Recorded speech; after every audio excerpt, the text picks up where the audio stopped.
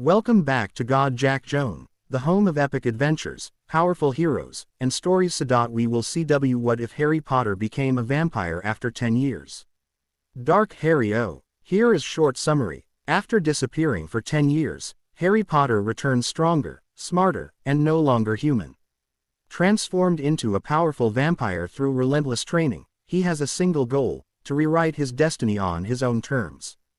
This Dark Harry O explores a ruthless, independent Harry who refuses to be controlled by the light or manipulated by anyone. As old allies become enemies and hidden plans unfold, the wizarding world is about to face a Harry Potter unlike any it has ever seen. Before we begin, don't forget to like the video, subscribe to the channel, and turn on notifications so you never miss another adventure. Now, grab your wand, prepare for the unexpected, and let's dive into today's story. At first he had blamed himself for Sirius's death. Sometimes he still did. He could have tried harder at occlumency or thought a little bit more before he acted. But he was a Gryffindor, and that was his way. He was vague before he was wise, but it had always worked out for the best. He knew he was not without blame in the matter. For all he had blame, though, there was a flaw that gave him strength to foist the guilt off his shoulders. How could he have known? He was 15 years old and hardly schooled. How in Merlin's name did they expect him to know reality from a trap? No one had thought to tell him that such things could be engineered, instead sticking him in a room with the greasy git and expecting him to listen to the old bat when he snarked out orders. How was he to know how much Voldemort could really do with a thoroughfare into his mind? His ignorance had cost him dearly, no matter whose fault it was. Was that their grand plan? Perhaps, to leave him so alone and full of pain that he would simply slay their enemy and then die with a smile. Dumbledore was a good man at heart, Harry knew. It wasn't intentional that he treated Harry as a weapon in his multi-decade war. He was just an old man trying to do what he thought was best. He had the best intentions of the entire world mapped out in his mind. But, good intentions or no, Harry had no qualms against taking himself out of the plans laid for him. It was his life after all, damn it, and he could choose his own path. Dumbledore could find someone else to play the savior. Harry didn't want that anymore for himself. And what did he have to lose anymore? So he would escape those plans Dumbledore and the wizarding world had laid on his shoulders. Starting today, he collected the last of his belongings from the dingy bedroom that had been his for the last 4 summers, stuffing everything into his pockets that would fit. He was thankful that his most important belongings were not kept in the trunk that he doubted he would ever see again, locked downstairs in the cupboard as it was. He supposed he could break into it and retrieve the trunk, but it would only slow him down. He wanted to be gone, and he didn't want to risk being caught before he was well away from Surrey. Harry was pleased to find that Vernon had forgotten to lock the deadbolts this morning, and he whistled jauntily as he took the stairs 2 at a time. He was ready, so ready, to be gone and on his way out of the life he had been forced into. Without a word to his family, he was out the door, down the street, and away from Privet Drive forever. He wouldn't come back unless they had him bound and gagged. He promised himself that. He made it nearly a block down Wisteria Walk before a figure stepped out of the shadows, a tall man with waist-length black hair and a charming smile. The smile managed to be wholly pleasant while still retaining a sharp danger to it. The easy way he cocked his head making Harry think of a predator. Golden eyes focused on him and Harry was halted, the hairs on the back of his neck standing on end. "Harry Potter," the man said in an unidentifiable accent. His smile only grew. "I've been waiting for an opportunity to speak to you." 25-year-old Harry Potter groaned as he was unceremoniously pinned to the ground, a forearm digging into his throat hard enough to create little bursts of light behind his eyelids. Damn it. He rasped out, gasping for air as the arm was finally removed. He glared up at the feline blue eyes that hovered over him, the shine to them the only thing that gave away the owner's amusement. Harry blew a chunk of his sparring partner's golden hair from his face and planted his foot in the blonde's abdomen, throwing him several feet away. "Damn it," he cursed again. The blonde stood gracefully, brushing non-existent dust off his pants. "I apologize, Mylika, but you will never defeat me." "Whatever," Harry snorted. "Considering I have a decimal point of your experience, I think I do well enough." Harry snatched up his daggers from where they had been lost in the fight, strapping them into their customary places on his person. one on the thigh in plain sight and one held with a spell at the top of his back, his long hair covering its existence. Harry couldn't help another groan as he stood, wincing when several joints popped. Dante Pierce might have had the reputation as the most trained fighter in Seadoué Citadel, but he was also the most ruthless. He had trained around the world for almost a millennium picking up fighting styles of the ages, but his teaching style mostly consisted of beating the utter crap out of his student until they picked up enough to fight back. He had taken only 2 pupils in the last 100 years despite his highly sought-after status, and Harry knew to be grateful for the opportunity afforded to him. Nonetheless, any training session he had with Dante left him bruised, beaten, and sore for days in muscles he had forgotten he had. If you would simply acquiesce to a full change, Mylika, you would have much less difficulty in battle. It is your need to breathe which I am always able to use against you. Harry glared again at the perfectly unruffled blonde who was picking at his nails, looking for all the world as if he had not just kicked Harry into the ground. He cursed to himself, damning vampires and ignoring the fact that he was technically one as well. He was not a vampire in the traditional sense, as his sparring partner had kindly pointed out. Normal vampires had no need for air and most certainly did not feel like they had been run over by a muggle lorry after an hour-long spar. Harry had imbibed the blood of the Citadel's lord, which graced him with many vampiric qualities. He required blood, but with that came the famed capabilities for vampiric speed and strength, something he had concentrated on honing in the last years. He had been disappointed to find that such abilities were not natural with vampirism, though he had taken pride in training in the last years. Even with the changes to him, though, he managed to remain mostly living in the most literal sense. His healing was barely more than that of a human's and his need to breath did hamper his efforts to serve his instructor, but he was rather fond of the daylight and had not wished to give it up, which all vampires had to for the first several hundred years after their turning. His partial changing had been the only way he could come to Seadoué. Only those of immortal blood could enter the shadowed realm that the Citadel resided in, and it had been a compromise on Valyrians. Part for him to remain only as something of a half-breed. Valyrian had wanted to change him on the same day he'd met him, but Harry had been very disgruntled with the idea of staying in his malnourished 15-year-old body for eternity. Harry shook his head. No, I am happy with how I am. This will be enough for what I have to do. Dante let out a small sound that would have vaguely resembled a snort had Dante had the ability to do something so plebeian. Whatever you say, I have to get out of here though. Valyrian is waiting for me in the solarium. I leave tomorrow. The blonde cut his eyes away. You will return. Perhaps, Harry said, drawing out the word as he shifted his weight. He honestly did not know if returning would even be an option when all was said and done, let alone if he would be given the choice. He loved living in Seadoué, but no one could predict what would befall him in the mortal realm. Harry liked to think he would survive the coming conflict, but could he guarantee it? No, maybe it was his stunted childhood talking, but he'd never put much stock in fairy tales.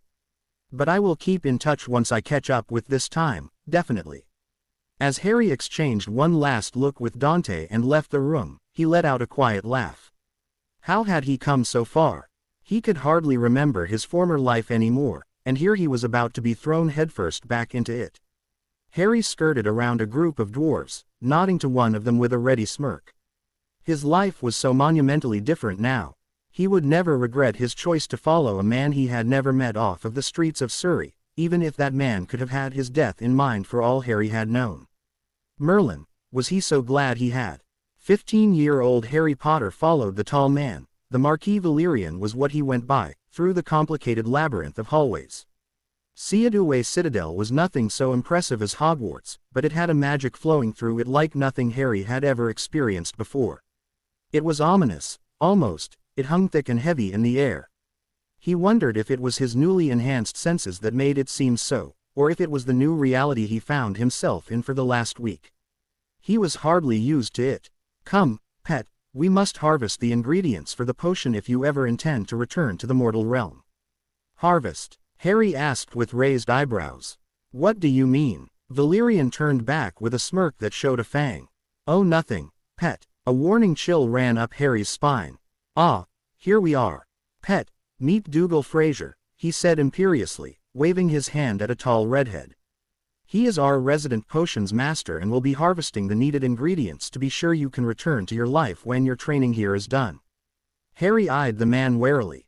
Being 15 and 5'4" was hard enough as it was, but looking at the hulking man that towered over him at what Harry supposed to be nearly 7 feet, he felt positively tiny. Nice to meet you. Valerian cuffed him upside the head. You do not say.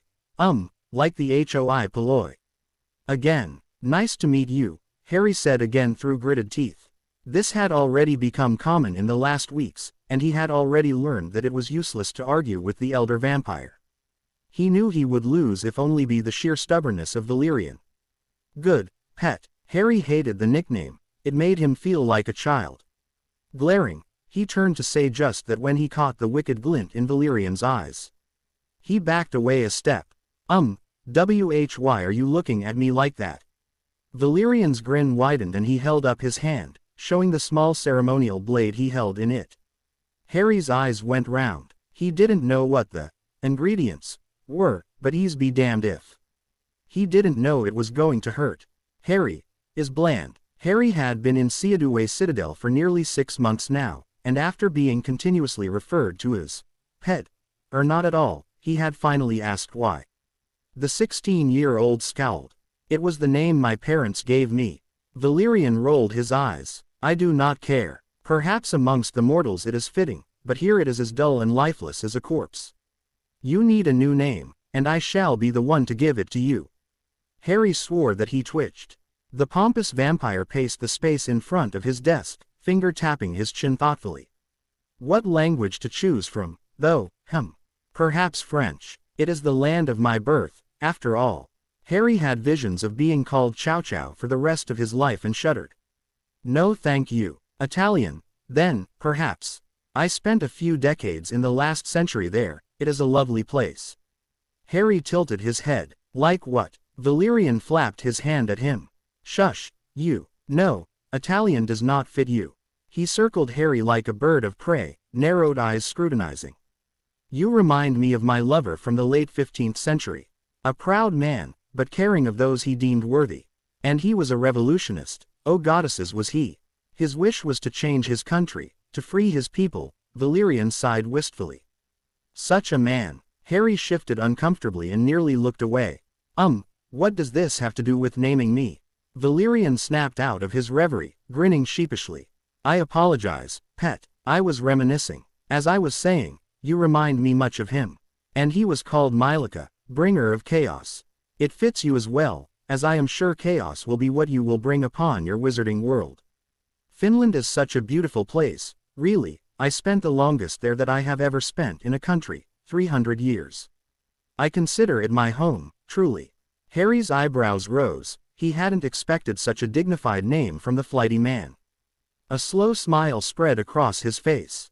Mylika, I like it. Hello Mr. Pierce, Valerian said you agreed to teach me physical fighting. Valerian had told him that the man in front of him was known as one of the best fighters alive, having trained famous victorious fighters over the centuries. He was excited to learn the more physical fighting styles. Dueling was all well and good, but he had always thought wizards were too lazy. Dante was not as tall as some, perhaps an even 6 feet tall, but his poise made him seem bigger somehow. Golden hair fell to his shoulder blades and brilliant blue eyes held slitted pupils. The compelling eyes were currently examining him like an especially disgusting bug. Harry shifted. Well, would you like to work out a schedule? The blonde blinked. Or perhaps we could start right away. I would like to learn. Dante picked at his fingers, ignoring him now. Can you even speak? Yes. Then why aren't you? Valerian said you had agreed, but if you'd rather me leave. Dante raised an eyebrow. Are you going to answer me or not? Arg. You are infuriating. You will be in this room at 4 o'clock in the morning. Every morning. Harry paused in his frustrated growling, paling slightly at the cold command in the blonde's voice. Oh, all right then, sir. Harry gulped, taking in the utterly emotionless face of the man no vampire. He had met a lot of people who were able to conceal their emotions, but never to this extent. He was used to seeing a sneer in place of a laugh or a scowl instead of raving in annoyance, but this was ridiculous. The man looked like he was made of stone, for Merlin's sake. While with many he would have made a snide comment, with this man he felt lost as to how proceed. He couldn't read him at all. He gulped. "Why yes, sir." Though the blonde's face didn't twitch, Harry got the distinct impression that he was smirking. Valerian growled at the young vampire that challenged him. Harry was breathless as he watched Valerian angry for the first time, seeing the palpable swirls of color that danced around him. Tanned skin glowed bronze, golden eyes blazed. The young vampire was obviously a fool, Harry mused, as he stood cockily through the display without cowering. Even the shorn reddish-brown strand swaying in the force of Valerian's power didn't seem to deter the young upstart. "You've lost your touch in your advanced years, old man. Obviously new blood is needed. You're too soft, letting the werewolves into Seaduwe and letting that human concubine of yours roam around like he rules us.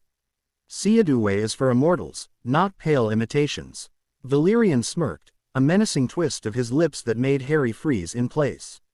"Come at me then, chilled." Harry watched in awe as Valerian merely ducked the attack aimed at him, putting no visible effort into the move. He slid fluidly like water around, dancing around the younger. It was so unlike the usual irreverent Valerian that Harry could hardly breathe. He was the picture of what the textbooks at Hogwarts had described vampires as, menacing and all tightly controlled power. This was what Harry wanted for himself, this command of himself. He could see now why the other immortals in the Citadel deferred to Valerian so easily. It explained the way people would stare resentfully towards Harry but never raise a complaint against his presence. Valerian flipped back away from the relentless attacks of his infuriated challenger, startling Harry out of his reverie.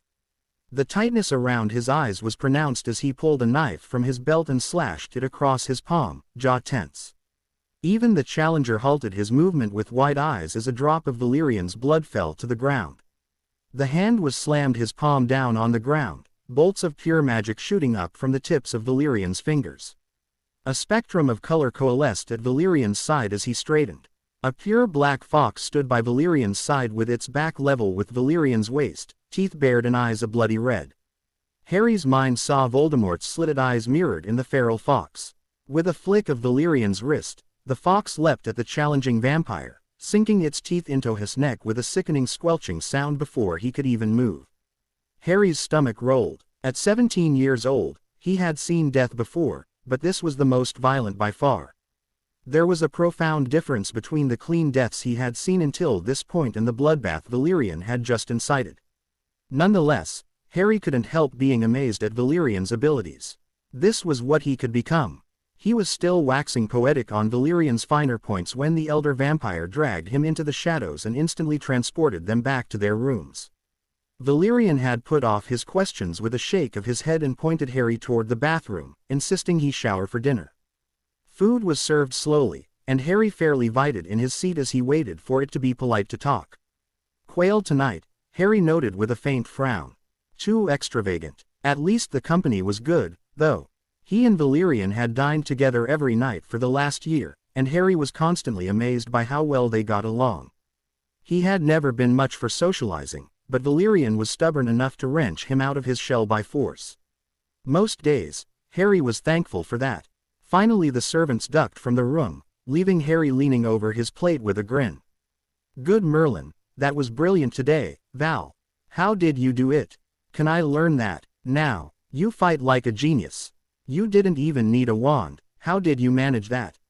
Valerian chuckled lightly. "It is vampire magic, pet, blood magic. Considered dark and rightfully so. No, you cannot do it right now, it took me over a century to manage a summon.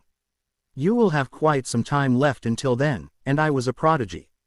Expect at least 200 years.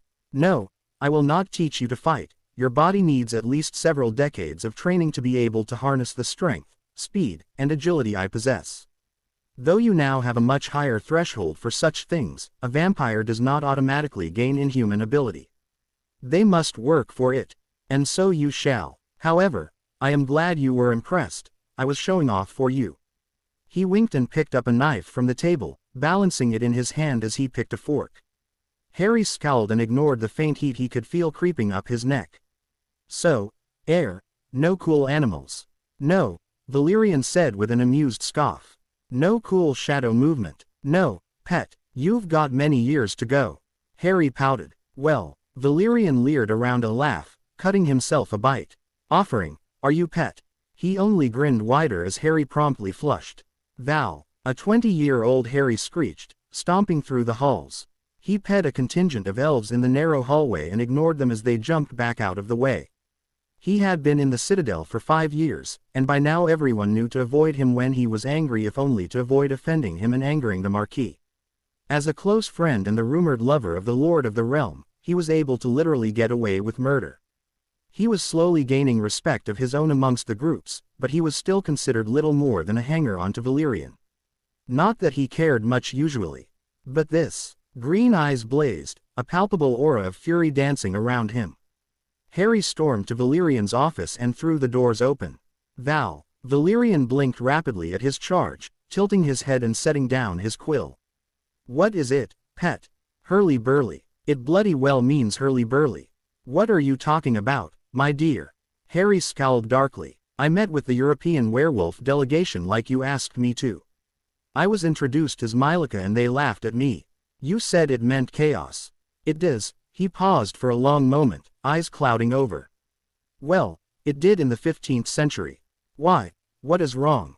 Harry let his head fall onto the desk before lifting it and letting it fall again. Now I look like an idiot, running around with a name that translates to, a minor disruption. I want a new name. Valerian cuffed him. No, Mylika is who you are. Mylika is now wimpy. I don't want to run around to people snickering at my name. I knew I shouldn't have let you talk me into going by anything else. It is a strong name, was known as a strong name in the past, and so long as your adversaries do not speak Finnish, it will continue being a strong name. Now stop whining, you silly boy. Harry let his head hit the table again. I want to cut my hair, Harry said as he pushed the lengthening strands over his shoulder, cursing as they fell back towards his plate. Valerian glared at him over his goblet. No, come on Val, it's totally impractical to have hair this long when fighting. It gets in the way no matter what I'm doing and I look like a bloody girl half the time. Valerian ignored him with practiced ease, brushing his fingers through his fringe and rolling his shoulders. Don't call me that, pet. The length of your hair is indicative of your status here, and you will grow it out to at least the small of your back. I will not have my heir running around with the shaggy mess you came here with. I don't want it that short again, I just want it shorter than this. Can't I just keep it at the length Dante does? It's heavy like this and gets in my face. I will teach you a spell to keep it out of your face, but you will learn to deal with it. I have had mine this length for 500 years, so I know you can manage with it. Dante is not a noble and is already respected for his prowess in fighting as well as his dignity. You are a rageful child who is cozy with several powerful figures. It would do you well to make that known that you are more than that, and not just someone who coasts along on your connections. Harry propped his head on his hand. You're so difficult, Val. And you are impudent, pet. Ah, but you love me anyway, don't you? A dramatic sigh. But how could I not, Mylika my pet? Harry smiled. Though he supposed they were not in love with one another, they each held much affection and a healthy dose of lust between them. He knew their arrangement was temporary, but he truly cared for Valerian. He was unlike anyone Harry had ever met. To manage a mix between playful, arrogant, and totally madcap was extraordinary. At 22, what more could he ask for? So I can't cut it off. A glare was his only response. By 23, Harry thought that he had perhaps found happiness for the first time in his life, and he wouldn't give it up for anything short of the world. And now, at 25, he would be expected to follow through on that. The world was exactly what was expected of him, wasn't it? Harry shook himself from his reverie, speeding up his steps. No matter how sentimental he became at the last moment, he would be returning to 1995 in only a few hours.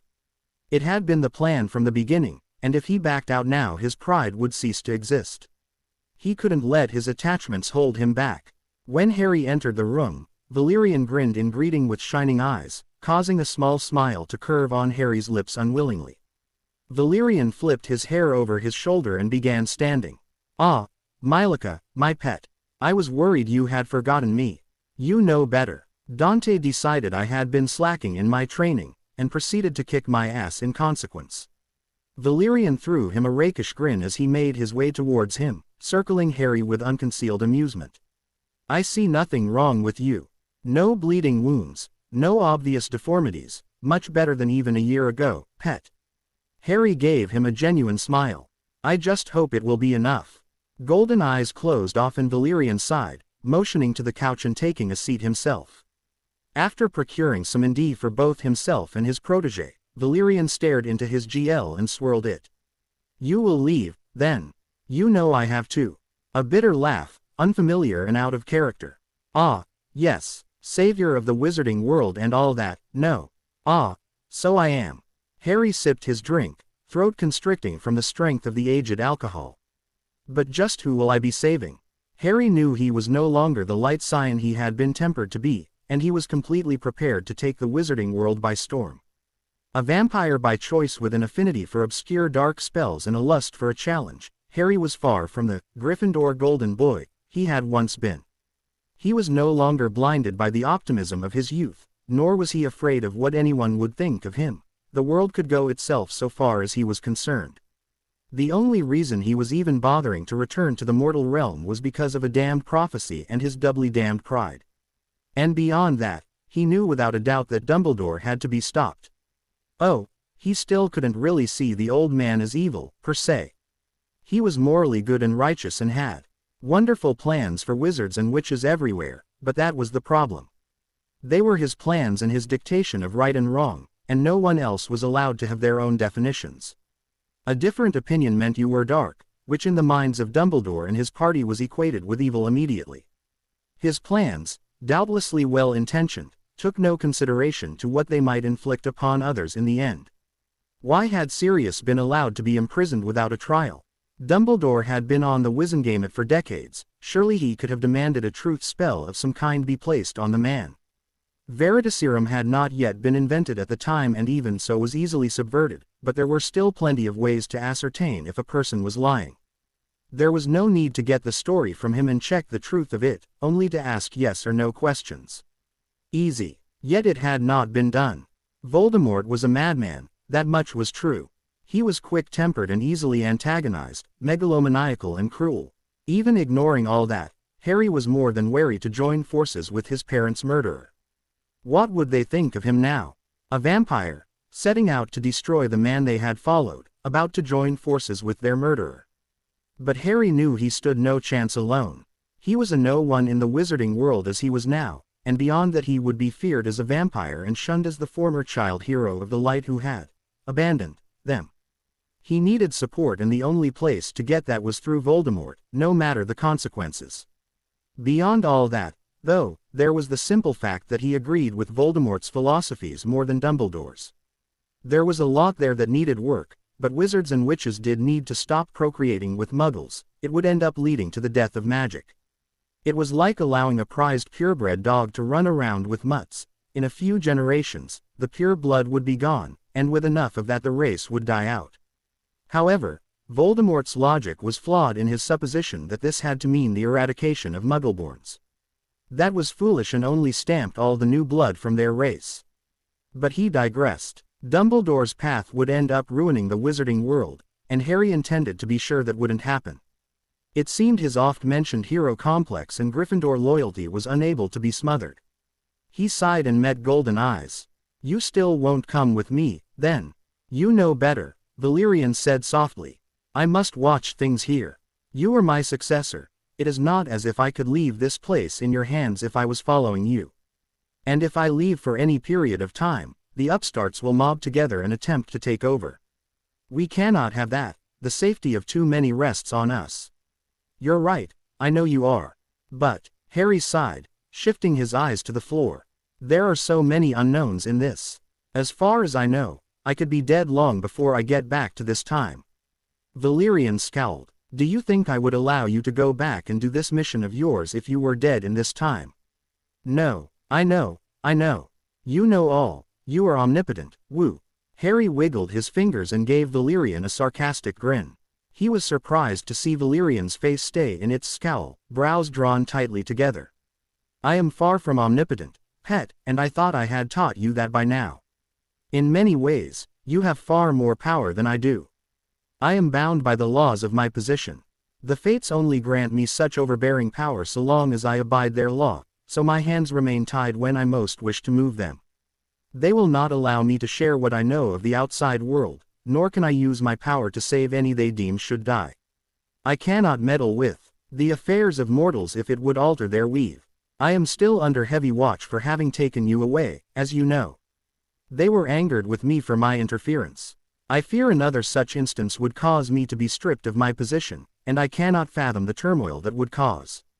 Do you not understand, Harry? Valerian never called him Harry, and that he had now sent a chill down Harry's spine. He turned his eyes up to the garden window, artificial sunlight soaking into him as his cocky smile melted away. I know that, Val, really I do. But still, we can't know how things will turn out. That we cannot. Even I could not hope to. But even though discussion of mortal happenings is forbidden here, I am well aware of everything that happens outside, in the mortal realm as well as others. I would not send you to die, fates be damned. Harry kept his eyes on the window and put his hand over Valerian's, linking their fingers. Even you can't know the future, Val. The past perhaps, the present of course, but the future is anyone's game. It is good, then, that you plan to travel to the past, isn't it? Valerian stood and met Harry's eyes, smirk twisting his lips as he fell into a familiar stance of overbearing annoyance. Come, let's be off to dinner. I must give you a wonderful last meal to remember us all by. All right, sounds good. Harry stood with a smile overtaking him despite his brooding. Thanks, Val. Valerian paused, turning back and raising his eyebrow. First you really must shower. You smell like a dead animal. Harry promptly flipped him off. Harry's hands tightened in black hair, a gasp escaping his throat. He would miss this strange connection the two of them shared. Every brush of lips ignited fires under his skin, every sure stroke of scarred hands sent chills. Golden eyes glowed amber in the moonlight, their golden luster highlighted with different angles. Harry arched languidly against the familiar touch, rising up to let his teeth see against the bare shoulder before him. This was their last night together after 7 years in their strange relationship. Somewhere, deep inside of him, Harry knew that he would not be returning. And with every brush of skin against his, every whispered endearment in a dozen languages, Harry knew that Valerian knew it too. Someday he would try to come back, but that would likely be many, many years in the future. Valerian and he had never had a normal relationship, from their unconventional beginning through to the present. They were complements to one another in many ways, able to fulfill parts of the other left untouched prior. They had an intimacy between them for as long as Harry could remember, from the very moment they met. It had been strange to the other inhabitants of the fortress, as Valerian was not known to take close companions. Lovers, yes, friends even, but no one had ever been allowed so constantly near as Harry. Beginning with Valerian deciding to liberate him of his ity sometime after his 17th birthday and continuing whenever the mood struck one of them, their relationship had not been one of love. The sparks between them were an inferno, burning through them harshly before leaving them in a quiet contentment found between the closest of friends.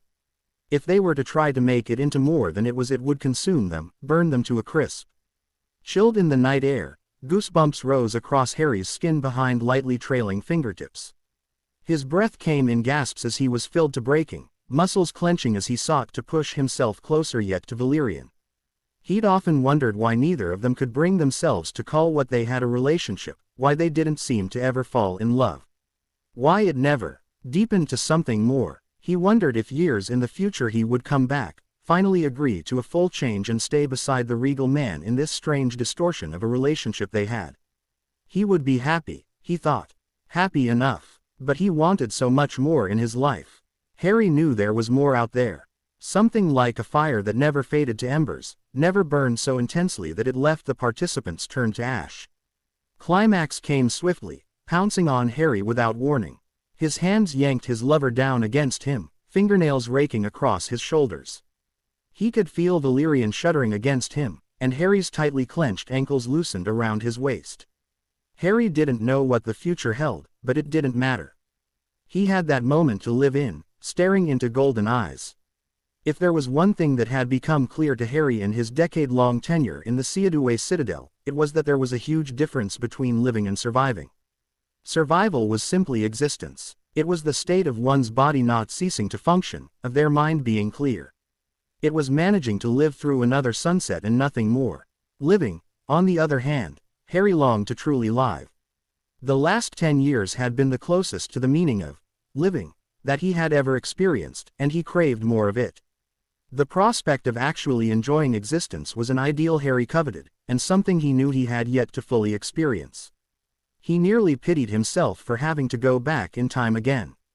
He sighed and put a hand into his pocket, fingering the vials within it. The potions Valerian commissioned from Dougal Fraser laid in small unbreakable vials containing the finished product created all those years ago when he'd arrived at Seadoué. Once they'd taken a rather disturbing amount of his blood and a section of flesh, they had explained how the potion would work. With only a drop on his tongue of the murky black potion, aptly named regression, he could appear as the age he was when the ingredients had been harvested. A second potion, fluorescent orange and named simply reversion, would put him back to his natural state. The catch was that the regression potion only lasted a week at a time, and he had to keep track of when he used it. He had enough for perhaps 100 transformations each way, and hoped he would not be forced to use it that often. He'd done a test of it already, and the transformations hurt. Now he stood in the shadows of Nocturne Alley, hood drawn to hide his features as he awaited any known Death Eater to cross his path. He needed an easy ticket to Voldemort, and this had seemed the best course of action. Harry was not worried about being recognized in this form. No one expected Harry Potter to be a 5'10" adult with nearly waist-length hair and inhumanly bright eyes. Even someone who knew him would be hard-pressed to recognize him like this, and the wizarding public at large only ever recognized his scar, which had faded without aggravation and was covered by the long fringe he had flattened to obscure half his face. He was, instead, weary of anyone recognizing him for what he was, which was sure to cause him problems no matter what alley he was in. Vampires generally kept to themselves and wizards harbored an innate fear of them, born from a denial of not being at the top of the food chain. Simple human nature. He had 24 hours until the moment his younger self had left Privet Drive, and it was beginning to look like he would need every moment of it. He had already been reclining against his same decrepit wall for nearly an hour, no luck yet in finding a Death Eater. Had they all gone into hiding after the Department of Mysteries? He bloody well hoped not. With a sigh Harry made himself comfortable. This might take a while. Lucius Malfoy was not happy, capitalized. His brush with Azkaban had left him shaken, his reputation in tatters, and his ETS frozen. How dare that Potter tee out him like that? If it weren't for his connections in the Ministry, he would still be in some Merlin-forsaken cell wallowing in his own filth. It was inhumane and absolutely disgusting, and of the many things Malfoys did not do, disgusting was one of the first on the list. He walked regally beside his son as they wandered Diagon Alley, his head held high despite the obvious stares and whispers. He was shunned from high society now, but damn if he would show it.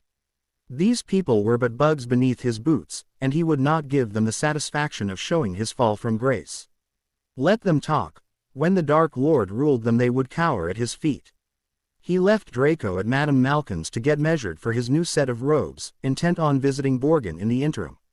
The rotund shop owner was looking after his darker objects for the coming months, keeping them from the Ministry's prying eyes. There was a particular tome he needed from his own collection for a task set by his master, and no matter how not happy Lucius was at the moment, he preferred it to be himself than the Dark Lord. When Voldemort was not happy, the world felt his wrath. He pulled up the hood of his cloak as he entered the dark walkway connecting Diagon and Nocturne Alleys, still keeping his inner monologue and ignoring the rest of the world. He never felt the eyes that followed his every move, didn't feel the instincts of prey under the eye of a predator. In fact, Lucius had no time to react at all when he was pinned to a wall, his wrists above his head and a shorter body pressed against him.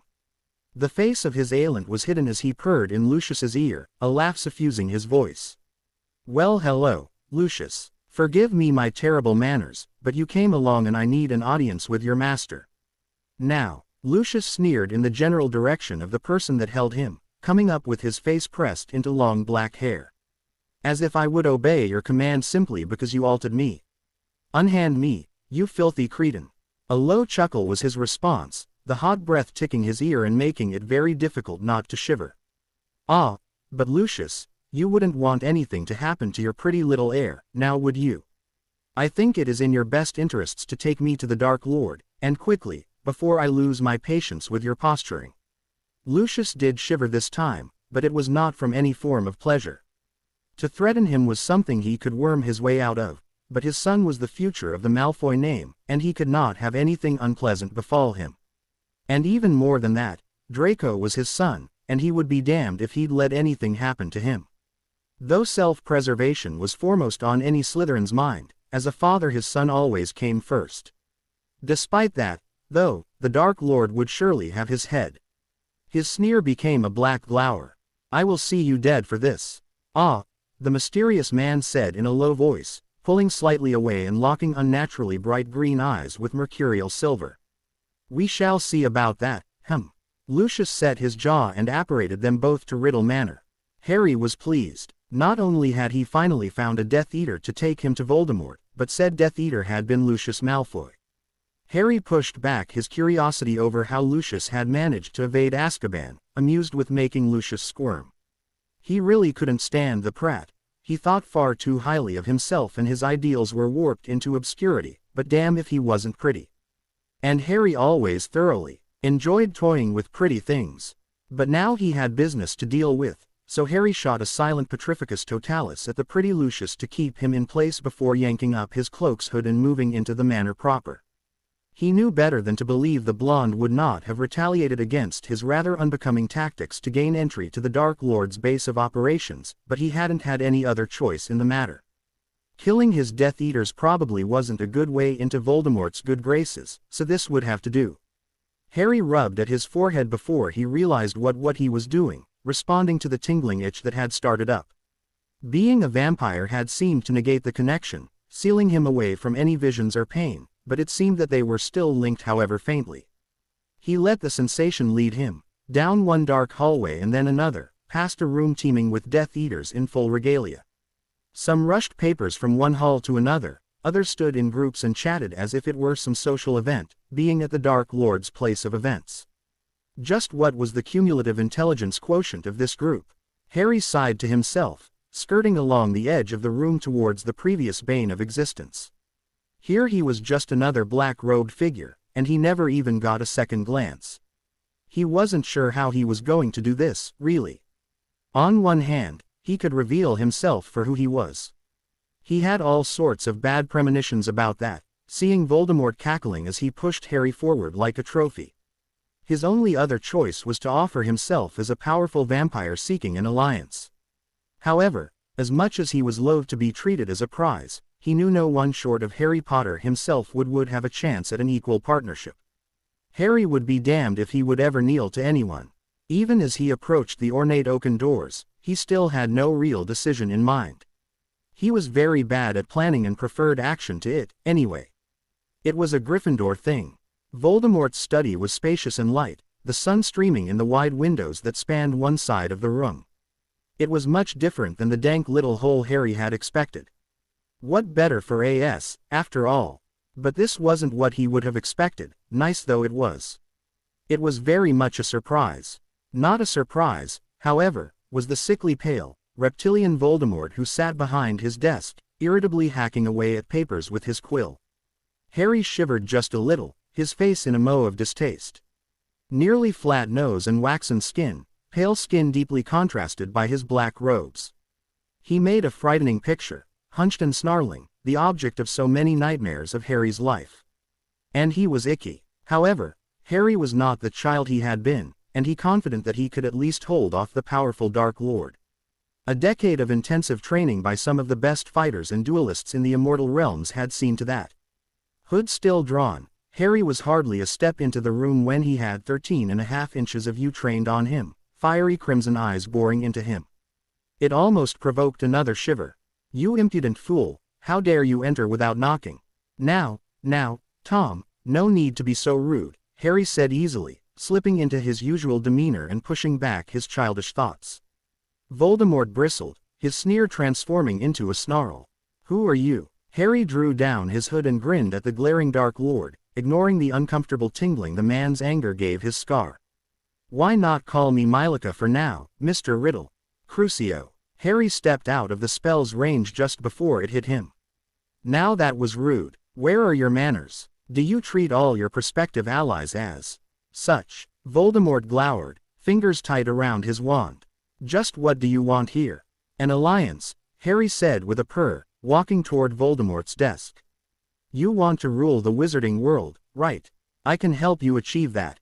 You just need to get your priorities in order, is all. My priorities are fine, you impudent little wretch. Are they? Harry fell back into a high-backed chair across from the desk, kicking his legs over the arm and propping up his head on a hand. Since your resurrection, your plans have included little other than to defeat one Harry Potter. You were obsessed with the boy, with his defeat. You let it blind you to all other goals.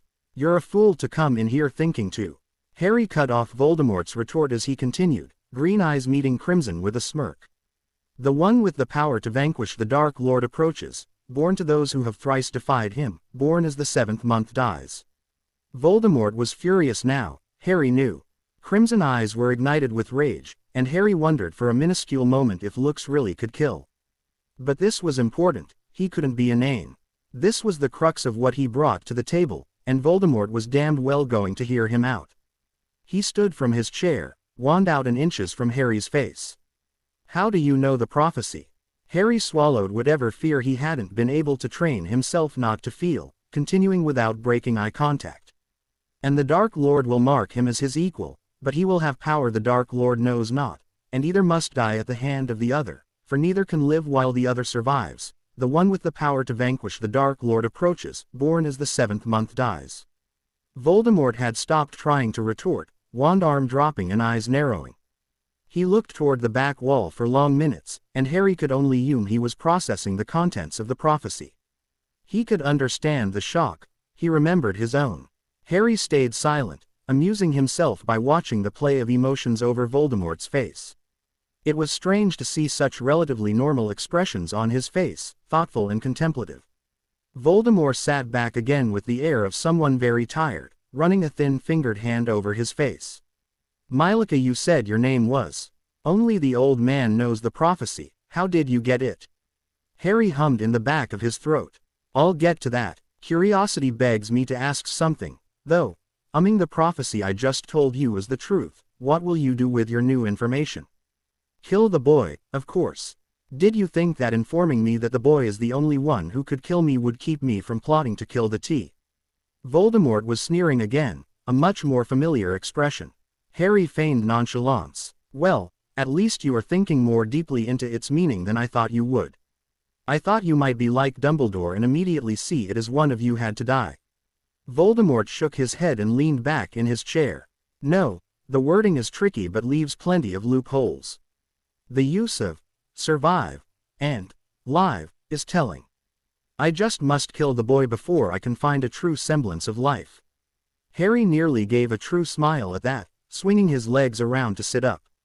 You're far less insane than I was led to believe you were. You were almost correct. A dangerous glower was his immediate response. What exactly do you think you mean by almost? Harry leaned forward, sitting up in his seat now.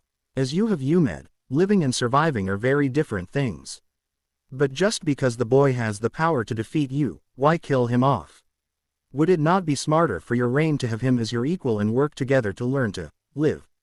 If he is powerful enough to defeat you, surely he would be inept. The T would never see past Dumbledore's machinations. He is far too enamored by the light. Harry smirked. Are you so sure, Tom? Say that he had wizened up. Voldemort's eyes narrowed now, and Harry was pleased to feel the figurative light bulb appear. Just who are you?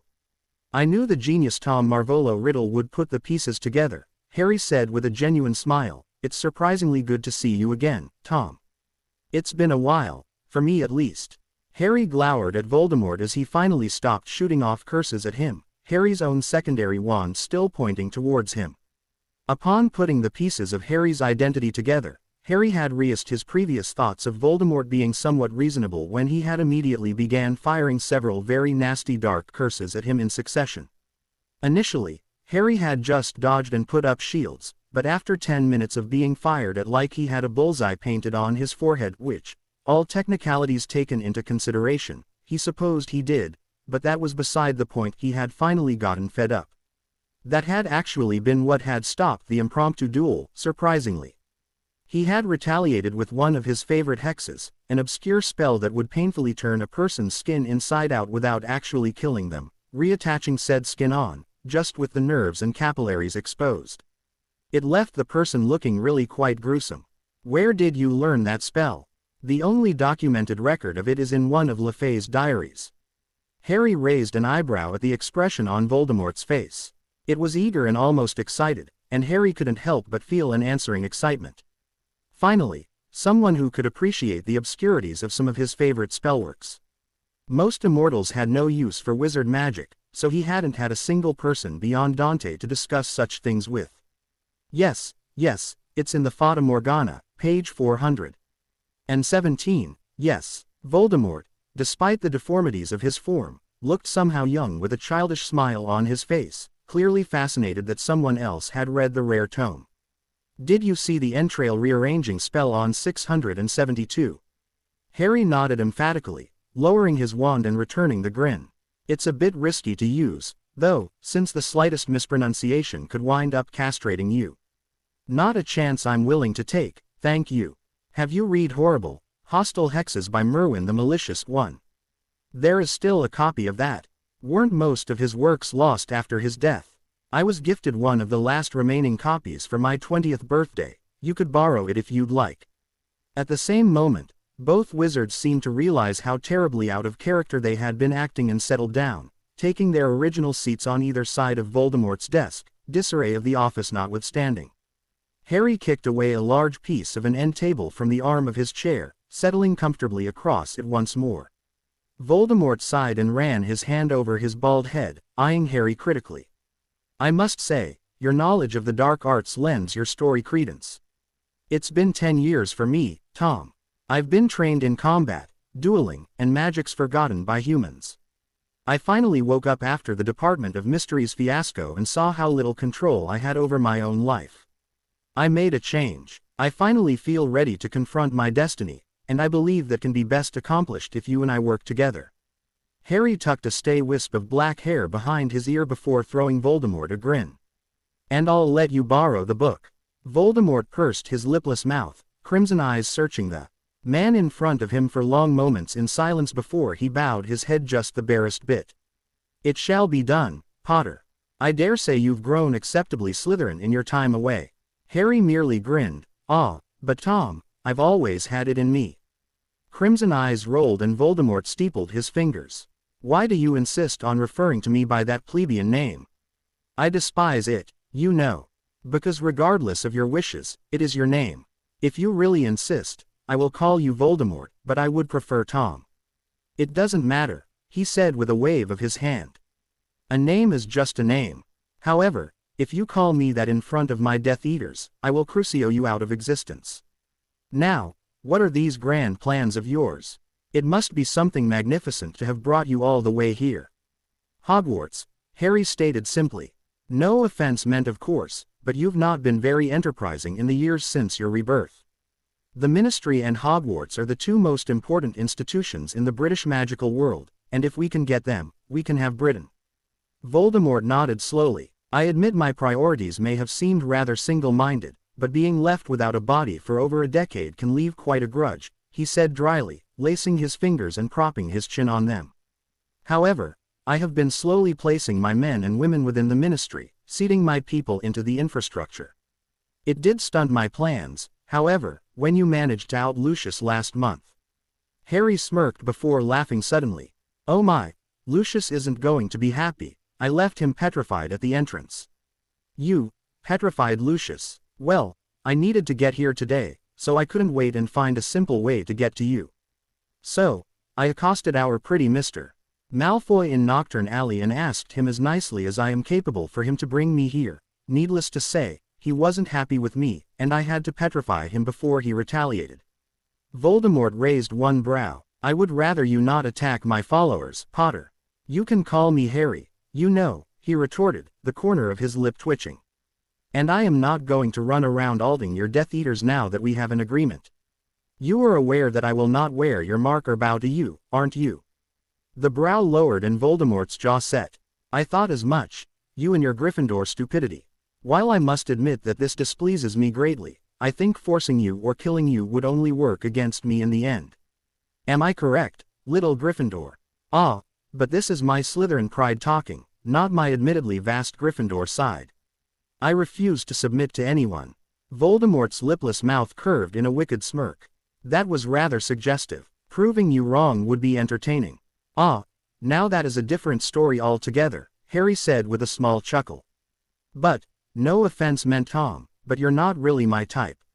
Scaly isn't attractive. Voldemort didn't seem to take offense, merely waving his hand and his grin fading. How do you plan to take Hogwarts? From the inside, of course. Voldemort waited for elaboration with a pointed look. Harry leaned forward, propping his elbows on Voldemort's desk. I will return to my relatives' home right after I left it and return to Hogwarts for my 6th year with the help of the reversion and regression potions. I will play the part of Dumbledore's golden boy and plan my ult from the interior, and I will take Dumbledore down by the end of the year. When will you be missed? Quote, I need to return to my relative's house by noon tomorrow. That's bothersome. You will need to be introduced to my Death Eaters, and we still have much planning to do. I would like to hear your ideas for the future. That is something we really must discuss, Tom. Your pointless killings will only pull the fight in the light's favor. While I agree that a magical being with a muggle dilutes our bloodlines and increases the existence of squibs, why do you hold such animosity towards muggleborns? You should know I can't condone that.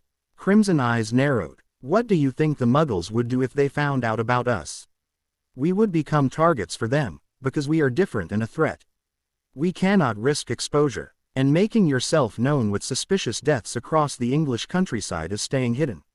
Said Harry. Yes, the muggles would persecute us, that is a given. Their thoughts have changed little since the days of the Salem witch trials, and I don't doubt how they would react to learning magic was real. But Tom, you should know better than most the power of muggle denial. They would not accept its existence without proof, and how will they get that proof? It is not the absence or presence of proof that is the problem. It is the fools in the light who think that muggles can be their friends that are the problem. With idiots like that running around, we'll be exposed within a few years and have to fight a war that the muggles know they are participating in. I prefer extermination, Voldemort said, voice tight. We have advanced since the 17th century, and they cannot find us if we do not wish to be found. We have muggle-repelling charms that require special spells to circumvent that only certain people know. They cannot find us, Tom. Even if every muggleborn suddenly decided to reveal our existence, they would not be able to find us. They would have to drop a bomb on their own city to rid themselves of us. Voldemort tipped his head in concession. Be that as it may, muggleborns dilute the bloodlines as much as muggles do. It will mean the end of the wizarding world. How do they dilute it? A wizard is a wizard, Tom. What is better, two magical people bearing children, or purebloods continuing only to breed amongst themselves and interbreeding so badly that children begin to have deformities? Or worse yet, the ostracized purebloods like the Weasleys dipping into the muggle gene pool and weakening magic to non-existence? Voldemort leaned back in his chair and hummed thoughtfully, taking a long time to formulate his answer. Harry led him, watching the expressions cross the reptilian face. The silence was surprisingly comfortable, and Harry was quite amazed at how easily he was relaxing around what had once been his greatest enemy. He didn't have the time to contemplate it much, though, as Voldemort shrugged. I suppose I can concede that point, but you know the Death Eaters will not be happy. Am I supposed to care? They are your subordinates, no. They will obey or you can throw around your cruciatus until they do as you say. Popular opinion has rarely influenced you. I suppose you are correct, Voldemort said with an amused smile. How will we meet once you are in Hogwarts? Surely your absence would be noted. It would normally, but so long as I do not often disappear at night, I can manage to get away. Severus could help with that. No, Harry said quickly, perhaps a bit too much. And why not? He is my only marked Death Eater within Hogwarts, surely you could use the I stance. Harry paused, annoyed at himself. Despite his dislike for the snarky git, he didn't want to get him killed. After all, there was no real proof that the potion's master was on Dumbledore's side. He could be playing the light just as easily as he could be playing the dark. I am not in the habit of trusting double agents. He spies for you against the light, he spies for Dumbledore against the dark. It is difficult to know what he truly believes. I don't want him knowing my identity. Voldemort looked skeptical but nodded anyway. Fine. But when you are certain of his leanings you will either take him out or let him in, yes? Harry nodded. Yes. If he was a liability I would not hesitate to make him a meal, Harry said with a smirk that barely exposed one fang. Spider-like fingers tapped a tattoo on the desk. This brings up another question. How are you going to hide your vampirism within Hogwarts? Even with both the regression and reversion potions, your fangs and blood cravings will not be affected. Harry nodded. I will make do. Since my godfather's death was only a month ago, as far as anyone near to me is concerned, it will not seem suspicious that I do not smile widely enough to reveal my teeth or if I take long walks alone. Voldemort tipped his head. His death was unfortunate. It was not intended. Bellatrix would have used Avada Kedavra had she wished him dead. I did not wish to give you any reason to be more daring in your vendetta. I refuse to forgive her for her mistake, but I do not blame anyone for it. I have had many years to grieve, and though I miss him, I do not think he would accept me as I am now. It is for the best. Harry shook his head and quirked a forced smile. So, world conquest. Don't be daft. Voldemort's eyes rolled skyward. Well, I really don't understand what it is you're going for. I understand taking out your opposition and overtaking the ministry, but what in the hell is your ultimate goal? To be unopposed, to be known for my strength and to be regarded as the icon I should be. Your ego is smothering me, Tom. The S-like man glared before sitting back in his chair, eyes up towards the ceiling. The structure of Britain is disturbing. It is corrupt and out of control. So, instead, you will build it in your vision. Precisely. I will make sure the Muggles never have the chance to stand against us, make sure that wizards will never die out. Our blood will stay strong and thus we shall prevail in the end, a stronger race. Under my guidance, wizards will become great once more. Your head is swelling again, Tom. Potter, I will spell you into oblivion if you don't shut the hell up. Harry shrugged a shoulder and smirked. I'm only taking the piss out of you, Tom. So, then, let's talk war. Because you know that is what it will be. Just because you're a buffoon doesn't mean I am. I will call in my Death Eaters in an hour. Until then, we plan. Harry pulled the hood of his cloak forward to shadow his face once more as he stood behind Voldemort. The man was waiting on Wormtail to arrive so he could call the rest of his Death Eaters. They had managed to make a lot of plans with compromises on both their parts, and Harry was shocked to find that he actually worked well with Tom Riddle. Like the older man had said all those years ago in the Chamber of Secrets, they really were a lot alike.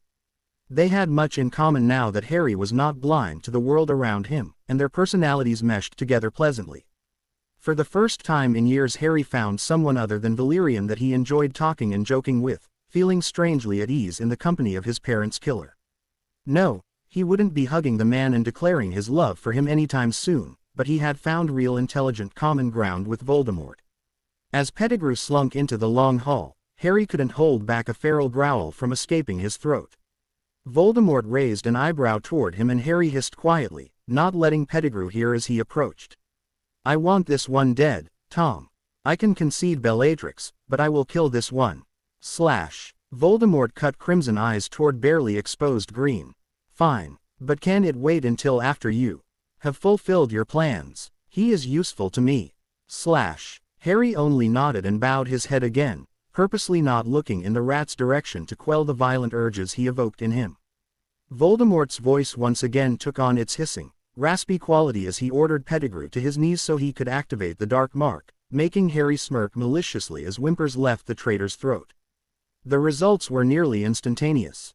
Robed and masked figures began appearing in the hall, immediately kneeling in supplication. Voldemort's eyes flickered indolently across his followers, cowing them as they peeked curiously at the figure to Voldemort's left.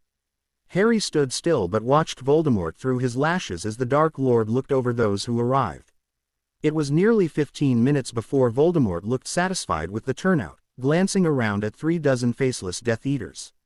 We have gained a new ally, he hissed loudly enough for them to hear, his hand waving toward where Harry stood. Harry resisted the urge to titter at the overly drawn-out hisses that were heard even in a sentence without any S's. He is powerful and is to be treated with the same respect you give me.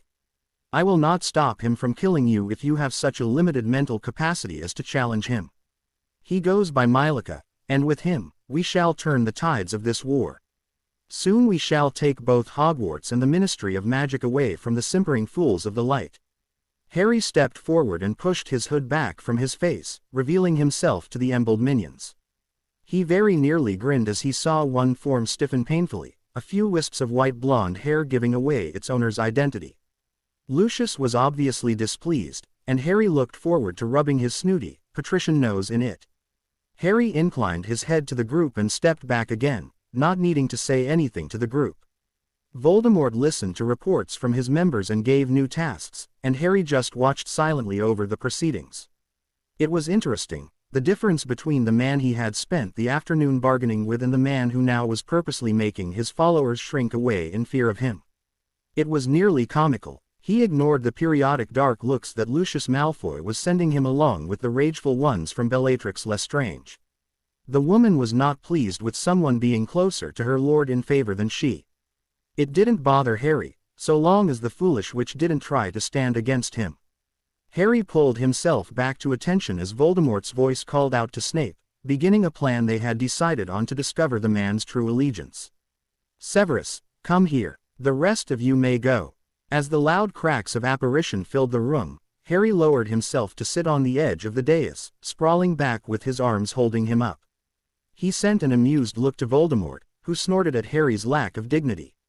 The younger man shrugged and grinned, flicking his eyes towards Snape as he cautiously approached the platform and knelt. "Yes, my lord, this year we will be setting our sights on Hogwarts. You will eventually play an intricate role in this, but for now I will just remind you to get as much information as possible. And tell the old man nothing of our plans." "Yes, my lord," Severus said, bowing until his mask nearly touched the ground. "You may go." As Severus stood, Harry couldn't help a small chuckle from escaping him. "Tom, you're too good at the cowing into submission thing. Do you give lessons? Because I would really have fun with that talent." Voldemort scowled. "What did I tell you about calling me that infernal name in front of others, Ah, it's just Snape. No harm, really." Crimson eyes rolled, and Harry was pleased to see a lack of any real anger in Voldemort's eyes. "I should really hex you." "Yes, you probably should. But then I would be angry, and I would not let you borrow my book." "Must you hang that over my head?" "Yes, it's ever so entertaining." Severus's eyes flicked back and forth in morbid fascination of this man who dared to banter. Bantering with the Dark Lord. Either this Mylika was terribly insane or just very lucky to be alive. And was Voldemort amused by him?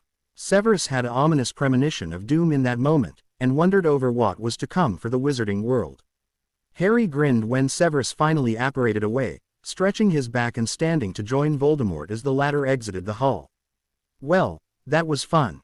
Voldemort didn't bother looking at him. "Potter, I swear you are going to be the death of my sanity." "Ah, but Tom," Harry began as he sashayed past the Dark Lord, throwing a wicked smirk over his shoulder, "the fun has only just begun."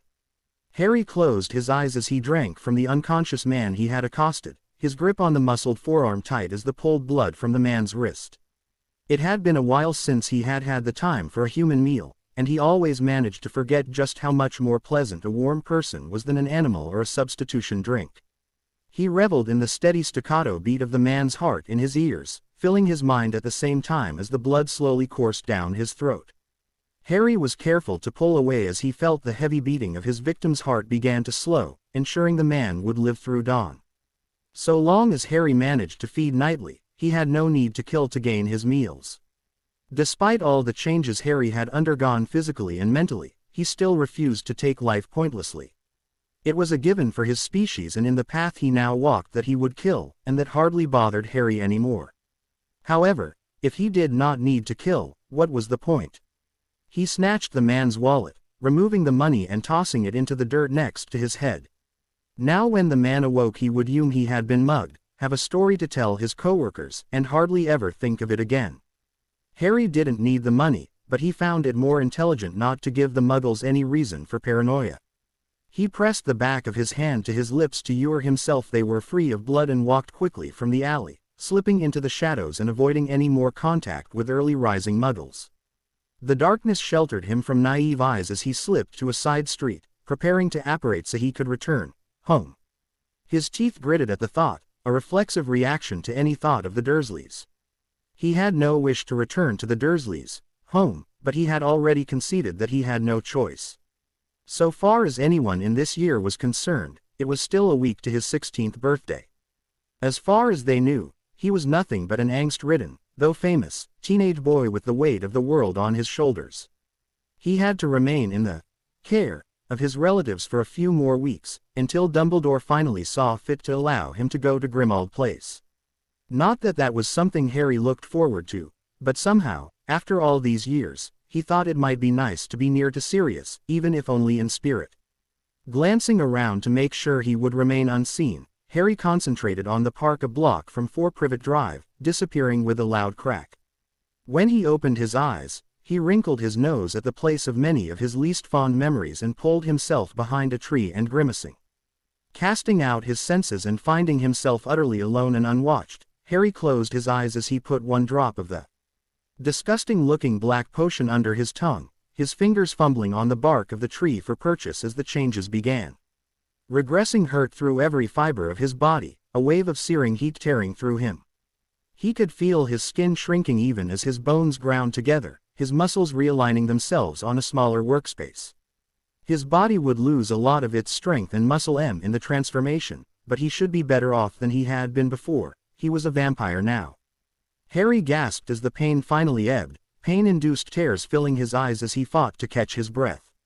The transformation had brought him to his knees and Harry sighed heavily, his now short and unruly bangs lifting with the force. He popped his joints as he stood, feeling out of place several inches lower to the ground and much scrawnier than he had been in years. He flexed his arms with a scowl, annoyed at his younger self for being so utterly weak. Already doubt was washing over him, fear surfacing as he wondered whether or not he could pull off this deception. Voldemort had asked him the same thing, but Harry had been much more sure of himself the night before. He had changed over the years into a secure young man who hated being looked down upon. Hogwarts would be bad enough between his vapid admirers, jealous CL mates, and ignorant Slytherins, but how could he put up with the Dursleys without hexing them into oblivion? He had seriously considered the Imperius before remembering the Blood Wards. Not that they did any good when Voldemort had used his blood in the resurrection process, of course, but it seemed Dumbledore had been counting on faith and love and whatever other twaddle he had dreamed up to keep his precious golden boy safe. It was annoying to know he was being forced to stay somewhere so vile when all the reasons he had to be there were now null and void.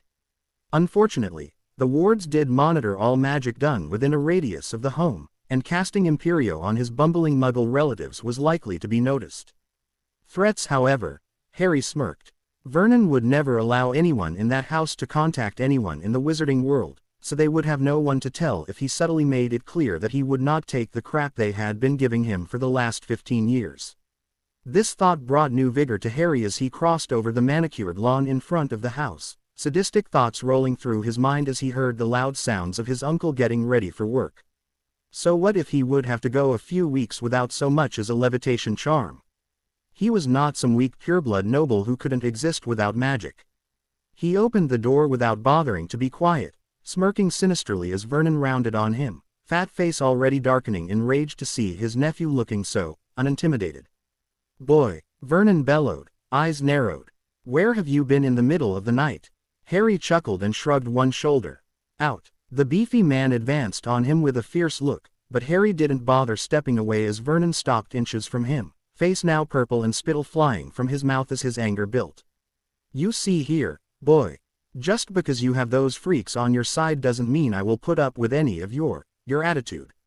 Harry calmly took a step back, letting his grin widen as the man sputtered, his fangs clearly exposed and making the vast amounts of blood that had gathered at the fat man's face drain away. "Now, Vernon, you don't really want to make me angry, do you?" "Believe me." Harry's expression became malicious as he leaned near to the now cowering man. "I don't need magic to make you and your family wish you'd never been born."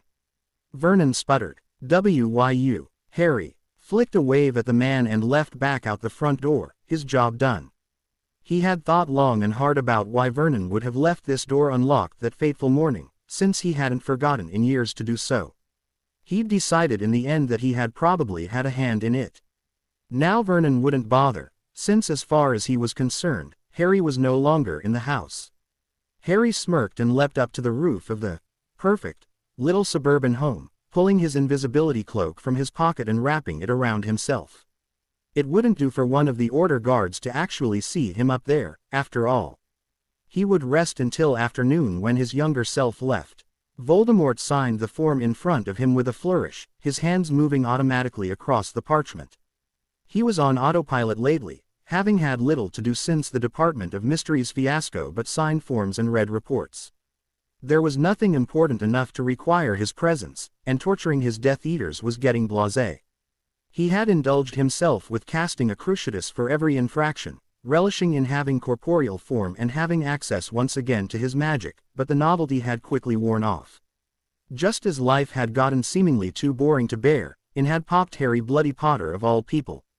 The boy wonder had appeared out of nowhere, aged 10 years, the malnourished child suddenly a breathtaking man with a mean streak to rival his own.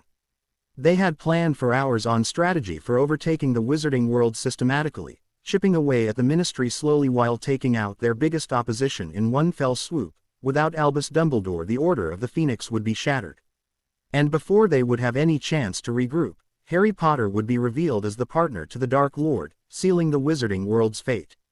He wasn't sure how he felt about no longer killing off the Muggleborns. It had, after all, been his ambition for years. But he could see where Potter was coming from in his beliefs, somehow. As half-bloods, the two of them were magically superior to many of the purebloods out there, and there were many purebloods who were little better than squibs. Perhaps new blood was needed to enrich the pure lines, but it had to be magical blood. No matter who was pitching the idea, he would never stoop to allowing muggles mixing with wizards.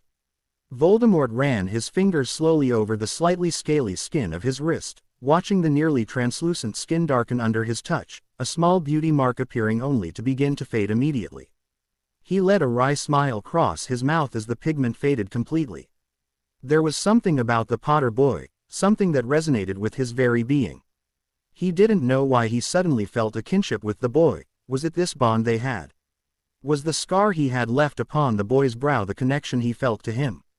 Was it deeper than that? Something instinctive between people, a common link between like souls. He had no belief in silly things like soulmates, but he surely understood that some people matched better with others. He had found few people in his life he connected to, few who understood his background and motivations. Potter understood, though. They were so alike, almost to a frightening degree. But Potter, for years, had buried that part of himself behind the image of a bumbling Gryffindor fool. Voldemort loved a challenge, and Potter was the most interesting thing to come along in over a decade. Though he was no longer trying to kill the boy, he had a sinking feeling that Potter was going to continue consuming his life, one way or another. Harry was bored. He wandered the back garden aimlessly, discreetly ruining Aunt Petunia's tulips. Harry knew he had to be bored when the only thought running through his mind was that he wished Petunia had petunias for him to ruin. His mind often wandered to the most inane subjects when he had nothing better to do. It had been weeks since he had returned to his relative's home, and he was sick of having absolutely nothing to do. He spent the early morning hours going through katas and sparring against the air, hoping to hone the subpar body he was stuck in. In the evenings he read the single book he had managed to bring in its original form, an interesting book on the life of Grindelwald that he had yet to read. Dudley was the only one who was stupid enough to ever bother him, and even he was wary after the first few threats. Having all several hundred pounds of oneself flipped over your scrawny cousin was enough to strike fear into even the most inless. Aunt Petunia ignored him when she wasn't sending him wrathful gazes. Vernon simply blanched in his presence and lumbered away. They didn't question him when he left to have his daily meal, nor did they seem to even notice that he never needed to eat proper food. This was not to say that he didn't, he just never really felt the need to eat the diet food his aunt prepared. Harry had received a letter from Dumbledore the week prior saying that because of Sirius's death, he would not be brought to Grimmauld Place that summer. Harry couldn't decide if this was a good thing or not. On one hand, he was glad not to have to dive into his role so quickly, but on the other he had hoped to get the hell out of the hole he was stuck in. It was now only 4 days until he would need to go to King's Cross, and time seemed to have slowed to a standstill. Harry sighed and lay down in the shadowed GR of the yard. No one was home to say anything, anyway. Harry worried about his return to Hogwarts. He had missed his friends terribly over the years, but would they accept him if they knew who he had become? He loved his friends sincerely and knew, despite the nagging or jealousy, that they loved him too. He also knew, though, that they were just as inwashed as most of the wizarding populace when it came to good and evil. Ron would be scared to death. Harry was a vampire, after all, so Ron's ingrained fear would override any common sense the boy possessed. Even once the shock wore off, Harry knew Ron would scorn him for his strength. He wouldn't even need to hear the bit about Harry's ties to the Dark Lord to utterly loathe him. Hermione would take the revelations in stride, but she would reason that he had been rash and was obviously just not listening to the ever-wise Dumbledore. She would look up every available book on vampires, research everything about him, and then nod with her bushy curls bouncing and drag him off to the headmaster to be fixed. He hated to admit that they had grown apart, but doubted that they could ever accept him for what and who he had become. He would just have to treasure the time he would have with them before the truth came to light. He had been drifting nearly on the verge of sleep when he felt his visitor arrive. Harry raised an eyebrow towards a rotted hole at the bottom of the fence, not bothering to rise as an amused smirk overtook his face. A too large head poked its way through the opening, body trying to follow but quickly realizing the hole was far too small. "Did Tom miss me so much that he had to send you, or has something gone wrong?" Her voice was vaguely feminine somehow, highly annoyed though it was. "I would answer you if you weren't just sitting like the impertinent tea you are. Master was so right about you. Help me, dolt." Harry chucked at the large serpent before obliging, knocking away some of the rotting wood and widening the opening. "Is that better, Your Highness?" Nagini huffed as well as As could, which came out in an agitated, wordless hiss. Slithering the rest of the way through the fence, she curled up in the shadows, as aware as Harry of the order guard in the front garden. She tasted the air lightly and hunkered into her coils. "Master wished to request a meeting tonight before the school year begins." "Can't," Harry said with a frown, eyes skating towards the house. "The order guards have been actually doing their job this year, and I can't risk being noticed leaving. I can hardly sneak away for a quick meal." Nagini was quiet for several moments. "Master says he wishes to meet with you the night after your first Cleese, then." Harry raised an eyebrow in surprise. "You can talk to him." "He can see and hear what I do if he chooses, and can command me from any distance." Harry nodded thoughtfully, thinking it was a handy trick to have up one's sleeve. He leaned back against the fence in quiet contemplation, the S by his side. Harry sighed out a whoosh of air and frowned. He knew he would need to meet with Voldemort as often as he could manage without suspicion if the two were to continue working well together, and honestly looked forward to the meetings. But he was also wary to risk his secrets being found out too soon. He wished he had an inkling of Snape's true alliance, because having a teacher to cover for him would prove to be an unequaled advantage in the months to come. He would need to make finding out a priority. "Tell Tom that I'll find a way to get to him on the night he wants. It will be complicated, but I think I can manage." Nagini hissed happily before a loud crashing like breaking GL from the front of the house put both of them on alert, Harry stiffening and narrowing his eyes. "You need to go." Without waiting for a response, Harry crept away along the fence, his eyes narrowed toward where he knew the order guard would be stationed. Did they not hear the ruckus? No one would be home for at least another 2 hours, so there should be no one to make any noise, especially not to that degree. Reaching the edge of the house, Harry carefully cast out his senses, feeling a solitary figure only feet away from him around the corner. He narrowed his eyes and stepped out with his shoulders tensed, only to stop and laugh. He had forgotten all about Nymphadora Tonks. The woman laid haphazardly over the bush in front of the living room window, a trash can lid in her hand. It was this window that had been broken, and though Harry knew this would cause trouble, he couldn't help but give in to his mirth at the scene the young woman made sprawled out as she was. She looked up with a weak grin, currently orange hair hanging over her eyes. "Watch her, Harry." His mirth died down and he helped her up. She moved immediately towards the window to set it back to rights. Harry glanced around to make sure no muggles were watching, a bit discomfited by her lack of secrecy. With a simple incantation the window was back to normal, and Harry gave the girl a small smile, remembering that he was not supposed to be in good spirits this soon after Sirius's death. "Thanks for the laugh, Tonks, I needed it." Orange hair dimmed and the young woman just nodded. "Sorry about that, really, but something tripped me." Harry glances around, seeing the garden hose curled up. "That should have been picked up anyway, so don't worry about it." She gave him another smile that was much more genuine than the first. "Well, I'd better go back to where I'm supposed to be. Kingsley will be here in an hour to take over and he'll have a wobbler if I'm not hidden." Harry rolled his eyes. "They act like I'm not supposed to know I have guards on me." "It's not so much you as the muggles, you know. Summer been good, Harry?" she said before cringing, hair dimming down another shade. Harry managed a small smile to her, ignoring the pain that still lanced through him when he thought of his godfather. "No worries, Tonks. I've just been bored. I wish I could have gone to headquarters." "Yeah, but only a few more days until school starts, huh? Are you excited?" "I'm a bit cross that I couldn't go to Diagon Alley myself this year, but yeah, I'm excited." The young woman shifted, locking eyes with him and sighing. "I've got to get out of sight now, but I'll talk to you later, all right, Harry?" "Wait, Tonks," he said quickly, stopping the girl from walking away. "How's Mooney?" Hair faded entirely to mousy brown now, he saw her shoulders slump. "I don't know. He left at the start of summer for order business and only writes Dumbledore." Harry's heart clenched, knowing he should write to the werewolf. It was only right after all that had happened. "All right, then. Talk to you later, Tonks." Tonks slipped away, leaving Harry staring at the ground. He had thought it would be easier to break his ties to the light, but actually being in the position was harder than he had thought. He had made many friends over the few years he had been a part of the wizarding world, and he would hate to be against these people. Remus was confusing for him. He loved him for who he had been to his parents, for the friendship he'd held with Sirius.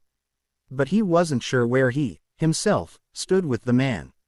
They hardly knew one another, after all, and he couldn't even call what they had a friendship.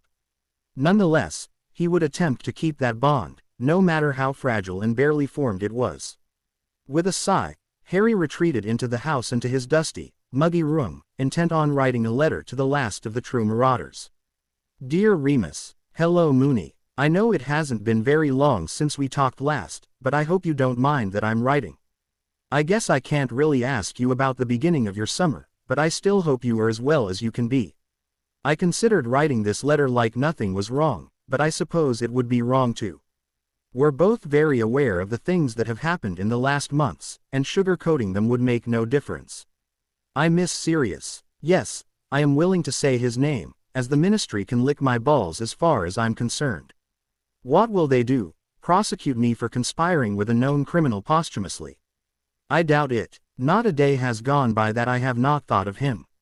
Of that Bellatrix. Of Dumbledore's manipulations. Of my own stupidity. Of Snape's childishness. Of Sirius's rashness. Often I have wondered the lengths I would go through to get him back, but then I stop and know that it would probably not be best. I don't know how Sirius would take my decisions of late.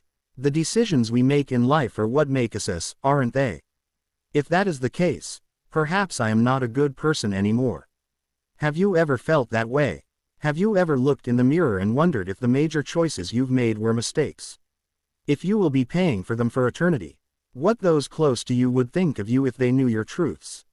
I also wonder how leaders of war handle the choices they must make. How do they know their choices are the right ones? Do they even feel guilt when their choices result in the loss of their own? Or do they just automatically run the tired, all for the best, line through their heads? I often wonder all those things. But perhaps this is because I am human.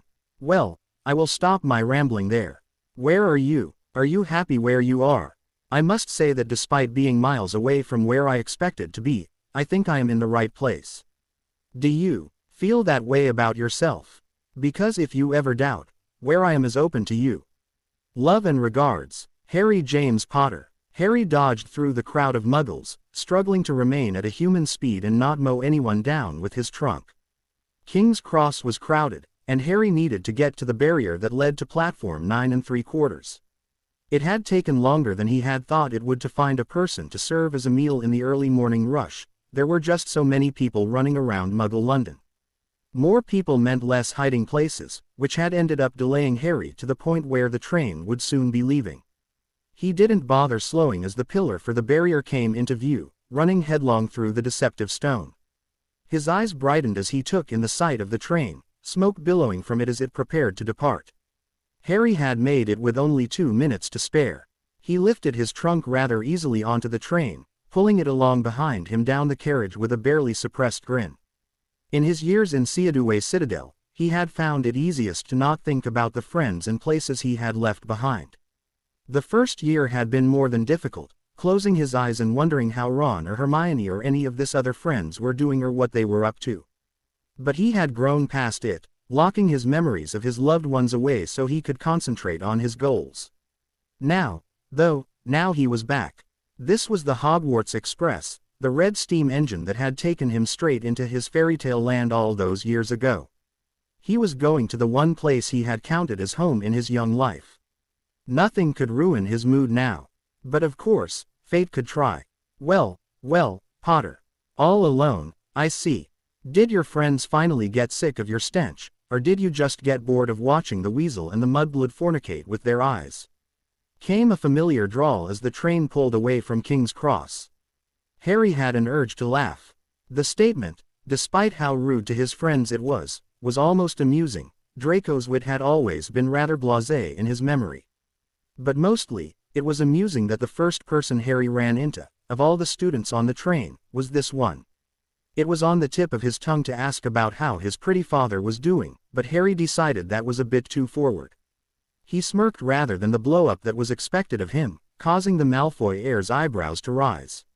You are not worth my time right now, Draco, Harry purred, accentuating the blonde's name. So why don't you run off to your cronies or your little pet pug?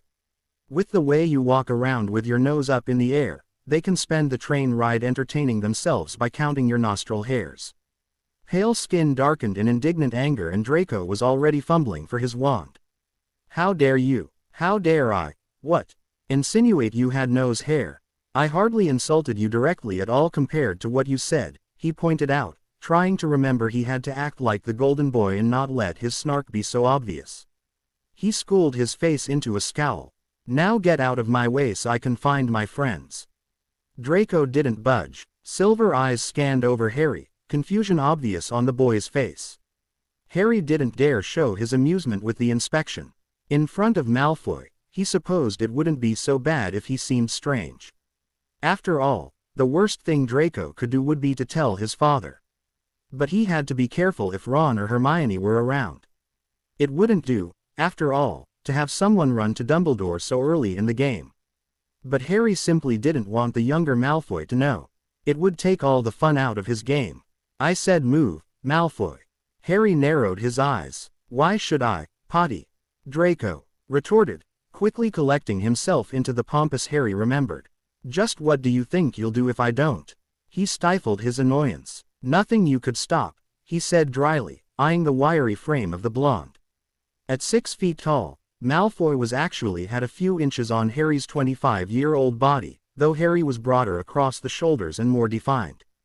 Though the blonde had tone from Quidditch, he would never lower himself to do something as plebeian as martial arts or weight training, so even without revealing himself Harry knew he could take him on one-handed and blindfolded.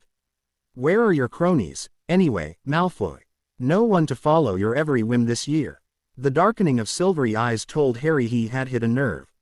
His smirk widened. Ah, does it have anything to do with Daddy Dearest's stay in Azkaban? The SS are wary to follow the son of a convict, aren't they?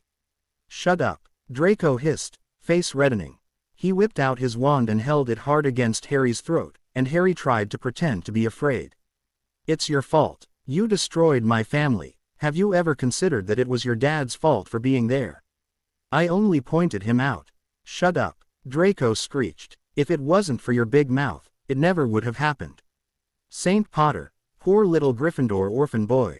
Just because you're stupid, endless parents got themselves killed doesn't mean you have to ruin everyone else's family.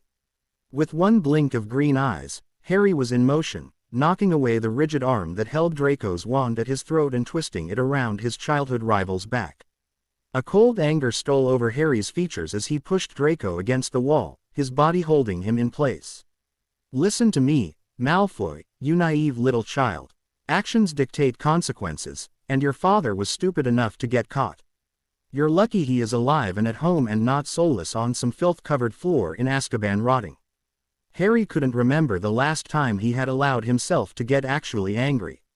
He thought it must have been just before he'd left this time period and he'd destroyed Dumbledore's office after Sirius' death, because nothing but family could bring this kind of rage out in him. His temper had cooled exponentially in his years away, but there would always be some part of him that held his Gryffindor temperament.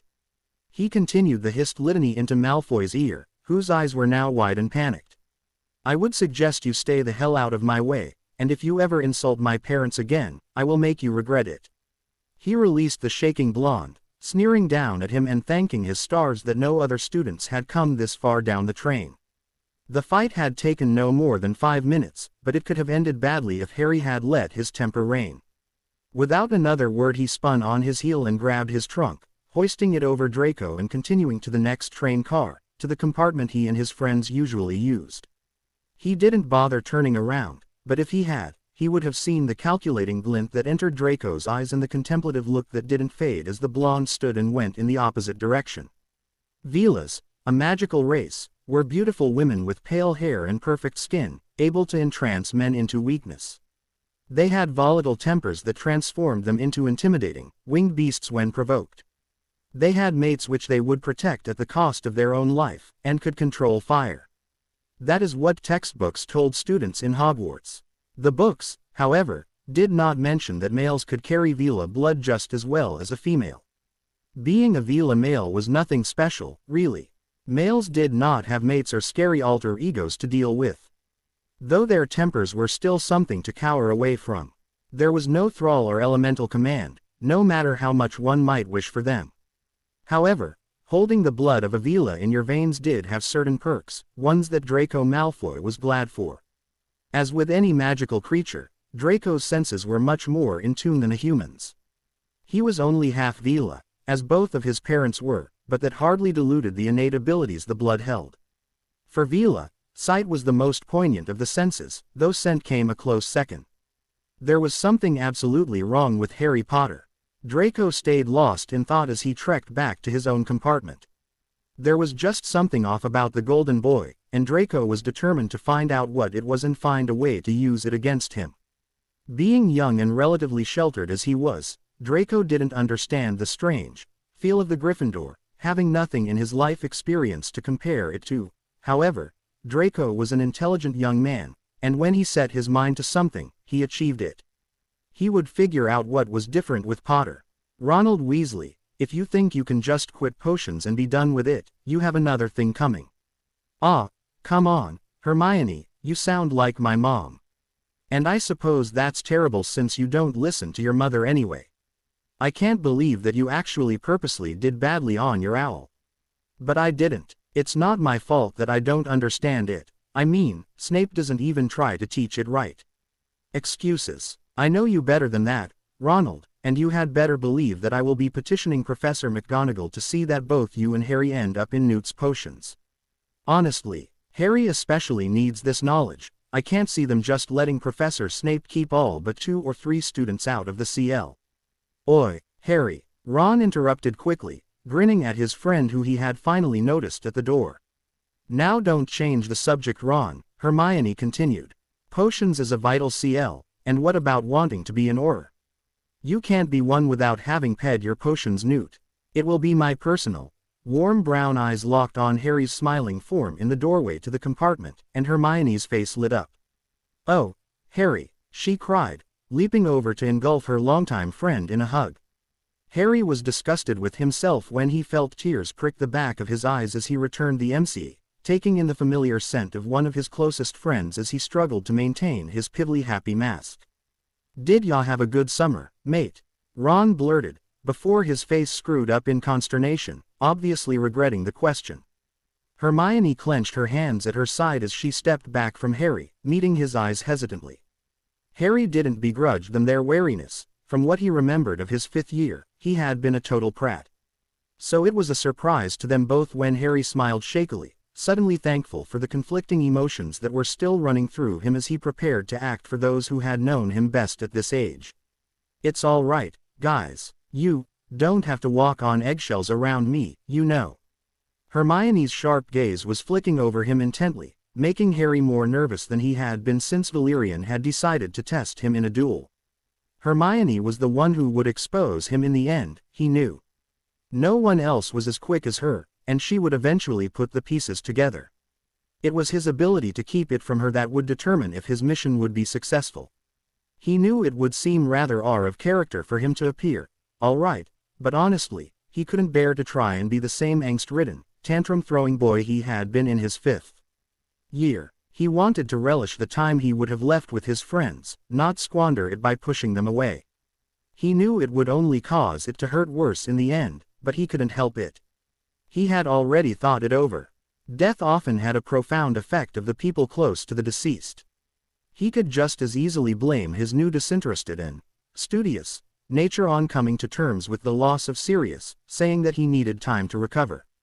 This would allow him to be happy with Ron and Hermione, but hopefully cast suspicion off when he got into the moods he often fell into. It would also help excuse the unexplained absences and time alone, which Harry thought was a good thing. If Hermione was too worried about his well-being, she would watch his every move, but if he seemed to be coping, he would have a lot more time to himself. Hermione seemed pleased with whatever she had found, because she pulled him into another tight hug. Harry mentally sighed in relief and grinned at the two before Hermione started on her rant once more, now tugging Harry into it. A long-suffering look from Ron was all it took for Harry to burst into genuine laughter. It was good to be home. Well, it wasn't so bad really, because Gran set up a greenhouse for my birthday this year, so I spent most of the summer tending my newfangled geraniums. Oh, Harry, you should see my Mimbulus Mimbletonia now. It's gotten huge, Neville exclaimed as he, Ginny, Harry, and Ron walked from the carriages to the school doors. Harry chuckled and smiled as the normally shy boy waxed poetic about his biggest pion. Hermione had prefect duties with Professor McGonagall and had gone straight to her when the carriages stopped, leaving Harry with the other Gryffindors. He smiled as he listened to the mundane conversations. Ginny went on about which boys looked more attractive this year, Neville on his plants, Ron on who would be Quidditch captain that year. Though he smiled outwardly, inside he was feeling more and more weight pressed down on his shoulders. He had always felt older than his CL mates, what with his childhood and responsibilities, but now the 10-year age difference made it all the more pronounced. His smile turned into grimace as they neared the entry hall, though he struggled to maintain his carefree appearance. "So Harry," Ginny spoke up from his left, "you're going to take back over as Seeker this year, right? I mean, stupid Umbridge's ban won't stay in effect, obviously." Harry sighed internally and thought this over. Did he want to continue Quidditch? No, he thought. It would be more of a distraction and hindrance. But he knew very well that he couldn't say that. "Dunno, really, I might, but I think you're doing fine in the position. You're a credit to the team." Harry gave her a small smile, ignoring the slight blush that graced the girl's cheeks. Paying any attention to it would only give Ginny the wrong idea. They were entering the castle when all of Harry's senses screamed. Another disadvantage to not having submitted to a full change was his senses. Though he could feel people, he could not differentiate one person from another. He could feel the difference between a werewolf and a human, but he couldn't tell which werewolf or human they were. It was rather annoying, but in this case he thanked his senses as they alerted him to a powerful vampiric presence nearby. One of Harry's hands casually thumped against his leg, reaffirming to himself that his dagger was still strapped to his thigh under his robes. A thin sheen of sweat was already appearing on his forehead. A vampire in the school was going to be a disaster, because a vampire in the school meant someone who would know he was one, and that could blow his cover before the school year even began. Harry was tense and on guard now. Thankfully his friends were too involved in their conversations to notice his unease. He entered the great hall with trepidation, eyes scanning the room before falling on the high table. Dumbledore was twinkling merrily in sky-blue robes, obviously pleased with the start of a new school year. Severus Snape and McGonagall's empty chair sat on either side of him, the potions master sitting with a petulant frown on his face per usual. The other teachers sat chatting happily, from Hagrid at the far right to Sinistra at the far left. Just as Harry nearly gave up, he found his answer. His eyes widened comically as he stopped in his tracks, spying the one of the last people he had ever thought he would see in Hogwarts. Dante. A shoulder colliding with his own reminded Harry that he was blocking traffic, so he quickly maneuvered himself to the Gryffindor table, ignoring the conversations around him. Harry seethed, jaw tight, peeking at the disinterested blonde through his fringe. Dante appeared to not even be paying attention, his eyes fixed on the enchanted ceiling as he looked like he would rather be anywhere but there. Then again, as well as Harry knew Dante, he figured the vampire did want to be anywhere but there. He hated children, so why in the world was he there? Why hadn't Dante ever told him that he had taught at Hogwarts? Wasn't that something that might be mildly important? As he watched, feline blue eyes finally left the ceiling and fell directly onto him. Harry ed up his irritation and met the gaze evenly, giving a small nod to the elder vampire. In return, he got the barest hint of a smile, something you had to really know Dante to see, and Harry's irritation suddenly dwindled to nothing as shock took its place. There was recognition in those eyes. Dante knew him. Dante must have read his incredulous expression, because one shoulder rose in a shrug. Harry nearly laughed aloud and quickly turned his attention away from the blonde, not wanting anyone to notice their attention to one another. This was brilliant, an answer to his every anxiety. He had no idea why Dante was there, but he was glad for it. Dumbledore stood and gave his usual beginning of the year speech, grinning at the student body. The speech included warnings about Voldemort, about safety and working together to overcome obstacles. He preached to his students in a blinding display of hypocrisy, and Harry had to look down to hide his sneer. And finally, one more announcement before I give you leave to tuck into your wonderful feast. Our defense against the dark arts position will this year be held by Mr. Dante Pierce. Please welcome Professor Pierce. Applause came then, many of the girls tittering and trying to catch Blue Eyes as the golden blonde stood and bowed. Harry rolled his eyes and applauded, his suspicions proved to be correct. He wouldn't be alone this year. Thank Merlin. Now, if he could find an excuse to talk to the vampire in private, he could find out why. Damn if he didn't think Valerian had something to do with it.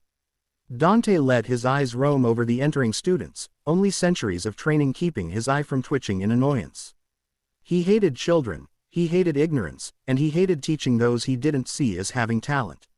Naturally, then, it seemed one of the stupidest moves of his life to have forced his way into a position teaching a bunch of untrained little monsters. And in some ways, it really was. He looked to the ceiling in annoyance, rather secretly enamored by the strength of magic it must have taken to replicate the outside sky. But being immortal had many perks, one of them being patience. Dante had a lot of that. He had once spent nearly a decade in meditation, only waking to feed when he could no longer bear the hunger pangs, to try and find the cause of his dual magic. No other in history had managed to keep wizarding magic while developing vampire magic. It was simply unheard of. But he had managed it somehow. The long years of exploring every nuance of his magical systems had given him no further answers, either. Now here he was, having killed off a potential staff member in order to be sure he would be unopposed for a position. Horace Slughorn had been easy to find and even easier to kill, the fat man whimpering pitifully as he died. Dante had had no remorse. Such things as regret and guilt were rid from a vampire early on.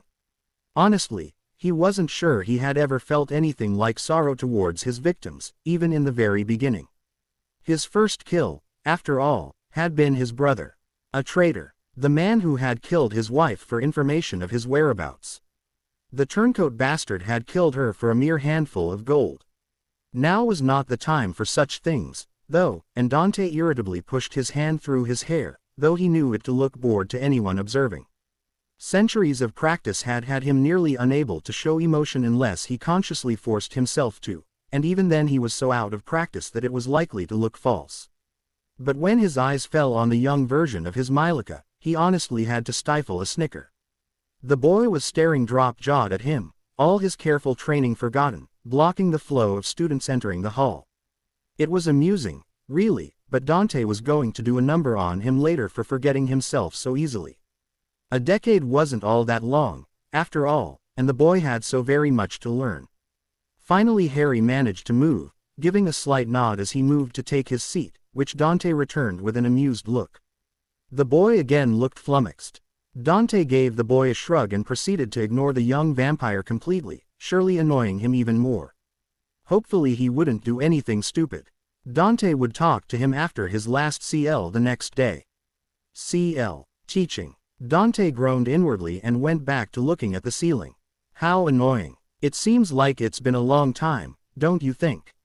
Neville asked quietly, leaning against the opposite sill from Harry as they both gazed out over the grounds. Yeah, said Harry, his fingers twitching at his side at the unknowing truth of the statement. Every time I come back here I feel like I've been gone years.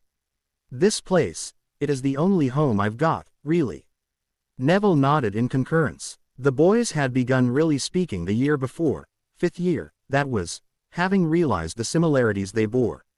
Born near the same time, losing their parents to Voldemort, being raised by people not necessarily the best caretakers out there. Neville's grandmother wasn't a cruel woman, of course, but she was strict and had spent years and years lamenting Neville not being more like his parents. Both Harry and Neville were aware that Augusta really did love her grandson, but she just didn't have the best way of showing it. Her love and respect for his parents often ended up overshadowing her good sense. It had done horrible things to the boy's self-esteem, but Harry thought that being out on his own and finding his niche had done wonders for him. Harry had tried his best in 5th year to pull that confidence out of Neville, slowly but surely exposing a real person from beneath the overlooked shell. It seemed the Department of Mysteries debacle had furthered his progress, as the boy had an air about him this year that Harry didn't remember him having the last time he'd seen him. It was refreshing. They had started this ritual in their 2nd year, on their first night back. Both would stand at the largest window of their dorm room and stare out over the Hogwarts grounds, relishing simply in being there. While they hadn't talked at first, by 4th year they had stayed up half the night just talking quietly to the background noise of Ron's snores and Seamus's habitual mumbling. It was for Neville that Harry seriously considered leaving Bellatrix alive. She had stolen Neville's parents in a way somehow much worse than his own parents had been taken. Sirius had been something resembling an accident. Though it had been obviously fortuitous to Bellatrix, it had been an accident nonetheless. Neville's parents, though, had been a malicious and purposeful job. It was not mercy that would stay his hand, but a need to make the suffer. He would torture her happily for any defiance, but he would leave her death to Neville. When he got the courage, he would have his revenge. Harry would be sure of it. Have I shown you my new wand yet, Harry? Neville asked after a few minutes more of silence, smiling gently in the moonlight. It took Harry several moments of thought before deciding he most likely hadn't seen the wand. If Neville had gotten it in the remaining days before Cleese ended, he didn't know. Small memories like that were fuzzy at best. No, Nev, let's see it. Confidence and pride bloomed on the 16-year-old's face as he pulled out the cherry wand, presenting it to Harry. This seemed to be a huge source of the air Neville now held. Perhaps it would even improve his magic. Harry was sure having a wand suited to him would really boost his ability to perform. His magic would never be strong, per se, but with confidence he could easily hold his own now. Cherry, good wand for you. Cherry wood stands for rebirth and new awakenings, you know. Neville beamed. I know, I looked it up. Gran was so proud. I just feel good. Yeah, good. I couldn't have done it without you, Harry. Last year you showed me I could be my own person. I don't even think this wand could have helped me without all you did. Harry smiled softly. Don't thank me, Neville. I'm your friend, after all. I always knew you had it in you. Neville beamed again and the two went back to staring out over the glass surface of the lake, Hogsmeade's lights shining in the darkness. Harry could wait to feed. This was a tradition that bore standing. Even if he was losing everyone around him, at least he could have moments like this to hold him. The moon watched over Harry as he crept across the silent lawns of Hogwarts after he had snuck away to feed. Animal blood was nowhere near as satisfying as human, but it beat the disgusting blood substitution potions that some vampires swore by. Though Harry kept a cache of it, just in case, he chose not to use it unless the situation was dire. The Hogwarts grounds seemed to glow under the ethereal light of the waxing moon, nearly full overhead. Long shadows were cast from the reflected light, lending a surreal look to the landscape. Harry felt like he was dreaming as he stayed to the deepest shadows, hoping to remain undetected. He begrudged Valerian his shadow capabilities. It would be so much easier to simply allow himself to fade in wherever he pleased. But he was not a fool. Techniques such as that took a lifetime or two to learn. As much as it would be nice for it to come ingrained in his vampirism, he had to deal with what he got. The entry hall was eerily silent as he slipped up the first staircase, his senses cast out to be sure he remained unwatched. He needed to get a few hours of sleep that night, because he doubted he would get any at all the night after. He had his meeting with Tom to worry about.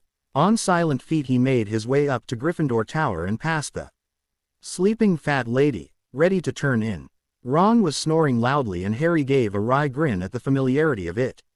He, Neville, and Ron had met up with Dean and Seamus after dinner, the latter three commenting boisterously on their summer. It was not strange for Harry to not join in on this, as most people were aware that he did not enjoy his summers with his relatives. But watching the three young men had given Harry pause. He was no longer like them.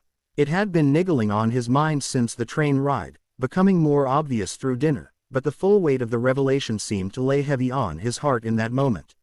He could no longer relate to these people, any of them. He had spent 10 long years being trained by ancient vampires and other intelligent immortals, and as such had adopted to the situation by becoming more like them. Now he was here with young men who had barely lived 16 years and his heart ached in his. He didn't care about girls. He didn't care much about Quidditch anymore, either. He wasn't prone to angsting over the lot he had been handed in life, nor the unfairness of their professors. Though he had always felt separate from his peers growing up, the 10-year age difference held the truth in stark relief. If he ever had before, he no longer fit in. The revelation both saddened and lifted Harry's spirits all at once. On the one hand, he regretted losing the tight bond he had formed with Ron. Despite the rough patches, the redhead had been a wonderful friend and had been right there beside him through so much. It dismayed him to realize the loss of his first friend, like he had suddenly lost his childhood. On the other hand, though, this would certainly make his predicted end result easier for him. He had no illusions that any of the people he knew from his years in Hogwarts would stand by him when the truth came out. If it wasn't his vampirism, it would be his status as dark. If it wasn't that, it would be the blood on his hands. Even if one of them was able to get past those things, one encounter with his cruel, calculating side and they would be sent running. He supposed the emotional distance that was setting in now was preferable to losing it all in one swift kick in the teeth. Sinking into his bedding, he let the still familiar sounds of dormitory life rise and ebb around him as he drifted into a dreamless sleep. Severus Snape tapped his fingers against his thigh, a habit from his teenage years that still manifested before he had drunk his morning tea. The listless tattoo of his fingers was silent in the din of the great hall, but Severus used the faint pressure to keep his mind focused on his thoughts and not on being his life as it currently stood. His favorite student had come to his rooms immediately after the welcoming feast, rambling on about Potter being different somehow this year. Severus sneered both internally and visibly, cowing a few students without even trying. The tea hadn't even been in the school 24 hours and already he was causing new problems for the potions master. He wondered about what Draco described, though. That the Malfoy heir had admitted to his weakness when confronted with Potter had astounded Severus and forced him to take the blonde seriously, no matter how far-fetched the situation seemed. His first unction was that the death of his mud of a godfather had taken its toll on the supposed hero of the wizarding world. He had hated Black into the deepest fibers of his being, but he could imagine what such a loss would do to the cocky Potter boy. Black eyes flickered across the great hall, watching the students filling the house tables and chatting away with their friends. They were all so naive, flitting about like there wasn't a war going on. Outside the castle walls, worrying about their superficial lives and their petty problems. Severus hated children for this reason more than any other. Even when he had been in school he had had to deal with Death Eater meetings, James Potter and his cronies, his mother's declining health, and just surviving beyond another year. He had not had time for the trivialities of youth, and he despised all these bumbling children who believed there was nothing more to life than who had gotten a haircut over the summer and who was going to win the House Cup that year. Black eyes locked onto eerily bright green and motion in the hall froze for one moment, Severus's breath inexplicably locking in his throat. Something in those eyes was too hard for a child, too dark to be normal. Potter blinked and the moment was ruined, Severus quickly pulling his eyes away. Severus chose to ignore the chill of foreboding that lanced down his spine and went back to sipping his tea. Harry shook off the strange feeling that had filled him as the staring contest between he and Snape came to a close, choosing to instead focus on the biscuit he had commandeered for his breakfast. He had no real need for regular food, but he liked it well enough and chose to eat it to keep up appearances. The morning mail had been delivered and Harry lost himself in the drone around him, his fellow students chattering excitedly, or in several cases woefully, about the classes they would be taking that year. Harry had half an ear on everything around him and his eyes slanted in the direction of a bored-looking Dante, who sipped a beverage without even bothering to look his way. He didn't have Dada until the next afternoon, so doubted he would get to talk to the vampire before then. Hermione's muted gasp rang to his right, and he took his eyes off of Dante and raised an eyebrow at her. "What's wrong, Hermione?" The Muggle-born witch shoved the Daily Prophet under his nose, pointing to a minor article on the second page. "Look here, Harry, they had to obliviate over 100 Muggles this summer. This is terrible. At this rate, the wizarding world will be exposed." It was only that she sounded genuinely on the verge of panic that made Harry not burst out laughing. Instead he smiled gently at the brunette. "Don't worry so much, we won't be exposed. How can you talk too calmly?" she said, shaking the paper which she had yet to remove from Harry's face. "You were raised Muggle too, you know how they are. If they find out about us." "Hermione," he broke in with a wry smile. "Calm down. It's because I know Muggles that I'm not paranoid. You know as well as I do of how ignorant they can be. You could parade a dragon in front of a crowd and we would remain undetected. Half of the people would just brush it off as a special effect. Some would join little conspiracy groups believing the government was doing genetic experiments. And the remaining of them would just go home thinking they had been dreaming. It will take a lot more than a few people ranting about our existence for the oblivious fools to see anything they don't want to see." Hermione's brown eyes widened before narrowing, lips pursed in a trademark, "Hermione is thinking," expression. Harry picked at his biscuit as he watched her toss the idea around in her head, obviously weighing its truths. Ron remained focused on his food, not caring in the least about their discussion. Finally, bushy hair swung with the force of Hermione's nod and she smiled. "You know, you're right. I was being a bit paranoid, wasn't I?" Harry resisted the urge to agree. "No matter, really. I can see why people would be concerned. But I think of my uncle. He knows magic exists and he still doesn't think it is anything to worry about. So I figure we just ignore them and they'll live on in their ignorant bliss. It's a win-win situation, really." "That's surprisingly intelligent, Harry." Hermione beamed, obviously believing that to be a compliment. Harry rolled his eyes at her and smiled. She was middling intelligent, but even though they had improved over the years, her people skills still needed work. "Boys, herbology starts in 10 minutes. Up, up." Both of their groans answered her. Harry fought the urge to practice a few choice curses on the Ashwinder that Hagrid had ignited to their group. They would only be alive another week, and kind-hearted Hagrid was insistent on making their short lives better before they laid their dangerous eggs, and it was his 6th-year student's job to help. Harry sighed as he listened to the silvery grey rant in broken insults and confusing tirades, SS that did not spend time around humans did not speak in coherent sentences.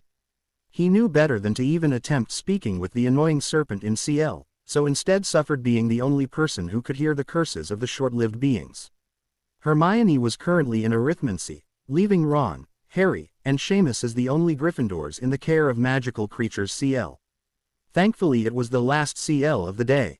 Harry had failed to take into account how utterly boring going to Cleese would be when he already knew all the material, and just wanted the annoying day to be done with. He was rather looking forward to his meeting with Tom that night, as he currently felt like he hadn't had an intelligent conversation in years. He shoved away a tiny voice that noted that it was odd to look forward to seeing Voldemort of all people, knowing things were different now. Despite what the man had done and despite the lingering feelings of dislike that remained, Voldemort was an intelligent and interesting person, and Harry couldn't help gravitating toward that. Harry, Ron, and Seamus worked in silence, save for the annoyed grumblings of Ron and the angry hisses from the S. As Harry attempted to adjust the S's bedding, it stuck out and managed to sink its fangs into Harry's hand at the base of his thumb. Harry cursed under his breath and wasn't sure if it came out in English or Parseltongue, but was sure he didn't give a damn at the moment.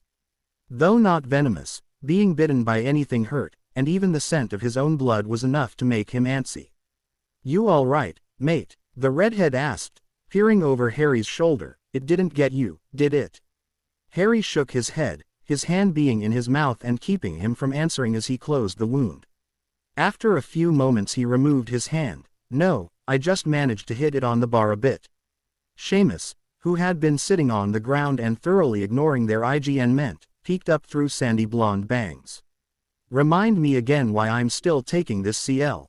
Because otherwise you'd have to take divination," Ron said. Harry chuckled. "I think it's the only reason anyone takes this CL." Seamus heaved a heavy sigh and plopped backwards into the GR. "Woyus." Ron joined him. "Yep." Harry just shook his head and continued the IGN meant for the last few minutes of CL, scowling at the hissing S. "What's it saying?" Ron asked suddenly, and Harry blinked back his surprise. Normally Ron seemed to try and forget that his friend was a parselmouth. You really don't want to know," Harry said sheepishly as the S let out a few expletives that would have made Mad-Eye Moody blush. "Maybe if you told it to shut up and we could ignore it for the rest of CL, Seamus said hopefully, eyeing the S with disdain. Again, Harry was surprised by the boy's casual comments to his dark ability, but only laughed and brushed it off. "But then its insults would be against me rather than the color of Ron's hair, and that wouldn't be very entertaining for me." Ron pinked in indignation. "Hey, what? It's not like you can understand what it's saying." His friend shrugged and pouted. "Stupid S. Just be glad Hagrid has yet to decide to ask to use one of Aragog's children." A visible shudder went through the redhead as the end of CL was announced by a pleased Hagrid, and the three boys began their trek back to the castle in the slight mist. They had nearly made it to the doors when they were stopped by a figure that stepped out of nowhere, causing Ron and Seamus to jump back in surprise and Harry to stifle a grin at Dante's less than subtle emergence. A golden eyebrow rose as the expressionless man surveyed the trio, feline eyes darting from one boy to the next before landing with an amused look on Harry. "Mr. Potter, I have been sent by the headmaster to retrieve you. Will you follow me?" Harry nodded, waving off his dormmates and following his instructor into the castle silently, waiting until they would both be sure of their privacy before yanking Dante into an empty CL room. Harry quickly put up silencing and locking charms to be sure their conversation remained private, a scowl overtaking his features. "What are you doing here, Dante?" Dante said with a slight quirk of his lips. "That's Professor Pierce to you." Harry growled in response. "Fine," he drawled, flicking his fingers at Harry. "Valerian sent me along after you. You should have known he wouldn't send his favorite pet out without someone to watch over him. I resent being called his pet and I want to know why I wasn't informed of this. And how did he send you as well? Opening the portal for only me should have exhausted him for weeks." Only because Harry knew the blonde so well was he able to see the long-suffering look he was given. "You're thinking linearly again, Mylika," he chided. "In fact, it exhausted him for a month, and he still waited another before he sent me. He merely sent me back farther. Time is not an issue to him, you know this." Harry shrugged and sat down on the top of a desk, surveying the room for a few silent minutes. It looked to be an old arithmancy CL room by the charts on the wall. He pulled his knees up to his and rested his chin upon them, drained of anger now but still upset. "Did neither of you think this would be something important to tell me?" Dante sighed and adjusted his position, shifting his weight to one foot and cocking his head at Harry. "It wasn't until after you left that Valerian became so worried for you that he asked me to go. You know how he can get." He never wanted you to leave in the first place, but he had promised you when he brought you to Seaduwe that you could leave in 10 years to return to the mortal realm. Valerian would never go back on his word, but you know it hurt him to let you go. Harry's eyes cut away. I apologize for jumping to conclusions. But I would have appreciated a warning.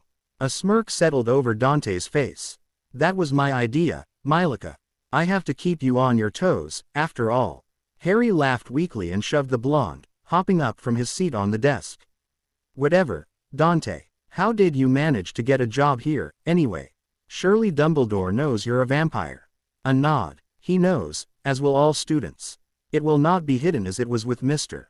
Lupin, and I am only going to be here for 1 year. He had planned, actually, to replace the potions master with the previous one and allow the Snape fellow to teach defense, but the former master had an accident. I was his only choice. Harry laughed again and tipped his head. Touché. I must say that this is convenient, though. I was worried about how I was going to get away with my meetings with Voldemort and not raise too much suspicion. Isn't Snape a Death Eater? Yes, but he is also a dual spy. I can't be sure which side he is actually on. Dante's eyes narrowed. I hate spies. Oh, shut up. This isn't the same as your brother, Dante. I honestly respect Snape for being able to survive in the life he's been forced into. He's had a lot of things shoved onto his shoulders. Like you. Green eyes locked with blue. Yeah, a lot like me. When is your first meeting? Harry pulled out his wand and cast a tempest, frowning. In 2 hours. I need to go to dinner to keep up appearances. We will talk tomorrow then, Mylika. You've got to stop calling me that, Dante. You'll have to lower yourself to calling me Potter, because the name Mylika will soon be as known as Voldemort. If someone heard you call me it. The vampire just lifted one shoulder in a small shrug. I'll just avoid referring to you at all. As Dante walked away, Harry smiled at both the knowledge of his friend's closeness and his impending meeting with the dark side. Harry couldn't help the snicker that escaped him at the thought. He felt rather like a Star Wars reject. With a grin that he didn't dare showing others because of his fangs, Harry stretched his arms above his head as he walked down the empty corridor. He didn't feel the eyes watching his every move. I'm off to bed, guys, he said with a faked yawn. From the common room couch, where she had been coyly flirting with Dean, Ginny pouted. It's early, Harry, we all just barely got settled in. Harry gave the youngest Weasley an apologetic smile. I didn't get much rest last night, having to adjust to Ron's deafening snores again. The rest of the group, which included a few of Ginny's year mates as well as Lavender Brown and Parvati Patil, laughed at Ron's expense, and Harry received a face full of pillow for his effort. He grinned at Ron and tossed the pillow back at the redhead. They had all congregated in the Gryffindor common room to relax, deciding to spend their first real night back together. Thankfully, the homework load was less on the first day, though people who had had potions already had a hefty essay to complete. Pratt, I'm not that bad, Ron complained. Neville snores louder. Yeah, but Neville learned to put up a silencing charm over his bed years ago, Dean joined in. Harry needed to get away if he was going to get out the window unseen and away from the castle, as the other boys would soon be going to bed. He broke into the familiar camaraderie. Goodnight, all. I'll see you in the morning. Hermione waved distractedly from within her Transfiguration textbook, and everyone else gave varying goodbyes. Harry gave another yawn for effect before trudging up the stairs, tapping his robe pocket to be sure the regression and reversion potions were in place. It would be too dangerous for Harry Potter to risk being seen anywhere near Riddle Manor, not to mention that Harry would be damned if he would try to conduct a meeting while looking like a 16-year-old. Arriving in his dorm, he quickly yanked the curtains around his bed shut and cast a locking spell over them. He didn't want anyone to find him absent, so it was better if they were suspicious of him locking his DS. After changing his school robes for a heavy cloak, Harry pulled his old firebolt and invisibility cloak out of his trunk and unlatched the window, shivering the smallest bit as the chilly night air wafted in. With a last glance around the room he hopped onto his broom and soared into the night, heading towards the edge of the anti-apparition wards. Behind him, sleepy hazel eyes blinked rapidly at the window, wondering just where Harry was going that late at night. Harry wiped his watering eyes with the back of his hands, willing away the stinging prickles that the reversion potion had invoked. Reversion, while not nearly as painful as the regression was, still hurt like a. He stood slowly and shuddered, trying to clear his head of the echoes of the roaring pain. He was suddenly very glad that he didn't do this often. Adding to the pain was the extreme tightness of his clothing. Now, he'd forgotten to take into account the size difference. He had gone from bigger to smaller last time, so this had not been an issue. Now Harry struggled to move and cursed the fact that he had worn one of the few pairs of pants that actually fit his 16-year-old body that day. The shadows of the forest outside Hogsmeade gave him total privacy anyway, so Harry threw off his heavy cloak and stripped out of his clothing, glad to find that he hadn't ruined his trousers in the transformation. After emptying the pockets, he sighed and shrunk them along with his invisibility cloak, Glees, and his phoenix feather wand. Stuffing them into the cloak pockets, he was glad to at least have boxers on as he pulled the cloak over his shoulders and used a spell to hold the front shut.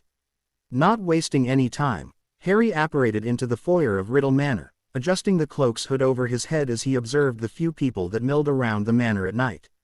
Many glanced his way, but few paid him any mind. Harry started on his way to where he knew Voldemort was, ignoring any looks sent his way. He knew he was expected. Sneering at Pettigrew, who was crouched down in a doze beside the door, he strolled into the office and smirked at Voldemort as he lowered his automatically end-dished wand. Harry pushed back his hood as he flopped gracelessly into the seat across from the man's desk. "Do you ever leave this office?"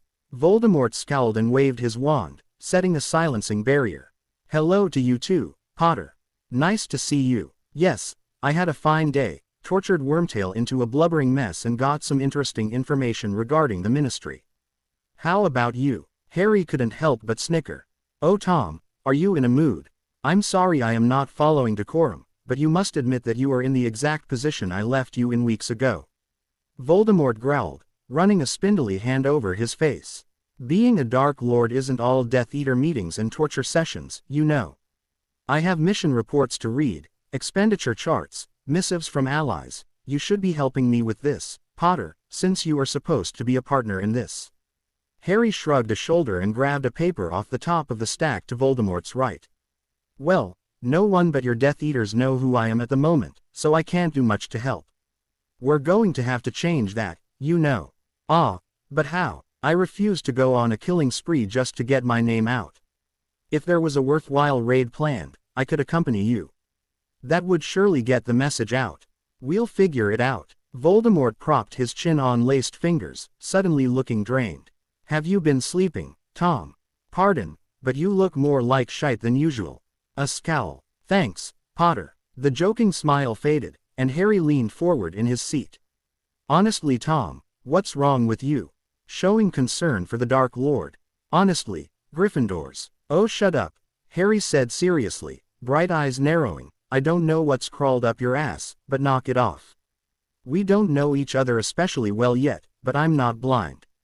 When something is wrong with you it affects me as well, as we will not be getting anything done with you acting like a prat." Voldemort's lipless mouth curved into a wry smirk. "I'm tired, Potter." Lucius was able to regain his job at the Ministry, but with considerably less influence.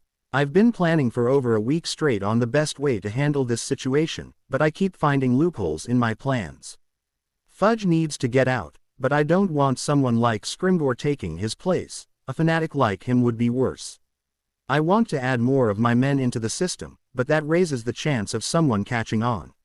I want to start recruiting those who are disillusioned within the Auror ranks, but one wrong person and more problems will arise." Harry propped his elbows on the desk, resting his chin on his hands with far-off eyes as he thought out loud. "Fudge is easily manipulated, leave him.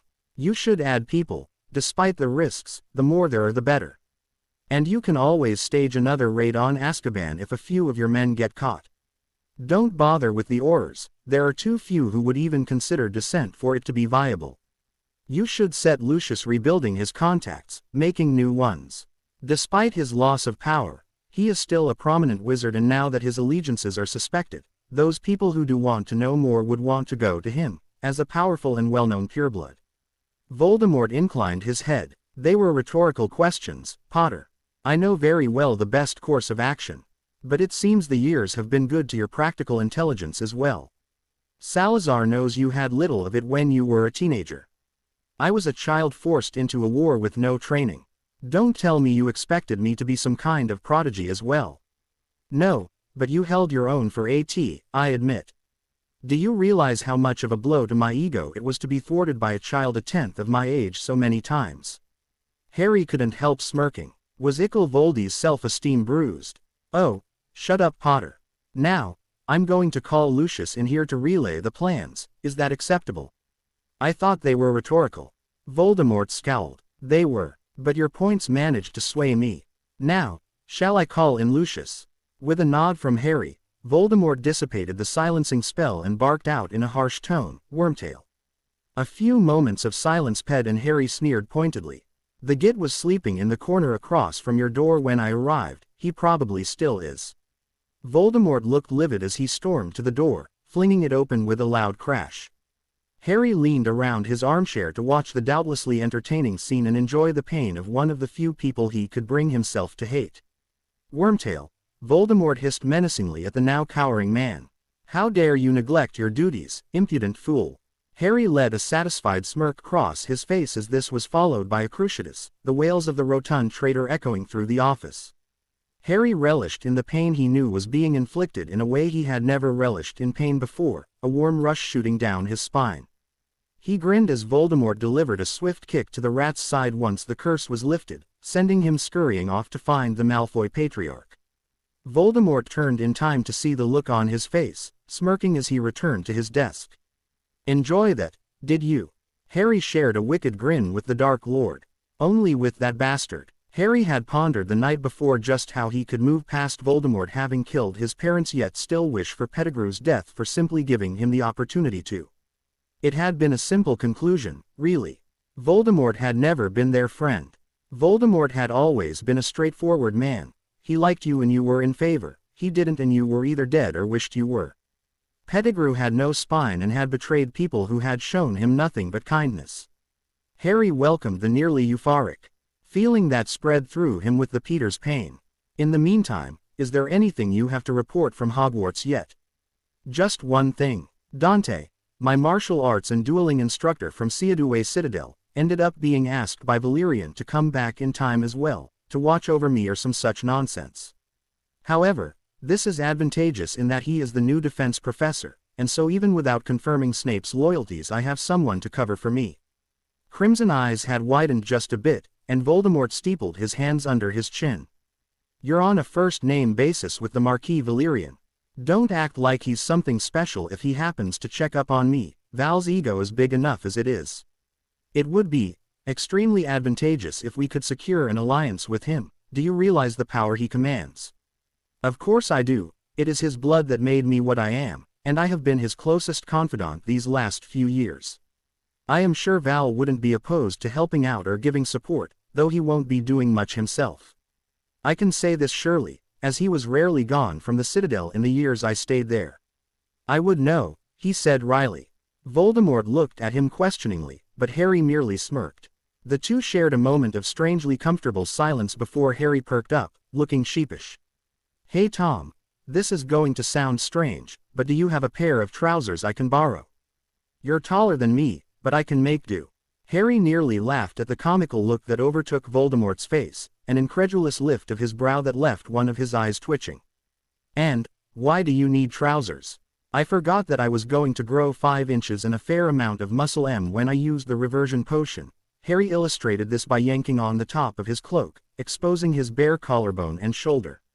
While my state of undress is hidden, it's rather uncomfortable sitting here in nothing but my undergarments and a cloak. Voldemort snorted and swished his wand, and moments later a folded black pile came through the still open door, sailing toward the desk. I hope these are acceptable, Voldemort said with a leer that made Harry nervous. It made sense when he actually looked at the bundle, and a chuckle escaped his lips as he stood. You just want to see me in leather, don't you, Tom? I'm flattered. The leer intensified. You grew up well, can you blame me? Harry laughed and cancelled the spell, holding his cloak shut, letting it slide off his shoulders and pool at his feet. He didn't have to look towards the Dark Lord to know he was watching. You were a looker in your school years. It's a pity, really, that you're all icky. No offense meant. Of course, but you have to know what I'm talking about. I tend to prefer my men with noses, Harry said offhandedly as he bent to push his feet into the dragonhide trousers.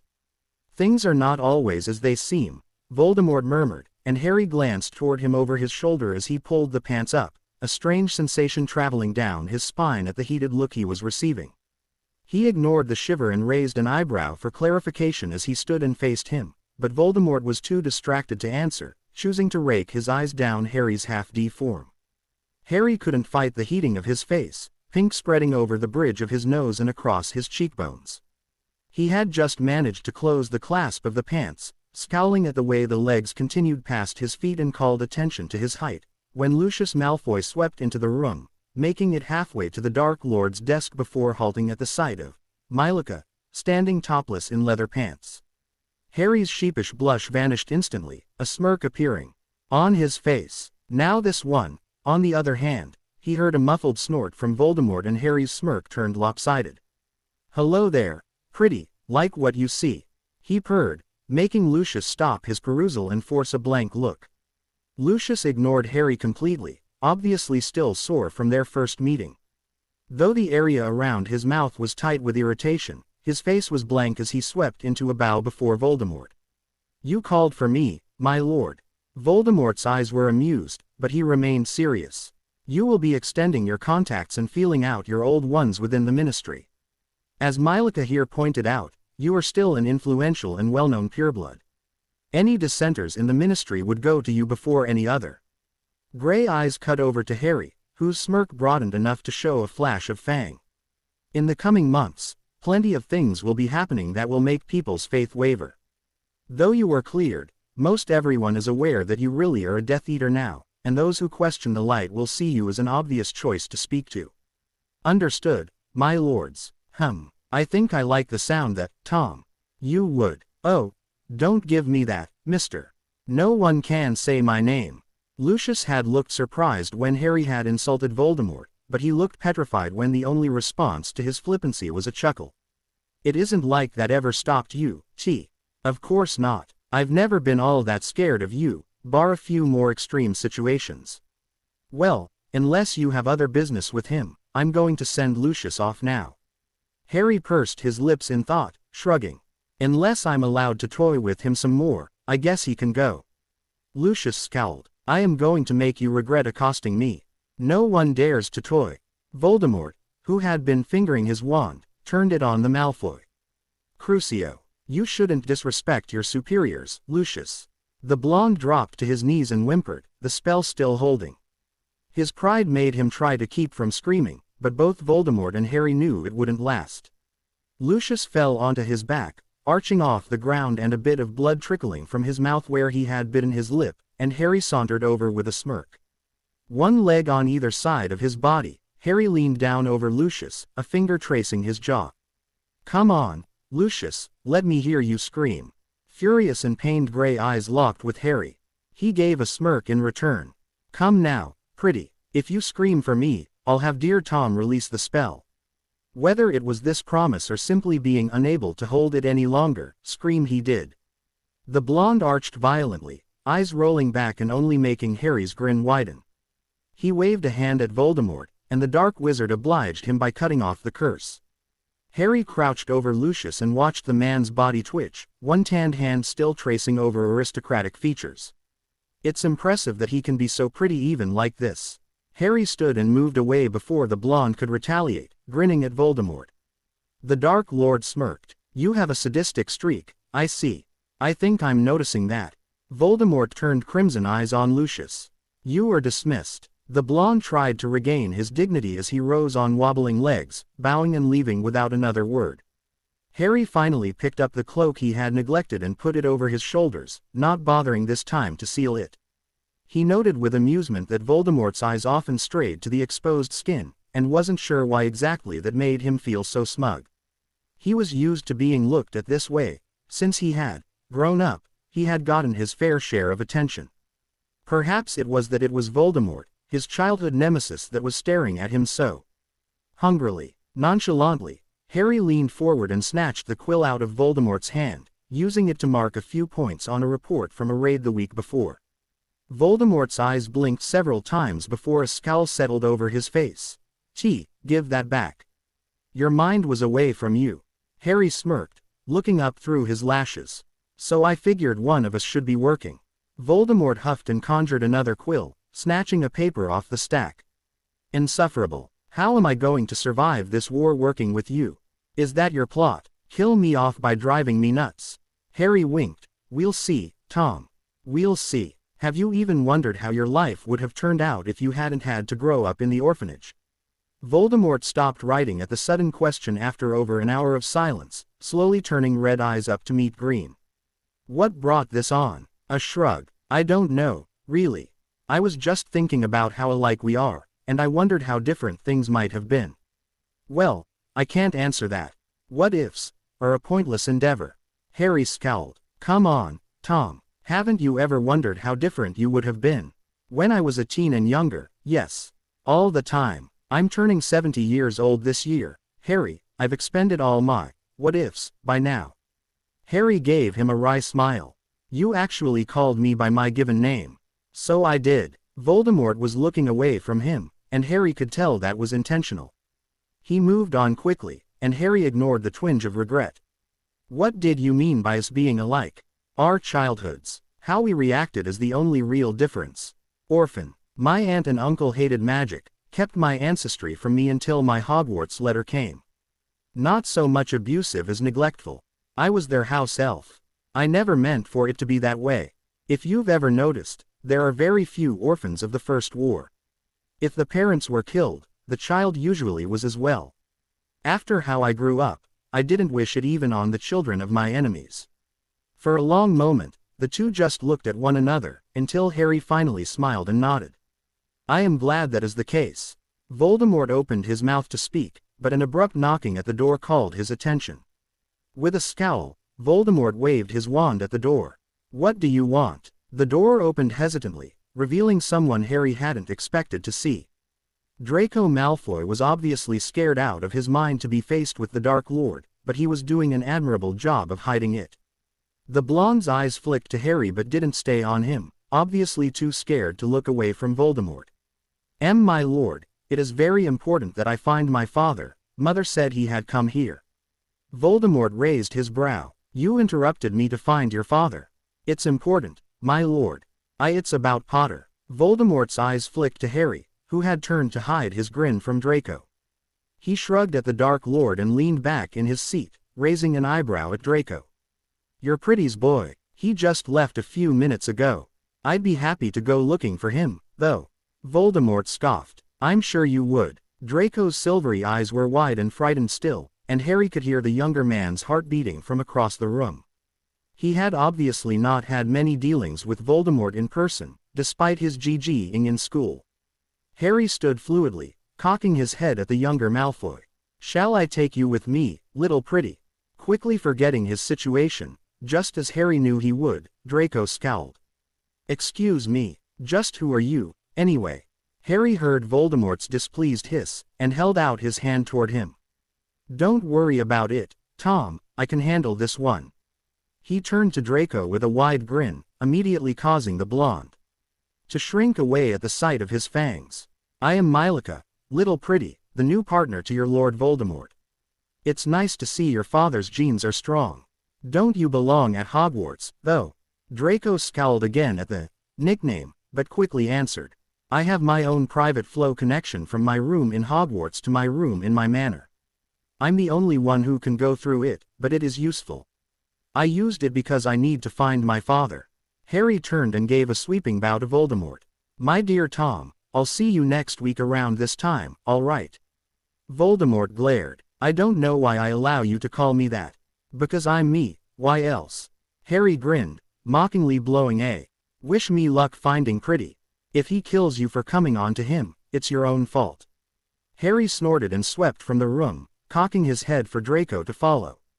He delivered a kick to the again dozing Wormtail, smiling brightly as he walked down the halls. So, little pretty, what was so important for you to scare yourself silly in front of the Dark Lord? The blonde was wary of him, Harry could tell, because he was far too meek when faced with Mylika. I'm half Veela, And I had a confrontation with Harry Potter day before yesterday. I need to see my father about why he felt differently so that my father can inform our Lord." The blonde trailed off and wrinkled his nose. "You feel the same, somewhat." Harry suppressed a grin. Malfoy could be so naive. He didn't mind that the blonde might figure him out. He was a Slytherin and wouldn't use it against him until it was beneficial to him. And before that could happen, Harry would be sure to educate the young Malfoy heir as to just who he was dealing with. "Describe the feeling for me, then." "I can't. It was just like an addition to his aura, his presence. Something that wasn't there on the train ride home at the beginning of summer. You have it too, but it's much stronger on you. It's like an interference, a separate entity." Harry debated several minutes on whether to make it easy on the blonde or not before deciding not to. He was far too entertained watching the proud Malfoy flounder. He smirked over his shoulder. "Well, I'm sure Pretty is around here somewhere, so we'll be sure to find him." Draco followed the elder man with an obvious reluctant trepidation. Lucius was found easily, lording over lower Death Eaters and generally making an out of himself. This was the reason his interest in the elder Malfoy would stay purely physical. He hated people who thought too highly of themselves. Voldemort had reasons. He was the most powerful Dark Lord in centuries, commanded followers across the British Isles and into Europe. Valerian had the right as well. He was considered the Lord of the Immortal Realm and had been for centuries, garnering the respect of thousands in several races. Harry, himself, could even probably get away with it if he so chose. He was the bloody boy who lived, and a formidable foe who commanded more power and knowledge than many adult wizards would ever hope to, and all at the age of 26. Lucius Malfoy, on the other hand, was nothing. Yes, he was a moderately powerful wizard, had influence and furor, blood, but he hoisted himself on an imaginary platform, believing everyone else should be bowing to him, ignoring the fact that he regularly dirtied his knees before a half-blooded half-ass madman. Not that Harry was insulting Tom, of course, but the facts remained. Harry sidled up to the oblivious blonde, Draco trailing like a puppy. Harry grinned and pressed himself into Lucius's back, resting his chin on the older man's shoulder. "Hello again, Pretty. Miss me yet?" He felt Lucius stiffen against him, and Harry reveled in the fact that all the lower Death Eaters were backing away in recognition of their new lord. Harry was impressed that the Malfoy had already learned his lesson after his Crucio, though Harry didn't hold much hope that the lesson would be retained. For now, though, a wicked grin spread across Harry's lips as he turned his head to Lucius's neck. Lips ghosted over the pale skin. "Is anything wrong, Lucius?" "My lord," the blonde ground out through clenched teeth. "I would appreciate some distance between us." Harry let his nose press into the pale skin before him, tracing up along the blonde's jugular. "And I would appreciate some respect, Pretty. You seem to be lacking." Harry could feel Lucius's breathing hitch before he spoke. "I apologize for stepping out of line earlier, my lord. It was a foolish mistake and will not happen again." "See that it doesn't," Harry murmured, no longer caring what Lucius had to say. The scent of the man's blood so close beneath the surface was fogging his thoughts, his senses captivated. Harry flicked out his tongue to taste the alluring skin, letting it flit across the fluttering pulse point. He felt the man he was wrapped around stiffen and begin to pull away. He couldn't have that, now could he? With slitted eyes, Harry slammed the blonde into a wall. He pinned Lucius's hands over his head and pressed himself into him, something like a purr coming from deep in his throat. "You smell lovely, Pretty, so tempting, so delicious." Whatever Lucius had been about to say was cut off as Harry sc'd his fangs over the delicate skin of his neck, pulling an undignified, strangled noise from Lucius's throat. Harry's purring grew as he trailed his tongue up Lucius's neck, moving along the jaw until he could brush them with Lucius's. "I want to taste you, Pretty." And Harry always made sure to get what he wanted. Though was short but deep and lustful, and Harry was pleased when Lucius responded despite his usual protests. If he didn't have to make it back to Hogwarts or had it been earlier in the evening, he would have been happy to have his way with the blonde. He tasted as wonderful as he smelt, and Harry's only thought was to have more of it. Arrogant, insufferable prick or not, Lucius was certainly an entertaining challenge. Harry would relish in the game. His mouth ran down a strong jaw line and his fangs nicked the skin. He licked across the minuscule amount of blood that welled there and nearly swooned, escaping his throat. "Pretty, you'll let me taste you, won't you?" In Lucius's lust, he nodded, and Harry ran his hand from the man's up his neck, over his cheek, entwining roughly in long pale hair. He yanked the man's head to the side and sunk his teeth into the tempting neck without any protests, a low groan from Lucius his only response. Harry grinned as he drank, his head spinning. Seemed his pretty liked the pain. He would surely have fun with this at a later date. He pulled away after only a few swallows, not wanting to knock the blonde out. He licked the wound several times and nuzzled the spot softly, a smile lighting his face as he met hazy gray eyes. "Thank you, pretty. We'll finish this another time." He left Lucius that way, and nearly laughed aloud as he saw the shell-shocked look on Draco's face. He grinned as he patted the Malfoy heir's head as he ped, winking at the vacant expression. The other Death Eaters had wisely left at some point during the interaction, and Harry hummed as he made his way down the hall to the entry. What a nice evening. He apparated away. It was nearly dawn when Harry returned to Hogwarts, a grin remaining on his face. He was tired but far from exhausted, a lightness having overtaken him from his visit to the Dark Lord's base of operations. It was foolish that Harry did not pay attention as he ran with his inhuman speed back towards the castle, believing his invisibility cloak was enough to keep him hidden. Hazel eyes watched him arrive, a complex charm allowing the person to see through invisibility. A calculating glint overtook those eyes, a rare smirk crossing thin lips. Though the famed Golden Boy had only been back in Hogwarts for a day, the person had known immediately that something was different. Changed, new, and the person was glad. The war had finally turned in the Dark's favor. The person would let Potter have his secrecy, and the person would keep theirs. They had remained undetected for years, they didn't plan to start getting caught now. Dumbledore wouldn't see this coming if it smacked him in the face. Harry strolled into the potions seal room with an unconcerned air, eyes darting quickly to all corners of the room as he catalogued the details of the room in one fell sweep. The room had changed little from his memory, though now he noted more than he had in his teens. Across the back wall was a long row of jars on a high shelf, obviously for display rather than use. Seeing what appeared to be a unicorn horn in one jar, he had to assume it was for the rarest or barely legal ingredients. The stone ceiling was low, lending a claustrophobic air to the already small, dank room. The tables were aligned perfectly straight and Harry suspected they were held into perfect position by a spell, because nothing human could produce such accuracy. Most obvious to him now, though, was an unremarkable banner that lay strung over the blackboard, its coloring matching the dungeon walls and the writing only marginally darker. Harry took in the seemingly nonsensical symbols with surprise before taking his seat, knowing Snape would soon enter the room. He quickly pulled out a quill and parchment and copied them down to study them more intently. It wouldn't do for him to show excessive attention to something he wasn't meant to understand, after all. Severus Snape swooped into the room moments later, and Harry placed a second parchment over the first. He would wait until they were set to work to continue. Snape was nothing if not habitual, and every year always started out the same. Lecture rife with insults, derision, and unreachable expectations followed by impossible to answer questions, ending with silent time, reading the first chapter of their books and writing a foot-long essay on what they would be accomplishing in Potions CL that year. Every year it had been the same. IGN meant, and he didn't know why only Hermione seemed to preempt it by writing it over the summer. He had managed to half of it on the train ride once he'd gotten his books. Hermione's quill was already scratching away beside him, the scowl on her face telling him she was still not over Ron having given up on the CL.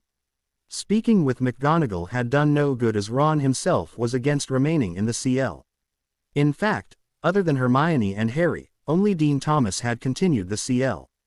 Both Lavender Brown and Parvati Patil had taken on a teacher's aide position under Sybil Trelawney, while Seamus Finnegan used the free block for a nap. It was probably rather fortuitous that after OWL's Cleese became a combined affair. Otherwise, it would have been the three of them against a nearly full CL of Slytherins, as all but Crabbe and Goyle had continued. Snape surveyed them with a distasteful moe. I see that the completion of OWLs has drastically cut out the more moronic of your number, though there are several of you I would still prefer to see gone. Snape didn't even try to hide who his eyes strayed to, a sneer lifting his lips as he gazed at Harry. Since you are not quite the loathsome parasites of society that you're absent. CL mates are, that you will be able to keep up with the curriculum I have planned. If you fail to, you will be ejected from this CL forcefully. Do we have an understanding? Harry laughed mentally at the looks on many of the students' faces. The two Hufflepuffs, in particular, looked shell-shocked. Snape was effective at intimidation, surely, even if Harry thought he failed miserably as a teacher. Now, who can tell me the basic properties of Gertie Root? Harry tuned out the question and answer session, waiting until Snape called on him. And he surely would. It would not be a start of year potions CL without his attempt at humiliating his least favorite student, after all.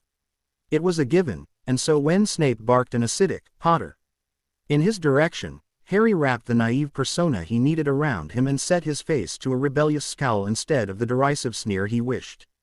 Snape would learn, or Harry would kill him. And that was that. He did wonder why Severus Snape had anything written in the language of Sonion in his CL room. His grasp on the dead demon languages was slippery at best, but some phrases were common enough to be remembered. He only recognized the first line, but the message summed the man up rather clearly. Vengeance comes to those who wait. It wasn't Myrtle. I was young, Voldemort said slowly, quill grinding to a stop on the page. He didn't look up to meet Harry's eyes even as Harry stopped any pretense of work. Very young the first time. The week had ped with little excitement, and Harry found himself once again in Voldemort's office helping with paperwork. It wasn't exciting by any means, but he plied Voldemort with small talk to amuse himself. Usually, Voldemort didn't answer. Harry was secretly pleased that he had this time, even if it had taken him many long minutes to finally speak up. Who was it? A boy at the school I attended. He was never connected to me. It was before Dumbledore ever showed up at the orphanage, before I had even gotten a grasp on my powers. Quote, what did he do? Voldemort's lipless mouth quirked, but there was no humor in the look. Nothing horrible. He insulted my mother. I was under the impression at that age that my mother had been some beautiful queen who was forced to give me up. Beautiful, tragic, I saw her as a martyr. So when he said something defamatory, well, I didn't let it pee. I lost control. I don't even remember now what he said. Harry sat back in his chair and pushed his hair behind one ear, then propped his head on his hand. Did you ever regret it? Never. Regret is for people unable to accept their own actions. A sad smile curved Harry's lips. It doesn't make us less prone to it. No, I suppose it doesn't, does it? Harry picked up the quill once more, shaking his head. Death isn't something a child should have to deal with, no matter who is dealing it out. That, Potter, we can agree on. I think I might have hated myself if I had had a different life. If you would have had a different life, we wouldn't be here. It was Harry this time that didn't want to meet the crimson eyes he could feel on him. Voldemort sneered over the wreckage of his desk, half his mind cursing the demise of his carefully ordered paperwork while the other targeted the cause of the mess. Potter, you are the most infuriating little shit I have ever had the displeasure of. Shut the hell up, Tom, Harry snarled, wand still held out in front of him and bright eyes locked on crimson. You started this by being a prat. And you decided to be the little Gryffindor fool you are, jumping into the situation without so much as a thought to the consequences. I'd rather be a Gryffindor fool than a heartless Slytherin. The slur was immature, and Voldemort felt supremely stupid that it managed to infuriate him. Potter's words should not matter in the slightest to him. But they did. We can't all be pure as you, Saint Potter. Potter paused in mid-rant, eyes fluttering rapidly. What? Voldemort gave a wry smirk, eyes shuttered. You sound quite lovely from your moral high point, but how about opening your eyes to reality, Potter? Heartless is the way of the world. These feelings you think that you experience are nothing but delusions of the human race. We care when it benefits us, we feel anger when we are spited, we are sad when we do not get our way. Emotion is a self-serving thing, and I prefer just as well to feel nothing. Nothing. Potter's wand had dropped, and his eyes were narrowed. Who's fooling themselves now, Tom?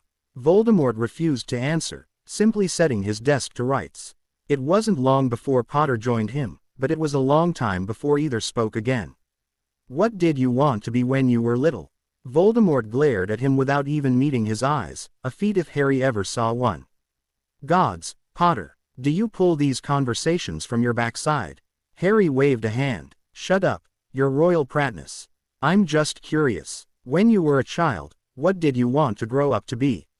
Voldemort's jaw was twitching spastically, and Harry wondered if he was about to be cursed. But Voldemort only sighed and laid down his quill, reclining in his chair and lacing spidery fingers behind his head, peering at the ceiling. Honestly, I never had a dream like that. My furthest dream was escaping the hellhole of an orphanage. I hated people and didn't want to work with them. I hated using my intelligence to benefit those rotten excuses for humans. I hated the idea of doing anything but escaping to some far-off place where I could be alone. You had no goals, no silly dreams as a child.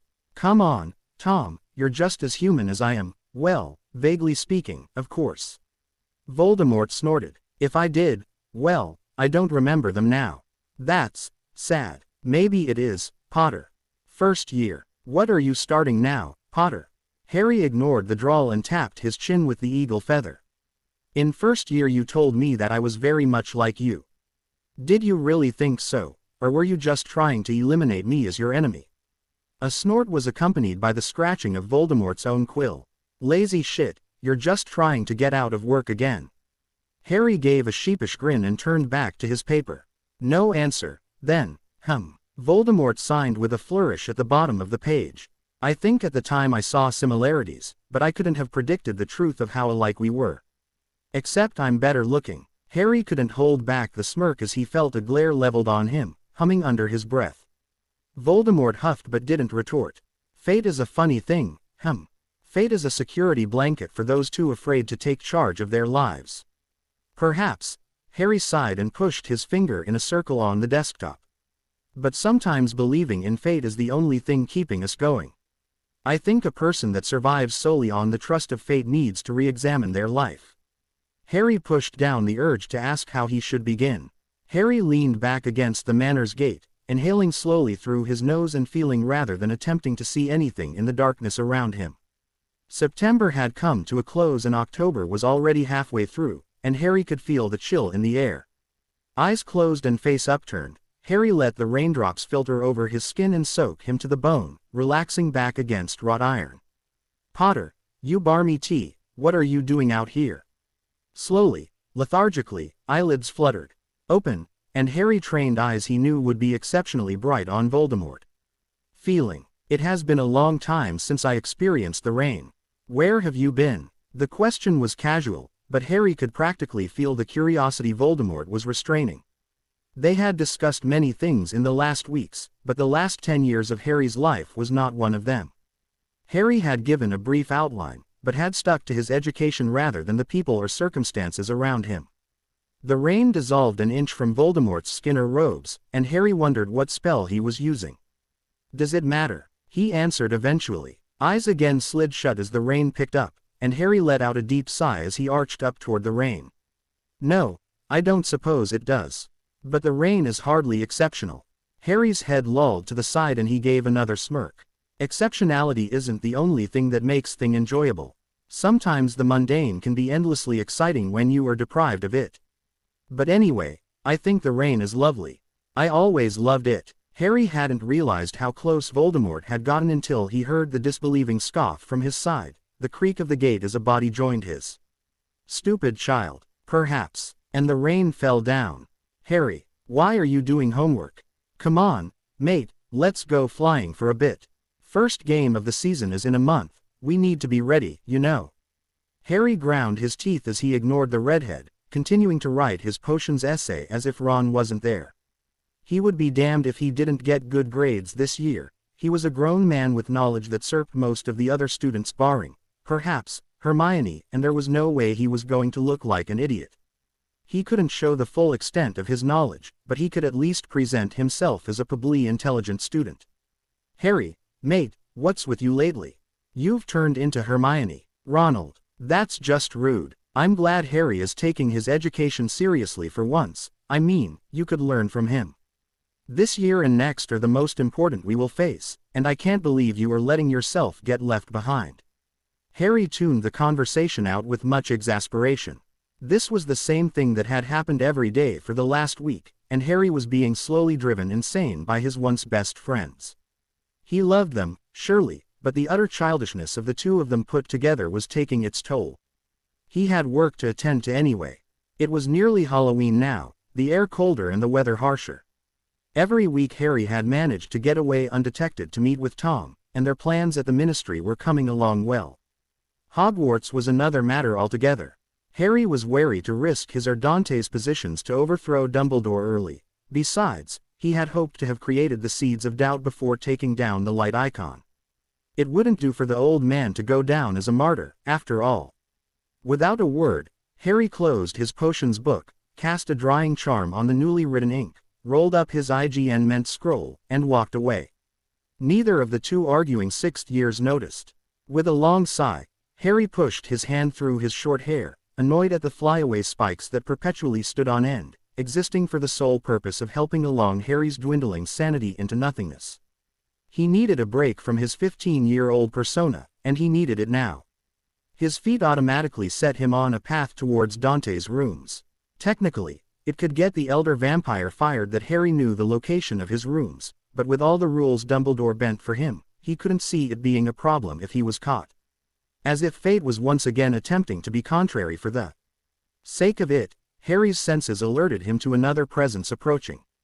There was nowhere to hide in this stretch of hallway, and no time to go another direction. Harry cursed mentally and shoved his hands into his pockets. It was no surprise to Harry, whom was used to the worst things happening by now, that it was Severus Snape who swooped into the dark hallway, piercing black eyes immediately homing in on Harry and a challenging smirk lighting his features. Well, Potter. Whatever are you doing in this wing of the castle? I'm sure you know it is forbidden to students. Whatever shall we do? He drawled sarcastically. Harry had to try very hard not to roll his eyes. Really, sir, I apologize. I had not been aware. I needed to get an IGN-ment from Professor Pierce, so I thought I would try to find his rooms. Severus sneered. And you thought it would be all right to traipse around in the teacher's wing? For shame, Potter. Harry very nearly punched the man simply for the thrill of it, but held himself back with tense muscles. I apologize, sir, for unknowingly breaking the rules. I will go back to my common room now. Surprise flickered over the potion master's features for a quick moment before thin lips pursed. See that you do, Potter. Detention with me tonight after dinner. Harry cursed mentally. His meeting with Voldemort was tonight. He decided that he would very much love to make the Dark Lord Crucio his professor, and decided to bring it up before the next Death Eater meeting. Yes, sir, he ground out, brightening eyes flashing. With that, Harry spun on his heel back in the direction he came, intent on waiting until the snarky professor was gone so he could get to Dante. A plan would have to be made. He couldn't risk his automatic reversion happening while he was stuck with Snape. His weekly meetings with Voldemort had become his time to renew the potion's effects. He scowled darkly once he was out of Snape's sight, a million causes of seemingly accidental death running through his head. He could kill the Git easily and get away with it, he knew, but he still believed Snape had his uses. He waited for the professor's footsteps to fade away before he dashed around the corner, no longer caring to hide his inhuman speed. He didn't want to risk another run-in with a staff member. He skidded to a halt outside Dante's rooms and hissed out the Parseltongue override P-word. A simple open at any non-portrait door did the trick. Dante looked up from his book, raising an eyebrow at Harry. What brings you here? Harry huffed and threw himself into a squashy chair, tapping his foot against the hardwood floor. I needed to get the hell away from the immature fools I call my friends. Merlin, was I half this bad? Dante rolled feline blue eyes. Of course you were. It comes with the territory of being 16. Hermione has turned 17 already, and she's so mature for her age, but put her in a room with Ron and she reverts to a bloody first year. Of course they seem immature to you. You're a 26-year-old man playing the part of a child. It may not seem to be that big of a gap, but think of the 10 years you spent in Seadoué. You aren't the same boy you were last you saw them. I suppose not, Harry said disconsolately, picking at the hem of his robes. I'm just getting restless, I guess. There is only so much gathering and planting of information I can do. I feel so damned useless. It will be months yet before our plans can be set into motion. I want out of this tea factory. I want to be going on raids more than once a month, and I want to be able to be myself in front of whomever I chose. This is getting ridiculous. Dante had been peering into his book during Harry's rant, and looked up after several long silent moments. Oh, are you done whinging yet? I wasn't sure. You seemed so happy to continue. Harry scowled. You're being a fool, Mylika. How do you expect to handle immortality if you get this antsy after a month?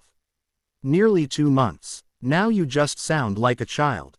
It must be all the ones I'm surrounded with, present company included. Per usual, the vampire didn't rise to the bait, the slight lift of one golden eyebrow the only acknowledgement Harry got. Whatever, Dante. If it would make you feel better, Mylika, you should start feeling out those you wish to tell. It would not hurt to have more people on your side, aware of who you really are. Let a select few see past the Harry Potter they think they know. Ah, and then one runs to Dumbledore and I have to fight a duel on campus, all the teachers and students on his side, and wards preventing me from using most of my favorite curses. Again, you're being a petulant child. Stop acting like you actually are a student, and start acting like the lord you are supposed to be. I refuse to deal with you when you're like this. Harry ran his hands over his face, grimacing. I apologize, Dante. The stress is getting to me. Close your eyes, relax, and try to think of people you think could handle the truth.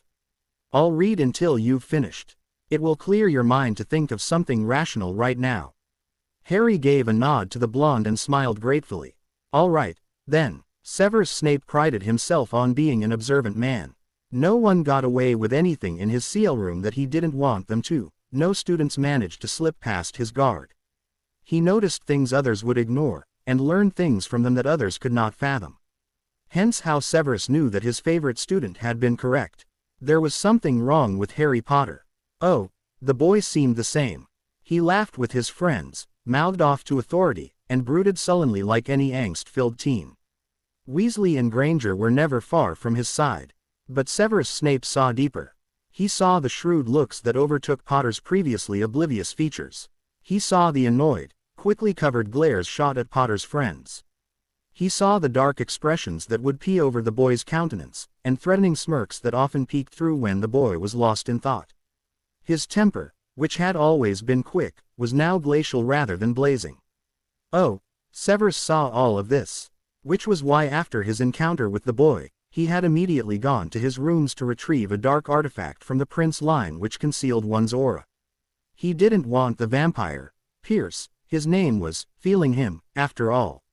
Severus's cold black eyes narrowed as he neared the rooms of the new defense teacher. He was sure Potter had come back here, no matter if he had said he was leaving. Perhaps the two were having an illicit affair. The thought made Severus need to stifle a grin. He could get the vampire and the tea out of the school in one blow. It was brilliant. As he crept up to the door, the voices leaked out softly. The pair had forgotten a silencing charm, luckily for Severus.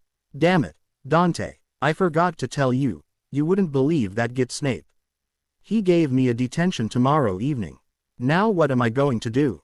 Severus snarled silently. The disrespect of that tea. The whiny little snot-nosed. Calm down. I will convince the man otherwise. A dark eyebrow rose. The vampire thought he would do anything to him. Pitiful. You'll do no such thing, Dante. I still don't know where his allegiances lie, and until I do you are to remain inconspicuous. The boy coughed and Severus could practically hear the grin in his voice. Well, as inconspicuous as you get. Now a chill ran down Severus's spine. Why did the boy care of his allegiance? But you love me anyway.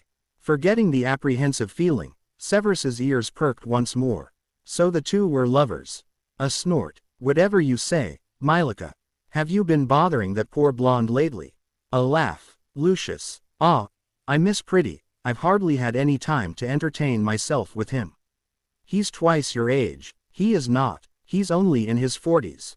A sigh. You are such a child. And you're an old man, Dante. Since when does age matter to vampires, anyway? It doesn't, but the blonde is not a vampire. No, he's half Vila though. So is Little Pretty. I figure he's going to catch on soon. Tom and I have a bet going. Tom is sure it will take me coming out and saying it, but I think Little Pretty will get it by Christmas. And you are not worried? Nah, Not really. Tom and I talked it over, and it won't be detrimental for me to be found out but members of the dark sect. In fact, it might be for the best. After all, think of the morale boost it will be to find out that the boy who lived is Voldy's partner. The only problem is the question of Snape's allegiance. If he's with us, he needs to learn some respect, and if he's against us, well, then I'll be happy to use him as a snack. Mylica, if you fed from him, I would be blamed as the only known vampire. Ah, damn. Severus was sure his heart had stopped. Had coherent thought been possible, he probably would have denied the revelations until his last breath. But in that striking moment of clarity, he could only cycle through the thoughts on an infinite loop. Harry Potter was a vampire. Harry Potter was dark. Harry Potter was the Dark Lord's partner Mylica. Harry looked up from his half-meditative state. What am I going to do, Dante? This meeting with Tom is important. We have to put the finishing touches on our plan for Halloween. Dante tapped his fingers against the hard cover of his book, face expressionless but eyes narrowed. You need to discover his loyalties or kill him. Simple as that. If he is loyal, you tell him who you are and you go to your meeting. If he is not, then you kill him. Harry sighed and crumpled in half, hitting his forehead on his knees. I didn't want risks like this early. I don't want any hints thrown out until at least Christmas. I can't afford to be found out, yet. You need to discover his loyalties, Mylica. It is not a matter of your wants. You cannot afford to have a traitor running around. Harry sighed and tugged on his short hair roughly, yanking it while his eyes glossed over. But how? Dante let out a huff of air. Well, I hope your acting skills are up to par. Dante closed his eyes and waited for Harry to actually use his enhanced senses. He knew when the younger vampire had by the curses that left his lips. Where is his aura? He obviously underestimated me, thinking that merely masking his aura would keep me in the dark. However, he is wearing boots on stone. No matter how softly he walks, it resonates. Harry cursed again and met eyes with his instructor. So we put on a show, then. Dante smirked. Of course, Mylica. Harry waited until he could feel Snape's heartbeat just outside the room before beginning, mentally scowling at what he was being forced into. Damn it, Dante. I forgot to tell you. You wouldn't believe that git Snape. He gave me a detention tomorrow evening. Now what am I going to do? Calm down. I will convince the man otherwise. Dante let a small smirk drift across his face, and the implications nearly sent Harry chuckling. Trying to retain his straight face, Harry sighed. You'll do no such thing, Dante. I still don't know where his allegiances lie, and until I do you are to remain inconspicuous. He coughed to cover his amusement. Well, as inconspicuous as you get. But you love me anyway, Harry said with a sly grin, making Dante snort and roll his eyes. Whatever you say, Mylica. Have you been bothering that poor blonde lately? Harry laughed and closed his eyes, grinning widely. Lucius. Ah, I miss Pretty. I've hardly had any time to entertain myself with him. He's twice your age, Dante deadpanned. He is not. He's only in his 40s. Harry waved his arms about, fully immersed in his role and ignoring the exasperated glare from Dante. A sigh. You are such a child. Harry glared with really annoyance. And you're an old man, Dante. Since when does age matter to vampires, anyway? It doesn't, but the blonde is not a vampire. No, he's half Vila though. So is Little Pretty. I figure he's going to catch on soon. Tom and I have a bet going. Tom is sure it will take me coming out and saying it, but I think Little Pretty will get it by Christmas. And you are not worried. Harry understood that Dante was trying to force him back on course and sighed, nodding to the blonde. Nah, not really. Tom and I talked it over, and it won't be detrimental for me to be found out but members of the dark sect. In fact, it might be for the best. After all, think of the morale boost it will be to find out that the boy who lived is Voldy's partner. The only problem is the question of Snape's allegiance. If he's with us, he needs to learn some respect, and if he's against us, well, then I'll be happy to use him as a snack. Dante rolled his eyes more exaggeratedly than Harry had ever seen him, obviously exasperated at Harry's obvious acting. Mylica, if you fed from him, I would be blamed as the only known vampire. Ah, damn. They both glanced to the door when they heard Snape take a clumsy step backward, and Harry nodded to Dante. Harry should take care of this. He stalked to the door and flung it open, the smirk on his face unpleasant. Well, hello there, Professor. Fancy seeing you here. Severus's black eyes were wide as Harry grabbed him by the front of his robes and yanked him into the room, uncaring of any reaction the snarky man might have. Once the door was spelled shut behind them, Harry released Severus and strolled back to his chair, reclining slightly and peering at the man over his false glees. It's bad manners to eavesdrop, you know. Snape's lip curled, a bit of himself shining through. You little T. Harry's eyes narrowed as he stood once more, stalking towards the snarling man. I would consider showing some respect, Snape. You are in a very precarious position. And just what do you think you can do? Severus snarled, refusing to take a step back from the short 16-year-old, despite the chill of apprehension that jolted down his spine at the look in Killing Curse eyes. You arrogant little T, do you think you're playing a game? Strutting around like you own the world, do you think the dark is something you can play in? Listen to me now, Harry hissed, the palpable fury in his eyes finally forcing his potions professor back against the wall, black eyes wary. Harry had no patience for this man. You're a presumptuous, sarcastic, greasy, bitter old Burke. You've done nothing but try your damnedest to make my life a living hell because my father, whom I might remind you I have never known, was an arrogant git. I realize this. However, despite your astounding intelligence and cunning, you seem unable to reconcile with the fact that I am not my father. Harry pulled out his wand carelessly, rolling it between his thumb and forefinger before harshly jabbing it forward under Snape's chin, feeling vindicated by the harsh intake of air. He kept the wand, pushed painfully against the man's neck as he continued speaking, thrilled as he saw the telltale signs of discoloration already forming. Despite my problems with your atrocious attitude, Severus, I respect you and your sacrifices. Thusly, I have decided to extend a chance for you to live through this year. Trust me, I have no qualms whatsoever in killing you where you stand, and I know at least a dozen ways to do it that wouldn't be traceable. But I think you are an intelligent man. You've been forced to risk yourself spying for years under one master or another with little personal gain to yourself, dodging scrutiny from both sides. Now, I am giving you a choice. He let the pressure of the wand lessen minutely, but the look in his eyes didn't falter. You can either up your conceited pride, work with the son of your childhood enemy, and be free of spying at the end of the school year, or you can have your corpse found at the bottom of the astronomy tower tomorrow morning. I know plenty of ways to kill you that would keep suspicion off myself and my Oceate here. He waved a hand in Dante's general direction, so don't think the blocks on all the good curses will stop me. Severus's snarl remained in place, but he knew a corner when he was backed into one. He would not live to see another day if he crossed this boy. He loathed the tea in front of him with every fiber of his being, his excuses about not knowing his father be damned. But he knew power when he saw it, and currently power was roiling around Harry Potter, almost tangible in the air around him. Severus had been playing both sides for as long as he could remember, walking the fence with a precision others could not dream of. He had perfectly skirted the edges of dark and light, ill content to wind up on the losing side. So he had bided his time, working intimately within the light, directly under Dumbledore's ever-watching twinkling eyes.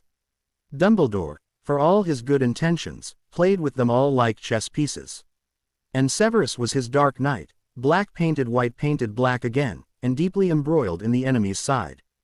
Dumbledore was visibly saddened to send Severus on the dangerous tasks he set, but Severus could always see that gleam enter the old man's eyes that spoke of anything for the greater good.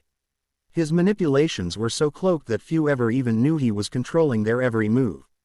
The Dark Lord was a different matter altogether. He was cruel, cold, and conniving. If he didn't like something you did, you were in pain so deep that you wished for death. If you really managed to anger him, you knew no more than the bright green of Avada Kedavra. He was callous and cold, uncaring what problems he may bring you so long as it brought him his ends. Severus's two masters were alike in this way, but the Dark Lord took no care to hide what he was like. No one entered into his service expecting candy and sunshine. When one took the dark mark, they knew they were signing up for torture sessions and killing. But they also knew that the dark sect would bring about change in a world that so sorely needed it. Severus had been dark for as long as he could remember. He brought death upon others without batting an eyelash, traversed the shadows with ease. He had been sorted into Slytherin for a reason. After all, he craved power and could manipulate any situation to fit his needs, and was one of the most cunning people alive in the wizarding world.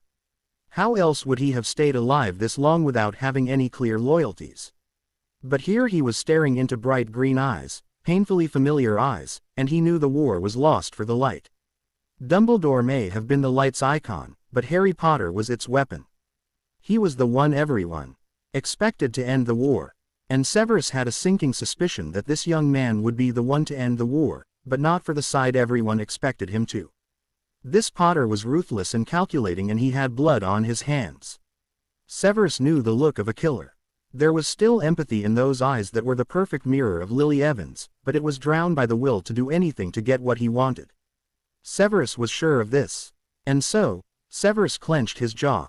"Fine, Potter, I have no will to die." Harry smirked and let off the pressure of his wand a little more. "Remember what I said about respect, Severus. If you do not wish to die, you are going to have to acknowledge me as your lord. I don't give a damn when you think of me, but you will give me deference. Can you handle that?" Black eyes narrowed to slits. Yes, he managed to grind out. "Good." Harry released his hold and pocketed his wand. "Now, you're going to let me out of detention, because I absolutely have to meet with Tom tonight. Halloween is in 5 days, you know." Severus hid his clenched fists. "Fine." What was that, Severus? A hissing noise escaped between clenched teeth. "Yes, my lord." "Ah, good." Potter was far too smug, grin tilting his mouth. Severus wished he could cuff the boy upside his moronic Potter head. "For now, I want you to keep your eyes open. I need to know what the students are talking about in regards to the war, in regards to me. I want to know the names of students who are questioning Dumbledore. I want to know if there are any beings seeing things they shouldn't about me. Can you handle this, Severus?" "Yes, my lord." "You can go now, then." Severus took in a deep breath, nodding his head curtly before spinning on his heel and sweeping from the room, scowl deepened to frightening proportions. He could feel Potter grinning behind his back. "Well, that went well, didn't it, Dante?" Dante's sigh was the last thing Severus heard, and it was pleasing to know that he wasn't the only one Potter drove to the brink of sanity.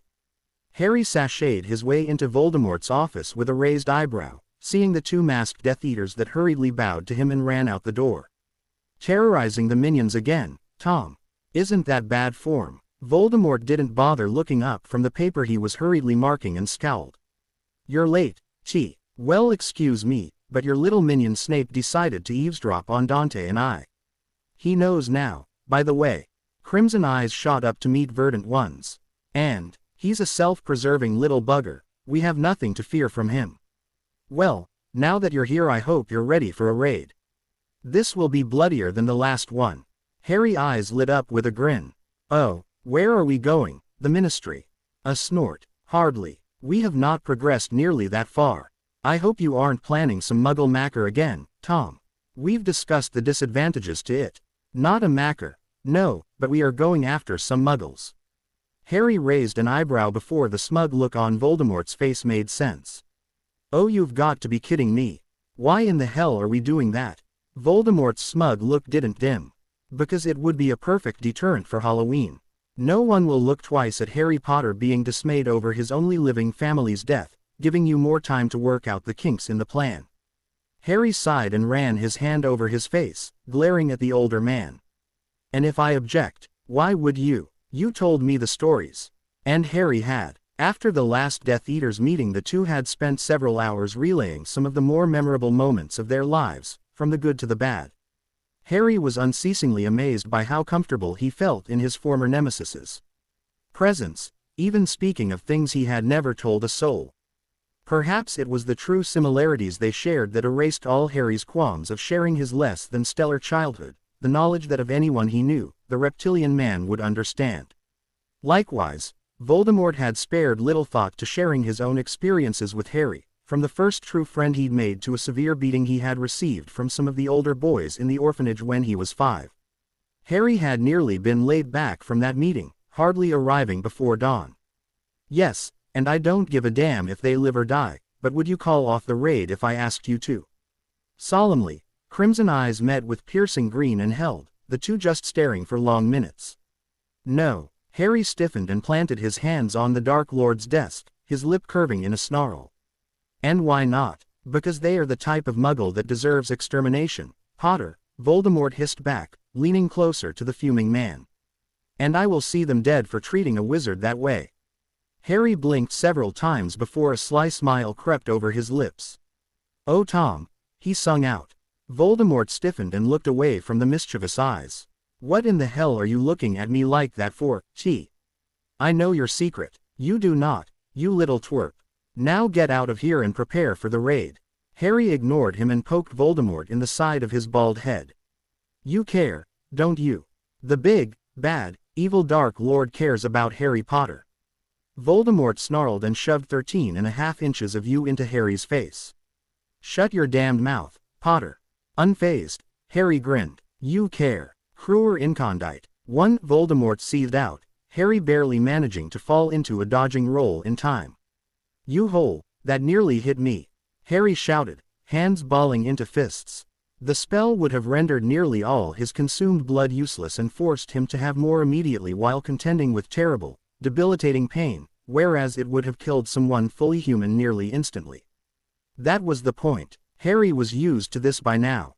Several times over the last 2 months they had argued heavily enough to end up dueling, usually when Harry continued prodding the reptilian man on subjects he preferred to ignore. The insinuation or outright accusation of having any feelings beyond the more base ones was something Voldemort did not take kindly to. Harry shot back a bone-twisting hex that would have left the older man unable to walk for a few days had it hit, but Harry knew already of the surprising agility that Voldemort possessed. He merely slid his body fluidly to the left and fired a severing charm Harry's way, managing to graze the young vampire's arm. Merlin, you can be such a prick. And you were a child, Voldemort hissed, his voice automatically taking on the S-like quality in his anger. My lords, a drawl came from the doorway, instantly perking Harry's attention.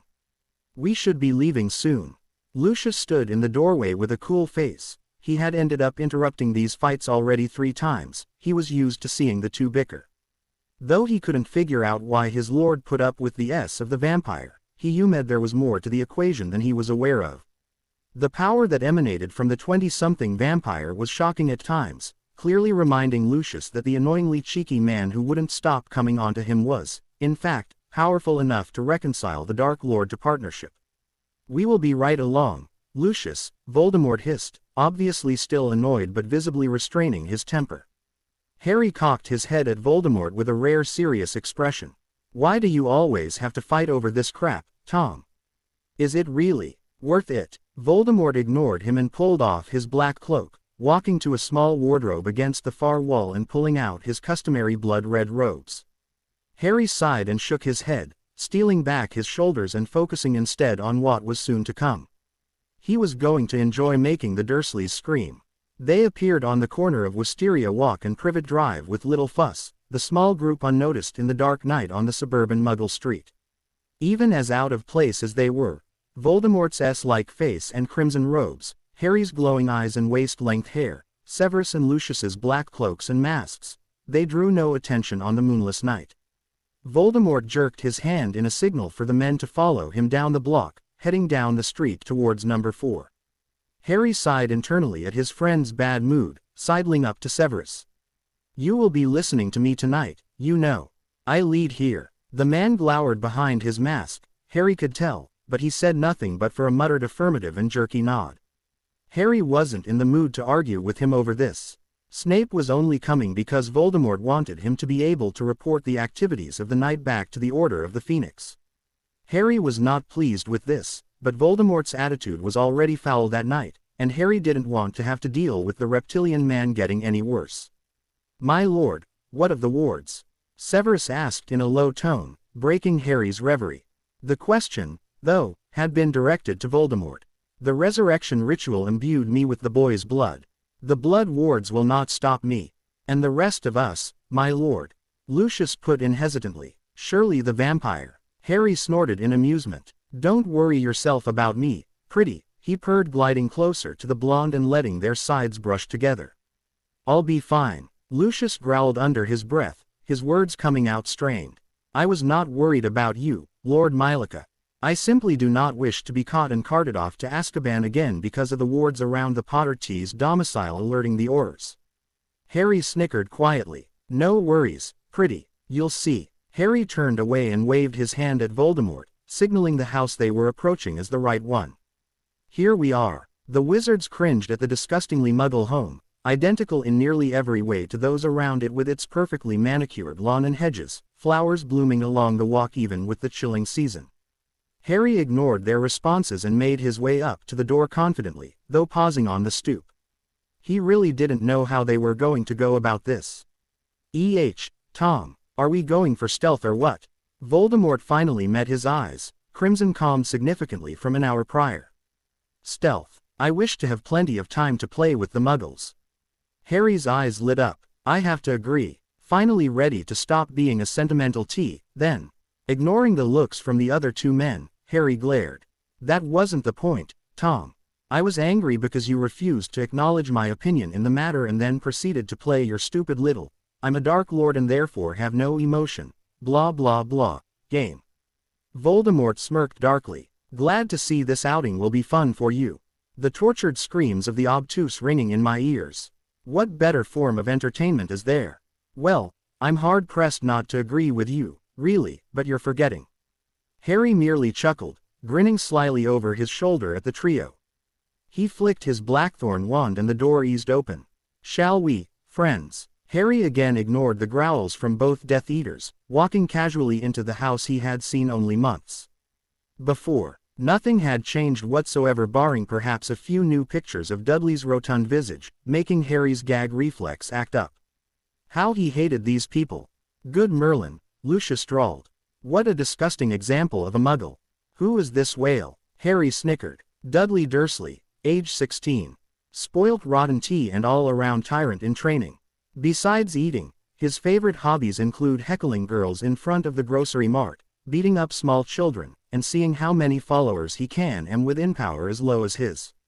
Think of Goyle, except without a wand to back up his nonsense. Gray eyes cut towards him. How do you know? An amused smile was all the answer he got before Harry walked away, gliding through the living room to the stairs. Voldemort, who had followed closely behind, suddenly froze in place, making Harry turn to him. The Dark Lord was staring furiously, a hand pointing forward. Harry followed his eyes and cringed. His cupboard. Harry nodded to the unspoken question. Surely you jest. Voldemort hissed, crimson eyes nearly as bright as Harry's own.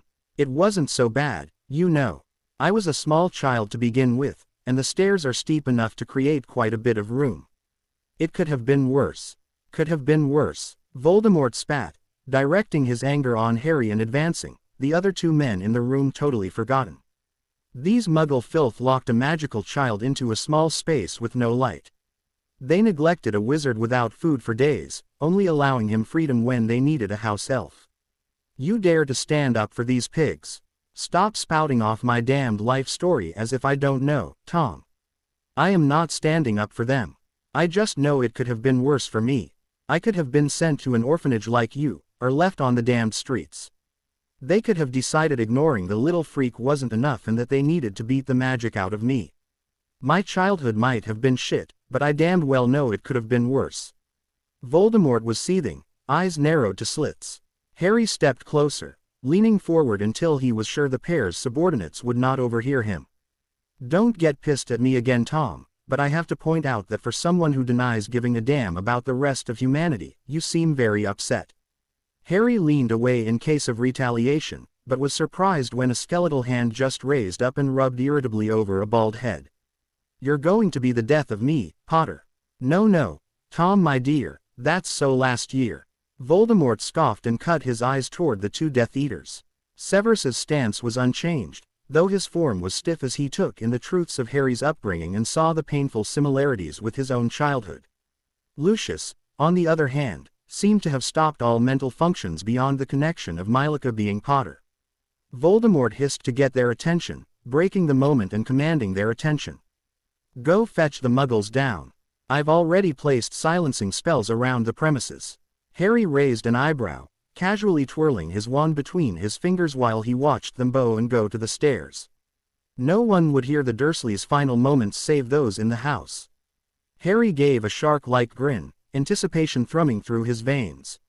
For years he had imagined what his revenge would be like, and finally it was upon him. In his younger years he had pushed away the darker ideas of revenge, but he had always thought he would do something once he was of legal age. Perhaps turn them into the pig, horse, and walrus that they resembled. Or maybe a charm to make everything Dudley and Vernon ate taste, literally, like shit. That would have been entertaining. But this was much better. He heard the moment his relations awoke, Vernon's bellowing voice melding with Petunia's screeches. Dudley's whining, half-asleep complaints followed soon after. It was not long after that Lucius and Severus made their way back down the stairs, the three residents of the house bobbing along behind them like grotesque balloons. Once Lucius and Severus had maneuvered them in, Harry signaled for them to be released from the spell in front of his old cupboard. They crumbled to the floor in a heap of s and curses. Hello there. Vernon was the fastest to recover, Petunia and Dudley shrinking back while the head of the household drew himself up in anger. Freaks. What do you want here? We've got nothing to do with you lot while the filthy tea is away at your freak school. Voldemort growled under his breath and took control of the situation, striding forward with a menacing air. Voldemort was chilling in a cold temper, and Harry was tempted to watch him more than the show his relatives were making. A slow cock of Voldemort's head was all it took to call attention to himself, and Petunia gurgled in fear. Do you have any idea who I am? Vernon had paled significantly at the sight of the S-like man. AAF freak, that's who. No, Vernon, Petunia choked out, shaking her head in denial. Not him, he's the one who. Who will be the cause of your death? Petunia shook her head rapidly. Sorry, Flower, Voldemort gave a leering grin. But denial will get you nowhere. Dudley had been whimpering since he'd been let down. At Voldemort's words the unmistakable scent of urine filled the air, and the whimpering ceased tellingly. Harry wrinkled his nose in disgust. Oh Dudders, that's disgusting. The torture hasn't even started yet and you're already pissing yourself. And who are you, freak? Vernon bellowed, unable to understand the situation he found himself in. How dare you address my Dudley? Oh, Uncle, don't you recognize me? Now all three of them had paled to an ugly bleached white, trying to melt into the wall at their backs without success. Why you, me, Harry stuttered mockingly, baring his teeth at Vernon and relishing in the loss of blood to the fat man's face. Why yes, it is. Come now, Vernon, you had to know I'd grow up one day and be back. You should have died as a child. Petunia spat, her nature overwhelming her fear. Harry almost had to give her credit for tenacity, if nothing else. You had no right living when my sister died. She might have deserved it for the crowd she took up with, but your filthy hide deserved it more. Harry felt his body temperature drop, amused smirk melting from his face and leaving a mask of impish apathy in its place. Deserved it, did she? He said in a low voice. I'd say that's the wrong answer, Auntie. Petunia's skin was mottled red and white, her face twisted into something like fear, but more like resignation. She tilted her chin at him in defiance. Eyes he'd never noticed happened to be a dark shade of green and were narrowed in spite. She was a stupid girl. Ran around with those freaks, thinking she was queen of the world. She was nothing. She never did a damn thing to earn the praise she got. She, Avada Kedavra. The green light seemed to envelope the room, colliding with Petunia's forehead and draining the life from her. Harry watched with cold eyes as she crumpled to the ground, murky green eyes staring. Dudley was keening now in a low voice, staring at the corpse of his mother as he rocked back and forth. Harry only curled his lip. Petunia, boy, what did you do to her? You ungrateful little wretch, you're worthless, idiot parents wouldn't have done half the things we did for you. Now, you set her right this instant. Rage surged through him. He had thought he had let all this go years prior, he had thought he didn't care about retribution. But the anger boiled under his skin, clawing at his veins and fighting to tear through him. These people were supposed to be his family. They had looked at a toddler and seen a fiend. They had turned him into a servant, the perfect scapegoat for their beck and call. They had poisoned the mind of their weak-willed child, and turned a second innocent mind into a monster of their own creation. They believed they had the right to put him down, to insult his long-deceased mother. Harry snarled as he raised his wand again toward Vernon, intent on ending this. No longer would their filthy mouths have the ability to put down their betters. Never again would he have to hear the mindless drivel pour from their mouths, infecting him with its mindless rot. He would put them down for the sake of the bloody world. A hand on his shoulder made Harry pause, the first syllable of the killing curse on his lips. Voldemort pulled him away. You're losing control. Go into the other room for a moment and cool down before you manage to kill them. I didn't come all the way out here for you to steal all the fun. Slash. Harry stared at Voldemort, eyes blazing and heart hammering in his. He felt the anger seep away as the moment ended. Crimson eyes stayed trained on him, head cocked to the side as he watched Harry take calming breaths. Fine, Harry said once he felt in control. But I'm taking Lucius. Slash. If it will help. Voldemort smirked, and Harry was amused to feel the heart rates in the room pick up speed in terror. Harry turned to Lucius and crooked a finger, signaling the masked blonde to follow him out of the living room. When it looked as if the blonde might protest, Harry merely leveled his wand on him and raised an eyebrow, challenging Lucius to defy him with his gaze. The blonde obeyed after a long moment of silent glaring and trailed after him. Severus wiped his palms on his Death Eater's robes, attempting to stave the trickle of blood he could still feel coming from self-inflicted wounds. His mind was drawn deeply into blankness, a habit born of years of spying and deceit. It was the only way he could cope at times, and it served him well. Crucio. The scream that followed would have severely agitated Severus, had he not been so far within his mind. As it was, it produced a mild displeasure to break his apathy. The boy under the Dark Lord's wand writhed, pudgy fingers scrabbling at the hardwood floor in a desperate attempt to find purchase. But Severus knew he would not find it. When one was lost, they could never be found again. The dead eyes of Petunia Evans were staring at him. He couldn't stop the occasional glance in her direction, even though every glance added his self-control. He rubbed his hands again, his blood itching against his palms. He remembered a gangly girl, pug-nosed with a permanent scowl. He remembered snotty remarks and knobby knees, the antithesis of appealing with her looks of disdain and screeching voice. As he looked down now at Gly Eyes, he wondered as he had in the past just how this woman could possibly have been related to Lily. Beautiful Lily. She was nothing. She never did a damn thing to earn the praise she got. Wrong. So wrong. Severus forced himself deeper into oblivion, unwilling to face such thoughts. Not here. Not with Potter nigh 10 feet away with Lucius Malfoy, not with the Dark Lord practicing a skin-peeling curse on the fat lump of a man Petunia Evans had married. Not ever, if he could help it.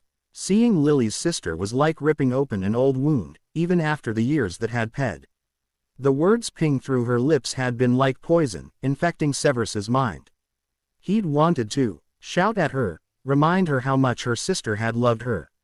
He'd wanted to kick her teeth in as she had spoken ill of Lily, make her choke on her own words. But he'd done nothing. It wasn't his business. Lily wasn't his business. She hadn't been since he was 15 years old, if she had ever been at all. But the pain had dulled to nothing more than an ache over the years, his denial, his impotent rage smoothing out. Even with Potter's arrival as his student, it had merely kicked up old memories, soon to be settled and boxed away in the farthest reaches of his mind. He had mourned years ago, and though he would never, could never, repair the hole left by his loss, he could function just fine. And he would again, once this night was done. He would file these moments away in the farthest reaches of his mind, only to be thought of if he needed to summon a consuming rage. There was no need for them otherwise. They were superfluous to his existence. So by morning, they would be gone. If they weren't, he didn't know what he would destroy to make them go. The dining room door had hardly swung shut before Harry had Lucius against the wall, a smirk playing on his lips. Have you missed me these last weeks, pretty? I've hardly had time to play with you. Lucius bucked outward, trying to wrench himself from Harry's grip. Potter, get your filthy half-blood hands off of me. Harry hummed, pulling the blonde's mask off and ignoring spiteful protests. You didn't fight nearly as much when still you only thought of me as Mylica, Lucius. And I feel infinitely dirty for ever allowing your hands on me in light of the revelation. Now let go this instant. Harry did, stepping away with a calculating grin. His wand pushed into the taller man's, the smile not leaving his face. Produciature tormentus. Harry felt he understood Lucius rather well at this point in time, 2 months of chance meetings fueling him. He was always mildly impressed by the blonde's endless sense of pride that caused him to attempt to hold his reaction to the cruciatus. Then again, B was also terribly amused that Lucius would actually prolong torture sessions in order to preserve his overinflated ego. This, however, was not about breaking the blonde. A sharp hiss left Lucius's lips, his head falling back against the wall as the curse coursed through him. The steady stream of mild pain caused his fists to clench and unclench, an expected reaction to the sensations. Harry watched the expressions that crossed Lucius's face with pleasure, relishing in the knowledge of what he was doing. The prolonged agony curse had been created by a reclusive witch in the late 1200s, before the unforgivable curses and before many of the favored torture curses of the modern day. In comparison to Crucio, it was seen as weak. It took many long minutes to build up to the cruciatus's level of anguish and was discarded for this. However, when one's victim enjoyed pain, Harry licked his lips as Lucius shuddered and slid slowly down the wall. Produciature tormentus was perfect for him.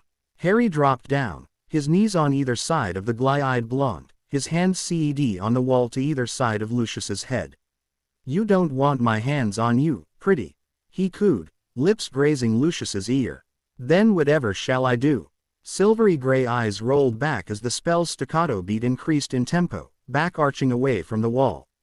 Harry backed away to avoid being pressed into with the movement. Dipping his head, Harry let an elongated fang trace Lucius's jawline. He moved at an excruciatingly slow pace, watching in fascination as the pale skin swelled and darkened in its wake. "There are many things that do not require hands, you know," he murmured, flicking out his tongue against the blonde's earlobe. "What would you like, Lucius?" A muffled noise between a whimper and a groan was his response, though Harry knew that Lucius would never admit that either sound could be produced by a Malfoy. He let his tongue drag teasingly down the pale throat, pausing to lave across the bobbing Adam's apple, continuing down towards a collarbone. The echoing screams of torture from the living room completed Harry's ecstasy and drove him forward. Lucius shuddered and arched towards him, but again Harry backed away as he tried to press into him. "Tisk tisk, pretty, none of that now, or, have you forgotten that I am the one in control?" Harry urged this point by pushing forward roughly with his mouth, letting his fangs sink into the tender flesh partway. Lucius groaned freely this time, and Harry grinned as his tongue slowly ran over the blood that surfaced. "I am your master, pretty. You would do well to remember that. My identity is none of your business and never will be. You will obey me nonetheless." Harry pulled away and Lucius whimpered, a gasp escaping him as the spell again increased in intensity. Harry watched with sadistic enjoyment as Lucius writhed as he struggled to maintain his composure, seeking to acclimate to the new intensity of pain. Harry chuckled under his breath. "Do you want something, Lucius?" He let his body tilt toward the blonde, close enough for their clothing to brush. His breath fanned across Lucius's lips as glazed eyes locked on his own. Harry was pleased with his subordinate's rumpled appearance, feeling inordinately content with the number of pegs he was bringing the blonde down. He could feel Lucius's muscles twinging rapidly as an effect of the spell, could smell blood where the blonde was biting his tongue. It was times like this that he wished he could stand the Malfoy, because he was certainly addicting to his senses. Pale lips fell apart and Lucius began panting, lips moving silently in an effort to speak. Harry flicked out his tongue to capture a fleck of blood from Lucius's lips. "What's that, Chi-Tu?" Lucius said again, his head snapping back into the wall and cutting off whatever he had meant to say. Harry let out a groan of his own and leaned forward, tracing the pale lips with his tongue teasingly. "What do you want me to do, pretty?" he breathed out, pressing slightly closer to the sitting form he still straddled. "Chi, touch me now, you infuriating fool." Lucius gripped Harry by the hair, pressing himself upward. Harry couldn't resist the urge to grind back, hissing as their S pressed together. He pulled away before he could lose himself in the delicious friction, forcing on a grin and trying to calm his breathing. "You didn't say please, Lucius. F you, Potter." Harry allowed another slow grind. "Such a dirty mouth, Lucius." Harry drew out the last syllable of Lucius's name and watching as the lust in his eyes intensified. "There are much better things a dirty mouth like yours could be doing." Lucius Ed, eyes rolling back and the spasms of his muscles escalating. Harry knew he wasn't going to last much longer under the curse. Even though the severity was dulled, Lucius had already been under it for 10 minutes. Harry closed his eyes and gave up on the slow torture after a short consideration, realizing that he needed the release just as much. "Scream for me, pretty," Harry breathed out, rolling his hips tantalizingly again and again. He could feel climax approaching already, the drawn-out torture stimulating his sadistic side and driving him nearly insane. The increased agony coupled with the UAL stimuli broke the blonde easily, and his head made a loud cracking noise against the wall and he threw it back, screaming out in mingled pain and pleasure. Harry pressed down frenziedly, quickly following as he watched the perfectly delectable sight of Lucius coming. Panting, Harry somehow managed to grab up his wand again, swishing it in a jerky motion and muttering the incantation to end the curse. Harry stayed straddling the blonde's hips, on his knees on the floor of 4 Privet Drive, a bit shocked at himself for having taken it that far. While he was far from innocent, he had only had 3 partners in his decade's tenure in Seaduwe. One had been a breathtaking nymph who had thoroughly ruined him for any woman ever again. She had been far too perfect and beautiful for another female to ever compare. She had also been the most vain and vapid Harry had ever met, and that included both Cho Chang and Fleur Delacour. Then he and Valerian had taken up together, beginning a several-year-long off-and-on affair. The only other had been a one-night stand with a Vila man after consuming too much fire whiskey, and Harry couldn't honestly remember the man's name if his life was in danger. But here he was, satiated and collapsed in the lap of Lucius Malfoy of all people. It had been meant only as a way to enjoy the blonde's torment. It had been far too entertaining to work the blonde into angry, pained, or pleasured fits. But Harry had not been able to stop when it had come down to it. He was glad of their current surroundings, for Harry was rather sure it would have degenerated even farther had there been any privacy. Though a bit shocked, Harry really couldn't say that he cared much. It would make for even more entertainment to see the blonde be uncomfortable around him. Harry leaned away from the still dazed blonde, smirking to himself at the effect he had on him. A whispered Tergio and Harry was no longer so uncomfortable in his clothing, standing and chuckling down at the blonde. "You'd better come back to yourself soon, pretty, or we might leave you here in Muggle suburbia." This seemed to rouse Lucius somewhat, as his eyes met with Harry's and a scowl began overtaking his features. Harry laughed again and winked. "Well, I'm going to go have some fun with Tom and Severus. Join us when you're presentable." Leaving a slowly more aware and fuming Lucius, Harry strolled back into the living room, grinning as he looked at the broken, bloody forms of his cousin and uncle. They were alive, shown by the ragged rise and fall of their S and the pained groans, but they were very much out of it. Voldemort smirked at him. "Did you have fun, Potter?" Harry grinned. "Why yes, Tom. Thank you ever so for the suggestion." Lucius drowned out the screams of the Muggles. "What did you do to him? I'd rather you not do too much damage to my Death Eaters." Harry chuckled. "Nothing he didn't enjoy. You." He winked at Voldemort and laughed at the disgust Severus was radiating. "But enough about that. I don't even feel the need to play with these two now. What's done is done. There are better ways of gaining relief." Voldemort snorted, and eyed Harry with a hungry look. "One of these days, Potter. Get a nose, Riddle. You're such a vain little child. And you weren't at my age. Sorry if I'm picky." Voldemort chuckled, ignoring the way Severus was slowly backing away.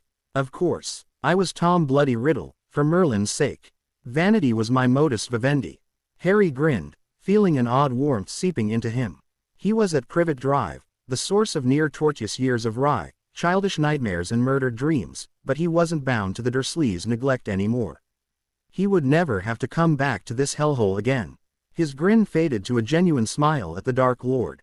"I didn't even realize that I needed it." Voldemort didn't reply but for a nod, turning and firing off 2 killing curses at the unconscious Dursleys. Harry breathed in deeply and closed his eyes as he relished his first moments of true freedom from his childhood, and only hoped that Voldemort understood the "thank you" that Harry couldn't bring himself to give. Hermione sighed from behind her arithmancy text, brown eyes flicking over Harry as he ate. He had been acting strangely since summer had ended, introverted and quiet, polite and calm almost beyond normalcy. She was confused in the changes to the boy she considered to be her best friend, closer to her than Ron, a brother in all but blood. The year before they had been concerned that he would lose his sanity with all the stress that the war was putting on him coupled with Sirius's death, but he had come back from his relative's house with soft smiles and bored expressions. It was like he was suddenly an adult in a way the rest of them could only dream of being. She loved Harry as she loved her family, she always had. It wasn't his fame or his money that kept her by his side, it was simply that he was her first real friend. In primary school, she had been shunned for loving her books more than playing tag, for holding knowledge above the playground. No one wanted to be friends with the bushy-haired bookworm, it would have ruined their chances of making other friends. Not that she had minded, really. When her Hogwarts letter had come, both she and her parents had thought it to be a hoax. After all, magic, really, now, there was no basis in science for the ability to pull rabbits out of hats without sleight of hand, no proof of any real miracles. Her family was pragmatic if nothing else, and magic just didn't fit in with logic. But then Professor McGonagall had shown up on her doorstep, a properly intelligent woman who could prove the existence of magic. Hermione had been in awe of the sheer brilliance and poise the woman possessed, totally enamored with the explanations of magical theory she presented. So then, magic did exist, and Hermione would be able to perform it. Her mind had spun at the possibilities. The beginning of her first year had dampened her fervor. Though she had been thrilled beyond expression at the quantity of new things to learn, books to read, and spells to memorize, she had noticed that Hogwarts was almost just like the other schools she had attended. Children laughed and pointed at her, mocking her enthusiasm for learning, poking fun at her pronounced teeth and frizzy hair. She had hoped that magical children might be more intelligent or at least aloof enough not to stoop down to a bully's level, and the realization that they were just like all the other children had saddened her terribly. But then Harry had stormed into her life. He had never actively teased her like the others, no matter that he just sat back and let Ron say horrible things to her. And then he had run to her rescue that Halloween night, his small stature overshadowed but the sheer size of his courage and heart. Hermione had developed quite the crush on Harry that day. Ron had put up with her, because Harry had seemed to like her, and she couldn't have honestly called him her friend until the end of the year at the soonest. Her little crush had quickly warmed into a secure friendship, and Hermione couldn't help but be devoted to Harry. He had given her the acceptance she had hardly even realized she had craved, shown her what it was like for someone to care for her for who she was. He had accepted her bossiness with bare complaints and never looked down on her for her devotion to learning and knowledge.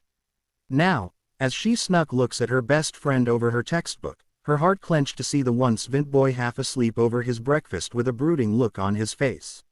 He had exceptionally quiet all week, though Hermione had originally put it down to the approach of Halloween, she wasn't so sure now. Harry was darker than before. She could see past the polite and smiling facade he put up for the rest of them, she could see behind the seemingly attentive gazes and roaring smiles. She played along with his little act, letting him continue to hide, but she saw the looks that ped over his eyes at times, the way he tensed up involuntarily when people got too close to him. He had always been a bit touch-shy and skittish, and his maturity had always been higher than that of the others in their CL, but it was different now. It was not a shy air he held, it was a cautious and violent one. And it scared her, so she watched him, filing away all she learned in hopes of understanding this man who seemed to have taken her Harry's place, treading guardedly as she tried to put together the puzzle he had become. For while he was still obviously Harry and she still considered him to be her best friend, Hermione Jean Granger never let a puzzle go unsolved. She watched as Harry clapped a hand over his mouth to cover a yawn, green eyes watering. She was worried at how exhausted he seemed lately. It reminded her too vividly of the year before when he was plagued by visions on a nightly basis, forced to watch the torture and death of countless people. She sometimes nearly hoped this was why he acted so strangely this year, though, because it would relieve many of her worries. She knew it was wrong to hope for something like that, but in comparison to some of the other things her overactive mind had worked up, it was preferable. Harry, she ventured quietly, finally letting her book lower and meeting bespectacled eyes. Are you all right? You look exhausted. Have you been getting visions again? She asked in a whisper, gaze darting around to make sure they didn't have eavesdroppers. She needn't have worried, breakfast in the Great Hall was always a loud event, despite the lack of morning people. Harry smiled softly to her, a genuine smile that took a weight from her shoulders. Smiles like that had become more and more rare. No, I just haven't been sleeping well, is all. I've been thinking of a lot of things. Serious. She saw the way his smile suddenly became strained and her heart broke just a bit. Among other things, he answered slowly, eyes shifting away from hers. Are you sure you're okay, Harry? I mean, you've been so distant this term. I worry. Harry waved a hand, cutting her off. I'm fine, Hermione, honestly. I'll get through this just like everything else. Besides, we have to be on guard. Halloween is this coming Tuesday. The witch stiffened and began poking her breakfast a bit harder, her eyes turned away from Harry's. So something will happen this year. She hated thinking about it.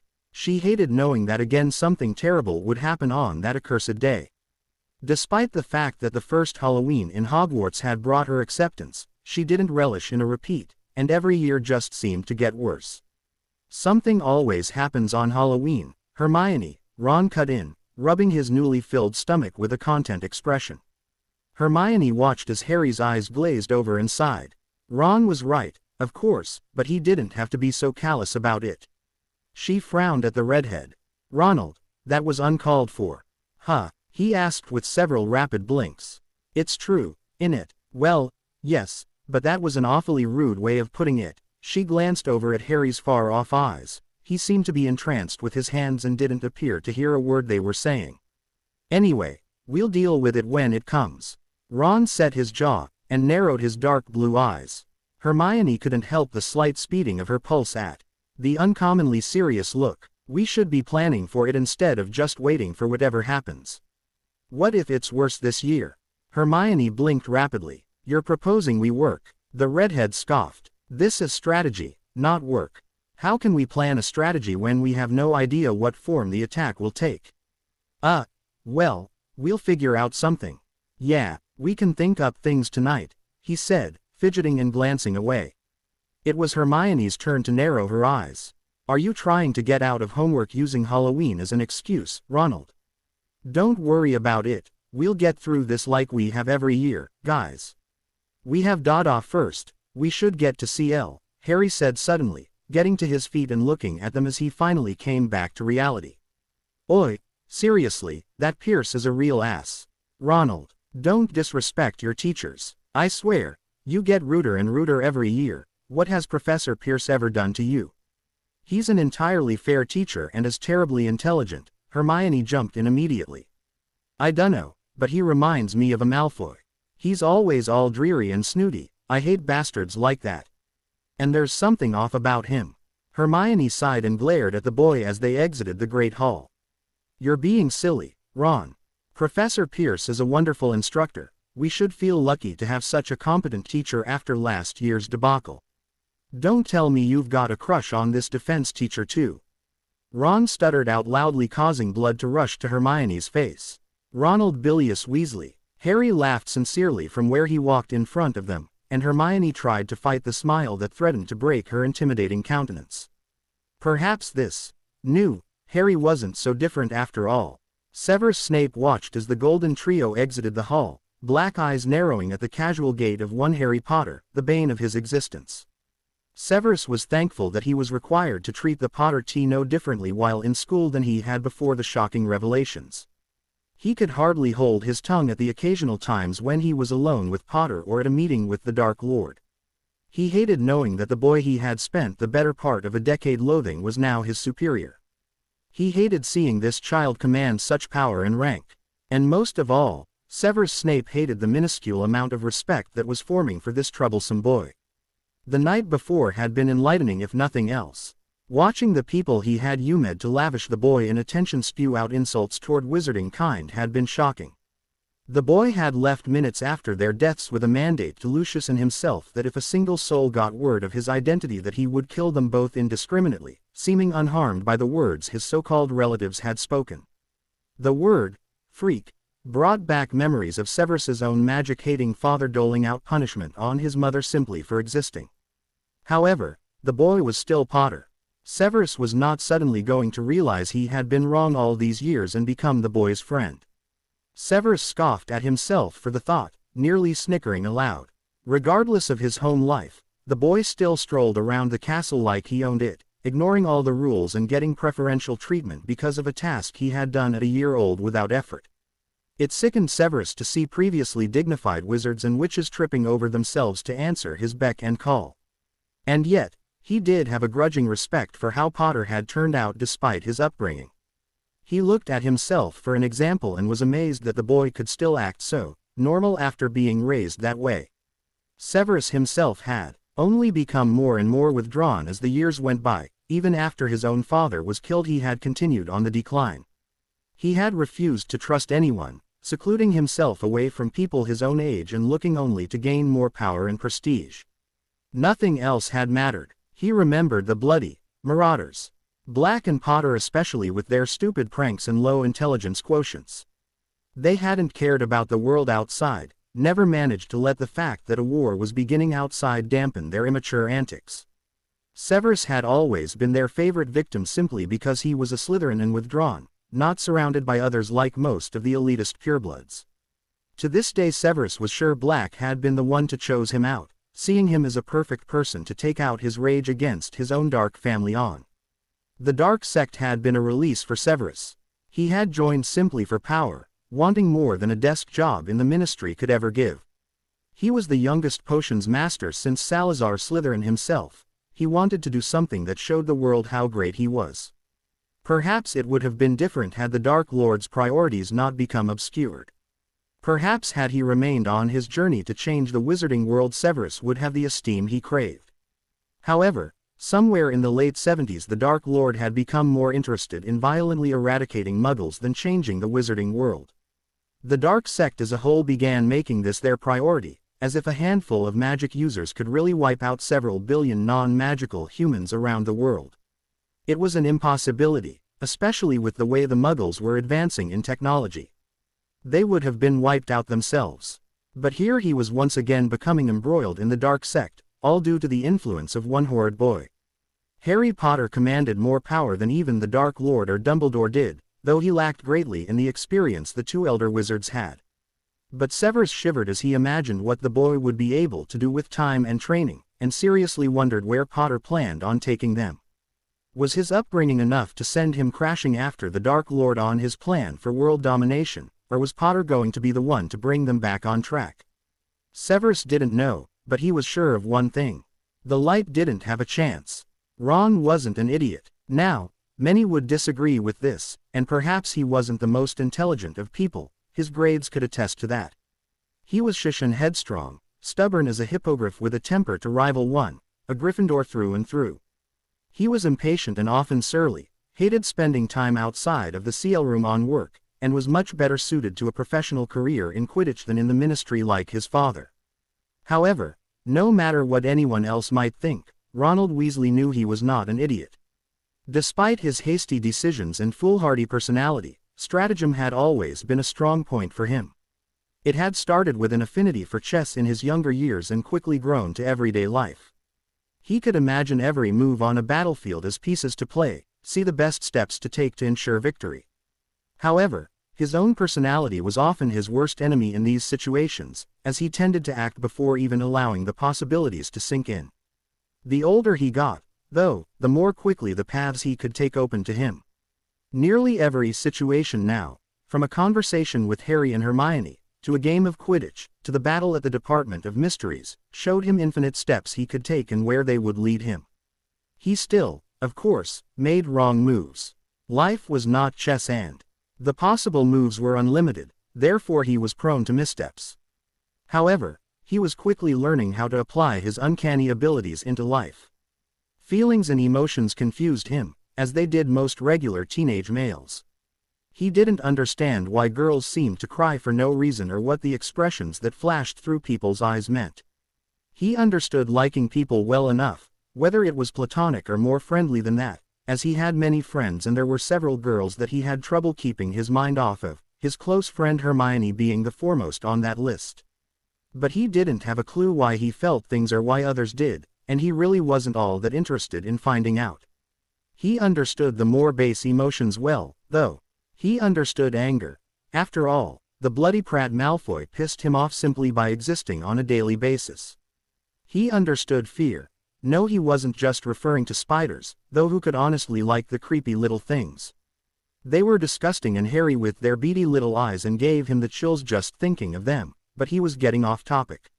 He understood fear because he had been raised on fear. Fear of the different, fear of Voldemort, fear of the dark side, fear of failure. Fear had been a fundamental part of him for years. And he understood jealousy. Oh, how he understood jealousy. He had befriended Harry Potter on the train at Hogwarts because he was Harry Bloody Potter, for Merlin's sake. Who wouldn't want to befriend him? To know your best friend was one of the most known figures in the wizarding world. Ron had been in near ecstasy just by the thought of it. In the months and years to follow, though, he had second-guessed his decision. It was hard living in Harry's shadow. Many times he had nearly wished that he had never even met the boy, that he could have had a chance to be great and not just known as Harry's friend. His feelings had culminated in the Triwizard Tournament his 4th year. Again Harry Potter had gotten away with something no one else could, and again Ron had gotten left behind. It had infuriated him so much. It had been this that had led him to shun his friend and be an overall prat. But then reality had washed over him. Being Harry Potter was not as easy as it looked. He had never thought that maybe fame wouldn't be fun. He had never even imagined that Harry wouldn't like the attention that he received, or that being the catalyst for everything would put a person into situations which could risk their lives. He had never even considered it to be a possibility. But he knew now, if the Triwizard Tournament hadn't taught him that, the Department of Mysteries certainly had. Being a hero meant the expectations of the world on your shoulders. It meant risking your life in the name of people who would one minute laud your name and the next persecute you for doing exactly what they wished of you. Sufficient to say that Ron no longer wished he was Harry Potter. But while Ron was not the most intelligent of people, nor the most observant, he did notice things others might miss because of his unique perspective. And it was because of this that he knew something big was coming. He didn't know what, but he could feel the shift in the atmosphere, the innate knowledge that something life-changing was approaching. And Ron would be prepared. He would not allow others to have all the prestige this time, and he would not allow Harry to fight what was coming alone. Because Harry was his best friend, honestly, beyond the petty emotions of his younger years. Harry was his best friend and that was what mattered. As they entered the defense CL room, Ron was surprised to see Dumbledore at the head of the CL beside their professor. Harry halted, in front of him and Hermione as shockingly untwinkling eyes met with them and Dumbledore nodded. "Harry my boy, I need you to come with me." Somehow, Ron thought things were about to take a bad turn. But that didn't matter. He would stay with Harry through thick or thin. Well, he thought so, anyway. Harry followed Dumbledore through the halls with a blank expression, internally grumbling over his luck. He had hoped to get a chance for a nap before this conversation. He had hardly slept at all that week. Though with his vampiric attributes he needed less sleep, all living beings required some. His adrenaline had been pushed too high for him to find any rest the night before, and now he was paying for it. By the time he had felt like sleeping it had already been time to wake up and get ready for Cleese, but Harry had been hoping to use lunch and his free block for a nap. He would still probably be able to do so, but he wasn't looking forward to dealing with Dumbledore in this mood. Dumbledore called out the name of some candy or another as they reached the gargoyle, and it moved aside for them to enter the spiral staircase. Dumbledore was oddly silent during this time, the ever-present twinkle in his eye suspiciously absent. Had Harry not been aware of the Dursleys' deaths, he might have been worried. "Sit, Harry," Dumbledore sighed as he walked around his desk, sitting and propping his chin on age-marked hands. "I'm afraid I have some bad news." Harry tensed himself. What's happened? Did Voldemort do something? Is everyone all right? Halloween isn't for 4 more days. Surely he hasn't made his move yet, he asked quickly, pleased with how natural it sounded. "There was a raid last night, and I'm afraid. Was someone killed? Tell me it wasn't Remus, sir, or one of the Weasleys. It wasn't an Order member, was it?" Dumbledore sighed and steepled his fingers. "It was your family, my boy." Harry's eyes widened, careful pushing down the indignant irritation that flashed through him. The old bastard dared to call them his family after all the things they'd put him through. Perhaps they were his relatives, as blood relation couldn't be negated, but they were not and had never been family.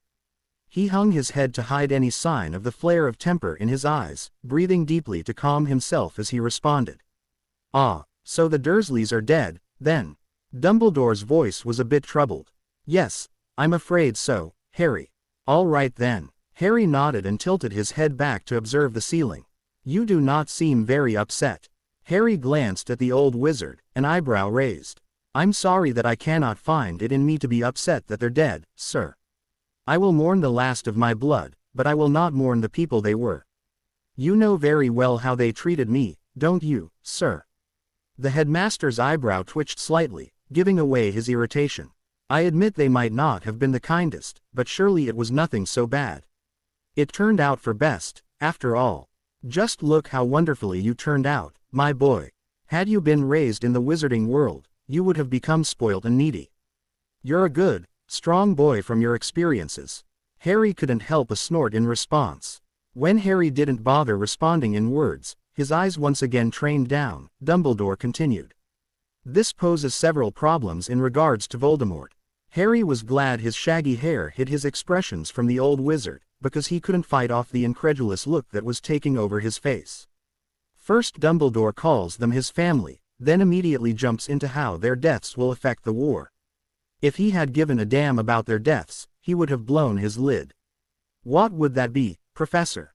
he asked in a tight voice. "With your Aunt Petunia's death, the blood wards have been destroyed, and you will not be able to renew them for your last year. This creates a problem with where you will be staying this summer. I've been speaking to the other professors about which you could stay with for the summer and be safe." "Excuse me, sir, but why not Grimmauld Place? The Fidelius would be more than enough to keep me safe." No, you don't need to be stuck with all the order members running in and out. Terribly boring for a young man your age. I was thinking that perhaps going to Italy with Professor Sinistra would be nice for you, or with Professor Sprout to visit her family in Amsterdam. Lovely community, that." Harry seethed despite the fact that his allegiances would be out by summer. "Wouldn't the summer months be better spent training, sir? There is a war going on." "Oh, don't you worry yourself about that, Harry. After all, you have the strongest weapon of all inside you already." Harry held back the barking laugh that wanted to escape, sliding a strained too wide smile onto his face. "Well, of course, Professor. However, that power is only likely to work against Voldemort himself. What about if I get into a situation against Death Eaters?" "Oh, I have confidence in you, Harry my boy." Harry was nearly shaking with tension, eyes firmly on his clenched fists. "May I go now, sir? This is a lot to take in." "Oh yes. Before you go," the headmaster paused to pull a letter from the top of a pile on his desk, leaning over to hand it to Harry. "Remus sent this along to you." Harry's eyes widened and a ghost of a real smile crept over his lips. He took the letter and nodded jerkily. "Goodbye, Professor. I am sorry for your loss, my boy." Harry made sure he was out of the office before the loud snort escaped. Narrowed hazel eyes watched as Harry Potter left the headmaster's, a derisive sneer overtaking his face as he jogged down the deserted hall. They had been watching carefully, and knew the young man was now deeply involved in dark affairs, even if they had not been able to confirm it. After all, they were the Dark Lord's most precious spy, and aid to his cause. They had been placed within the maelstrom itself. Hogwarts far outranked the Ministry on the rank of where everything happened. Unfortunately, this meant very limited communication with their Lord. Their job was to watch for anything dire and try to pull the legs out from under it, but keep hidden at all costs. Snape's purpose was information gathering and relay. This person's job was the subtle dismantling of the light's goals and plans, the surreptitious seeds of doubt planted in even the most loyal of its followers. But the boy was obviously just as involved in the dark as they were. They could feel it in his aura, in the expressions Potter made. He reeked of tainted power, so strong that it was a wonder Dumbledore hadn't caught on. Then again, the old man tended to see what he wanted to see. He would never look to his perfect weapon and think it was getting away from him. Dumbledore believed he had an unflinching hold on the boy. He was obviously wrong. One only had to look to see the truth. The person watching over Potter smirked, adjusting their robes as they made to leave their hiding place. Soon the act could drop. A new day was dawning, They could taste it. Harry was annoyed. Scratch that. Harry was more than annoyed. Harry was downright incensed. After his meeting with Dumbledore, a well-meaning but utterly aggravating Hermione had latched onto him, mothering him so badly with the news of his relatives' deaths that he had been unable to take a nap. Sure, he knew she was merely concerned in her own loving, overbearing fashion, but his temper was short. Enough. Once he had finally managed to escape her stranglehold, he had been cornered by a blushing and stuttering Ginny Weasley, fresh off another breakup. He had honestly thought her over her little crush, and had thought her far past acting awkward in his presence, but apparently he had been wrong. She had tried to ask him to Hogsmeade, which he had declined, as gently as possible, of course. She had grown into a beautiful girl, but she was very young still, and her immaturity alone would take her off his list of possibilities even if there were any reasons to consider her. However, there were none at all for him beyond that she was mildly attractive, and he honestly didn't know if he could date another woman ever again. Then, to put the icing on the cake, he had had to deal with Ron's ranting about his sister fancying his best mate and how awkward it was, but how he wasn't sure if he should be angry or not that Harry rejected her. He had switched back and forth between sympathizing with Harry and outright cursing at him for making his little sister cry, then back to rubbing his neck uncomfortably. Harry had gotten fed up with this quickly. He could feel that he was at the end of his rope. His patience was sorely taxed by weeks of nothing but blood substitution potions and animal blood, too wary of wizards realizing there was a feeding vampire nearby. He didn't want any suspicion to fall on Dante, after all, but the lack of fresh human blood was tearing at the barriers that kept him sane. He would not be able to deal with this much longer. He flew low to the ground, his invisibility cloak snapping around his ankles painfully. However, the stinging kept him grounded in reality, holding on to the thin strip of sanity that he retained. If he was not careful, the bloodlust would take over. As it was, he knew that for the first time in months, he was not going to be able to stop as the heart rate slowed. Harry didn't bother with the reversion potion. The pain was likely to send him over the edge, and he couldn't afford a rampage through Hogsmeade. Perhaps someday, but not while he was still undercover. He hated feeding in his teenage form, his stunted height and unfit body giving him a disadvantage, and that was not even counting that he may be recognized. Tonight didn't matter, though. Tonight his meal would not live to recount the attack. He could hear hundreds of heartbeats, all the inhabitants of Hogsmeade unknowingly calling out to him. The rhythmic drumming surrounded his senses, calling him in every direction at once. There were those lost in sleep, the beats of their hearts slow and steady. There were those running through the streets, blood flowing through their veins rapidly, their pulse fluttering alluringly. Men and women, the elderly and children. Harry closed his eyes and immersed himself in the simple pleasure of having his pick of the populace. No other vampire would dare feed from a place such as this, and most would not dare to go after a wizard. While magical blood fulfilled deeper, the risk of exposure was too great in a bigoted society. Muggles had to do. Harry slunk through the shadows, staying hidden but uncaring if he was found out. He wanted power tonight, so the first to sense his presence would be given the privilege of dying by his hand. It was a very few who were so lucky, after all. He was surprised when it was a child. The young boy couldn't have been more than 7 or 8, matted wiry hair hanging limply over his eyes. He sat huddled in the darkness against the back of a building, knees drawn up and face hidden in his arms. Harry's heart clenched as the child looked up foggily, a wan smile tilting his mouth. The look was tired and aggrieved and far, far too old for a child so young. The moon shone at Harry's back as the dark-skinned boy tilted his face, captured in Harry's shadow. "Ah, are you my angel, then? Finally come to take me away?" The boy was thinner than Harry could remember himself ever being, even, with wrists that looked brittle as gel in the silver sheen of moonlight. "Surely you do not wish to die." A rasping laugh. "But I do, angel. I've been punished with life enough." Harry pursed his lips and tilted his head up. "I am no angel." Dark eyes scanned over him slowly, and Harry felt vaguely unnerved. Harry tried to ignore the way the boy's voice seemed heavy in the air. "You glow under the moon, angel, did you know? But then, you blend into it as well. Are you a spirit sent from the moon, then? A child of Mawu? You'll take me there, then, won't you?" Harry shivered. "Sorry, young one, I'm nothing so grand as that. I think you're lying. the eerie child said, his smile fading. Release me, Angel. I want to be with Mother. He nodded his head. Harry's body contracted at the sight he was met with, eyes slowly raking over the mangled flesh of something. His sense of smell was no greater than a human's, and having smelt nothing he hummed the kill to be fresh. He let his eyes shift back to the small figure against the wall, a golden sheen to his eyes apparent now that Harry was looking.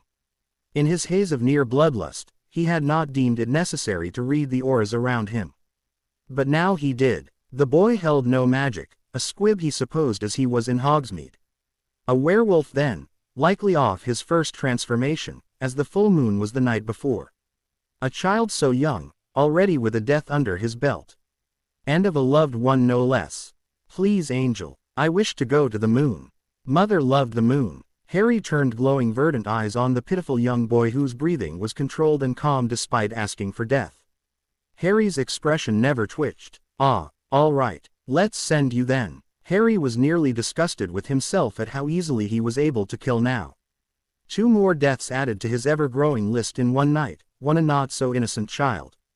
It would have made him ill to drink the blood of a werewolf, but he had sent the child off painlessly, lying him beside the corpse of his mother with a cleanly broken neck.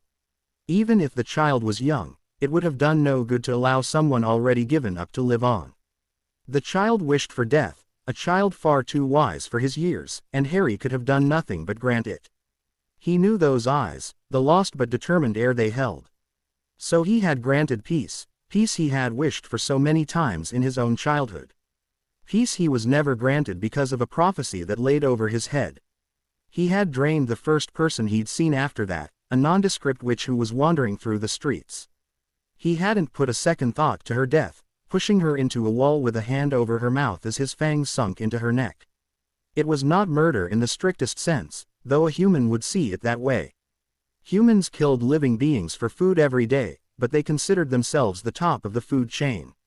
It was for this reason that vampires were feared. They showed humans that they could be the prey just as easily as the cows or chickens they led to slaughter. Harry pushed a hand through his hair as he walked slowly back up to the castle, calm enough now to walk rather than take his broom. The moonlight shone down on him, comforting as it always was. Mother loved the moon, the child had said. Harry understood this. He loved it as well. No matter the stage in his life, he had always found an odd solace in the cold light, detached and distant. As a child he had wished to visit the moon, it had become his dream for escape. He had imagined a society there where he would be treated as any other, ignored but not neglected. He imagined his parents waiting for him there on the moon, just waiting for him to come to them. Now in the moonlight he walked lazily, letting his other senses guide him as he closed his eyes. He basked in the pale light, letting it illuminate him, uncaring at the moment if he was seen on grounds long after curfew. He was still half a mile from the castle proper. He doubted he would be seen, and surely he would be recognized even if he was. He skirted the western shore of the lake, regarding the glass surface with his eyes. It looked solid with no discernible breeze to move its waters, and with the squid asleep there wasn't even a ripple. Like a solid plate of black gel stretching on to the cliffs in the distance, the faint lights of Hogwarts unable to reach its surface to reflect upon it. Even the moonlight seemed absorbed. Harry shoved his hands into his pockets to ward off the autumn chill, his breaths puffing out in faint clouds from his lips. His right fist encountered a paper, and green eyes widened behind false glees. The letter from Remus. The moonlight was enough for his sharp eyes to read the scrawled script, eyes darting across it and fists clenching tighter with every line. His heart hurt more with every sentence, but he could feel the truth in the werewolf's words. Dear Harry, hello there, pup. I was glad to get your letter. I had thought that after June you would no longer want to talk to me. I appreciate the smile you were able to give me, fleeting though it was. I'm not sure about much of your letter. You left many hints and ambiguous messages, and I fear that I am chary to attempt to decipher many of them. The less I know, the less I will have to pee on. I am sorry if this is not what you wished to hear, Harry, but there is little I can do. I know we hardly knew one another, but you brought a light into my life that I hadn't had for over a decade, and for that I thank you. Though it is selfish of me, I will always love to think of you and remember your father, and how proud he would have been to see what a man you are becoming. This, however, cannot change many things. I cannot tell you where I am for safety, but I am doing work for the old crowd in a werewolf pack. They are kind here. I am amazed constantly by how misinterpreted being a werewolf is in society. I fell into the beliefs just as anyone else, but being here is opening my eyes. Not all werewolves need be bloodthirsty monsters like Greyback. I think I may learn more about myself on this IGN Ment than I will learn for the old crowd, but I suppose that I am due for something for myself. I do not blame you for Sirius, pup, just so you know. He wouldn't have wanted me nor you to mourn him, you know, and I refuse to let life end because he has gone. He is with James and Lily now, after all. I will be back with him someday, and your parents as well. But if I still have time here, I am in no rush. Whatever you choose to do, Harry, they will not be disappointed in you, that I can promise. While they may not understand your choices, they would know that they were your own. Just as I must make my own. I will not pee on anything in the letter you sent, but please do not send another like it. Next time I will have no choice. Despite everything, all the changes I wish to make in my life, and that you are the only thing close to family that remains for this old wolf, I cannot change so much, Harry. I am old and nearing the end already. Take care, please. I beg this of you. No matter the outcome of your choices, I wish your safety. With love always, Mooney. Harry closed his eyes and let the now crushed paper be caught in the wind, carrying it away from him. It hurt more than he had expected it to, and for the first time Harry considered what was to come for him. If he was so affected by the refusal of someone who he valued but hardly knew, how would it feel when Ron and Hermione looked to him with betrayal in their eyes? How much harder would it be to stand on opposite sides of the battlefield from all the people who had made his teenage years tolerable? It wasn't that Remus had turned away. Remus was, at the core of it, nothing but a friend of Sirius whom he had looked up to. He had hardly ever spoken to him, and never had the chance to become attached. But he was an indicator of just how much the coming months would hurt him. Harry looked up at the silent moon for long minutes, as if the answers he sought laid there. They did not. Harry, are you okay? You aren't eating so much as you're pushing your food around and around. Harry looked up from the race he was currently conducting between his peas and a piece of meat from his pie, eyes meeting with Ginny Weasley's. Her comment called Ron and Hermione's attention as well, and Harry gave a silent sigh. I'm fine, guys. Just a bit out of it today. You are looking a bit peaky, Harry. Hermione moved forward over the table, laying the back of his hand to Harry's forehead. Harry shook his head and pushed her hand away, smiling slightly. I'm fine. You all worry too much. We're your friends, Harry. It's our job. Ginny looked away with a blush, her teeth sunk into her lip. Harry had nearly forgotten her attempt of the night before, but now he grimaced internally as she peeked at him through her lashes. Yeah mate, Ron said through a mouthful of food. "'S not like we can help it. You haven't got the best record for telling us what's wrong." Harry speared a bit of meat and ate it to stave off his response. Honestly, Harry, we worry about you. Harry was saved from responding when Ron waved his fork in Hermione's direction. Don't nag him, it won't help.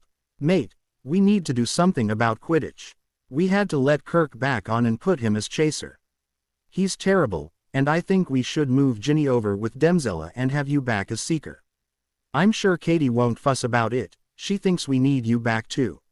Ronald, this is not the time for worrying about Quidditch. Can you not be serious just this once? Quidditch is just as important as anything you can come up with, Hermione. Harry pushed his plate away and stood with a rueful grin. Guys, we've got to get to Charms. Are you with me? Harry tugged his hood further over his face, keeping it in shadow as he skirted a group of Death Eaters in the halls of Riddle Manor. After Harry's last CL on the day before Halloween, he had immediately begged off from Ron and Hermione with a muttered excuse about seeing Madame Pomfrey for a headache potion. Instead, he had put on his cloak, unshrunk his broom, and once again made his way out of the anti-apparition wards. Not only did he wish to finalize the Halloween plans with Voldemort, but he also needed someone to talk to without reserve. He could think of no one else he could speak to as freely as he could with Voldemort. Valerian perhaps, but that was out for obvious reasons. Unfortunately, leaving in the middle of the day meant that he had been unwilling to risk using the reversion potion in the open. He would wait until he had gotten into Voldemort's office. He cringed internally as he imagined the repercussions of a Death Eater glimpsing the face under his hood. It would be chaos. He was surprised that the Dark Lord was not at his usual position at his desk. He had been building a belief that Voldemort had been grafted to that chair, only released when his various dastardly schemes required him to move about. But instead of sitting in his desk, Harry found Voldemort sitting on the wide sill of the window behind it, a cigarette between his fingers. Harry gave an incredulous lift of his eyebrow to the back of Voldemort's head and glanced several times between the Dark Lord and the cigarette before stepping forward. "Filthy habit that, Tom. Never pictured you to have such a dirty addiction." Crimson eyes shot over to him, apparently having been caught off guard. Harry was nearly worried now. Voldemort was never caught off guard, and Voldemort did not make a habit of smoking Muggle cancer sticks out the window like a rebellious teen. Harry narrowed his eyes as Voldemort sighed. "Why are you here, Potter?" "Tom, what in the bloody hell is wrong with you? 8 of my men were lost in a raid last night. 3 of them dead, Bellatrix, the Elder Knot, McNair, and both Lestrange brothers all captured. They were the strongest of my inner circle, bar Lucius." Harry cringed, knowing what a blow to them this was. Their forces were limited, after all, and would continue to be until the next generation had graduated Hogwarts. Harry seated himself opposite Voldemort on the wide sill, propping up his foot and laying his arm across it casually. "Well, Halloween is Tuesday, so we can't do much at the moment, but if you think they can wait a week or so, we can go after them then. They might be dead by then." Voldemort paused in his line of thought, seeming to truly look at him for the first time as Harry let his head fall back, exposing his face from the shadows of his hood. "Why in Salazar's name do you look like that?" Harry blinked in confusion a few times before groaning and fishing his potion from his pocket. "It's early and I didn't want to risk getting seen or heard while reverting. I have issues limiting the range of silencing wards and such spells in an open area, so I can't hide in the daytime. You need more training, and you don't have to bother with the potion if you don't feel the need to use it, though it is rather bizarre seeing you like that." Harry grimaced. "I prefer to be in my real body as much as possible, thank you very much. I hate these months of feeling weak and short." Voldemort snorted as Harry put the dropper to his tongue and let a single drop of the fluorescent orange potion fall onto it, capping the vial quickly to prevent it from spilling as the pain hit. He had taken to wearing clothing that would fit his altered form under his robes on days when he would be visiting Voldemort's base of operations, and therefore simply CED himself for the pain. He refused to scream in front of Voldemort. Categorically refused. Despite the fact that they were no longer enemies, Harry would not show such weakness in front of the most powerful wizard alive. He gritted his teeth as his bones elongated, muscles and tendons following. He stifled a keening whimper that crawled from his throat without his consent, curling slightly in on himself as the pain began to subside, a heaving breath leaving his throat. The frequent transformations had begun taking their toll on his body, making the transformations more and more painful. He looked forward to Christmas when he would be able to spend 2 weeks in his natural state. It would help him to continue. Breathing deeply, Harry opened eyes he hadn't been aware had clenched shut to find his vision full of black fabric. As his inn caught up with him, he had to force down a blush as he jerked away from Voldemort's where he had fallen in the midst of his transformation. Sorry Tom." Voldemort rolled crimson eyes but nodded, settling back against the windowsill despite his cigarette being long finished. It was strangely comfortable to sit in the autumn sun, feeling the breeze. He was watching Harry from the corner of his eye as Harry pulled off his now tight Hogwarts robe and pushed himself back onto the wide ledge, fingers unconsciously playing with a segment of impossibly long black strands. Harry didn't notice when Voldemort raised his brow at the nervous gesture, perturbed by the uncommon weaknesses that Harry was displaying. Usually Harry managed to make everyone forget his relatively young age, a mask of cheeky sarcasm and teasing wit concealing that the young man had never really had a normal stage of his life. He went from a childhood in which he was treated like a servant instead of a child, to an adolescence where he was treated as a weapon instead of a youth, finally ending up to a coming of age in which he spent all of his time being trained by immortals who had relatively no understanding of human emotion. "Is something the matter?" Voldemort asked with halted speech, being rather inept at emotions himself, though his predicament was mostly by choice. Green eyes shot up to him and a grimace crossed Harry's features. What makes you ask? I think if nothing were wrong you would not be hiding tiny sections of your hair. Unless, of course, you've suddenly decided to add that to your style. Add some little barrettes, I'm sure all the primary school girls will be flocking to our troops. Harry immediately shoved his hands into his lap. Ha bloody ha, you're hilarious, Tom, honestly. Have you considered being a stand-up? Ah yes, it was my second career choice you know. I always knew if I didn't make it in ruling the world, I could fall back on my fabulous comedic talent. I see, and here I thought you would survive off your dashing good looks. Voldemort laughed, not the high-pitched cackle he was known for, but a lower-ranged chuckle that made Crimson Eyes dance. You so enjoy poking fun at me, don't you, Potter? Harry frowned. How many times must I tell you to call me Harry, Tom? Noticing the change in mood, Voldemort cut off any other witty comebacks. Quite a few more times, I suppose. It seems too personal to call you by your given name. Our history demands distance. Harry shoved a hand through his long hair, cutting his eyes to the window. It has been 10 years since we fought, for me.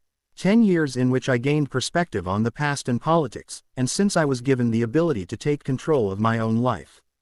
I admit that I disliked the idea of allying myself with you, but I thought in the last months we had gained something of a friendship, Tom. Surely you can at least call me by my first name. It may have been 10 years for you, but it has been less than 6 months for me.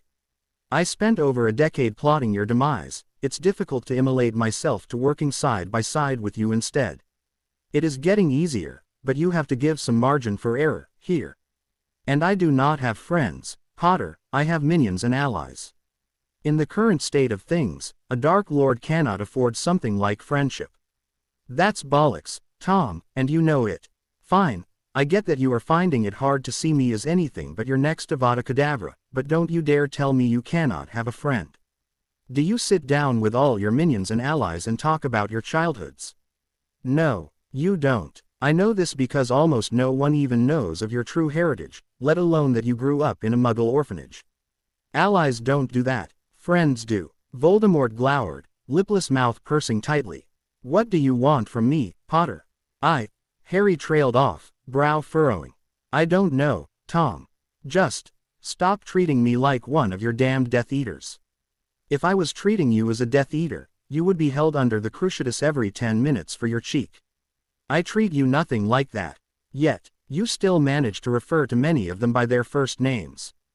Voldemort stopped and glanced away, knowing the younger man had him there. But he honestly couldn't bring himself to acknowledge this friendship that had been building steadily in the months since Potter's tornado-like entrance into his manor. His life had been overturned with the presence of the young man, totally wreaking havoc on his long-ignored emotions, his patience, and his libido. He didn't know how long he could continue to remain aloof from the man across from him, but he would be damned if he would give in so easily. Given time, I am sure I can do the same for you, Potter, but for now, this will have to do. Harry sighed and nodded jerkily, obviously still annoyed but acquiescing for the moment. His lips thinned to a line as he once again turned his gaze out the window, staring up to the clouds with a pensive expression. The pair stayed in silence for long minutes, Harry enjoying the quiet. Even before his 10-year hiatus from Hogwarts, the constant presence of others had been overwhelming much of the time. He had, after all, spent his entire life before Hogwarts being ignored 90% of the time. Even in the presence of his friends, Harry had always found it difficult not to feel stifled. He supposed it was conditioning that made him so craving of the silence. Voldemort finally broke the reprieve after many long minutes of watching the sky, tilting his head towards Harry and giving in to his curiosity. You never answered. What has you so preoccupied today? Harry motioned with a hand for one of the cigarettes Voldemort had pulled out, deciding that if it worked to relax Voldemort of all people, then it had a chance of helping him a bit. The reality of my choices are catching up with me, I think. Seaduwe was like another world. Well, it was another world, but I mean it was like this one didn't exist. Harry cursed his fumbling conversation skills. My decisions are my own, and I would never feel right trying to mold myself to the wizarding world's expectations, but I can't help but look at the people I am losing. Did something happen? Harry snorted and made a face at the cigarette, disliking the taste and sensation. I received my reply letter from Remus the other day. Who is he? The last of my father's friends, Remus Lupin. The werewolf. At Voldemort's nod he continued, I sent him a letter at the end of summer, hinting towards my situation and allegiances. I had hoped that since I was the last link to my parents for him as he is for me, that he might follow me. I was wrong. I wasn't under the impression that you two were close. We weren't, I suppose. He is a brilliant man. I learned a lot from him when he taught defense in my 3rd year. But I never knew the whole truth until he was leaving, and he did so much order business that I hardly ever got to speak to him after. But from Sirius, I learned a lot about him, and the few times we managed to spend time together I found him a wonderful companion. Voldemort tipped his head back to rest against the lacquered wood, eyes closed. I don't understand family, so I can't be of much use to you on this. I have never had anything resembling affection or friendship, so I can't hope to understand why this upsets you enough to drop your guard. But from what I have witnessed in others, the least expected things tend to happen. You may act more like a Slytherin now than you used to, but you're still very much a Gryffindor, Potter. Let your famous stubbornness lead you. Harry chuckled weakly, snuffing out the cigarette and deciding they really didn't work to relax him and tasted foul to boot. On the other hand, Voldemort himself seemed to do the job just fine with his emotionally stunted ruminations, helping Harry to realize that he wasn't the only one with little understanding of pleasant emotions. He felt rather silly for acting so out of character and unsure, but his heart lightened as he watched Voldemort turn away after imparting his advice, scowling at himself. Harry didn't understand this connection they had, the ease he felt in the presence of the older man, but he knew he wouldn't take advantage of it. He appreciated the bond they had forged too much to. Harry smiled. That was surprisingly comforting, Tom. You're getting better at this. A snort. Shows what you know. Harry shook his head rapidly, attempting to clear it of his bleak thoughts. Enough of this dreary nonsense, let's talk about the bloodshed on Halloween. And that isn't dreary. Not when you're me, it's not. The Dark Lord chuckled. Touché. Morbid tea. Look who's talking. Voldemort only looking skyward in exasperation. Harry smirked and shrugged before getting down to business. So, how are we going to get you into Hogwarts tomorrow? I'm not going to. I think you can handle it well enough, and it will serve as a true exposure of the new Dark Lord Mylica if you manage Hogwarts on your own. At the same time, I will go to Azkaban and pull out those who were captured. It will be a two-sided attack and will leave the Ministry scrambling. Harry smirked. Well, I suppose I can handle it on my own. Makes things easier, Voldemort cackled and grinned, exposing his teeth. The wizarding world is in for a surprise if they think that a decade as a spirit made me any less lethal. Harry grinned back. Harry awoke on Halloween morning with a heavy weight on his, putting him immediately on guard. He had arrived back by the end of dinner the night before, thankfully, and had paid off his absence as a long walk around the lake. Hermione had been narrow-eyed at this, but everyone else seemed to take it at face value. He had gone to sleep in order to be well rested for the festivities of the evening, knowing this was an important night. Harry called up his magic. Though he couldn't control his magic wandlessly, he had an affinity for using it as a brute force. It was something of a one-time thing, but it was handy for knocking away opposition as a last option. He snapped open his eyes and prepared to blast whatever laid upon him away, when he got a glimpse of the source of the weight.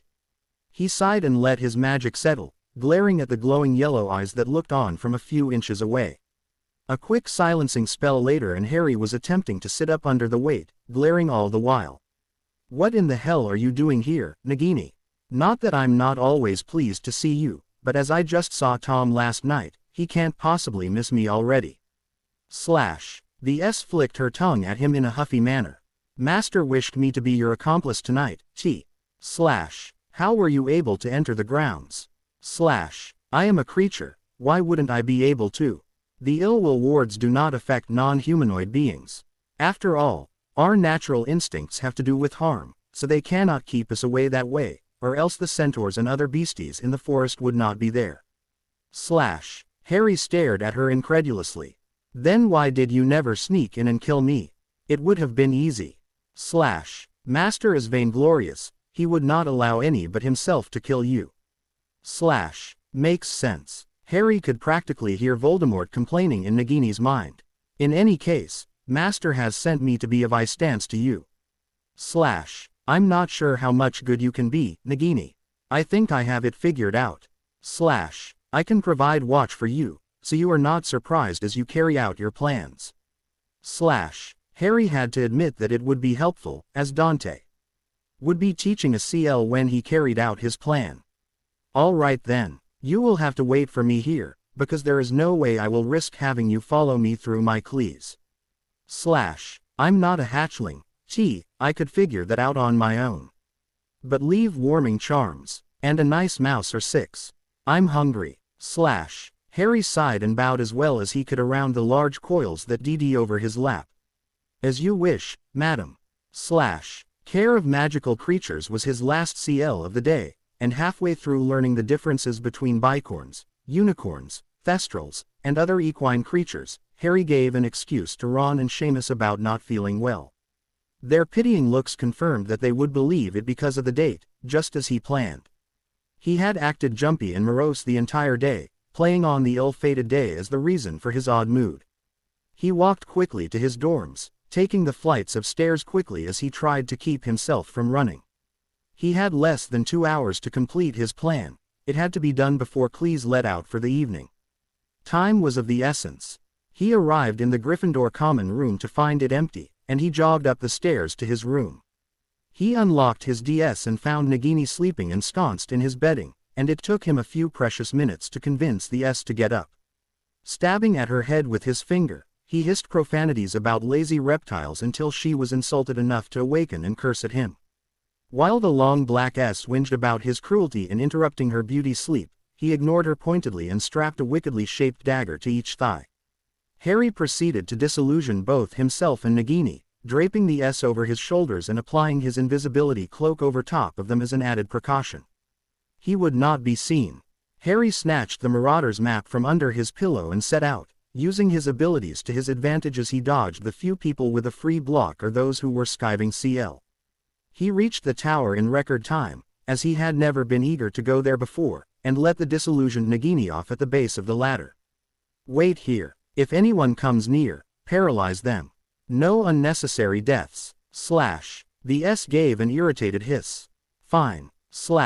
Harry pulled himself up the ladder to the room he had always dreaded entering in his younger years, a grin spreading across his lips as he saw his target alone, surrounded by the noxious incense that she seemed to think added some kind of ambiance.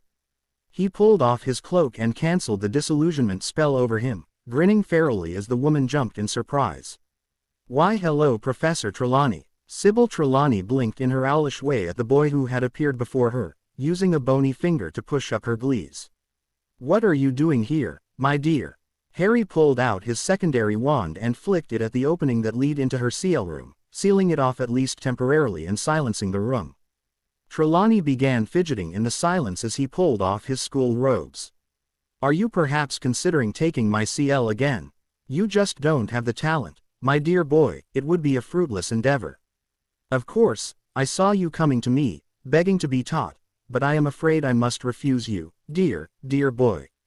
Without the sight, one cannot learn. Harry raised an eyebrow and leveled his wand at the hollow of her throat. You're annoying, he drawled, intoning a spell Harry affectionately referred to as the mannequin curse, as it left the body posable from the neck down. It didn't stop the victim from screaming though, it was that feature that made Harry like it all the more.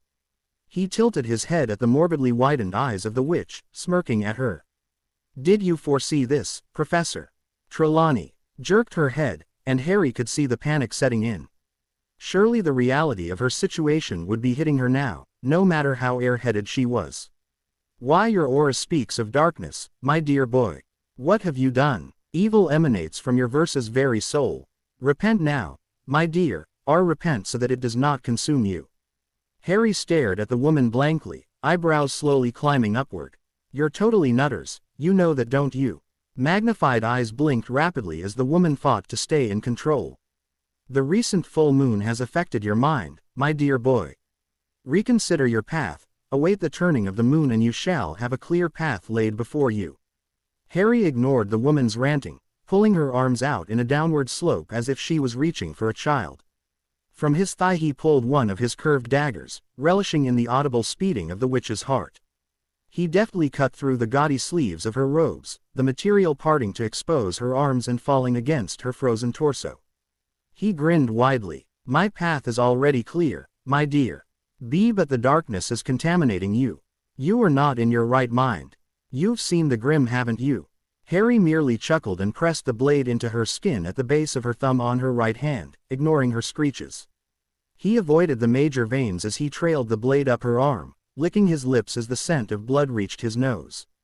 I wish I had more time to play with you, Professor, but unfortunately my time here is severely limited.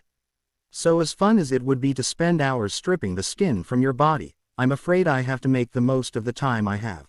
He reached the shoulder and pushed the blade in hard, shoving it through clean to the back. Harry couldn't resist the urge to lean forward, running his tongue across the red rivulets that now nearly covered his former professor's arm. Blood born of pain was always much more sweet, somehow. He wished he could hold her under the cruciatus as he carved her up, but the wards would log his magical signature. He couldn't have the game ruined so quickly, after all. Why, you're psychotic. Oh, how could I have not read the signs correctly? You have been tainted so long that it has finally corrupted your very mind, my boy. Oh whoa. Harry snorted and trailed his fingers over hers, lingering on the tip of her pinky before snapping it cleanly. She gibbered out nonsense, begging him to stop. Harry was pleased to ignore her. I'm not a psychopath, I'm a sociopath, Professor. I am not at all insane, I merely don't have many of your petty morals. Psychopaths don't know the difference between right and wrong, sociopaths do and just don't care. Understand, my dear. He again took a long swipe of the blood that welled in the deep gash of her arm with his tongue, not needing it at the moment but enjoying his personal ambrosia nonetheless.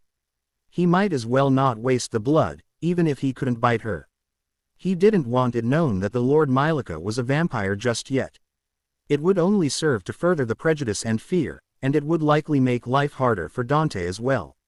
He cut a path over her collarbones, letting the blade push a bit deeper into the hollow of the witch's throat, ignoring her screams and frowning a bit as he realized that anything further would be difficult. After all, he didn't want her to end up nude, so he couldn't cut over much, that would make him rather ill. He also didn't want her dying yet, so it limited his choices. He sighed and lifted the blade from her neck, again moving his hand to rapidly snap two more of her fingers. Merlin, stop, please. Why are you doing this?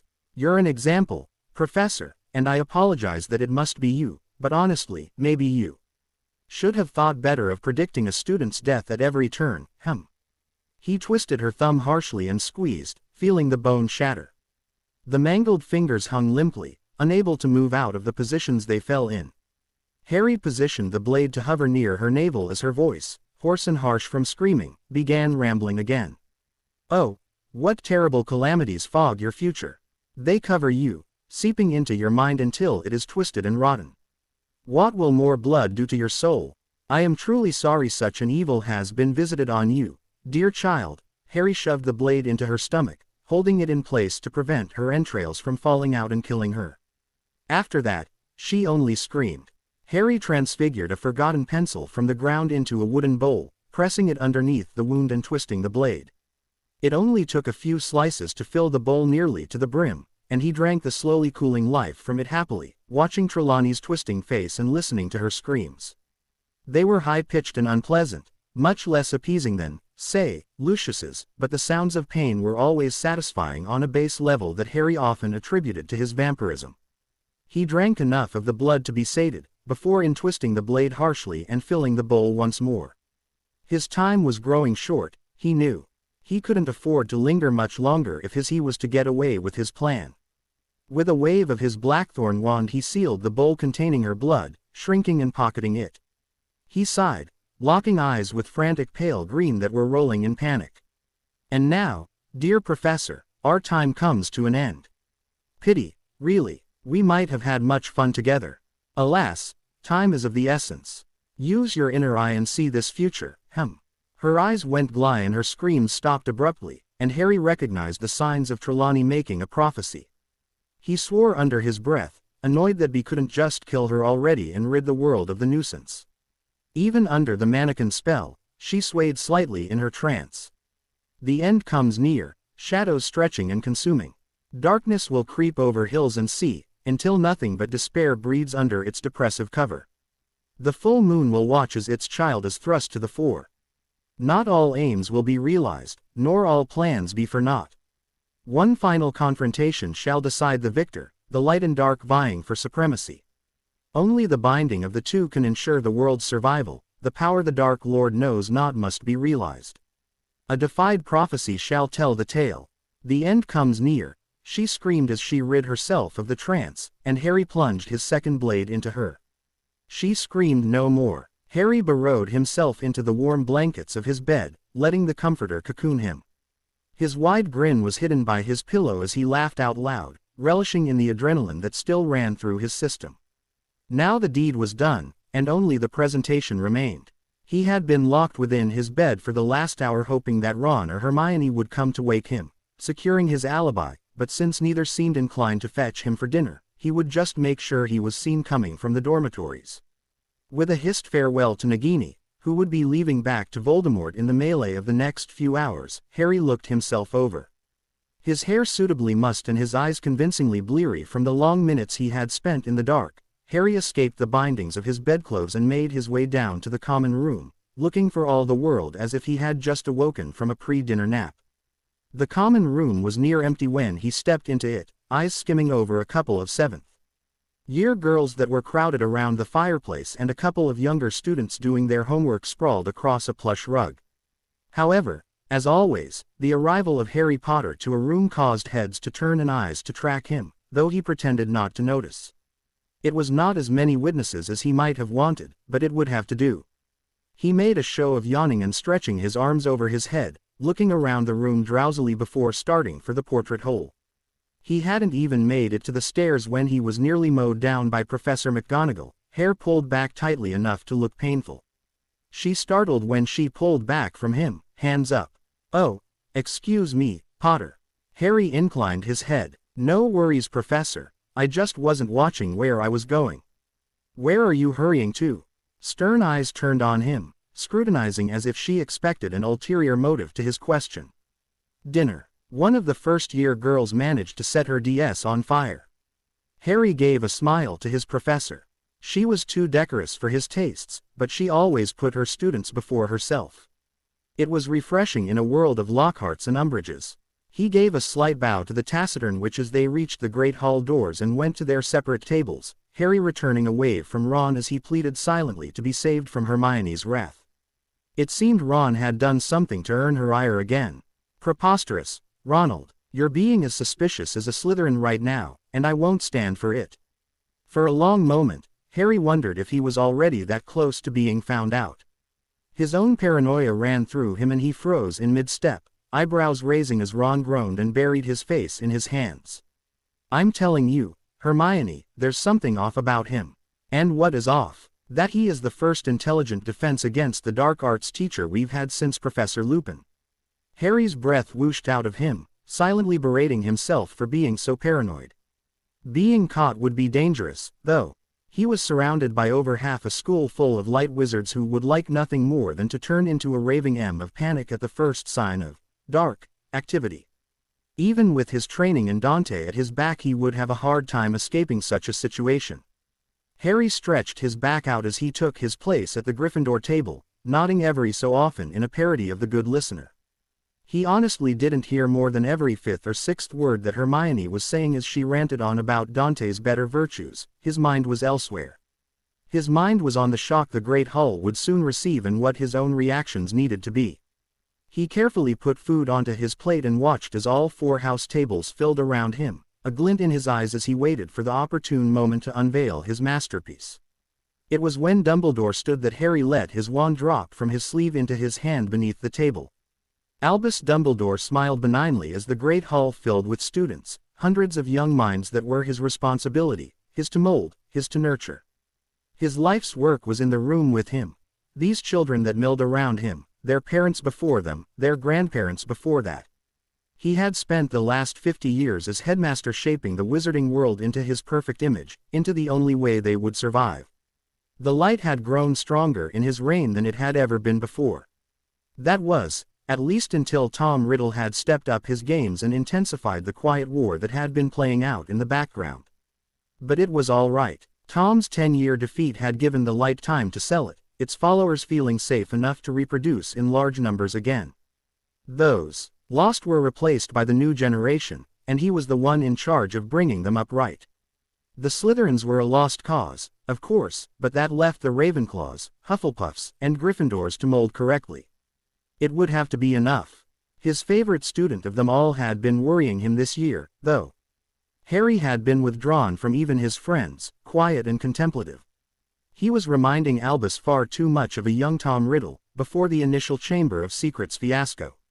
He worried for his protégé and for the light side. But he knew he was only being silly. After all, had he not saved Harry from his life at the Dursleys' home? Had he not been the one to teach him of his parents after a lifetime of lies? Had he not been the one to help him free his godfather? To believe him despite the circumstances? To save his life time and time again? The boy knew all this, surely, so he knew he had nothing to fear. He hadn't made the same mistakes with him as he had with Tom. He had taken on an active role this time. And now he had the perfect tool to take down his biggest failure. He had not been expecting much that night at the Hog's Head in late 1979, though he had hoped to perhaps find a replacement divination teacher. Instead he had gotten a boon in the form of a fluke prophecy, forecasting Tom Riddle's downfall at the hands of a yet unborn child. Where he had failed Tom he would again have a chance to succeed, changing the wizarding world into the dream he had of it. So what if he had left young Harry with the Dursleys? If the boy had been raised in the easy life of the wizarding world, he would have been susceptible to the darkness Tom offered. This way, he had grown and persevered and come out stronger for it. Albus still had several decades of life left in him, and he refused to go until he had managed to shape the world properly and banished away the darkness. His benevolent smile widened as he stood, an instant hush falling over the hall.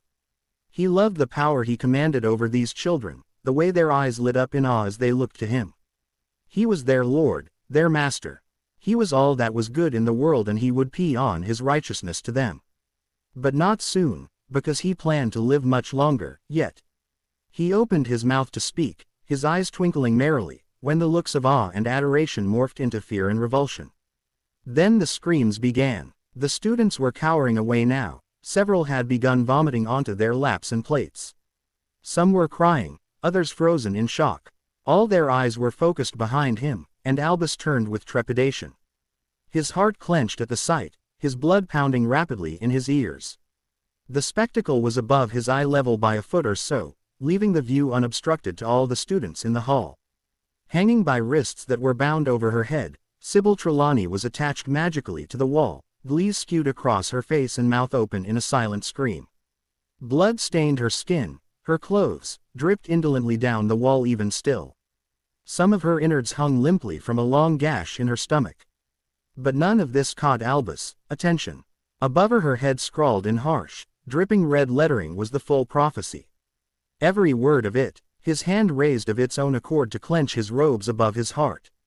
How had they done it? Sybil herself had never even been aware of it, so how had they managed to get it? A glowing ball that resembled a prophecy sphere hung around the corpse's neck, hovering. Albus broke from his daze and made to summon it when it crashed to the ground deafeningly, even over the clamor of the hall. Everything went still as an unfamiliar voice trickled out of the broken GL. Is my lovely ink running? Let me be sure you've gotten the gist of my message. The one with the power to vanquish the Dark Lord approaches, born to those who have thrice defied him, born as the 7th month dies. And the Dark Lord will mark him as his equal, but he will have power the Dark Lord knows not, and either must die at the hand of the other, for neither can live while the other survives. The one with the power to vanquish the Dark Lord approaches, born as the 7th month dies. Lovely, isn't it? Legilimency is a beautiful thing. The mind needs not be consciously aware of a fact for information to be stored there. Now the secret is out, Dumbledore. It seems it will be my friend Voldemort versus your golden boy. I wonder who will win. The child without any training, or the Dark Lord with decades of knowledge and experience. Children, I suggest you start looking at the war now, because if you are not with the dark sect, you are against it. All is never as it seems. Have a good meal now, children. You may call me Mylica. Albus Dumbledore, for the first time in many, many years, was speechless and frozen. So much so that he stood staring up at the wall, at the now not-so-secret prophecy, at a loss. It took Minerva's hand tugging on his sleeve to bring him from his daze. He was getting too old for this.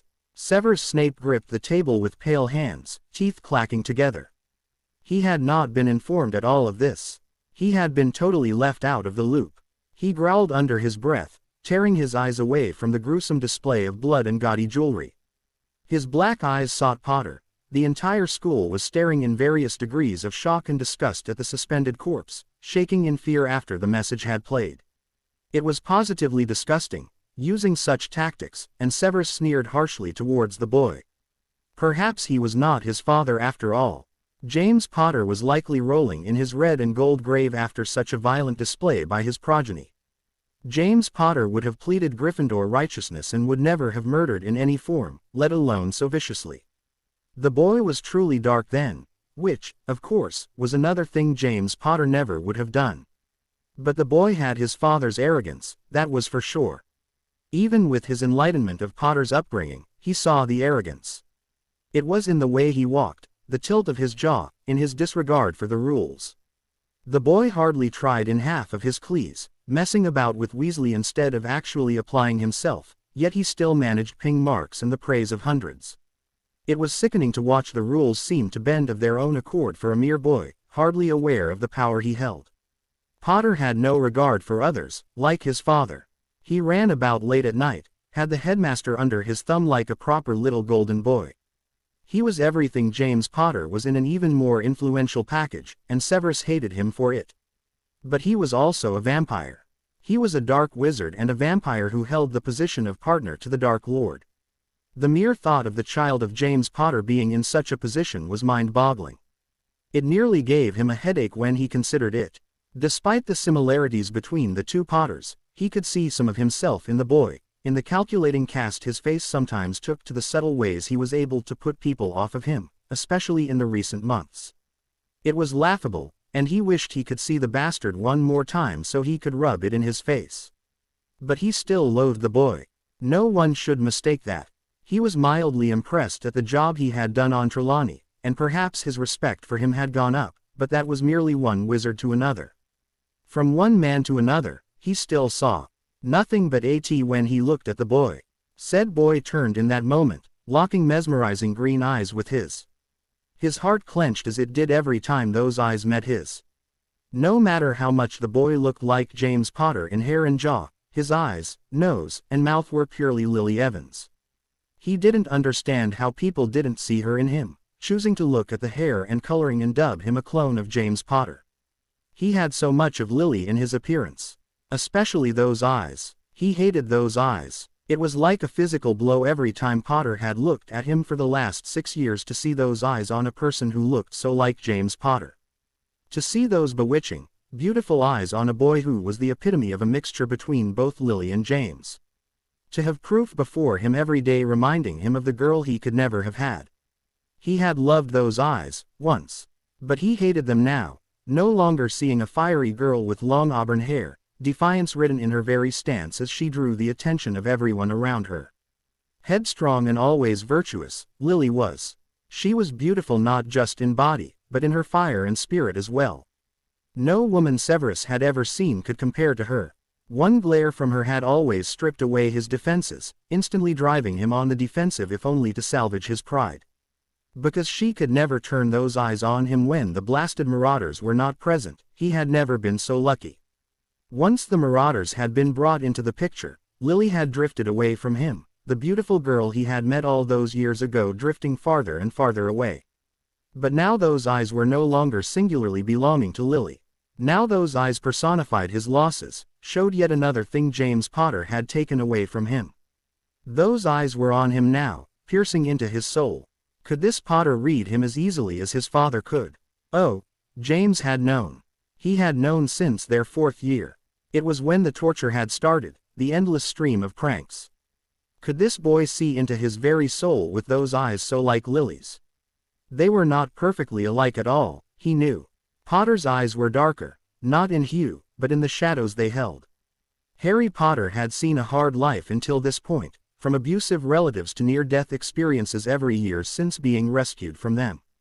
The shadows that swept through Potter's eyes was all Severus could focus on at moments like this, needing a tangible hold on reality, reminding him that this was not Lily. Lily was gone, Lily was dead, and it was his own damned fault. He had given over the first lines of the prophecy, after all. He hadn't realized she was pregnant when he had given the information over, hadn't considered that those words could possibly mean her child, that she could get caught up in the mess. It was this that had sent him running to Dumbledore, realizing that he had put her into jeopardy. And it was this that had ultimately killed her. And people wondered why he was so cynical. Potter smirked infuriatingly before turning away, putting on a mask of righteous fury at this new enemy. Severus's smirk was sardonic and black eyes focused on the charmed ceiling. Just who was Harry Potter, really? Hermione's eyes slowly tracked from the dead body of Sybil Trelawney, brown eyes wide and tear-filled, looking at Harry with an air of confusion. Did you know? For a moment Harry's heart stopped. Know what, Hermione? The witch took a shuddering breath, using the heels of her hands to banish the welling tears. The prophecy. Did you know? Harry regarded her with a wary air, having forgotten that he hadn't told his friends. Yes, he said. Dumbledore told me at the end of term. Hermione closed her eyes with a pained sob and Ron's angry face suddenly turned to him, slightly green around the gills at the sight of the corpse but fury overriding his disgust. You knew. Why didn't you tell us, mate? Why wouldn't you tell us something that important? Harry looked away, unable to hide his agitation. It doesn't concern you. We're your friends, Harry. Hermione burst, standing from her seat and drawing the attention of most of the hall. How could you not tell us about this? How could you leave us in the dark? Harry stood as well, eyes narrowed and his voice cold. Did it say, the three friends with the power to vanquish the Dark Lord approach? No, it didn't. It says the one. This will be my fight, my war, and you will not get in my way. Either I kill him or he kills me, no one else can do anything. Gasps rang off the walls of the great hall as those who hadn't understood the prophecy or who were in shock finally understood. His words were laced with honest annoyance, but he was going to make the best of the situation. He had to confirm for the students of Hogwarts that Harry Potter was the one expected to kill Voldemort. When his defection was realized, they would have to know that he was the one prophesied to kill him and realize how lost the light was. Hermione grabbed Ron's arm as the redhead made to leap over the table, fists clenched and ready to strike out at his best friend. Hermione glanced around at their audience and spoke lowly. We'll be talking about this tomorrow, Harry. Harry raised an eyebrow but nodded, ignoring the fearful whispers that filled the hall as someone finally took charge and sent them to their dorms. The castle had a mournful air the next day, students less boisterous than usual.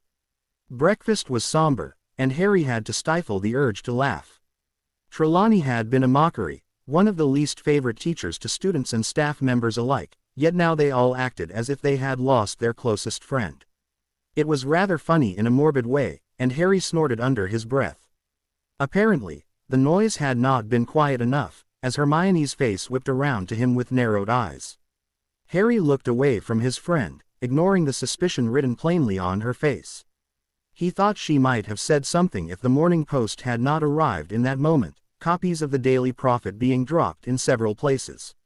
Hermione tore at her own to see the front page, rapidly paling. Harry pried it from her stiff fingers and made a show of looking angry, concerned, and morally outraged as he scanned the article. Halloween Horror. By Trish Pettingale. Halloween was full of more ghouls and terror last night than ever before. In a bold and frightening move, you know who managed a double strike against the world, successfully breaking into Azkaban once again and as well as infiltrating Hogwarts School of Witchcraft and Wizardry. The first alarms were sounded by Deputy Headmistress Minerva McGonagall, informing the Ministry that somehow an agent of Voldemort had not only gotten into the school but had killed divination professor Sybil Trelawney. It was Revolton, a source from the crew sent to retrieve the body told his reporter. She was pinned up in the Great Hall, and sides fallen out over where all the wee kiddies could see. And there were words written in blood. Sounded wonky, saying who would defeat he who must not be named or some such nonsense. This reporter was understandably shocked to learn this, but was so far unable to learn the words that were written. Was there a prophecy made foretelling the fall of you-know-who? If so, why have none of us heard about this until now? And what would you-know-who gain from revealing said prophecy? The biggest question to this reporter, however, is, how did you-know-who manage to get into Hogwarts? Isn't it lauded as one of the most secure locations in Wizarding Britain? How did they get past Albus Dumbledore? For more on reactions to such a terrible offense happening so close to the children of our world, see page 4. Less than an hour after Sybil Trelawney's murder, alarms pierced the night within the Ministry, signaling a break in the wards of the most secure place of all, Azkaban. Once again he who must not be named has broken in, and this time the Dementors have gone with him. Due to the chaos that has come of this, we are not even aware of how many of his followers he was able to liberate, though we assume that the captures of Bellatrix, Rodolphus and Rabaston Lestrange, Warden McNair, and Thomas Knott earlier this week have now been voided. It is unclear if you-know-who freed others as well, however. 17 Aurors were killed in the battle that ensued as he who must not be named made to leave with his followers, including the highly decorated Alistair Moody, second-in-command Gawain Robards, and senior Auror Kingsley Shacklebot, all three reportedly killed by you-know-who himself. Only 2 Death Eaters are confirmed dead, neither of their identities known at this time. Is this a sign that you-know-who's reign is going to be once again like it was 20 years ago? Are any of us safe if both Hogwarts and Azkaban were infiltrated? Are our children safe? These questions and more plague this reporter, but I think I speak for everyone when I say that we must find the answers. Harry crumpled the paper in a fit of annoyance, both real and put on, scowling down at his plate. He needed to be upset about the deaths caused to the eyes of the Great Hall, but inside he was a mess of calculations. 17 Aurors. Mad Eye, even. His respect for Voldemort rose a few notches. He had always known the man powerful, but it was different imagining him beating Moody than it was knowing he had managed to outsmart him as a teen. He didn't know about Robards, but Kingsley was a good duelist, and though Moody was getting on in age, he was one of the best out there. That Voldemort had managed to take all 3 of them out on his own while under fire from at least a couple dozen other Aurors, if the death count was any hint, was impressive. He wondered who from their side was killed, though. 2 wasn't that bad, but depending on who the 2 were it could complicate things. Certain people being unveiled as Death Eaters would cause a chain of other identities revealed, and that could cause them a plethora of problems. And personally he was hoping it was not either Pettigrew or Lucius, as he held personal stock in both of them. Pettigrew's death was his, and Pretty was far too fun to die. And they needed Lucius in the Ministry, of course, but at the moment Harry only cared that his toy was unharmed. An owl swooped to him as he contemplated, and he pulled off the letter with confusion. No one really ever wrote him, and he was confused as to why someone was now. He edged in a breath when he recognized the handwriting, willing himself to not draw attention to himself. Thankfully, Hermione was stuck in thought mode, going over the slightly wrinkled Daily Prophet article again. He turned his eyes down to the letter he held, unfolding it slowly and breathing out in relief as he read the first line. Potter, stop hyperventilating. This letter is spelled against anyone reading it who isn't a Parselmouth. Handy spell, isn't it? I found it in one of Slytherin's Descendants books. Since Parseltongue doesn't have a written language, why would SS need to write? This was Wizard's substitution. To anyone else this will leave the impression of a letter from one of your ever-adoring fans. As I'm sure you've managed to perceive by this point, last night was a success. We only lost Marcus Flint and Electo Caro, and neither important enough to be missed or connected enough for there to be much reverberation. There are some concerns I have, but I will save them for another time. I am obviously not writing for your entertainment. I will be going out of the country for the month of November, seeking a spellsmith in Norway.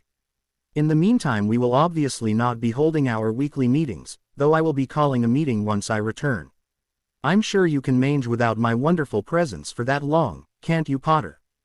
Dark Lord Voldemort. Harry snorted and pulled out his holly wand, pointing it at the letter and letting it crumble to ash and fade to nothing. Hermione's eyes hadn't even turned from the paper, and she hadn't even been aware he'd had a letter. It was all for the better. He didn't want to test if that spell of Voldemort's worked. Dumbledore stood then, announcing that to mourn those who had Veli died the night before, Cleese would be cancelled for the day. Hermione and Ron stood to leave, the brunette tucking the paper into her bag for further thought, Harry trailing along behind them as they made their way to the room of requirement to talk. They had been making an effort all morning to treat him normally, as if the night before had never happened, but he could see the tension in their casual movements. Now, however, he listened to their debate from where they walked side by side in front of him, less amused by the minute. "I'm telling you, I think it was him.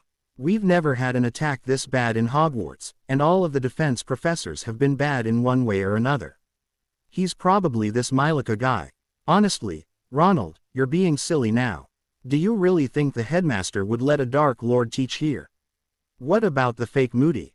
Dumbledore didn't know then. And what about Quirrell? The guy had Voldemort on the back of his head. There's something real fishy about Pierce, and I think Dumbledore's losing it in his old age.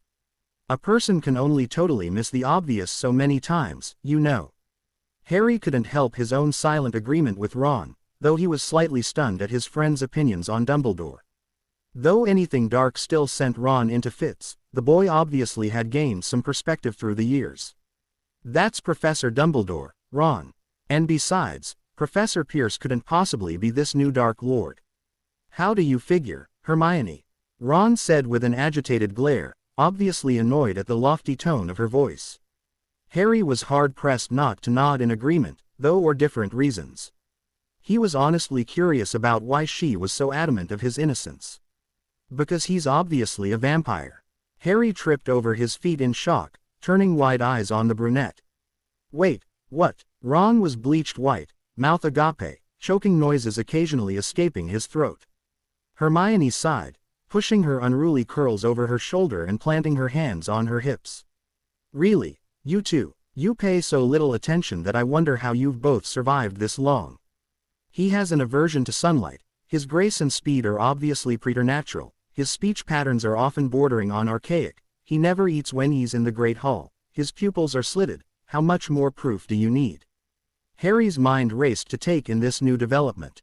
Dante had planned to reveal his vampirism in the aftermath of Halloween in order to distance himself from the possibility of having committed the crimes. As a full vampire who was forced onto blood replacers for as long as Dante had been, a medical scan would be able to confirm this would be nearly unable to resist biting a dying human in the presence of that much blood. A full vampire had more control than Harry did in his strange hybrid form, but even with that control, 2 months of the potions would test their limits. It would only present itself in the case of a lot of blood, but that was just the kind of situation they were now faced with. However, it appeared that Hermione had known for quite some time that their professor was not human and was utterly fine with it.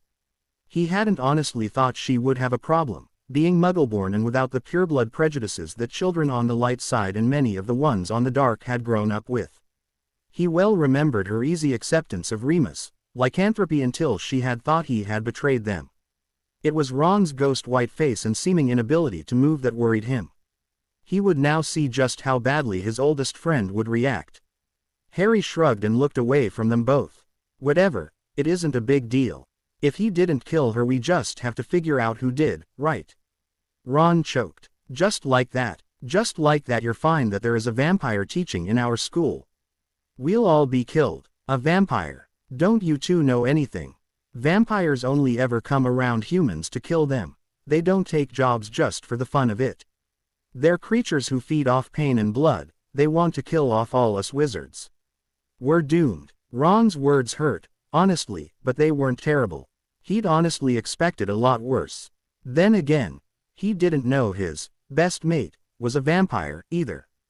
If he did, Harry thought the words would be much worse despite the time they spent together. Harry watched as Hermione puffed up under the redhead's prejudice, and Harry easily recognized her righteous SPEW fury building. Ronald Bilious Weasley. He has been teaching us for 2 months now and no one has ended up dead until just last night. You're being a thoughtless bigot. I thought you had actually grown up a bit in the last year, but obviously you have not. Do you remember 3rd year? Until you met Professor Lupin you thought all werewolves were vicious animals. Do you forget how wrong you were then? Harry sighed and began trying to walk away, glad for Hermione's words but not in the mood to listen to her in lecture mode. However, Ron saw him edging away from them and blue eyes narrowed. "You too, mate," You believe this crap she's spouting? Ron's voice raised several octaves as he mocked Hermione's shrill tones. Honestly, Ronald, vampires are just like puppies. They like rainbows and hugs and beerbies, and would never hurt anyone. Hermione's face turned brilliant red in her fury and Harry narrowed his eyes. You're being an idiot, Ron. Shut up while you're ahead. The redhead, as usual, seemed disinclined to listen to sound advice. So you are buying this rubbish? Blimey, Harry, I knew being raised Muggle made you a bit less quick on these things, but I thought you at least had sense. You're both nutters if you think we're all going to be fine with a vampire running around the school. Dumbledore is totally off his rocker. Harry didn't think he could listen anymore. It was no less than he expected, but it surely didn't mean he had to like listening to the words coming out of his friend's mouth. He turned and stalked away, irritation boiling under his skin like a virus.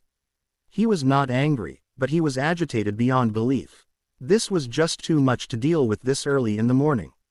He scowled and made to walk on, both Ron and Hermione's voices growing fainter as he turned the corner, eager to get away. Of course, as seemed to be the norm, things couldn't be that easy. Well, Potter. Alone without your pets, I see.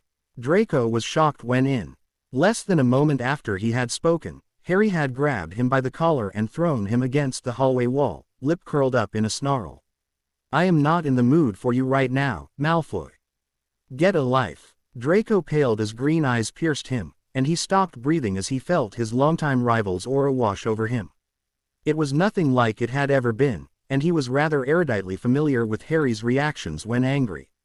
Whereas in years past it had been like flame, licking and burning, now it was as cold as ice, still brushing over his senses like roaring flames but freezing. And it felt terrible, even to his own dark magic, twisted and nearly sickening. He could still feel the other boy's flame like magic, but it was buried underneath the second entity that had been confusing him all these months. This second aura of power is what was choking him now, silver eyes wide in fear. Have you forgotten already, Malfoy? Don't you remember what I told you at the beginning of the year?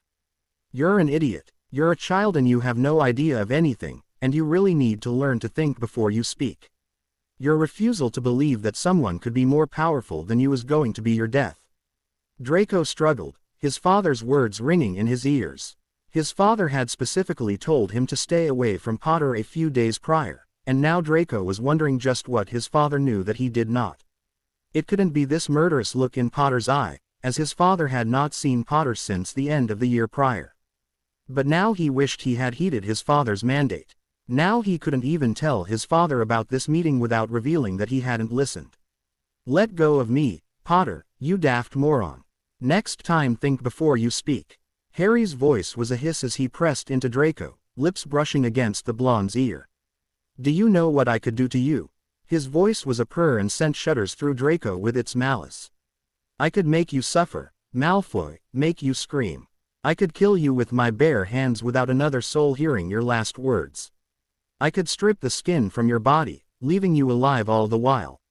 I could drain every drop of blood from you with ease, leaving you a withered husk on the ground in some forgotten hallway, not to be found for years. Draco stopped breathing, throat constricting with fear. He couldn't show the extent of his fear, he couldn't let Potter see that he was scared out of his mind. Draco forced down the urge to cower away and clenched his fists, concentrating on the pain of his nails digging into his skin. Harry pulled away now, his voice back to a normal level. Watch who you insult, Malfoy, because I do not have as many scruples as you think I do. Harry grabbed the blonde by the throat and threw him away, a loud crack signaling Malfoy's meeting with the wall as Harry walked away into the darkness. Draco cursed violently as he stood, body shaking like never before. Who was that? Surely it couldn't be Potter. The words sounded more like the Dark Lord than the Golden Boy. Perhaps that was it. Was Potter possessed? That would explain the second aura, the malicious air around him, his father's warning to stay away. The hairs on the back of Draco's neck stood on end, the light was so screwed. And down the hall, unnoticed by either Draco or Harry, two sets of eyes had witnessed it all. Hermione was fuming as she stormed away from Ron, her cloak billowing around her in a manner frighteningly similar to Snape on a good day. He was such a bigoted idiot. When first entering the wizarding world, She had seen how different races worked together, and had foolishly believed that the wizarding people were not prejudiced like Muggles were, but she had been so wrong. Where Muggles would persecute a person for their skin color, religion, or UAL orientation, wizards persecuted for blood purity and the acts of your parents before you. It was disgusting, and she had been sick of it from year one. She could handle being called a mudblood, because though it was a paltry slur, she had only learned of it a few years prior. Most insults are only insults because of the way you were brought up. Words you hear are bad from a young age. Mudblood, while rude, was easily ignorable to her. Besides, she knew very well that her parents were Muggles. It didn't bother her. She felt blessed to have been gifted with magic, but she wouldn't trade her family for the world. But then she had started to notice the state of things in the wizarding world.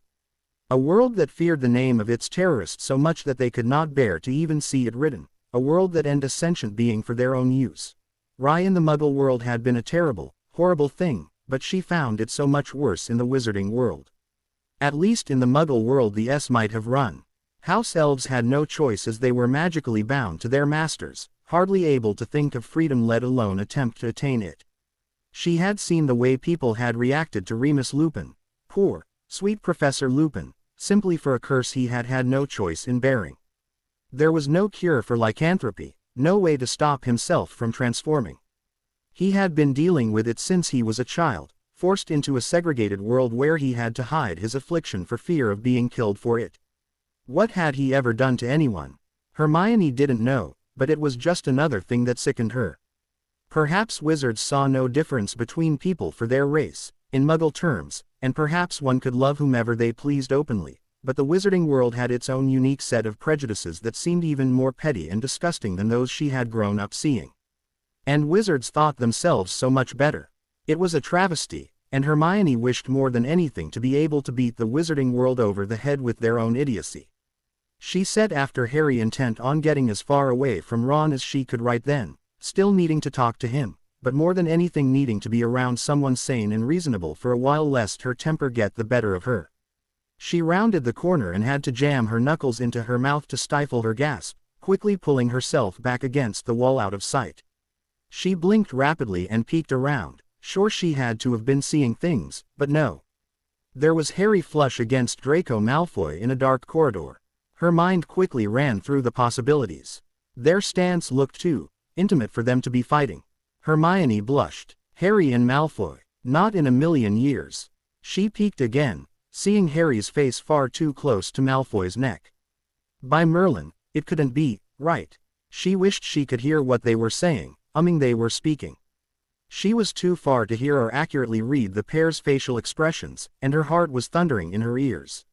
Not that she had a problem with homoequality, mind you, but she hadn't thought Harry was that way, let alone with Malfoy of all people. She tried to think of another plausible reason why Harry would press Thida with his rival, anything that would make sense. Nothing seemed to, at least until she looked again. Harry muttered something with a dark smirk on his face, a look so out of place that Hermione nearly gasped again, seized Draco by the neck and threw the blonde away from him. Draco slumped down the opposite wall with a groan of pain. Harry stalked in the opposite direction from Hermione, leaving the brunette to hold a hand to her heart and stare after him with a perplexed look. How could a person as gentle as Harry wear a look that malevolent? What had they been saying? How was Harry strong enough to bodily toss Malfoy from him, a boy at least half a foot taller than him? She didn't know, but she surely was going to find out, no matter where the truth led her. Hazel eyes narrowed on the brunette witch who had come across the Potter and Malfoy boys in the hall. This could prove to be a problem. Had the girl been able to overhear any of Potter's rants? The Watcher had been utterly intrigued by the surrounding darkness in the boy, the way his power had flared in his anger. It was nearly intoxicating, and unlike anything they had ever seen, even in the Dark Lord himself. But the thrill was short to last as the Granger chit was noticed peeking, undoubtedly trying to put the pieces together in her astute mind. They considered obliviating the nosy girl, but that might raise too many questions. It was interesting to them that Potter was so incautious. Obviously, despite the Slytherin tendencies he had shown, he was still quite a Gryffindor underneath it all. He was meant to be undercover, yet he altered the Malfoy air in the halls where anyone could have seen. And someone had. Was he so confident in his abilities that he thought he would not be caught? Or did he, perhaps, not care if he was found out? The Watcher didn't know, but it was an interesting thing to ponder. They considered revealing themselves to the boy, allowing him to know that they had another ally in the school, but they thought better of it. If the Dark Lord had not seen fit to tell him, they would not either. The boy had shown no indication that he knew of their leanings, and until he did they would stay hidden in the shadows, waiting for the time to expose themselves. What a day that would be! They couldn't wait, but until that day, they had a role to fulfill. With an agitated purse of their lips, the person slipped away into the shadows. Harry walked the hallways silently, on his way to Dante's rooms for a sojourn. Since he didn't have his weekly visits with Voldemort this month, he had been visiting his friend every Friday evening to take his potions and ensure he wasn't caught doing it.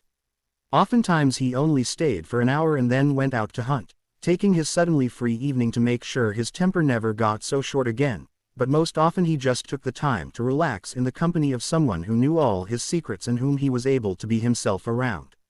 November was drawing to a close and there had been no word from Voldemort until that morning, and Harry had been annoyed to find that instead of anything informative it had been full of verbose descriptions of towering mountains and fjords lining the coast.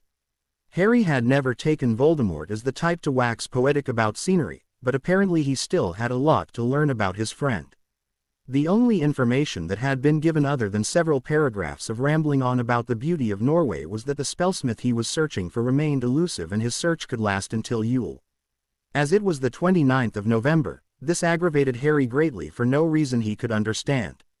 Harry sighed inaudibly as he halted in front of the stone expanse that was the entrance to Dante's rooms, hissing out the Parseltongue override and slipping into the rooms. Dante was not there currently, but Harry made himself at home in front of the fireplace, pulling over a book he had found on his last visit on vampire ritual magic. Dante likely had a detention or something teaching related to deal with, so Harry would just relax until he returned.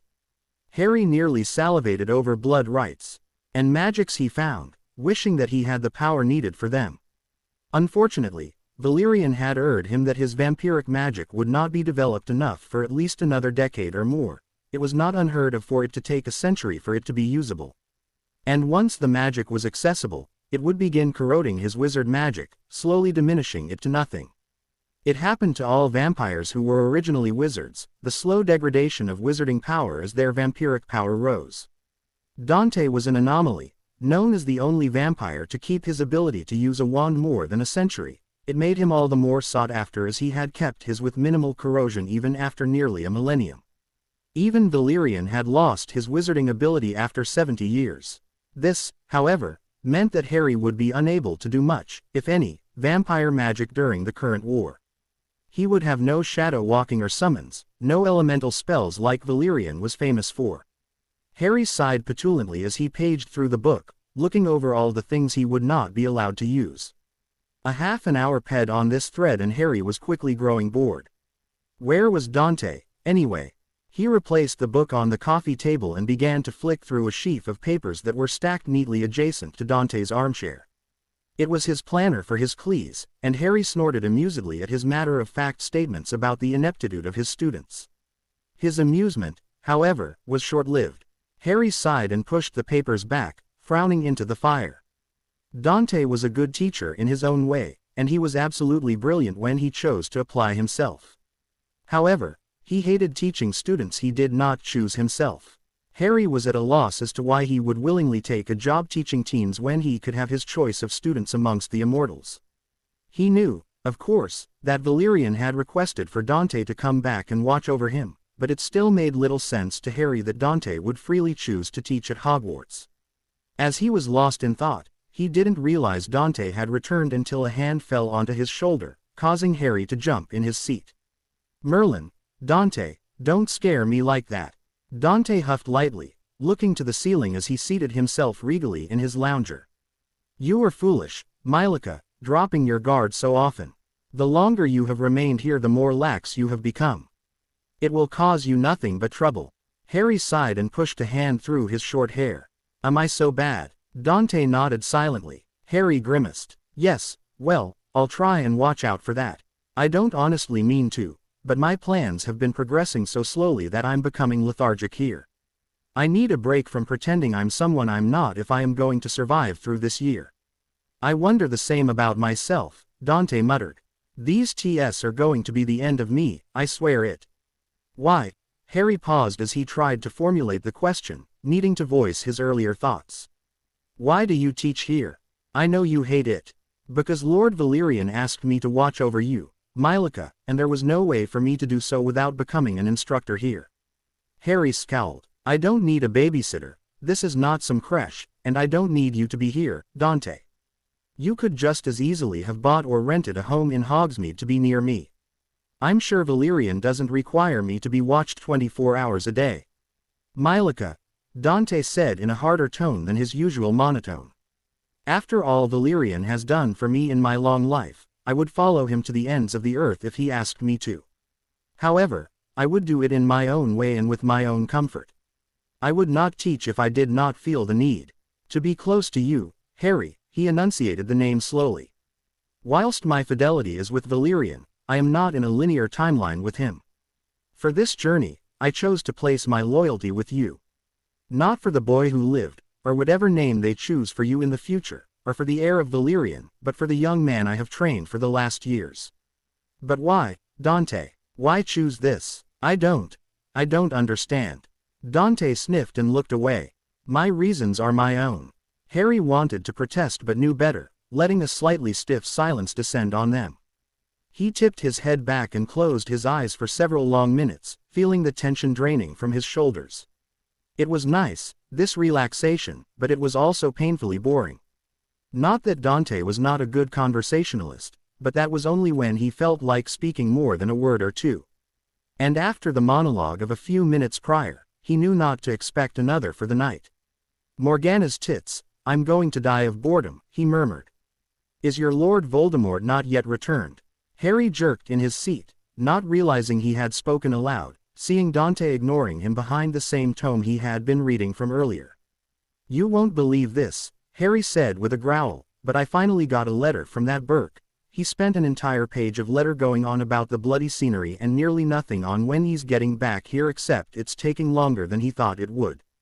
Can you believe that? The ass leaves for a month for whatever Merlin-forsaken reason, totally stalling any planning we might be able to do, leaving me to fend for myself here, and he doesn't even write anything bloody useful. Dante raised an eyebrow. I suppose my company is not good enough for you, then. You know that isn't what I meant. But my conversations with Tom are different. We're terribly alike in several ways, and thought he's an awful git a lot of the time. I really enjoy my conversations with him. Stuck with all these idiots day in and day out, it's nice to have an intelligent conversation. He paused and sent Dante a smirk. One consisting of more than 3 words at a time, that is. Why not attempt to speak with the potions master? He seems sharp. Harry made a face. Yeah, he's sharp all right. Sharp as a tack and nearly as painful. No thank you. His hatred of me runs too deep for him to consider having a civil conversation with me at this point. Perhaps someday I will be able to convince him that I am not my father, but until then it would be hopeless. Besides, he shifted a bit, looking away from Dante. He didn't know why he was suddenly uncomfortable. I like talking to Tom. If the Burke would just come back already, there wouldn't be a problem. Dante chuckled. What's so funny? Oh, nothing, really. Dante. Harry growled, narrowing his eyes. The vampire cocked his head with a smug look. I find your crush on the terrifying Dark Lord hilarious. Harry promptly mimicked a fish, jaw falling open and closing several times before he could speak. What? You're insane. I don't have a crush on Voldemort. He's all you've talked about in a month. You were practically counting the days until he returned from his mission, and now you're beside yourself over his absence being extended. Your interest in him is too strong to be purely platonic. That's barmy. You're insane, Harry said redundantly, his face flushing a brilliant red. He's not even good looking for Merlin's sake. Dante's smug expression fell into a lightly incredulous one. There are many things that attract people in a companion, you know. Harry's irritated blush didn't recede. Bollocks. Looks always come first, then you figure it out from there. I mean, hell, how else would People end up together if not attraction. The look on Dante's face was the most expressive Harry had seen him in several years, somewhere bordering between disbelief and pity. You truly believe so, Mylika? What else is there? Dante looked at a loss, still staring intensely at Harry. Are you so socially inept that you have never heard of people being together for reasons other than? Surely you don't think that how attractive a person is should be the mitigating factor in a real relationship. Harry turned away from the hard blue eyes of his friend. It's all I've known. I wanted Ariana because she was the most beautiful girl I'd ever seen, never mind how much of an idiot she was. Valerian wanted me once I grew up and stopped being a scraggly little mud of a child. What else is there but wanting? And you've never found yourself caring for a person for reasons beyond that. Of course I have. My friends have always meant more than anything else to me, and you and Valerian are closer to me than anyone else. How can you even accuse me of that? I wasn't accusing you of anything.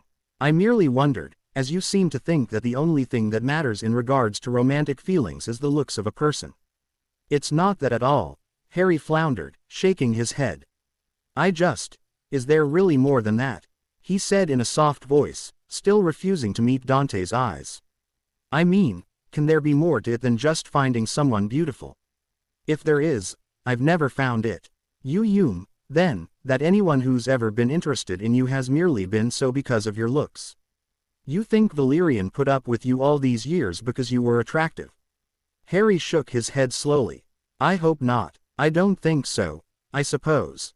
Dante sighed, resuming his uncaring mask. You are still so young, Mylika. You will learn as time goes on that there are much more important things than beauty. I already know that. Harry waved his hands around.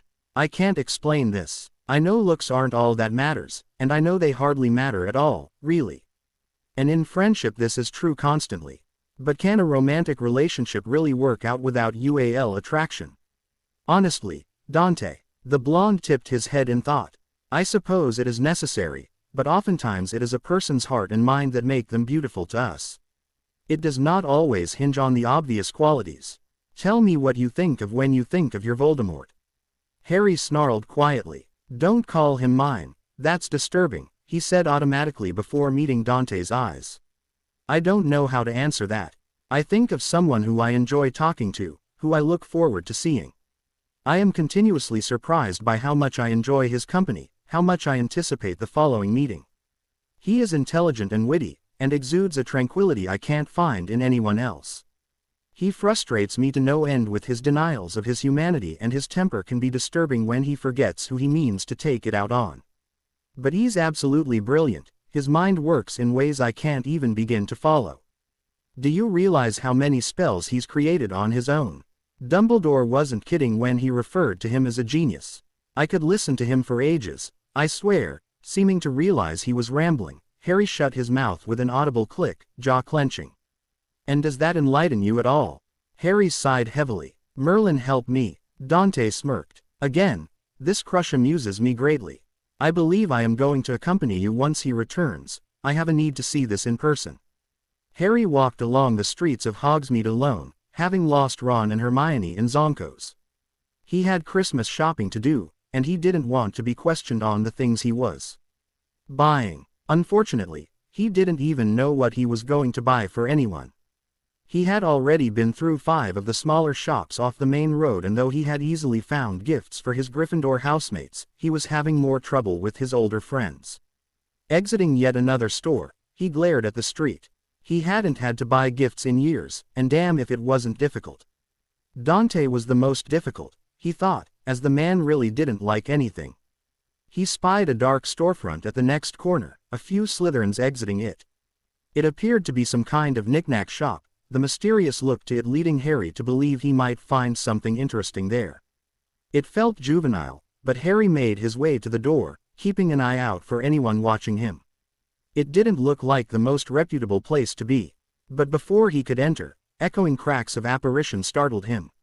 He turned on his heel, unable to see the main street at all. But it was obvious what was happening. The screams had already begun. Harry's eyes narrowed as the frightened screams resonated off the storefronts, their echoes unheard over the din of the already panicking Mies. An attack, without word to him. He snarled and dashed toward the main street, wondering who had sanctioned this. If this was totally unauthorized, Harry was going to enjoy holding the perpetrators under some creative torture curses. Harry darted into an alley that connected to his destination, swearing under his breath in a mix of English and Parseltongue. This was certainly complicated. He had to look to be Easting and being his Gryffindor self while attempting to figure out what the hell the Death Eaters thought they were doing and surreptitiously sabotaging any attempts at capturing Voldemort's, his own, troops. It made it infinitely more complicated that the Death Eaters still didn't know his identity, something he hoped to rectify over his Christmas holiday now that Snape was confirmed as loyal. Harry broke into the middle of a veritable war zone, firing off stunners rapidly at the ground near the feet of the black-robed attackers while trying to the situation. There were a dozen Death Eaters terrorizing the shoppers on the main street, a handful of students and chaperones fighting them off.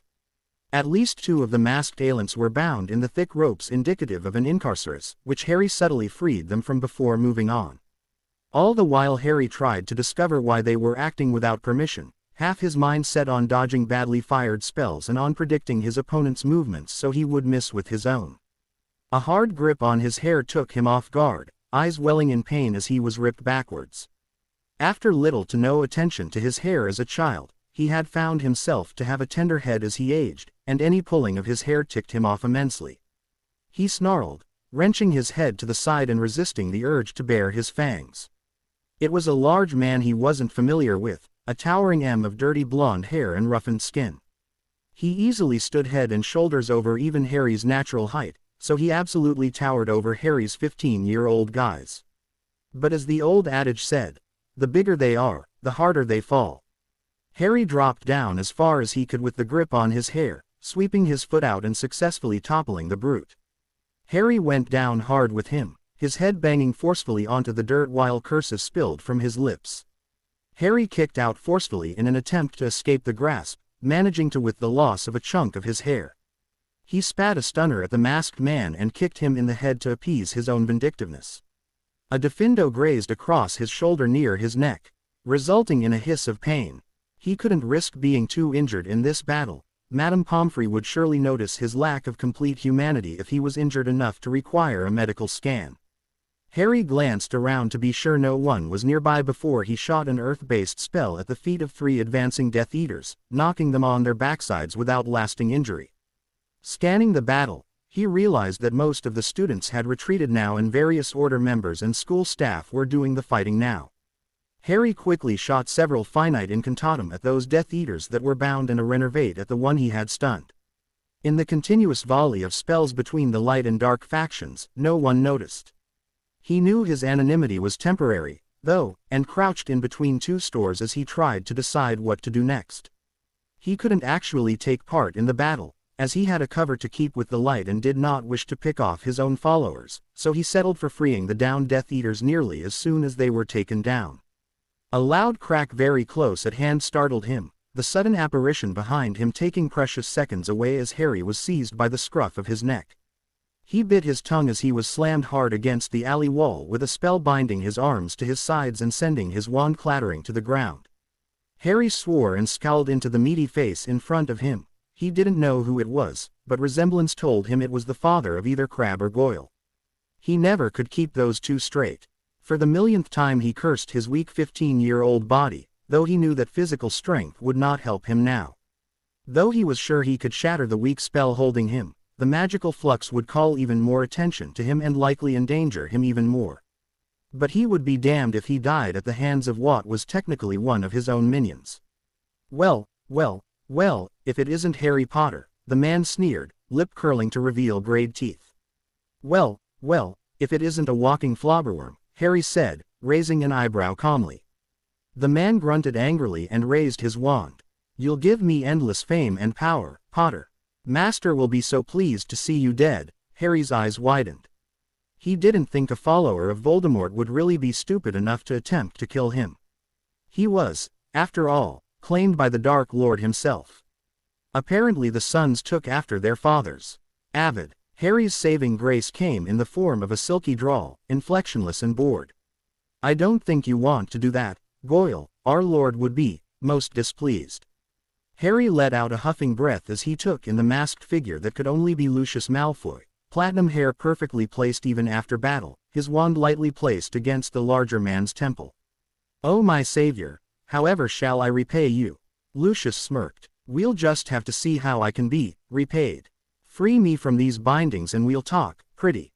I'm currently very unhappy." The blonde glared but acquiesced, moving his wand from the Elder Goyle's temple to flick Harry free. Harry immediately brought up his wand to the fat Death Eater's unmasked face and stunned him, pocketing it with a look to Lucius. "So, care to tell me why there is a raid going on without my consent or any warning whatsoever?" he said in a deceptively pleasant voice. Lucius pulled off his mask and inclined his head slightly. "I apologize for being unable to inform you. The owl sent with the letter from my lord was one of mine and returned with a tracking spell in place. I was able to confine the spell long enough to make it appear to have gone elsewhere, but the fact that it was tracked meant it was too dangerous to allow another owl to deliver a message to you without time-consuming spells protecting it." Harry raised an eyebrow. "What is this about, then? As you know, I was left in charge while my lord was away." Lucius waited until Harry had waved his hand to tell him to move on. "Last week it was discovered that the failed raid a few days before Halloween was a result of a spy in our ranks, a lower-level Death Eater that has been feeding information to the Ministry. He managed to evade capture and we found this morning that he was here in Hogsmeade. There was no way to contact you quickly enough." Harry nodded, impressed with how professional Lucius was acting. It was a far cry from his defiant attitude of October, and Harry smirked. "So, pretty, miss me." Lucius stiffened and his eyes narrowed, but he didn't snap back as he used to. "That name is repugnant." Dark eyebrows shot up in surprise. "No insults. No descriptions of the pain you would like to inflict on me. No patented Malfoy death glare. No denial." Lucius looked away with his nose upturned. "I am attempting to be properly deferent.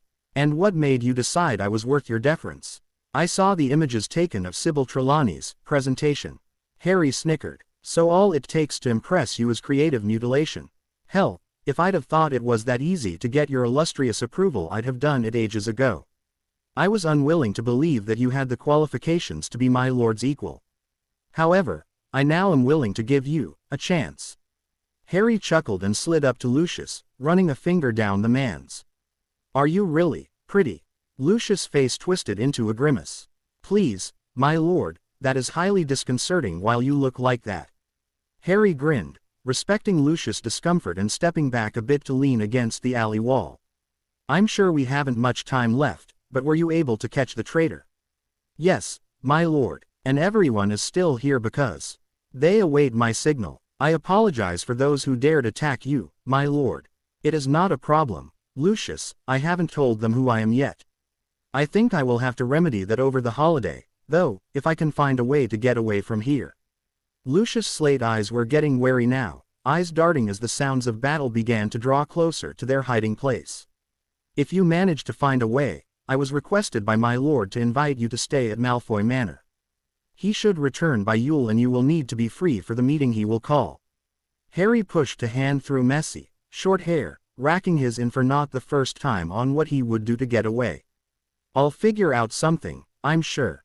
I should be going, my lord. It would look badly for one of either side to see us conversing." Harry waved him off, smirking. "Can't wait to see you again, pretty." "Yes, my lord." Lucius studiously avoided his eyes and dipped into a bow much lower than any he had graced Harry with before, quickly straightening and raising his wand. With a shouted, "Mors Mordre," cracks of apparition once again echoed through Hogsmeade, signaling the end of the raid. Harry gave a show of looking angry and angsty as the announcements were made, 15 dead. Most were nameless Hogsmeade occupants but one had been an Order member, Elphias Doge, and 2 students, the 7th-year Gryffindor Alicia Spinnet and the 6th-year Ravenclaw Mandy Brocklehurst. Harry was, in actuality, very bored as he listened to the students mourn in a loud fashion, ducking his head to hide the wide yawn that cracked his jaw. There were many better things he could be doing, and he had yet to see the point of corralling all the students in the great hall like livestock. If an attack were to take place on the castle, wouldn't this just make them easy pickings? The enemy would storm the wide entry doors and block them in, the small side doors would be crammed with students trying to flee and people would be trampled. Really, it was silly. He hated that he now had nothing to distract himself. He had been very purposefully keeping himself busy since his enlightening conversation with Dante the night before, unwilling to examine the parts of him his friend had pulled out. So, maybe he was sort of bad with understanding emotion. Scratch that, he was really bad at it. It wasn't his fault, though. It wasn't as if he had had any great examples in his life.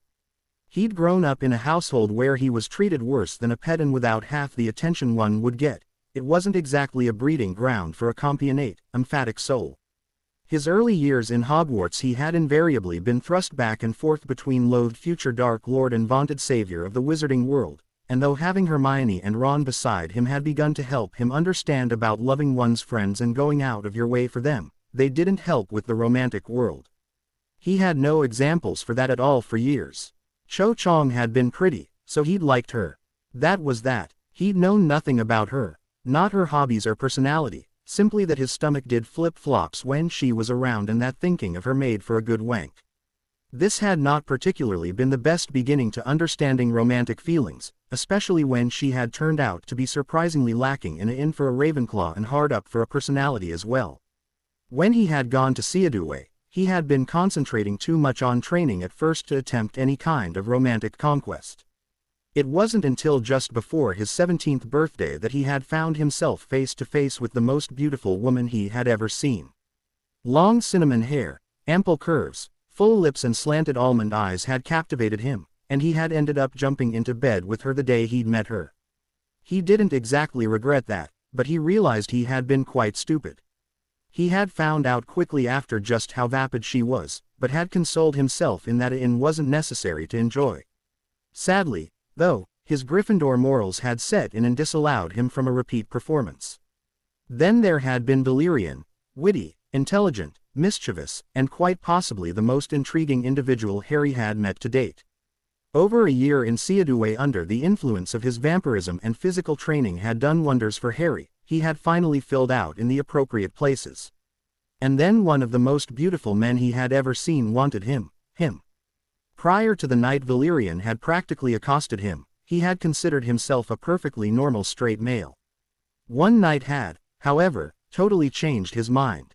He hadn't been aware prior to that just how foreign the soft curves of a woman had felt until he had the firm planes of a man to compare the sensations to. But he could hardly even fathom his current situation. His mind could not wrap around the mere idea of fancying Voldemort. While denial was a lovely thing, Harry had never been in the habit of lying to himself. He had tried to tell himself it was just friendship, but he knew it was a lie from the moment the thought danced across his inn. He felt differently for Voldemort than he did for his friends, the feelings too intense to be the same. He couldn't equate the feelings with anything he'd ever felt before. Perhaps it was a byproduct of the years of hatred and near obsession that strung between them, the angry emotions managing to distort to such a degree as to end up egging on the strange fondness between them. Somehow he understood the reptilian man with only a glance, the subtle nuances of his expressions all Harry needed to comprehend. It was unnerving and he mostly tried to ignore the signals he had been noticing for months, the recent absence only compounding it. It was wrong and frankly made his stomach turn, but he was enamored with Voldemort. Tom Riddle, someone he had been rather accepting of calling his friend and always excited to spend time with. He did honestly know that looks were not the be-all end-all in a relationship, but could one feasibly be in a relationship with someone whose looks revolted them? He had found as the weeks sped that the man's looks no longer fazed him, but to imagining or touching him in an intimate manner. Harry shivered. He didn't think he could do it. Not at this point. Though he could see himself finding the piercing red gaze erotic and he could think of more than a dozen things a forked tongue could be useful for, at the moment the bald head and flat S-like non-nose were just too much for him to overcome. Did that make him shallow, or discerning? Harry shoved his hands into his hair roughly and sighed, unaware of that over half the Great Hall had been watching him as he had toiled. Thankfully, all but a few bought that he was distraught over the deaths. And those who knew better could only wonder. It was 3 days later when Harry finally found himself a bit of time away, meandering aimlessly through the halls. Ron and Ginny were away at Quidditch practice, Neville working with Professor Sprout, and no one else seemed interesting. His feet took his towards the Leary where he was sure Hermione would be, As usual, she had been spending a lot of time there. She had begun her newt speech at the start of term, never mind that they had nearly 2 years until it was relevant, and had already begun stressing herself out over them. She had been acting strangely in the last month, and there had been a tension about her that he usually attributed with an upcoming test. He had found that when Ron was not around, she was a much more suitable conversationalist. Now that he was on a much more even playing field with her, he found her fascinating, one of the only students he could stand to talk to for any length of time. He found her exactly as he expected to find her, hunched over a book with several more piled around her. She was scratching away at a piece of parchment without even looking to see her writing, eyes firmly glued to the dusty tome before her. Harry used every ounce of his abilities to sneak soundlessly up behind her, suddenly feeling mischievous and wanting to give her a jolt. All playfulness died a quick death as he saw the parchment she was writing on, though. Things different about Harry. Quieter, long bouts of inattention and contemplation. More serious, studious, less free smiles. No more Quidditch. Dark, brooding countenance glares at nothing, deep in thought often. Decreased appetite, hardly touches food but to snack. Phenomenal strength, through Malfoy. Increased intelligence and marks actually manages on his own in potions. Often disappears at night. Neville saw him leave via broom their second night back. Possible conclusions. Abuse. Dursley's worse than we thought. Unlikely due to the lack of anger and skittishness. Would not explain strength, etc. Secrets. Prophecy could have explained it, however has since been uncovered and changes have not ceased. Would not explain strength, etc. Voldemort-related stress would explain many of the psychological effects but not the intelligence or strength. Werewolf number. Would explain most symptoms but he has been seen during several full moons. Vampire number. Walks in daylight. No word of strange deaths. Dark elf number. Unable to be turned. Fitting, if he could be believed to be under a glamour to hide the dark skin, but unlikely due to no elven blood in the Potter line. Dwarf number. Unable to be turned. I find myself insulted for Harry for even writing it. Not nearly short or childlike enough. Would explain little. Vila number. Wrong coloring for the potency required. Would on. Her quill continued scratching away at the parchment as Harry sighed internally and rubbed a hand over his face. It seemed her suspicions were far-reaching. Had he been so careless? He had known that he had been a bit lax in his security, but this was out of hand. Neville had seen him leave. Hermione had seen him with Malfoy. Brooding so deeply that he didn't notice he was being watched. He laid a heavy hand on her shoulder but got no entertainment from the way she yelped and spun in her seat, brown eyes wide. Harry, she said, awkwardly shoving the paper into her bag without losing eye contact. Did you need something? Harry's eyes were sad. Suspicious of me? Hermione cringed, before straightening with a familiar look of determination. Well, then why don't you tell me? I think not. Harry glanced around and found them utterly alone in that portion of the Leary, consciously casting out his senses to be sure there was no one hiding. The closest person was far out of a human's hearing range. I don't expect you to understand. I'm sorry for this, Hermione. Sorry for what? She said with a wary frown while drawing back.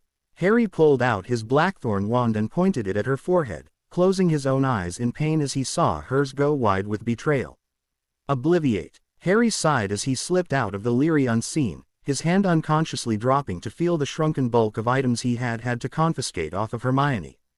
He ran a shaky hand through his short hair, annoyed at how off balance the encounter had made him. Every time he began wondering how little of his humanity remained, it seemed a situation came up to convince him otherwise. He had thought he had put a reasonable amount of distance between himself and his prior friends, but it seemed he had not done as good of a job as he'd thought. It had physically hurt him to stare into her blank eyes and tell her that she had, in fact, been researching vampires in order to have concrete proof backing her statements as she argued with Ron about Dante. That she was not suspicious of him. That she only hoped for his well-being and had not, in fact, seen anything to lead her believe him to be anything more than an angsty and brooding teenaged human male. He hated washing away the faint hope that had arisen in his heart as he'd read the analytical slant of her words, hoping that maybe, just maybe, he had been wrong. Hoping that maybe he wasn't going to lose all vestiges of his old life when the truth came out, that Hermione was bookish enough to not let her emotions cloud her judgment. But he knew that was not the case. Hope was for children and fools, and he fancied himself to be neither. He had found an entire notebook filled with her neat handwriting, all listing truths about vampires that she had found in various unbiased books. He was impressed with how much she had been able to find. It hadn't been hard to place a sleeping hex over her and replace the damning paper about him with the notebook after checking it over for anything pertaining for him. He wasn't going to allow himself to slip up anymore. He had done it enough. He would have to be more careful if he was going to make it through the school year. He had also done a search of her book bag, taking out all texts that would have been irrelevant to her supposed task. Within it he had found a boon, something that very nearly made having to obviate the only woman he looked to as family worth it. He was sure it was from the restricted section, and likely the only copy in existence. It was handwritten and tenuously bound, an uniming cover leaving him in shock as he'd flipped through it. Innocuously titled, Joint Magics, he had discovered it to be a book about spells that required both a wizard and a participant of a different species, usually vampire or werewolf, though Harry had spied spells for use in combination with dwarfs, house elves, and sirens. He had decided to borrow it for further perusal when an entry had caught his eye. An entry detailing the combination of a wizard's magic with a vampire's, combined with a complicated potion which would create a fully functional blood clone. Harry pushed away all melancholy thoughts and let a wicked grin curve his lips. He had a potions master to speak with and a rite to prepare for. He would have free reign over the halls even if it meant suffering Severus Snape. Harry strode through the dungeons as if he owned them, uncaring if any sneaky Slytherins would witness his ping. He didn't think he would be keeping the truth from many of them much longer, and they wouldn't dare take their complaints to Dumbledore. They would stew with their grievances until the truth came to light. Harry paused to rap on the door to Professor Snape's CL room, not uncouth enough to barge in unannounced. No matter his distaste for the man, he did respect him and knew he would be a valuable ally if Harry could force him to get over his childish grudges. Enter. The drawl came in the familiar deep timbre. Harry had found over the years that the annoying voice in the back of the head that alerted him when he screwed up had taken on that same deep drawl. It had been a source of the utmost annoyance for him for years. It usually went unnoticed now, though. He opened the door and slid into the room, clicking the door shut behind him and ignoring the steadily deepening scowl that was on the sallow man's face. "Hello Severus, I need you to do a task for me." The scowl transformed into a snarl, but Harry could see the man reining in his initial instinct to lash out verbally. Like Lucius, it seemed that though it may take a while, respect and subsequent deference were on their way. "And just what, Potter, do you need of me?" Harry perched on the edge of what was normally Malfoy's desk. "I need a potion brewed and have little time to work out the specifics to brew it on my own. It is within my skill level, but I would prefer to know your skills were behind it." Black eyes showed surprise briefly before they went flat once more. "If it is within your own unexceptional proficiency level, then it is likely not worth my own time at all," he sneered. Harry narrowed his eyes and saw the man flinch back slightly, obviously having known better than to make the comment. It seemed he had made an impact on Snape, though the man's personality was hard to be quelled, especially in the face of James Potter's son. "Perhaps you missed the memorandum, Severus, but I am not the same sniveling, brooding little boy you tossed out on his backside at the end of term. In case my appearance change has not been hint enough, I was in training for a decade before returning for the school year. If not for your own incompetence at teaching, I would have been a fine student, though admittedly never top of the CL. What gives you the right to demean my teaching skills, you ungrateful little T?" Snape growled out, knuckles white where they clenched the desk's edge. "Have you ever heard of Dougal Fraser?" he asked with a sly smirk, watching the faint color leave the potions master's face. "You have, I see. It took 6 months under his tutelage to correct the damage you did on me over the years, and once I was able to hold a blade correctly and actually identify ingredients, I was able to work on my own at a payable level. I will never love it as you do, nor will I ever hold the patience for any long-term brews, but I know what I am doing around a cauldron, Severus, and I would thank you to stop questioning my intelligence. It is not your place," he finished with a growl of his own, flipping his blackthorn wand from his sleeve and leveling it at the man threateningly. It was an empty threat, they both knew, the wards would not allow him the creativity he would like, but the implication and reminder was there. Severus swallowed with a pinched expression and tipped his head in a stunted show of submission. "What do you need of me, then, my lord?" Harry ignored the man's attitude as his love of obscurity surfaced, a smile working its way over his face. "I found a spell to perfectly suit my needs for the holidays. However, it is cooperative magic and I require a harmonizing potion to sync up the varying magical signatures. It's relatively uncomplicated but for the careful stirring required." Harry pulled the book from his pocket and tapped it with his wand, expanding it and flipping through the pages quickly, plopping it down onto the desk and grinning at the astonished-looking potions master. He watched Snape run a long finger down the ingredients list. "What is the purpose of this potion?" "The jobber knoll feathers oceate the potion with memory, the moonstone with emotional balance, and the runespore eggs with increased mental acumen, but the properties of the asphodel and not gr would not be complete enough to serve to create a golem." Harry nodded fervently. "That is why it is cooperative magic, it isn't a golem at all. Golems need to be directed and instructed, this allows you to create life." He pointed to the opposite page of the potion's instructions and lifted himself on the corner of the high desk. "See, it's a minor ritual in a triangular formation, and with Dante and I working as the anchors I just need you to brew and apply the potion at the correct point. It's fascinating. It works by converting both the wizard and vampire magic into a neutral, original magic without roots in any species. Because creating a veritable life form without birthing is impossible to all species, we are creating an alternate life form that will be, in theory, an exact replication of me. The potion is needed to cement a sense of self into the clone and allow it to move without constant direction. The magic creates the body and it can be mentally and physically linked to me to make it have my personality, goals, and memories and look exactly like my 15-year-old form." Black eyes were slightly unfocused. "Why isn't this more well known? The mere idea of this is fascinating. Think of what I could do with this. Having an eye stamp that isn't a complete dunderhead to contribute to my experimentation." Harry chuckled at the dreamy gaze. "Unfortunately, the clone won't work properly in close proximity to its maker, nor will it function under duress. That nullifies any uses I have come up with in eye stance and battle. A person also cannot be linked to more than one at a time, limiting the clones singularly. It is helpful for establishing an alibi, or as in my case, appearing to be where I am not. It is very unknown because it requires a human and a vampire of at least moderate strength to work together, and with prejudices the way they are that is unlikely." Severus scowled again, though this time it was directed at the wall rather than Harry, surprisingly. "Damn." Harry chuckled again and nodded. "I know. I spent all last night thinking of what I could use it for. I was rather annoyed to have gotten my hopes up.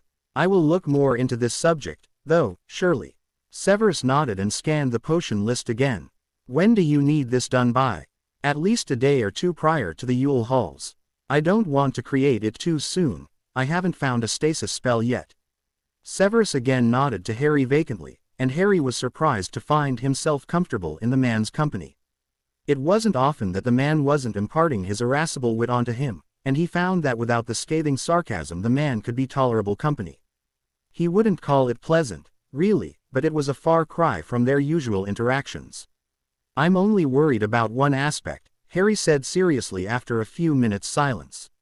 He hated to bring up this particular subject, as it would surely bring back the Snape he reviled, but he respected the man's intelligence and needed his opinion. "The one thing that will not be carried over to the clone will be my vampirism. As such, its mind will be wide open. I worry about Dumbledore coming across it in that state. I considered extracting the memories of the last 10 years, but it would leave months of unknown gaps in its mind and would leave it disoriented. It would cause me to be found out too easily." "Are you telling me," Severus said in a dark drawl, "that you are so incompetent as to have been unable to master occlumency after a decade of training? What kind of a endless imbecile are you?" "Watch your tone, Severus," Harry hissed. "For your information, I am unable to learn occlumency. The Avada Kedavra made my mind unable to form defensive shields. Had you not been blinded by your own childish presuppositions you might have noticed that in our lessons. Thankfully, being a vampire has many advantages, only one of them being able to deflect human legilimency." Severus's face contorted into an angry grimace. "There is no way your mind cannot make shields. It is a basic ability available to all wizards at birth. And there is no way I could have survived a killing curse to the head either. Yet I stand here. I'm sure you've noticed that precedent has never stopped me thus far. How could I not notice? The very laws of nature bend backwards to accommodate you. Harry scoffed. And there I was for years wishing I could just be invisible. But now, Harry let a wicked smirk cross his face. Now I see the benefits of being under the world's scrutiny. I will make sure my messages are heard. Someday I still hope to fade into obscurity, but I know now that short of holding myself away in the immortal realm, that isn't going to happen. Severus scowled downward irritably as Harry pushed himself off the high desk and gave a mocking bow. I will take my problem to Dante, since you seem unable to hold a civil, intelligent conversation. I fear, Severus, that you and I are going to bump heads for many years to come. You survive that long, of course, but you would make it far easier on yourself to see that I am absolutely nothing like my father. I really can't tell you, though, since the most I've ever seen of him was the scene in your pensieve. You would be doing yourself a favor to try and look beyond your own muddled sight. Pretend for a single day that you never met my father and see what you think after that. Because if you don't begin to treat me with the respect I command as your lord, I don't guarantee your survival long enough to get out of this school year, let alone this war. While I am content to make you scream a bit, my dear Tom seems to take offense to people insulting me. He turned at the door and saw the ashen complexion of the man, grinning and giving a jaunty wave. I want the list of students I should speak with the day I return, Severus. Ta. Harry left, Severus staring at the cracked stone of the dungeon wall in a seething fury, but underneath it all, he wondered if the boy might be at least partially right. Harry was packed and ready to leave, all the clothing and supplies he would need for the 2 weeks away from Hogwarts shrunken in a small trunk in his pocket. Now he only needed to retrieve the blood clone from Dante's rooms and set off under his invisibility cloak for the train. He halfway wanted to apparate, but he had decided it would be easiest just to take the Hogwarts Express and meet up with Lucius that way. Harry paid little attention to his surroundings, being nearly alone in the corridors while everyone ran around getting ready for their holidays. He was one of a handful of students staying over, so the castle believed, that is, and so it wasn't anything special to see him wandering the halls. After all, if he was really a 16-year-old staying behind for Christmas without his friends, it would only rub salt into the wounds to watch everyone else happily preparing to depart. When the shoulder of an equally distracted person caught onto his, he turned to snarl out a rebuke when he was caught by wide silver eyes. He raised an eyebrow as the blonde quickly bent at the waist and refused to meet his eyes again. My lord, I apologize for not watching where I was going. Harry snorted, amused that Draco had managed to figure it out. Don't worry about it, Malfoy, and don't bow to me in school. Wouldn't want anyone else to figure it out, after all.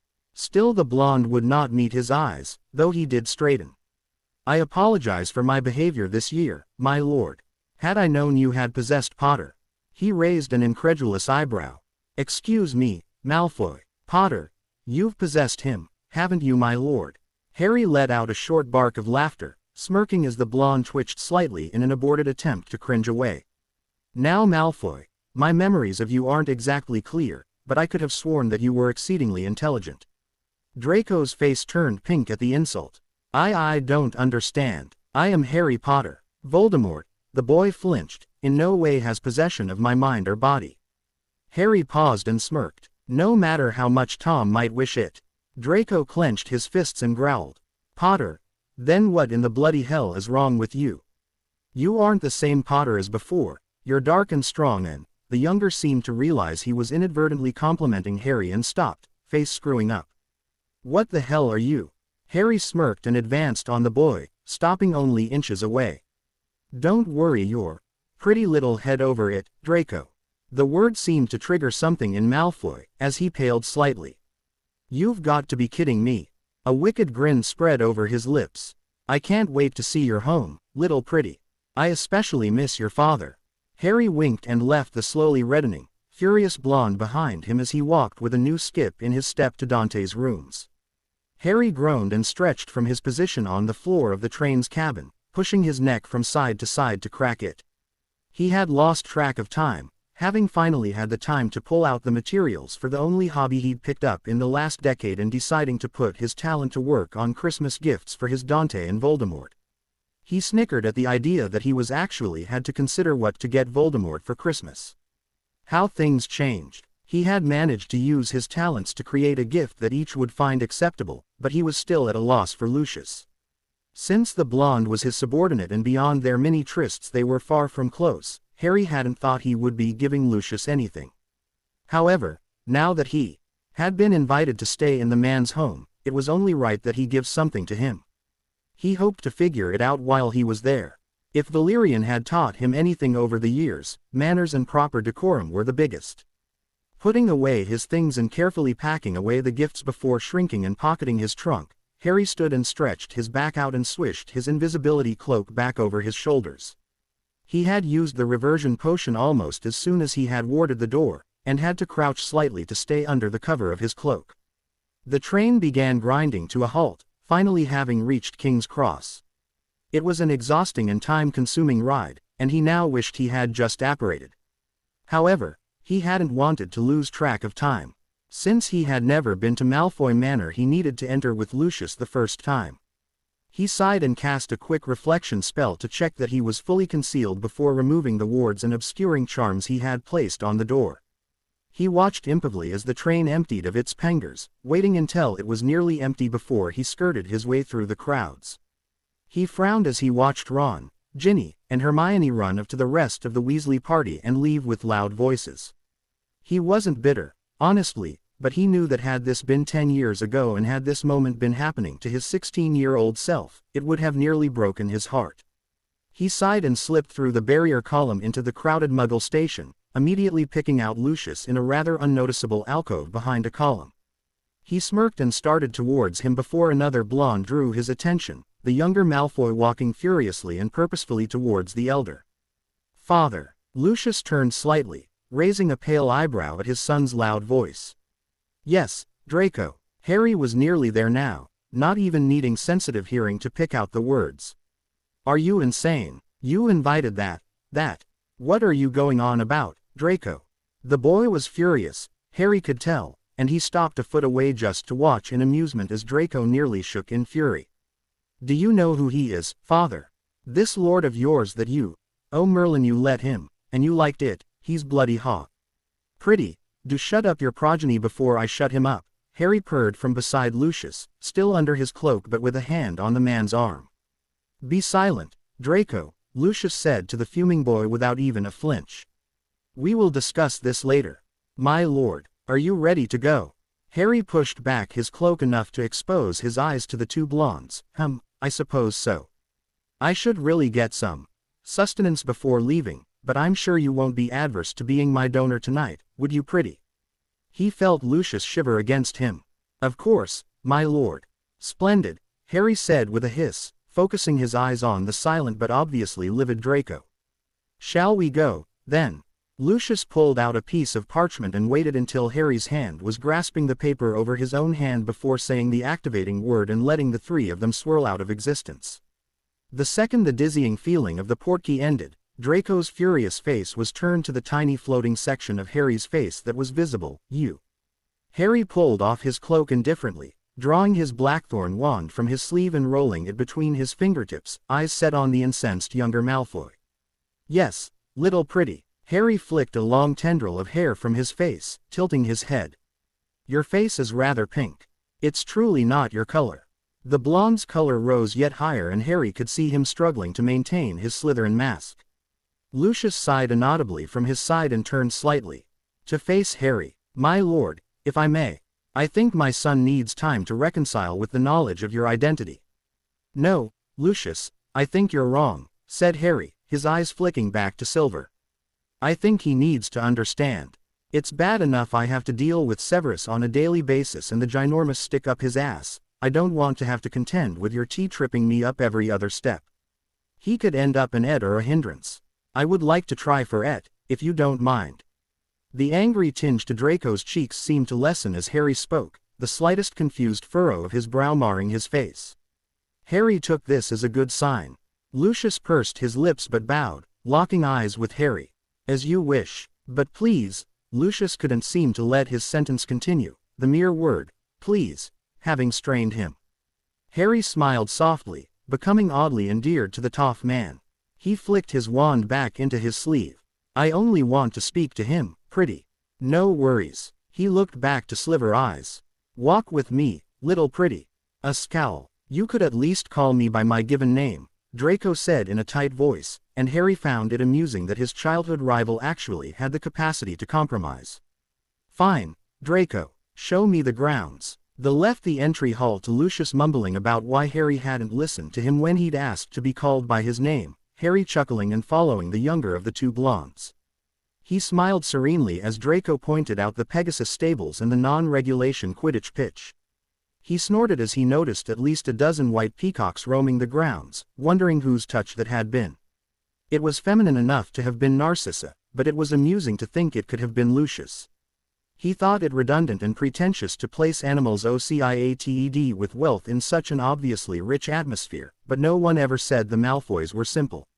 Harry was amused by the haughty tone that was slowly returning to Draco's voice as he spoke, not even noticing that Harry hadn't been paying attention. And this, he said with a regal wave of his hand, is the Manor Garden. Only the most rare and beautiful plants have been included, imported from all over the planet. You will find no better private garden anywhere. Draco sniffed. Obviously, Malfoys never settle for less than the best. Harry let out a soft laugh. Oh, obviously. Draco jumped and lightened a few shades, obviously having forgotten whom he was leading. Yes, well, Harry brushed past the teen with a smirk, walking with a sway to his hips into the grandiose garden, eyeing the ornate fountain in the center. He walked slowly, wary of anything that might jump out at him in a magical garden, eyes lazily darting from side to side. He spotted a rather eye-catching purple bloom and stopped, looking down to it before dropping to his knees and pulling a creeping weed from where it was tangling around the base of the stem. He set it aside after assuring himself it wasn't anything animated, smoothing over the soil where he had disrupted it. What are you doing, Potter? Malfoy suddenly asked, and Harry didn't have to see the other boy's face to know he was sneering. From Dark Lord to House Elf. Harry laughed quietly, flicking a glance over his shoulder as he moved to pull another weed. House Elf, am I? He chuckled again in a calm way. Tell me, Draco, did your parents hug you when you were a child? The voice was hesitant and confused. Of course they did. Did your mother tuck you in at night? Your father teach you to ride a broom? The sneer was back in full force. Is this going to be some orphan spiel, Potter? Pathetic. Harry laughed again and sat back on his heels, brushing the dirt from his hands and leaning back. Onto them in the soft, magically maintained GR. I think not. I was just wondering. Your parents seem so cold, but as I've gotten to know your father I've noticed how different he can be. He loves you very much. Draco scowled at the ground across from Harry, but seemed to sacrifice his pride as he dropped gracefully to the GR. I think you've taken getting to know him far too far, Potter. Harry smiled serenely. Ah, perhaps. You're far too amused by the knowledge that you've ed my father. Perhaps again. Harry's smile widened mischievously. Just feel lucky I seem to be attracted to the older aristocratic types. If you were a decade or so older I'd probably hit on you as well. Draco made a face but couldn't stop his face from turning pink. Prat. Harry watched the dark clouds crowding the sky and wondered if they would finally get the first snow of the season. The air was sharper than it had been the last few weeks, a nip in the wind that hadn't been there previously even up in Scotland. It would be strange to see snow in Wiltshire this early in the winter, but he knew not to rule out the possibility. Rain, at least, was a surety. 1. Harry tilted his head back to stare at the gray-covered sky, twitching uncomfortably as he felt his long hair pool on the ground. He had forgotten how annoying his excessively long hair was, but after having spent long months of not having it, he found a new appreciation for it. No matter how many times he had complained to Valerian about its length, it was a comfort to have it back. Harry pulled out his wand, ignoring Draco's flinch, and released the spell he reflexively applied whenever he reverted. The spell that kept his long brown-black hair framing his face dissipated and let the tapered bangs hair fall back from his forehead, leaving his famous scar visible. It was faded after years without visions or agitation, but it remained ever etched there. He felt Draco's eyes on him and tilted his head back forward, green meeting silver. Yes, how have you changed this much? Draco asked in a blasé tone, though the curiosity was obvious in his eyes. You get my father arrested as a scrawny twat, and you come back after summer some. Draco's face pinked again and he waved his hand. Like this, and suddenly allying with the Dark Lord. It makes no sense. Harry smirked and went back to watching the crawling gray clouds. Not everyone has had the life you have, Draco. Don't start wittering on with the orphan thing again. Oh, stuff it, Harry sighed. I didn't witter then and I'm not going to now. Do go on, then. Harry rolled his eyes. I'm not going to throw a pity party over my shitty life. I don't want to say it and you don't want to hear it. But I will tell you that Voldemort, Draco flinched, and I grew up in the same way. Upon entering the wizarding world I was suddenly vaunted as a hero and told my parents died to save my life. Until then, I had been told they had died while driving drunk. Think of apparating drunk and it is about the same amount of taboo. Suddenly I was loaded with the expectations of an entire culture on my shoulders. I was 11 years old. Of course I wanted to be like my parents, of course I didn't want to be like the man who had killed them or the boy who acted just like my spoiled bully of a cousin. You were also an idiot, Draco said with an obvious pout that Harry easily ignored. In any case, after my godfather was killed, I was given an out of that life, the life where I was treated like absolute crap half the time and even worse when opinions were good. So I went away, except, Harry paused and thought of how to word it, there was something that made me come back. It wasn't even the prophecy, but the expectations on me were huge. And Dumbledore was too dangerous to leave unfettered. He would ruin the wizarding world if left to his own devices, or else the war would destroy it for him. So I came back. Time travel, if you must know, vampire magic, to end it. I just might not be ending it the way they all wanted me to.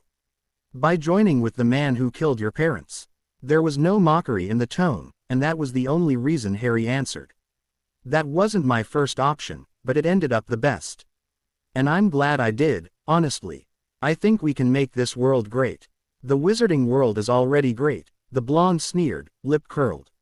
You're lucky you aren't a Death Eater, Draco, or I would have cursed you for that, Harry said in an amused voice, watching from the corner of his eye as in color Malfoy had drained. But since you are not, I will warn you. Don't talk down to me. Why yes, of course. Anyway, I believe we can make this world great, improve upon what exists and take away the fears of the people. Restrictions on Muggleborns to increase security, mixing of different magical blood to enrich the lines, we won't be exposed and we can flourish. Voldemort and I working together could well end up the best thing to ever happen to the magical world. Draco was frowning but nodded slightly. Why tell me all this? You hate me and I can't say I'm all that fond of you either. What is the point? I don't hate you, little pretty. He ignored the glare. Honestly, I hardly remember much of our encounters. So, while I do not hate you, I think very little of you. I am giving you the chance to change that. He cut off the blonde before he could insert the sarcastic retort that was sure to follow such a proclamation. Think twice before you answer, Draco. I am now the partner to the Dark Lord. Your aspirations include being a Death Eater, yes. What better way to be sure you receive the rank I am sure you believe you deserve? What would you have me do? The blonde asked, an uncaring mask over his face. Help me take Hogwarts. I need people to help me with that. Call a truce with Harry Potter on the outside and begin showing me people you trust who have our goals. I need a force to leave behind after I take down Dumbledore, people intelligent enough to make sure the truth is known. My plans for Dumbledore are solo, but I may need diversions in the meantime. It isn't anything more than a more proactive version of what you're already doing. Can you handle this? Draco paused for many long minutes, staring at the same point in the sky that Harry had studied minutes prior. Harry remained silent, knowing the blonde's intelligence ranked with Hermione's and with his ideals he would surely agree. Survival of the fittest, after all, was high up on a Slytherin's creed. And if he could help himself be the fittest, well, all the better. Fine, Potter, Draco said with a curt nod. But don't expect me bowing to you. Not in school, Malfoy, but you need to remember that I am not your equal. If you accept this, out of public you will show subservience. Draco grimaced and grumbled under his breath, obviously unhappy with what he was about to do. He visibly cringed as he held out his hand. Harry smiled genuinely, wrapping his hand around long fingers. Deal, then. Harry swirled the ND slowly, eyes tracking the ice cubes as they ran around the GL. He and Draco had arrived back in the manor an hour before, and the younger had retired immediately, claiming exhaustion, leaving a silent Lucius in the study with his guest. Harry had watched the man for long minutes before turning his gaze on his perpetually filled GL. Lucius was working on something for the ministry and couldn't be bothered. Harry didn't mind. The silence was soothing in a way that the boredom at Hogwarts had never been. Here, he had a purpose. He was merely relaxing in the meantime, taking in the sights and sounds of a normal existence. Harry took another slow sip, letting the drink burn down his throat and warm his stomach. While snow had yet to fall, it was raining heavily and a chill had descended on the manor. Roaring fires in every fireplace couldn't seem to affect the huge mansion, and though Harry knew a warming charm would be the wizard's solution, he found mild discomfort like cold reminded him of his mortality. It was something every important figure had to keep a grasp on. A sigh from Lucius drew his attention back up to the man, papers spread before him and long white blonde hair fanned over his shoulders. Every few minutes he would agitatedly push stray hair out of his face or absently blow at a lock that obscured his vision, mind focused on the papers he was perusing. Harry found it terribly amusing. Patrician features were illuminated in the ambient light, lower lip moving in a way that suggested that Lucius chewed on the inside of it. Harry wondered if he had, as a child, chewed on the lip itself until it had been trained otherwise. Harry smiled as he saw the smallest flash of white teeth that confirmed his first unction. "Something amusing, my lord?" Lucius asked, not looking away from the official document. "No, nothing, pretty." Lucius's eyes twitched in an aborted roll, but no comment was made. "Would you like me to summon a house elf to take you to your rooms?" Harry shook his head. "No, I'm amusing myself just fine." Lucius finally glanced in his direction. "If you are sure, my lord." Harry's let a small smirk cross his lips that was nearly too fond to be called so. "No need to worry about me, pretty. I'm used to this by now. Between Tom and Valerian, I've spent entire days of the last year in this position. I have learned to amuse myself." Lucius let out a hum and went back to his paper, tucking a piece of hair behind his ear. After a few minutes of silence, Harry stood slowly, a smirk on his lips. He ignored the tensing of the blonde's shoulders and slowly carded his fingers through platinum hair, letting his short nails rake against the man's scalp a few times. Harry pulled the strip of leather from where Lucius had discarded it and slowly tied the hair back from the man's face, leaning forward once he had pulled the band tight. "So, pretty," Harry said, his breath ghosting over the skin of Lucius' neck. "Just where is your wife?" The man's eyes stopped darting across the paper, but he didn't look up. "Finishing her Yule shopping in Spain. She should be back tomorrow evening or the morning after." Harry gave a breathy chuckle. "I can't say I'm disappointed that she isn't here, pretty. I was afraid you and I would get no time to ourselves." Fingers trailed across Lucius's shoulders as Harry leaned forward. "You see, I tend to be rather possessive with my favorite things." A noise of denial attempted to worm its way out of Lucius' throat, but Harry merely smiled. "No, I do not mean to call you a thing, pretty, however, you are certainly of my favorites." A low exhalation of air was Harry's response, and Harry let his nose press behind the blonde's ear and his tongue flick out to taste the hollow there. My lord, perhaps this isn't. Call me Harry, pretty," he murmured, trailing the tongue down and taking a hold of the man's earlobe. Another exhalation and a grunt of denial. This is not a good," cut the man off, color flushing his cheeks. Whether he was embered or it was merely in pleasure, Harry didn't know. Harry lazily trailed a fang down the pulsing jugular, eyes drooping in a sultry cast. He pulled back slowly and blew against Lucius' neck, watching the fine hairs stand on end. "But I must argue, pretty. This is very good." With a muffled groan, Lucius let his head loll back until gray eyes fixing hazily on green. Harry smiled slightly and leaned over, nibbling leisurely at the pale lower lip and tugging it between his teeth. Another small sound escaped Lucius' mouth that sent a chill down Harry's spine, his fingers digging into the man's shoulder as a slow fire built within him. Not pausing in the slow attentions of his tongue, Harry let his hands roam up the exposed neck to cradle the man's face, inverted though the case may be, dexterous fingers stroking the slanted jaw. He broke apart from Lucius after the slow, smirking down at the man. Very, very good. Lucius' throat worked for several moments before he managed to get a word out, his voice rough as Harry moved to trace lines across the man's throat with his tongue and fangs. I should not be doing this. Harry let out a sigh against the man's skin and pulled back to look into gray eyes, breath coming out in short pants. Why ever not, Lucius? He asked with a hiss, drawing out the man's name and relishing in the way gray eyes fluttered. I am not a toy, Lucius said in a slow, measured voice, obviously trying to force composure through the vapor of lust surrounding him. And will not be treated as such, not even by my lord. I will carry out any order, but I will not be made to crumble whenever your whims demand it. Harry stared for long minutes into Lucius' eyes, startled when he didn't feel amused or angry over the defiance.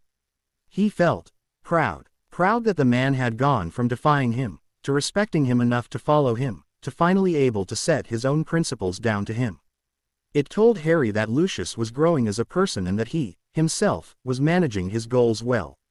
He wanted to change many things, one of them being how the Death Eaters worked. Fear alone was not enough to rally true support and loyalty. He smiled, startling the waiting Lucius, and leaned forward, brushing his lips against the older man's. He took the step needed to take him to the man's lap and stood over him, his stomach brushing the blonde's. You were right, of course. But please, his voice was hoarse as need rose in him once more, Merlin, please let me taste you one more time. Lucius groaned and pushed himself up into a dizzying, and Harry let himself be lost in the sensations. Though was short but fierce, permission granted as Harry lowered himself into the man's lap and pressed himself hip to with him. Teeth nipped and tugged, tongues conflicted, heart rates soared. Harry could never figure out what it was about Lucius. Though the man was improving, he was still in essence an annoying and lordly prat who believed his shite smelt of roses. Though exceptionally attractive, there were others out there as attractive as he was, so it couldn't be merely that. But there seemed to be a magnetism between them, something that made it nearly impossible to resist leaping on the man every time they were alone. With a low Harry trailed his mouth to the tempting neck and paused, trying to calm his breathing. Perhaps it was this. Perhaps it had been so long since he had had a live and willing donor that his hormones couldn't resist taking advantage. Feeding was a very sensual thing, even in its most violent aspects. You were taking a bit of your victim into yourself, essentially merging for a short time together with them. Taken by force it inflamed power, given freely it invoked pion. He sank his fangs slowly into the soft skin at the pulse point. Lucius's groan seemed loud in the quiet room, disrupting the sound of the rain falling outside. Harry's eyes rolled back as he drank, his fingers gripping forcefully on the blonde's shoulders. The blood made the dizzying feeling from before paltry in comparison, a wave of desire and ecstasy washing over him in a wave. He listened to the man's heartbeat and pushed harder against him as arms wrapped around his waist.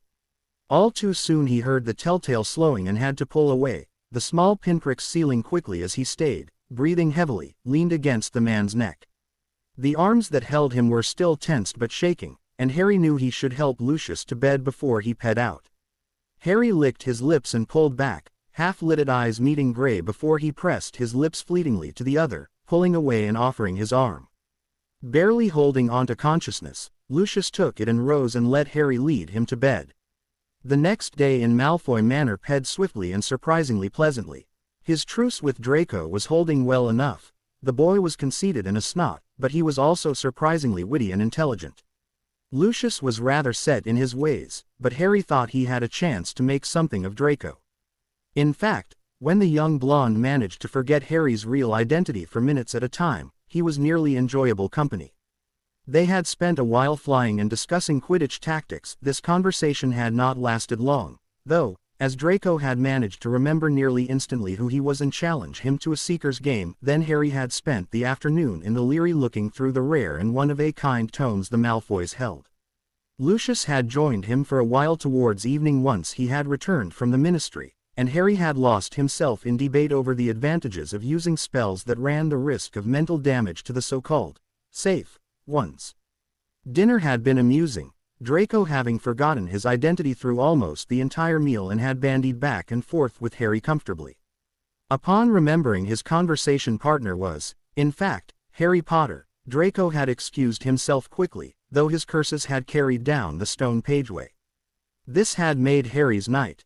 After drinks with Lucius he had retired early, rising even earlier and setting to making the gift he had decided on for his host.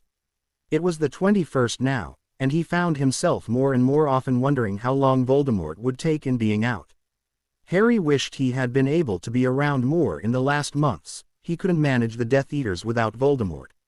He was hardly known at this point and they would not follow him even with his status. That would have to wait until after Hogwarts had fallen, because he just did not have the time to divide between the separate conquests. It was well after dawn by the time he came out of the trance-like state he had fallen into, and Harry stretched out before going through his morning ritual. A shower, toothbrushing, and change of clothes later, and he was setting out for the dining room. He wasn't sure if Lucius would be awake this early since it was a Saturday, but the man was generally a creature of habit and didn't seem the type to sleep in. Harry let out a yawn as he navigated the twisting hallways of the manor, nodding politely to various portraits on the walls. As he walked he ran his fingers through his hair and drew it back into a low ponytail at the nape of his neck, his normal style for it when not doing business or aiming to impress. It was less cumbersome that way. He was surprised when he entered the dining room to find the entirety of the Malfoy family seated around the table, currently only long enough for the four of them but able to be expanded at a word. He was not noticed immediately and took a moment to look at the group. Draco had a small smile on his lips as his mother raved about something she had seen in Spain, and though Lucius's attention was on his newspaper he had a small quirk to his lips. Narcissa herself looked much different with her face animated than she had in Harry's foggy memory from when he was 14. Her blonde hair had more of a golden tint than Lucius or Draco, but her skin was just as perfectly pale and her crystalline blue eyes held the same superior glow to them. She was a beautiful woman, Harry thought, and for just a moment he stood watching the exceedingly beautiful family before him. How could an entire family be that lucky in the gene pool?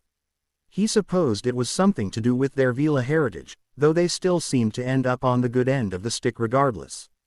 He laughed silently and noted that he could see features of both parents in the son. And with the nearly regal poise both held, it was no wonder Draco was the way he was. He sashayed into the room them, bored with watching, catching the attention of all the room's occupants. Narcissa was observing him with guarded interest, while Lucius simply nodded and turned back to his paper. Draco scowled but gave a stiff tilt of his head in greeting as Harry gave them a wide grin. "Good morning, pretty, little pretty. And good morning to you as well, Mrs. Malfoy." He walked straight to her and took her hand, bowing low over it. "I must say, I would think to refer to you as beautiful if the word did not seem so pale in comparison of your magnificence."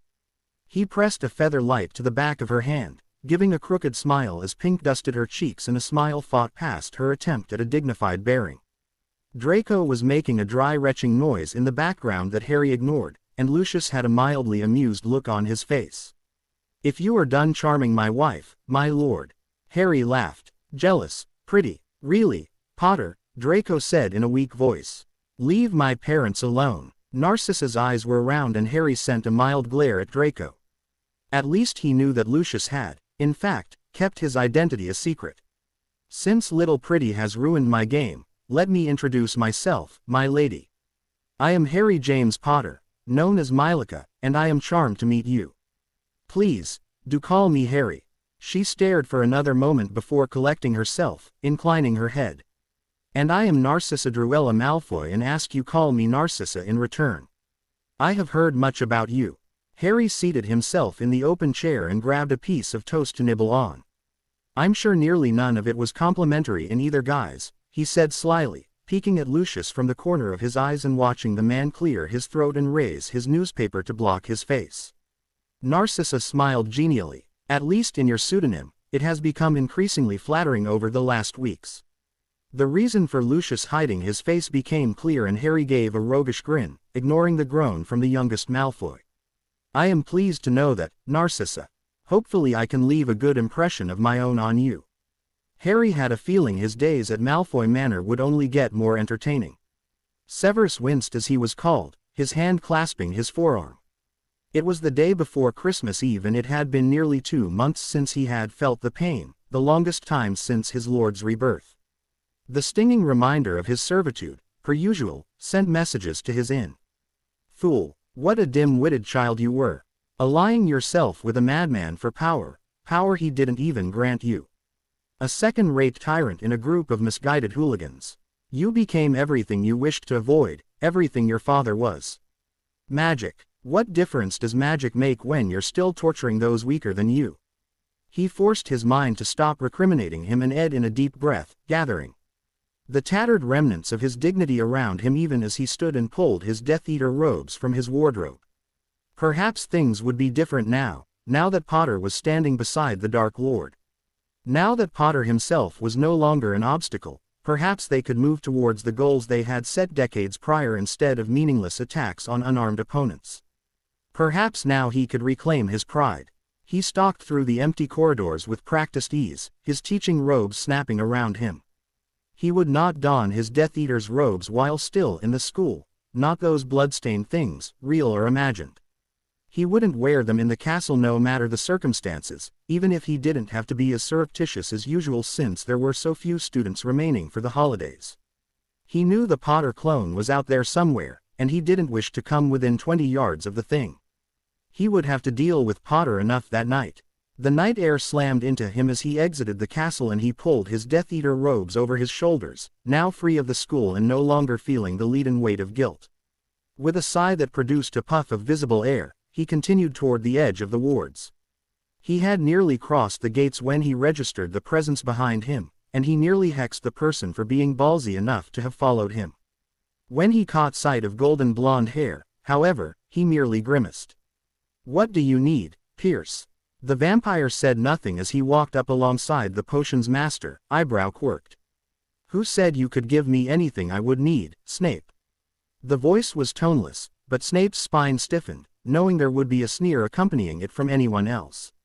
"You are following me, Pierce, and since I was under the impression that you were not an utter moron, I assumed that meant you had need of me for something. If there is nothing, I am in a hurry." Dante flicked back a lock of hair, raising an eyebrow silently. "I am following you because I am going to the same place you are. And you will take me there." "Like hell I will." "You will," said Dante as he gripped Severus' upper arm. "And you will not argue with me. Perhaps Mylica allows it, but I will not allow lip from a two-faced, traitorous spy."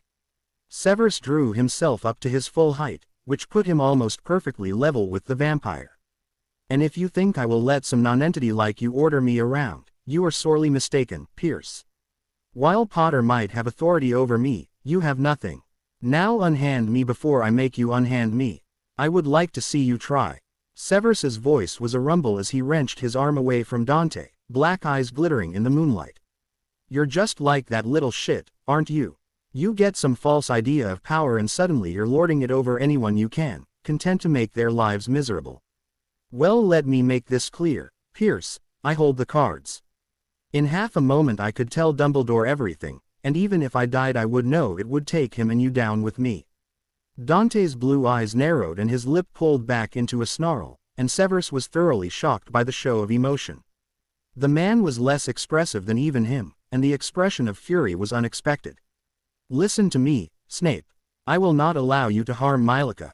Once a traitor, always a traitor, and I am watching you. If you make so much as a twitch that I perceive as you considering giving information over to the old man."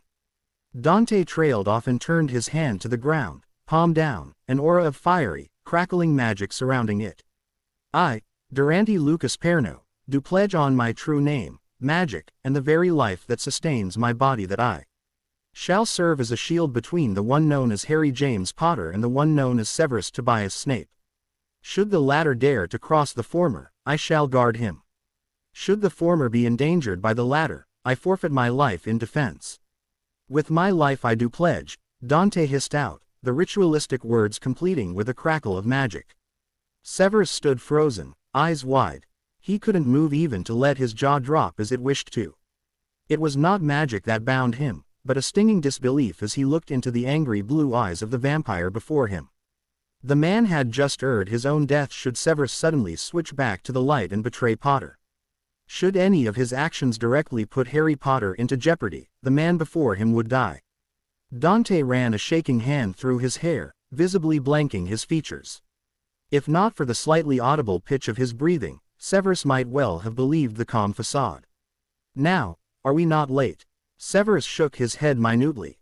Why? He hissed in disbelief, his voice hardly a whisper. He wanted to ask, why Potter? What is it about the boy that inspires such loyalty? But he couldn't. He could hardly breath, let alone speak. Why? His question was understood, for no other reason than for who he is. Not the name or the background, but for the heart and sincerity. You know nothing of the boy, nothing. I knew him better than you did after one day in his presence, because I was not blinded as you are. Finally Severus managed to escape the cold grip of shock. You would risk your immortality for that. Even if he were a saint I would think you a fool. Dante smiled wryly, obviously knowing his mask was broken for the time being. If he were a saint he would not be worth my time. You of all people should understand this. You who, had luck shined upon you, might have been that boy's father. He ignored the scowl that overtook Severus's features. He is a reflection. Of you, of me. He is everything someone dark strives to be. He is powerful, cold, and ruthless, yet still able to live. He can still feel, even with the boundaries he has crossed. It is how he was able to attract the Marquis Valerian, how he captured my interest enough to train a novice. He is, Dante waved a hand, glancing around before catching the moon, lunar. He is lunar, not light, but cold, lifeless. However, no matter how dark the moon may be, it is able to conduct the light of the sun, to reflect it. It is dark that can be light. A shadow that is a beacon. That is Mylica perfectly. Severus was silent, but as the vampire had spoken, something has resonated through him. Something that burnt fierce and hot, something that bloomed hope in his long dead. Perhaps it was merely the quiet paean with which Dante spoke, perhaps it was something more, but he felt more strongly in that moment than he had managed to feel in decades. Severus silently signaled the vampire to follow him into the forbidden forest so he could apparate them to the meeting. Dante seemed to take the concession for what it was. The Malfoys plus Harry were seated in the drawing room when Lucius's right hand darted to his forearm, a grimace of pain reflecting briefly on his face. Harry's eyes lit instantly. Tom's back. Lucius gave a short nod and relaxed. Apparently so. Would you like to accompany me, my lord? Why would I do that? I can apparate myself just fine, thank you. Draco sneered from his place by the fire. Unless you fancy walking outside of the wards, you will have to go with my father. Harry gave the young blonde a dispionate look that made him shrink back slightly before standing. All right then, we shouldn't keep Tom waiting, should we pretty? Lucius gave him a smirk and stood, a flick of his wand summoning his Death Eater regalia, holding out his arm for Harry. You do not wish to change, my lord. Harry peered down at his outfit. He was dressed rather casually in a pair of trousers and a silvery button-down, but he had no real wish to be more formal. This was his holiday, and damn if he would be formal for anyone, Voldemort or not. Harry walked up to the older man and wrapped an arm around his waist, throwing a wink to the laughing eyes of Narcissa. He liked her quite a bit, she was lovely company, and he had spent much of the last 2 days with her. Harry locked eyes with Lucius. No need, he said simply. Lucius nodded and they disapparated. They appeared in the center of the meeting room, many black-clad figures surrounding them, talking in hushed tones. Harry scanned the room quickly and fell upon the pretentious throne at the head, Voldemort's reptilian visage greeting him. Harry did all he could to repress the grin that was threatening to overtake his features as he waved to Lucius and walked quickly to the head of the room. He hated how girlish he felt at the moment, his heart pounding and his stomach fluttering. It was sentimental and annoying that he wanted to grin like a fool and leap on the other man, simply happy he was returned. Had they not been in a room full of Death Eaters, Harry was rather sure he would have actually stooped to hugging the Dark Lord. Amusing though that imagery was, Harry was appalled at his own internal candor. Finally managing to bypass the genuflecting Death Eaters, Harry let a smile stretch his face as Voldemort turned to face him. He hopped up the steps onto the dais and leaned forward, intruding on Voldemort's personal space impenitently. Took you damn well long enough, Tom. Voldemort's lipless mouth curved slightly. Don't tell me you missed me. Harry scoffed loudly but couldn't prevent the heating of his face. He hoped that it wasn't noticeable and put on a cocky smirk. Why, my dear Tom, how could I ever be expected to survive even a moment without you? Ah, but I apologize for ever subjecting you to the horror of existence without my company. Merlin knows your life is endlessly droll and pointless without me. Voldemort placed a hand over his heart before snickering and leaning back into his seat. I am sure we have much to discuss. Harry grew serious. Yes, you left at the worst time possible and were gone far too long. Much has happened that needs to be brought to your attention. We'll get to that once this meeting is over. Are you going to tell me what you've been doing?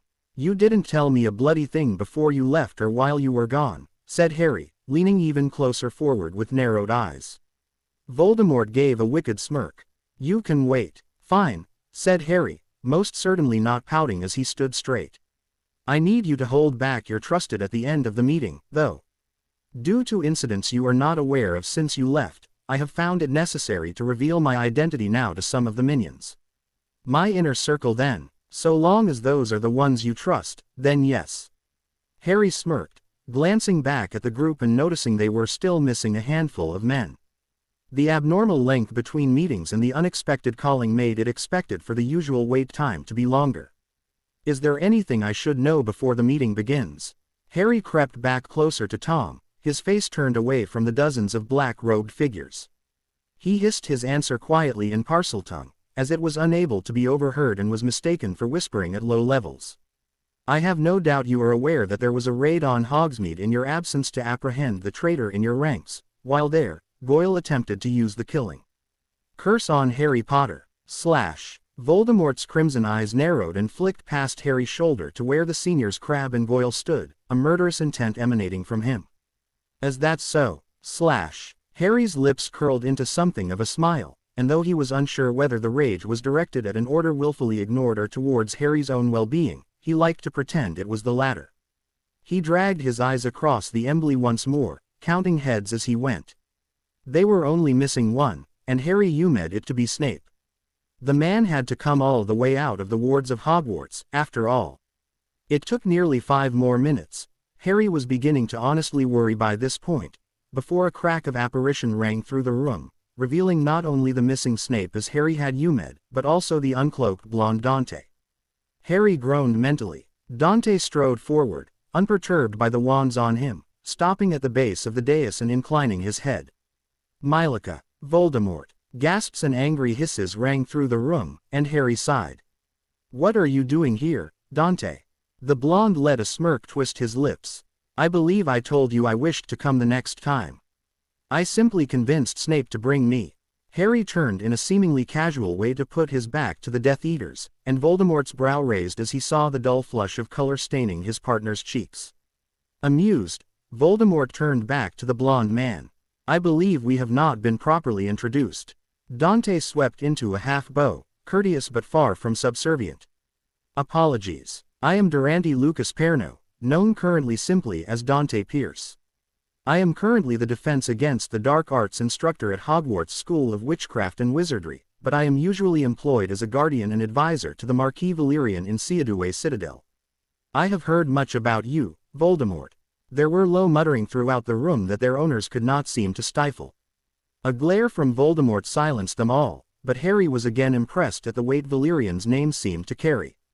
He had never heard of him until the day they had met, and he was used to the immortals immediately becoming deferential when faced with him, but it was another thing entirely to see mortal witches and wizards becoming fearful with the mention of the vampire's name. And you are well known in the history books, and Harry heard Voldemort pause and threw the man an amused look, knowing the man had gotten far too used to referring to him by his surname. Mylika here has spoken of you often. I must say that he speaks of you, often, as well. This was said with a wicked smirk, much more expressive than Dante's usual looks, and Harry was thankful he had kept his back turned to the Death Eaters as his face flamed again, a scowl setting over his face. That is enough, Dante, he hissed, glaring at him over his shoulder. You will hold all conversation until this meeting is concluded.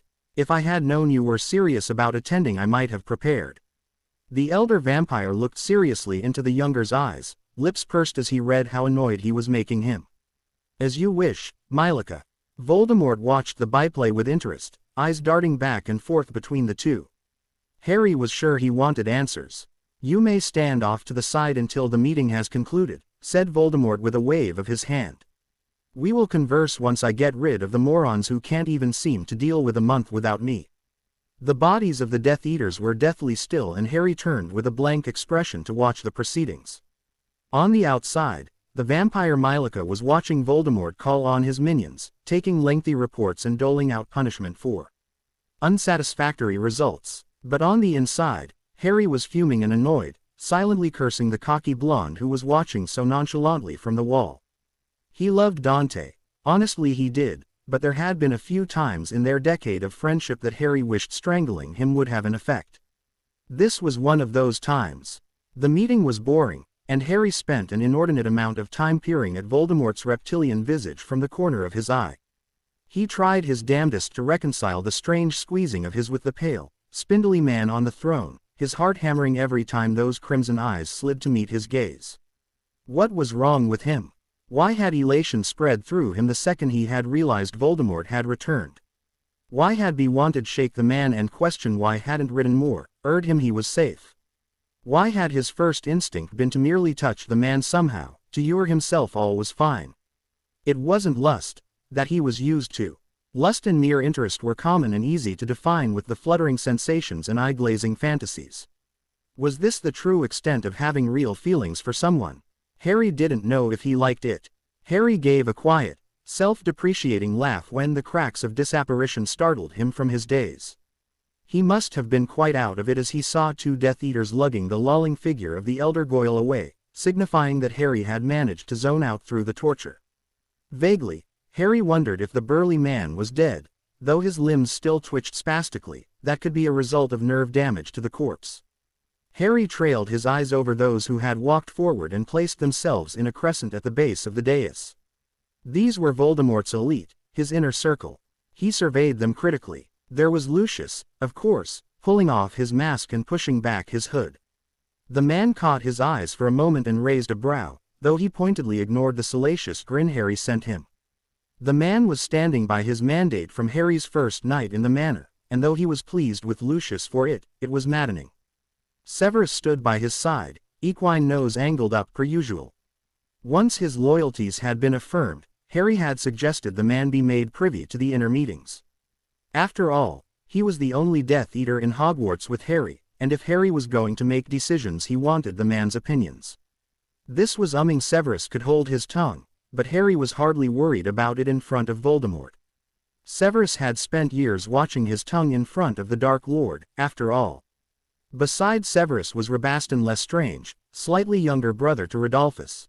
Harry didn't think there could be more than a year or two between them. If same fraternal twins weren't so rare in the magical world, Harry might have believed they could have been. He was sickly pale and gaunt, his eyes somewhat gly but his bearing proud. Rodolphus was next, husband to Bellatrix. Unlike his brother, he was actually rather ruggedly handsome, Harry thought, despite his years in Azkaban. His face was broad and he had a strong jaw line that was lined with a close-cropped beard. His eyes were alert and without the haunted cast Harry was used to oceating with Azkaban escapees, his posture rigid as he stood waiting his lord's command. Next was Bellatrix, who really needed no introduction.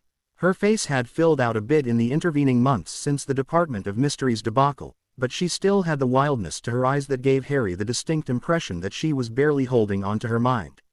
Currently, she was intermittently glaring in his direction and looking to Voldemort with reverence, something that made Harry smirk. He loved toying with the woman, and playing on his closeness with Voldemort was the best way to do that, usurping any torture that could be inflicted. Antonin Dolohov stood to her other side, lined face set in a grim expression. Harry rather thought that was his usual look, though.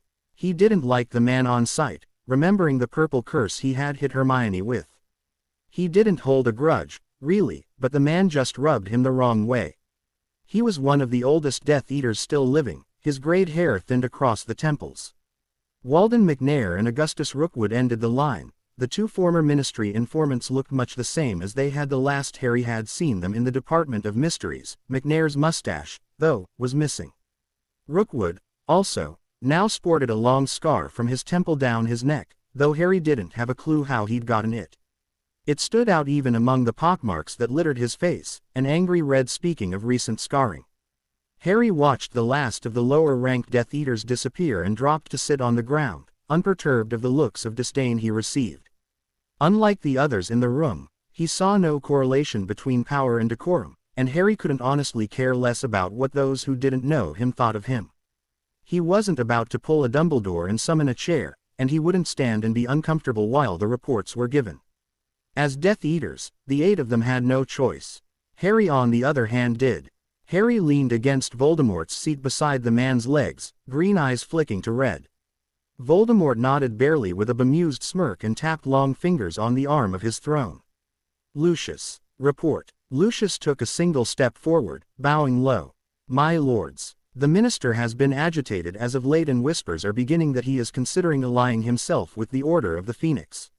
Since the prophecy was leaked to the media in November, he feels that getting on the Order's side will put him in Potter's good graces. Harry snorted loudly, causing all eyes to flick his direction. Voldemort glared. Harry, of course, ignored him. Lucius went on without acknowledging the interruption. The minister will no longer listen to my counsel since my arrest. Gray eyes made an aborted motion to glare at Harry and ended up looking like a twitch, but the general consensus is that it would be foolish to ally with Dumbledore.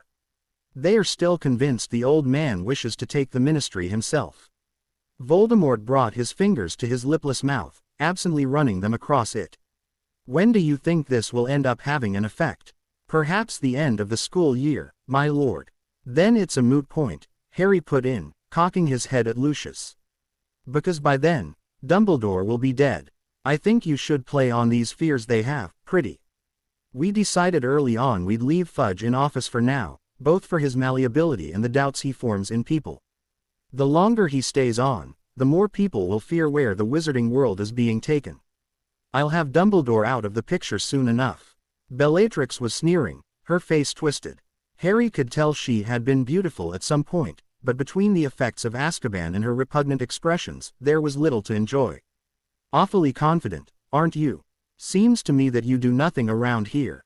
You call yourself a partner to my lord and yet you're hardly ever here. Unworthy fool, what makes you think that you can defeat Dumbledore when my lord has yet been able to? Voldemort's wand was raised immediately, but Harry laid a hand on his knee. No, please, allow me. I think it's long past my turn. Voldemort's crimson eyes were narrowed dangerously, the glare piercing Harry, but he refused to back down. If they were meant to be equals, the Dark Lord would just have to deal with it. Harry was normally content to let Voldemort handle things. He had no interest in supremacy, after all. Sighing, Harry pulled out his wand and leveled it on the faltering brunette. Tisk tisk, Bella, you not only insulted your new lord, but you managed to imply your Lord Voldemort was incompetent. Crucio. Bellatrix hit her knees almost immediately, dark eyes crossing in pain. Harry grinned and leaned forward, locking his green eyes with her. You said to me once, Bella, he said in a cheerful voice, that I had to mean it for the Cruciatus to work. That I needed to really want to cause pain, to enjoy it. Can you feel how much I'm enjoying it now, Bellatrix? The woman could take no more and screamed, back bowing and her head connecting with the floor with a dull thud. Harry chuckled, sweeping his eyes over the other Death Eaters. Harry stood from his spot beside Voldemort's legs and brushed back his hair. For those of you in this room who are not already aware, I shall be introducing myself to you now. This information is not to cause you any less deference than I deserve, and you will find very quickly that I do not tolerate insubordination. He paused to give a wicked grin down at Bellatrix, who was dragging herself to her feet. While I am known as Mylica, I was born as Harry Potter. He smirked at the widened eyes. Come now. You know me, the boy who lived, the chosen one, the golden boy, prophesied conqueror of the scary Dark Lord. Voldemort snorted inelegantly. Flair for dramatics much. Harry grinned and bowed mockingly to the Death Eaters before taking his seat again, leaning this time purposefully against Voldemort's legs and watching Bellatrix's wan face turn livid red. He tilted his head back to meet amused crimson eyes. You should know that by now, dear Voldemort. He turned his eyes back on the either before him, looking to each of them in turn. I may not be here as often as you deem I should be, but that is a perk of being the one in power. You have no say whatsoever. I will not justify myself to you, Bellatrix, nor anyone else. Anyone who needs to know where I spend my time already knows. Potter, I refuse to, Bellatrix began, ignoring the jerk her husband gave to her arm and the disapproving look. Refuse to what, Bella? I think you have no say whatsoever, Voldemort hissed, leaning forward over Harry's shoulder. I am well aware of who he is and what I am doing. Next time you deign yourself worthy to question me, remember this. Crucio. This time, she screamed instantly, writhing on the ground under her second cruciatus in as many minutes. When she was released there were unwilling tears lining her face. Does ickle belly hurt? Harry prodded, grinning at the clenching of the woman's fists. Before either of them could make the situation worse, Voldemort cut in. May I commence with the meeting now, Potter, or do you have more thespian skill to awe us with? There was a dangerous tone beneath the pleasant veneer to the man's voice that Harry ignored. Oh, by all means. Voldemort glared but turned back to his gobsmacked Death Eaters. McNair, Rookwood, have either of you managed to reconnect with your ministry informants? Harry let his attentions drift once more, distracted by the warm limbs at his back and the memory of hot breath over his neck when the man had been leaning over him.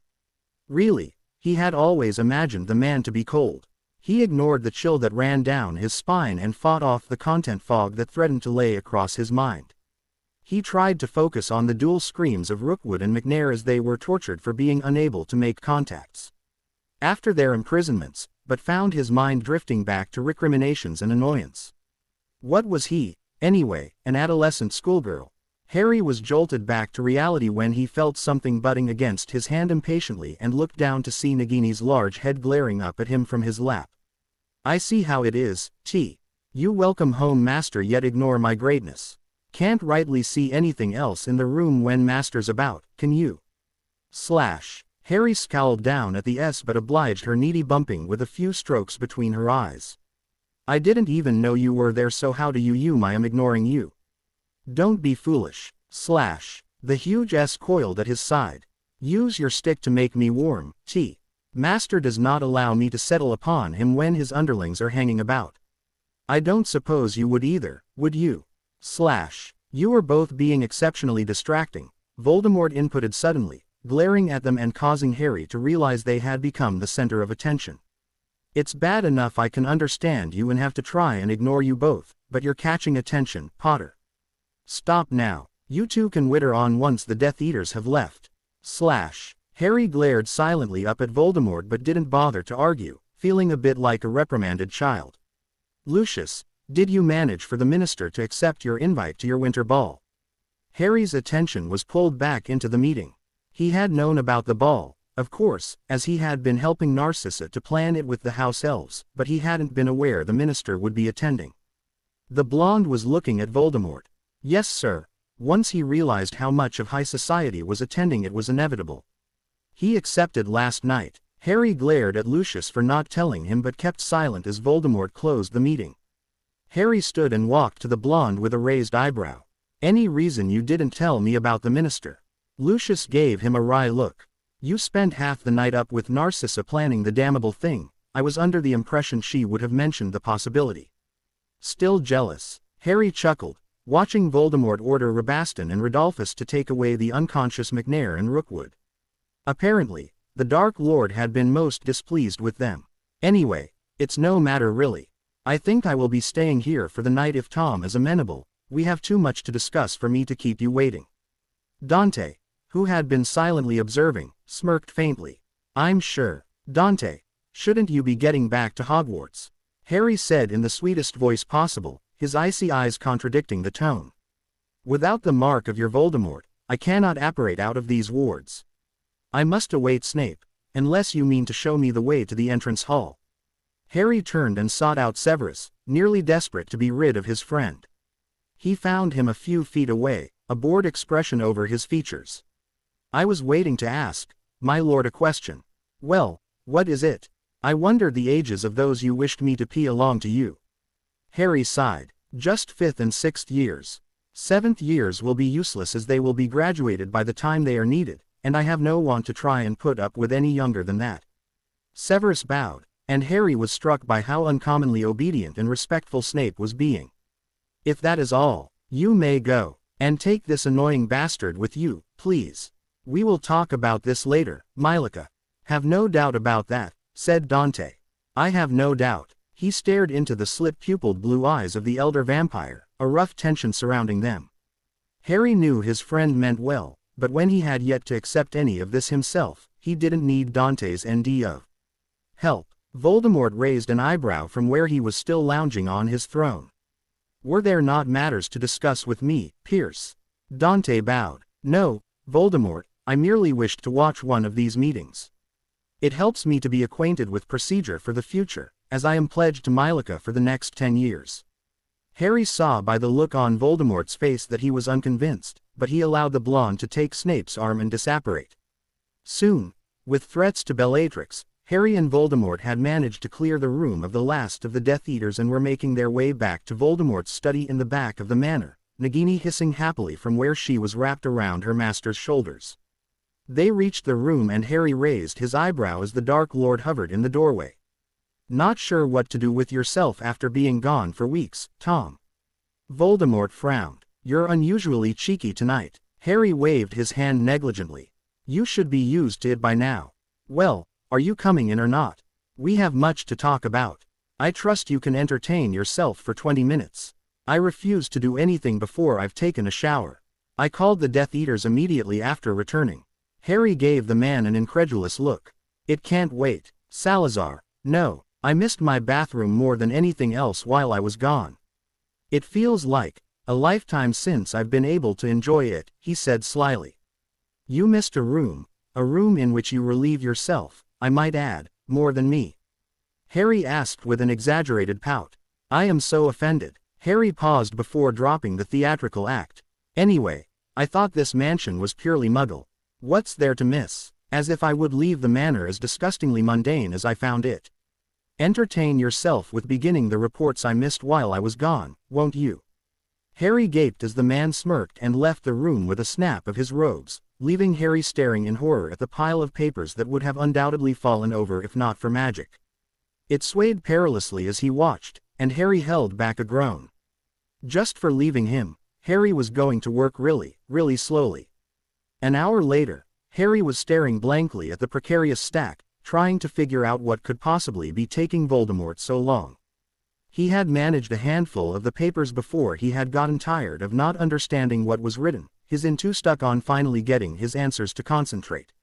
He stood and spun around towards the doorway that Voldemort had vacated and made his way up the stairs that led to the living quarters in the upper floors of the manor. He used the sixth sense his scar gave him to search out where Voldemort was, growling as he found the man to be on the 4th floor. Of course he would be on the topmost floor, Harry thought sarcastically, because he can't make anything easy on me. The stairs were narrow and dark, only small sconces of magically created light illuminating it. The way was dusty due to the years with no one as an inhabitant other than Voldemort himself. Even the manor's few house elves wouldn't go beyond the public floor. The door was left open to the room his senses told him Voldemort was in. He chuckled under his breath as he listened before entering, the slow, even breathing signifying that Voldemort had fallen asleep. Oh, but Harry would love teasing him for this one once he'd woken him. Harry froze in his tracks once he'd pushed open the door more widely, hand still on the antique knob and one foot poised to take a step inside. His heart rate sped and he could practically feel his eyes dilating. Because Voldemort was not on the bed. No, despite the expanses of lightly muscled pale skin that glowed in the moonlight distracting him, and despite the wet dark hair, graying slightly at the temples, that obscured half the man's face, Harry knew who it was immediately. It was not Voldemort, it was Tom Riddle. Harry's harsh exhalation of air was like a thunderclap in the silent room, breaking the daze Harry had found himself in and causing his eyes to jerk to the man's obscured face. He didn't stir. This was strange in and of itself, and Harry took a step forward with a vague sense of worry. Tom didn't strike him as a sound sleeper, after all. Harry's eyes trailed down a thin arm to the wand held in a lax grip, a slightly blue glow surrounding it. That was it, Then. It was something Harry himself had done many times over the years to ensure he would get at least a bit of sleep when time was against him. It was a timed sleeping hex, able to be set to whatever amount of time was available and immediately cast you into a deep sleep, the hex lifting once the allotted time was up. Harry wouldn't have thought that such a paranoid man would allow himself to be put into such a vulnerable state, but he simply counted his blessings. The man's skin glowed in the moonlight, only given modesty by the sheet low on his hips. Harry's eyes focused in on the sparse hair trailing across the flat stomach and disappearing under the sheet, his body tensing as he resisted the urge to follow the path with his tongue. His fingers twitched at his side in an urge to reach towards the pale skin. Lust. Now this was something Harry was familiar with. He had to exercise every ounce of his willpower not to leap onto the bed and give Tom a wake-up call he would never forget. Harry wasn't particularly in the mood to be hexed out of his skin. These urges he knew, this appreciation of the lean body before him was something recognizable. He banished all the confused thoughts of the early evening and let his eyes peruse the beautiful sight before him more carefully. Arms were thin but lightly muscled. Dark Lords did not do physical labor, after all, and weren't expected to have bulging biceps. Though was defined more than Harry would have thought, shoulders not overly broad. The neck was long and elegant, leading to a masculine, angled jawline and prominent cheekbones. Lips were thin but shapely, nose long and straight. Harry wished he could see the man's eyes in that moment to see whether they were still burning crimson or if they were the dark blue of the younger Tom. Harry noticed that the skin across the shoulders was slightly darker than the ivory tone of the stomach and took another step closer, head tilting to the side and eyes narrowed. It seemed not all the effects of the reptilian visage were gone, as the skin appeared rough there in a likeness of the scales he had always noticed across the top of Voldemort's hands. Again Harry's hands trembled at his side as he held himself back from running his fingers across them to feel the texture. Had Harry not been so distracted, he might have noticed the blue glow leave the wand, but was instead frozen in place as the man on the bed groaned and an arm came up to lay across his eyes. Hell, half an hour wasn't enough, Tom grumbled, the muscles in his jaw tensed and working as he swallowed. Harry remained entranced as the arm fell away and brilliant crimson eyes fell on him, the body tensing for a moment before relaxing again. Do you make it a habit of watching people sleep, Potter? Harry gulped as the man stood fluidly, uncaring of his nudity, and arched his back in a stretch that sent audible pops into the room. Harry licked his lips as he tried to raise his eyes from Tom's backside. You went on a journey for 2 months in order to regain your body. Harry said with a flippant note in his voice that he didn't feel at all. Tom scoffed as he reached into his wardrobe and pulled out a pair of crisply creased black trousers. Hardly. I'm not vain enough to have taken important time away like that. Oh really? Harry drawled, regaining a bit of his equilibrium and finally managing to move his eyes to the man's face. He appeared middle-aged in this form, perhaps 40 or so, with a dignified air to him. Tom was looking at him with amusement over his shoulder as he pulled up the trousers, chin-length dark hair swept behind his ears. And here I see you leave looking like AS and returning. Harry attempted to sound uncaring and make an offhand comment, but found he couldn't as an alluring smirk curved the man's lips. Tom chuckled and turned towards him, doing up the fly as he stalked towards Harry. You like what you see, then? Harry's tense jaw quivered. It's an improvement. Tom laughed again. Really? Is that all you can say? Whereas moment ago Harry had been having trouble forcing his eyes up to meet Tom's, now the opposite was true. He was captivated in the crimson gaze, unable to look away to regain his dignity. He wished sorely that he had taken Lucius's offer of a robe as the half-bared man slunk towards him, moving with a grace Harry could never hope to possess. Tom stopped directly in front of him, Harry's back against the door, and leaned forward, his breath tickling Harry's lips. You have a problem, Potter, with your incessant need to be in control of your life. Is it a byproduct of your younger years, perhaps? You seem to refuse to let yourself express what you think unless you are sure it will benefit your ends. I could say the same about you, Harry said as he tried to control his breathing. Perhaps, but there's a difference between us, Potter.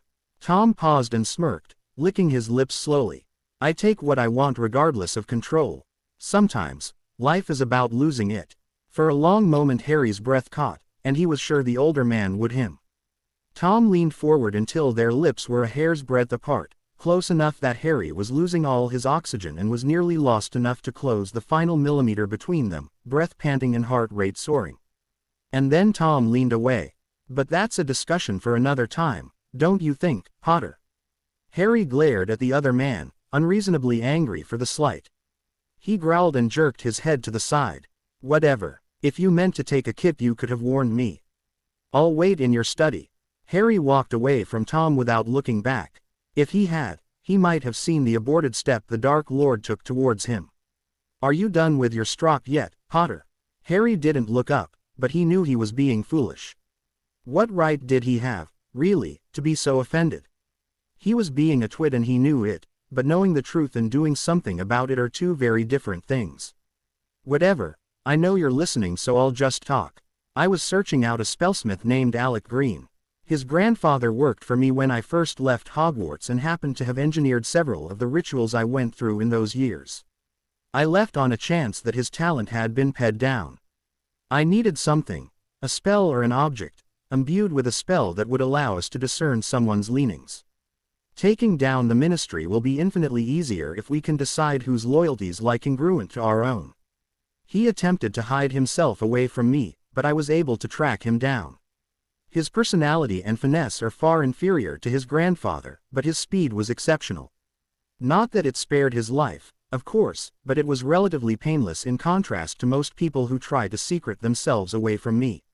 None of that explains why you're now sporting a nose, Riddle, Harry snarked, glaring petulantly. Crimson eyes rolled. You're so petty. I look like this because this is what I am supposed to look like. I am a metamorphagus. Harry finally turned to look at Tom, an irritated twitch urting itself beneath his left eye. You mean to tell me that you've been able to do this all this time? No, Tom chuckled. Unfortunately, the rituals I did to attempt immortality and gain power had many side effects. My eyes and skin are only minor ones in comparison to others. One of the more annoying consequences was that I became trapped in my affected form. With only the slightest tightening of his jaw, Tom was replaced by Voldemort. I was able to use my natural form for a few moments, but holding it any longer than a minute or two and it caused excruciating pain. I had Mr. Green take care of that as well. Harry's nose wrinkled. Why would you choose a form like that? The world is about power, Potter, but I wanted to so much more. I wanted unconditional fear, I wanted the wizarding world at my feet. I wanted the mention of my name to strike terror into those opposed to me and cow those who served me. I wanted terror and mayhem at the barest glimpse of my face, I wanted real power. If this form is what struck terror and made me unable to be confused with any other, all the better. The heir of Salazar Slytherin needed to be distinguishable, after all. Harry blinked several times before leaning forward, his elbow propped on the desk separating them. Wow, you really are nutters, aren't you? Another slight shift in his posture and Tom was once again seated across from him. I was ambitious. No, your followers, ferving through your torture sessions to see the world they envision, are ambitious. You are a megalomaniac. Semantics, I'm sure. Now, you know where I was and why it took me as long as I did. Tom seemed inclined to ignore the squawked protest Harry raised, casually raising his bare foot to prop on the edge of his desk and draping his arms over his bent knee. So isn't it your turn? Or were you as useless in my absence as my Death Eaters? Harry gritted his teeth and growled. Do shut up, Tom. I spent the weeks researching, mostly. First, Dante and I were creating a spell that will ensure privacy. It is keyed to an entire room and makes it impossible for the people within it to utter anything told to them in the room outside of a key person's presence and without permission. We based the concept on the Fidelius charm. I hope to have the details worked out in time for when I meet with the students who might be converted. After all, without the proper steps taken, Dumbledore's death will only manage to cement the loyalties of those in the school to the light. Tom nodded. Yes, because if he dies a martyr's death then we will become even more ostracized for being the ones to have taken down the wonderful Albus Dumbledore. We will only attract the cowards who wish to save their own skin and miss out on the rest, giving us more opposition. Exactly. So, other than finding a way to reveal myself to many students without fear of being turned in, I have also been researching Dumbledore's past, something that has proven very interesting. Were you aware he was friends with Grindelwald? Was he now? Tom purred. a content grin stretching his face and once again nearly making Harry's breathing catch. How delightful. What else have you learned? I wrote out a report on the things I've found. Harry pulled a small trunk from his pocket and tapped his wand on it to resize it, rifling through it until he came across a scroll of parchment labeled, DXG. So I'll give this to you now so that you can do what you please with the information. There are also some people listed who might be able to give you more information, willing or not. I have an identical copy linked to yours, so as I find out more I will add it. Tom put the parchment aside and nodded. Good, this will make for some interesting reactions, I'm sure. Harry nodded and moved to close his trunk, pausing and looking into it. After a glance to Tom he sighed and reached inside, pulling out a small bundle wrapped in a bit of silky cloth. Since I will be spending Christmas with the Malfoys, I will give this to you now. I didn't think you'd mind it wasn't wrapped. Harry refused to meet crimson eyes that were watching him with surprise. It isn't much and it's more of a practical gift than anything, but, well, he sat it on the desk and pushed the material aside, tapping it with his wand and hissing a sibilant command before looking at a wall to his left. Tom watched as the revealed silver S, only the diameter of his pinky finger, became animated and slithered towards him, hissing unintelligibly. It took his distraction and slithered over his lax hand, winding itself around his wrist and becoming still. Now nothing but a metal cellet. It's lovely, Potter, but you said it was practical. Tom managed, still entranced by the craftsmanship. Every scale was defined and though the coolness told him it was but metal, the way it had moved had been fluid and natural. It only responds to Parseltongue and will allow us to send messages back and forth. Harry undid the button of his cuff and rolled his sleeve, revealing a duplicate of the S found around his forearm near his elbow. It will warm to signify that a message is waiting, and you only need to tap it with your wand and say, play, for it to give the message. To send, you merely tap it and say your message. The two are linked magically. Tom stroked a finger over the lifeless cellet. Ingenious. Where did you manage to find something like this? Harry shifted in his seat. I made it. Tom's eyes left the gift and fell on the uncomfortable countenance of his partner. Really? Now? Verdant eyes flicked to meet crimson before looking away again.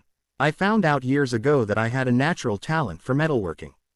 All it takes from there is some creative spell work. Thank you, Potter, it is a royal gift. Harry nodded but looked awkward. Tom changed the subject easily, knowing exactly what to say to rile up his partner again. So, how long did you stand there watching me sleep? You're lucky I didn't hex you immediately upon waking. An angry flush crept up Harry's neck. I was only wondering why a short shower took you over an hour and went looking for you. I had just walked in when you woke up. Funny, Potter, because your eyes were rather glazed for someone who had just walked in. Stuff it, Riddle, Harry threw back automatically before he paused and took a deep breath. Realization spread over him slowly with a comforting warmth. He was never this way. It was true he often felt much less confident than he appeared, but he never let such weakness show to those who would exploit it. And right now, Tom was doing just that. He was better than this, damn it, and he knew it. Even if Tom was only using their usual repartee, Harry had to do the same. Pouting like a child was getting him nowhere. As Tom had said so definitively, sometimes life was about losing control and taking what you wanted. Harry stood and planted his hands palm down on the desk, leaning over it to look into Tom's eyes. If I didn't know you so well, Tom, I'd think you enjoyed the attention. And I'd also think you have no idea how to do anything about it. He paused and let a wicked smirk curve his lips. If I didn't know you better, of course. Tom was obviously thrown off balance by the change in Harry's demeanor, eyes widening, before his face smoothed into a mocking smile. Funny, Potter, but I think your Gryffindor audaciousness is showing through. You could very well be making an ass out of yourself if you're wrong. I could, Harry conceded. But I think I've thrown you off balance. You know me too well I think most of the time, and I know you just as well. I'm not faceless or anonymous. You don't know what to do about me, do you? And if I'm wrong? Harry leaned forward until their noses almost touched, eyes half-lidded as the remembered lust of an hour prior swept through him like a tidal wave. Then say it, Riddle. Tom's face morphed into a vicious look and a growl rose from his throat. Harry hardly had a moment to react before lips collided with his own, a hand gripping his collar and yanking him forward across the desk. Papers scattered and Harry submitted instantly to the harsh pressure, tilting his head back and letting a groan escape his throat.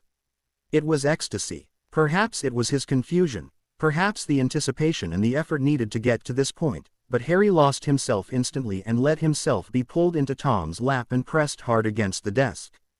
The edge dug into the small of his back painfully, but he didn't care, the pain only reminding him of the reality of the situation. He pushed his hands up into Tom's hair at the slightly graying temples, gripping tightly in an attempt to pull the man impossibly closer. The lips trailed down across his jaw to his neck, teeth sinking harshly in against the skin. Already long fingers worked at the buttons of his shirt, and Harry was struck by how hot the other man was, how alive and burning. "This means nothing, Potter," was hissed against his neck. Harry pressed harder against the older man and let his eyes fall shut, a grimace unseen over his features even as he arched his back. No matter how his heart clenched, he knew it was better than nothing. It had to be. Yes, nothing. Of course not, Tom. Nothing at all. Hermione's head was killing her. It throbbed incessantly with the intensity of a jackhammer, growing steadily the more she thought over her current problem. Her parents wanted to pull her out of Hogwarts. The disaster at the Department of Mysteries had seriously worried them. In the previous years, Hermione had always tried to gloss over the dangers that were rife in the wizarding world, skipping over the more death-defying aspects of her adventures with Ron and Harry and letting it sound far more like a fairy tale than any real menace. She had managed to allay any fears they had, never mentioning her personal sacrifices. Her petrifaction was paid off as a spell backfiring, bruises and SCS after third year played down as an incident with Crookshanks, and her stressed countenance after her fourth year had been taken as teenage angst. She had never wanted her parents to realize just what kind of life she had there, how much turmoil being close to the boy who lived, not that her parents had any understanding of why he was so special, brought her. But when Dolohov had injured her in her fifth year, she couldn't pee it off as anything else. Dumbledore's letter had been very specific, after all. They had been frightened and confused, unable to understand why they had been after criminals and how such men were able to get away with what they did. The world of magic was much like a fantasy novel to them, and trying to reconcile it with reality had been very hard. When she had left just weeks before her 17th birthday, it was with her parents watching with troubled eyes from the platform and a dire urence that they would not tolerate any further danger to her person. They had received a letter from the school, as all the parents had, regarding the death of Sybil Trelawney. Hermione was actually rather aghast at the detail it went into, but thought her Transfiguration professor's rather clinical personality lent to that. And as such, her parents had decided she would not be returning to Hogwarts. She was a legal adult in both the Wizarding and Muggle worlds, though, and she didn't plan to abide their mandate. They had been arguing since she got home days prior. For the first time in her life, Hermione could recall her parents being red-faced and shouting. She had always been a good child, a stickler for the rules with a complacent demeanor. And her parents, too, were rather calm and intelligent people, never arguing in loud tones but instead preferring to speak through their differences. But this last week had been full of shouts and clenched fists, threats and harsh declarations. And Hermione had had this headache for days. And currently, it was killing her. Lou Granger was a kindly man by nature, but currently his jaw was biting with tension and his eyes had a hard cast. "Hermione Jean Granger, you've left us with no choice. If you will not stay away from that school of yours, we will have to take harsher action." Hermione glared. "Just what will you do? I am of age, Dad, and no matter what you and Mum think, I won't leave Hogwarts. I refuse not to graduate and I can't leave Harry like that." "That boy," Patricia Granger said slowly, her voice much quieter than either her husband or daughter's, "is the reason everyone gets hurt around that school, isn't he? You don't need any certification they can give you, MI. You can go to university and get a good, respectable job, away from all these Voldemorts and Death Swallowers." "I don't want a good, respectable job, Mum. I want to stay in the wizarding world. It is where I belong now, can't you see? I am a witch, and you've always supported me until now. Why are you doing this to me now?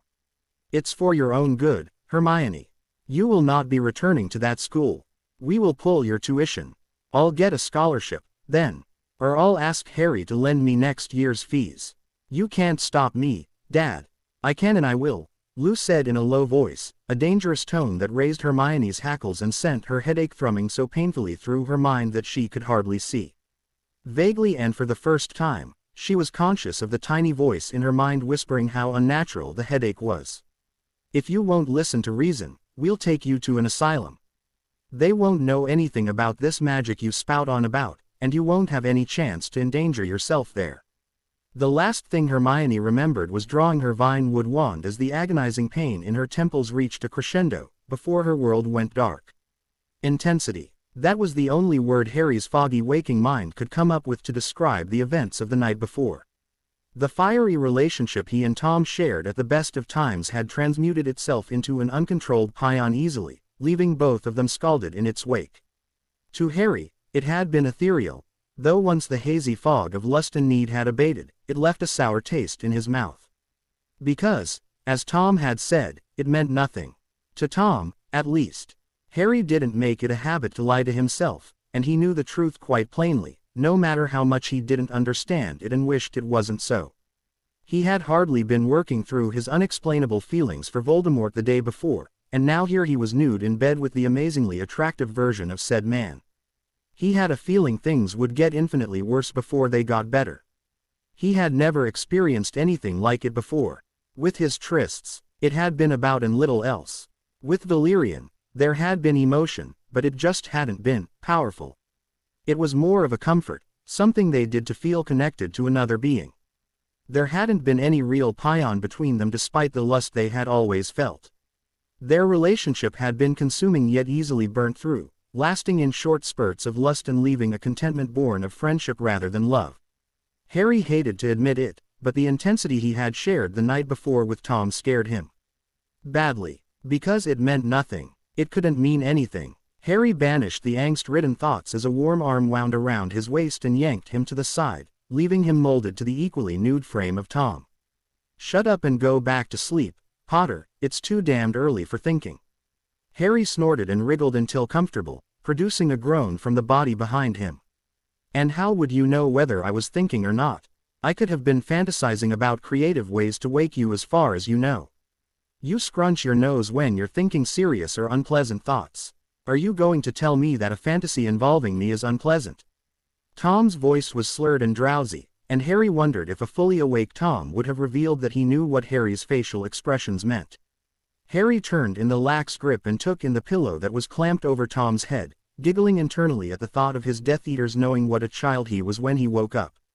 Harry dipped his head and trailed his tongue across one collarbone, arching lazily in a path towards the elegant, pale neck.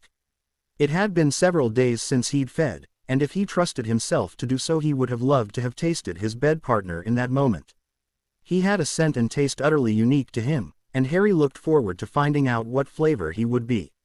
Harry edged at the soft skin of Tom's neck teasingly, ignoring the groggy complaints from under the pillow. Potter, stop that this instant, you insatiable feeling old, my dear Tom. Harry cooed as he continued peppering Tom's neck and with attention, kicking his leg over the man to straddle him.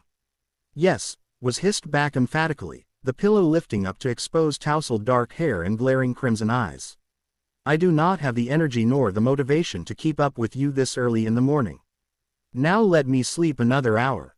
Harry snickered against the gooseflesh he was creating on Tom's stomach. You are such a whiner in the mornings. Harry moved steadily down, green eyes still locked on narrowed red. If you stop complaining, you won't have to do anything but lie there. A long-fingered hand slid into the hair behind his ear and gripped it hard, yanking him up into a deep. Harry purred in the back of his throat in contentment as they laid skin to skin and a hand wandered down his back, letting the man his thoughts on who would be doing what. A snicker echoed through Harry's mind. With men like Tom, that would work every time. Harry panted against Tom's neck, refusing to move even to alleviate his weight from the other man. If Tom wanted him moved, he'd move him. He was comfortable where he was, thank you very much. Tom groaned beneath him, weakly pushing at Harry's shoulders. Bloody hell, Potter, only as young as you feel, Tom, Harry said with a grin. And you're currently feeling, what, Dumbledore's age? A grunt. Never mention Dumbledore while nude. Ever. Yes, I suppose it is a bit creepy, isn't it? Harry lifted himself slowly, his back popping as he rolled to the side. Well, good morning, Tom, what are your plans for the day? Tom stretched languidly and threw his feet off the side of the bed, affording Harry a nice view of the man's back as he reached for his discarded pants and began pulling them on. The usual, I have too much paperwork to catch up on. He scowled darkly. I feel for you, Harry said with a grimace, staring at the ceiling in an effort not to get up. It's really too bad you aren't coming to Narcissa's party tonight. I'm not much for social events, Tom said. Besides, I'm a tad conspicuous. Harry raised an eyebrow. Well, you aren't looking so conspicuous like that. Harry raked his eyes down the man's exposed torso. Tom turned with a smirk as he pulled a clean shirt on over his shoulders. It's good to be appreciated. Harry scowled at him and rose from the bed, smirking back at the Dark Lord as he paused in buttoning his shirt to stare hungrily. Harry lifted up his clothes with a grimace and spelled them clean before pulling them on. I must concur. Cheeky little. Tom broke off as he stuffed the ends of his shirt into his trousers and grabbed his robes. Anyway, you back-chatting little imp, though I am more apt to blend into society in this form, my eyes are rather unique, and it would only take one person noticing for a riot to be raised. Not to mention my complete inability to listen to stupidity without using the cruciatus. Well, I imagine Lucius and Narcissa would not appreciate me outing them entirely by torturing their guests. Harry couldn't help but snicker. You have a point. He stalked closer to the man who was smoothing his clothing, grabbing him by the front of the robes and pulling him down to his level. Harry hated being short, and Tom was exceptionally tall. Would have been nice to have someone to sneak away with, though, I hate these kinds of things. Crimson eyes narrowed and without a pause Voldemort stood connected to the robes. I have by no means alleged that this would be anything more than a singular event, Potter, and you would do well to remember that. Harry barely managed not to wince when the barb hit home, the tightening of his lips the only indication he did not agree entirely.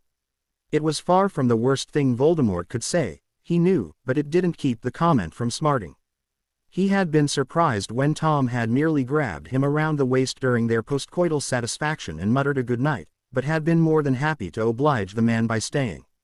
He had expected after the rather cruel remark Tom had made at the beginning to merely be thrown from the bed at the first opportunity. So Harry supposed he should be counting his blessings in this, yet he couldn't manage to totally ignore the disappointed pang. He raised an eyebrow as a staring contest commenced between them, his hand still clenching a handful of the material covering Voldemort's. He found himself strangely unaffected by the menacing facade that had given him pause weeks ago. He doubted he would be able to find it attractive, but he felt none of the repulsion he had thought he would in the situation he found himself in. The smirk that tilted his lips must have thrown the older man off, because his eyes widened minutely and he put up no resistance as Harry yanked him down into a parody of A. Harry's tongue flicked against where lips should have been, eyes connected with crimson. And when have I ever listened to a word you said, Tom? Harry murmured against the lipless mouth before releasing him and stepping back, raking his eyes up and down. Why, of all the skills you seem to possess, did I get Parseltongue?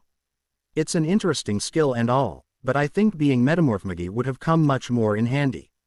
Voldemort glared heatedly but didn't press the previous subject, straightening and rolling his eyes. Because I wasn't born with the ability. It was, in fact, one of the first rituals I underwent out of Hogwarts.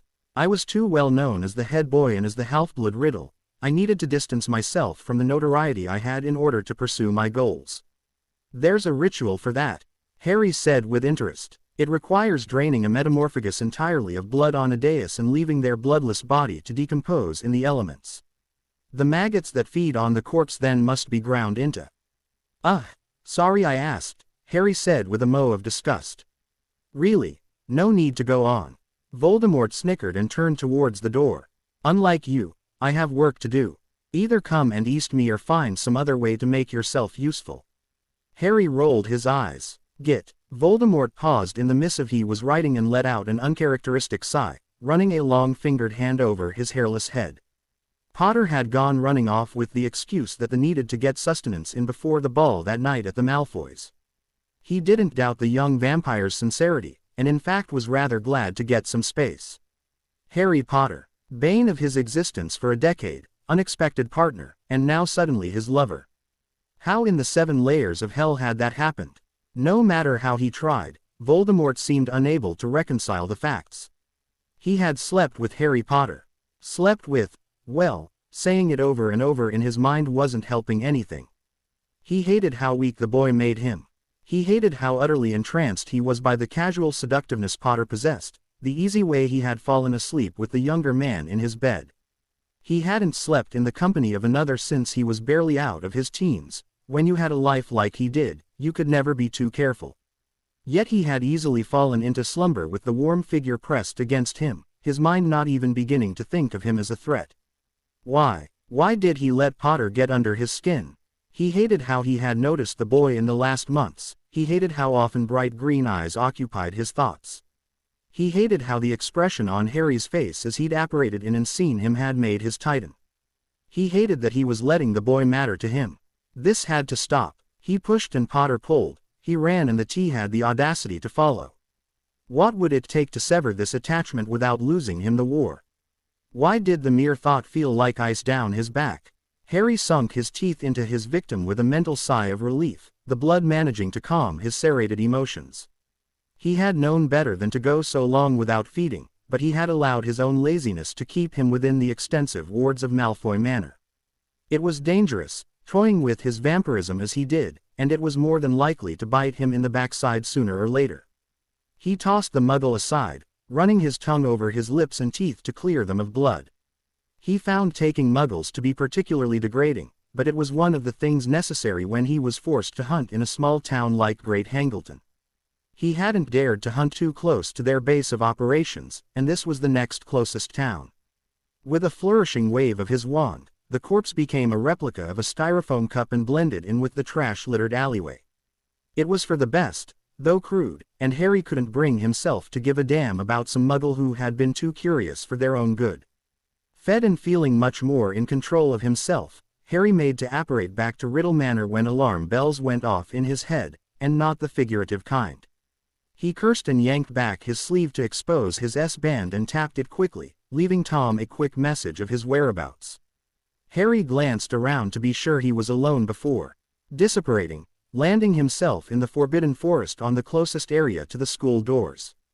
He pulled out his invisibility cloak and enlarged it quickly, throwing it over his shoulders and darting towards the school. The wards were still sounding, but the secondary set he had placed to alert him of legilimency being used had yet to go off. He didn't know what he could do. He couldn't replace the clone, because getting too close to it would cause it to malfunction and he hadn't had time to revert, regardless. He could only hope to find out why Dumbledore was near it and distract the old man. And then the bells in his mind stopped chiming. The old man had left the blood clone's general vicinity. Harry sighed in relief as he entered the school, not bothering to keep to the walls. It was only a short walk later when he ran across his surest source for information, smirking as he shot out and grabbed the man.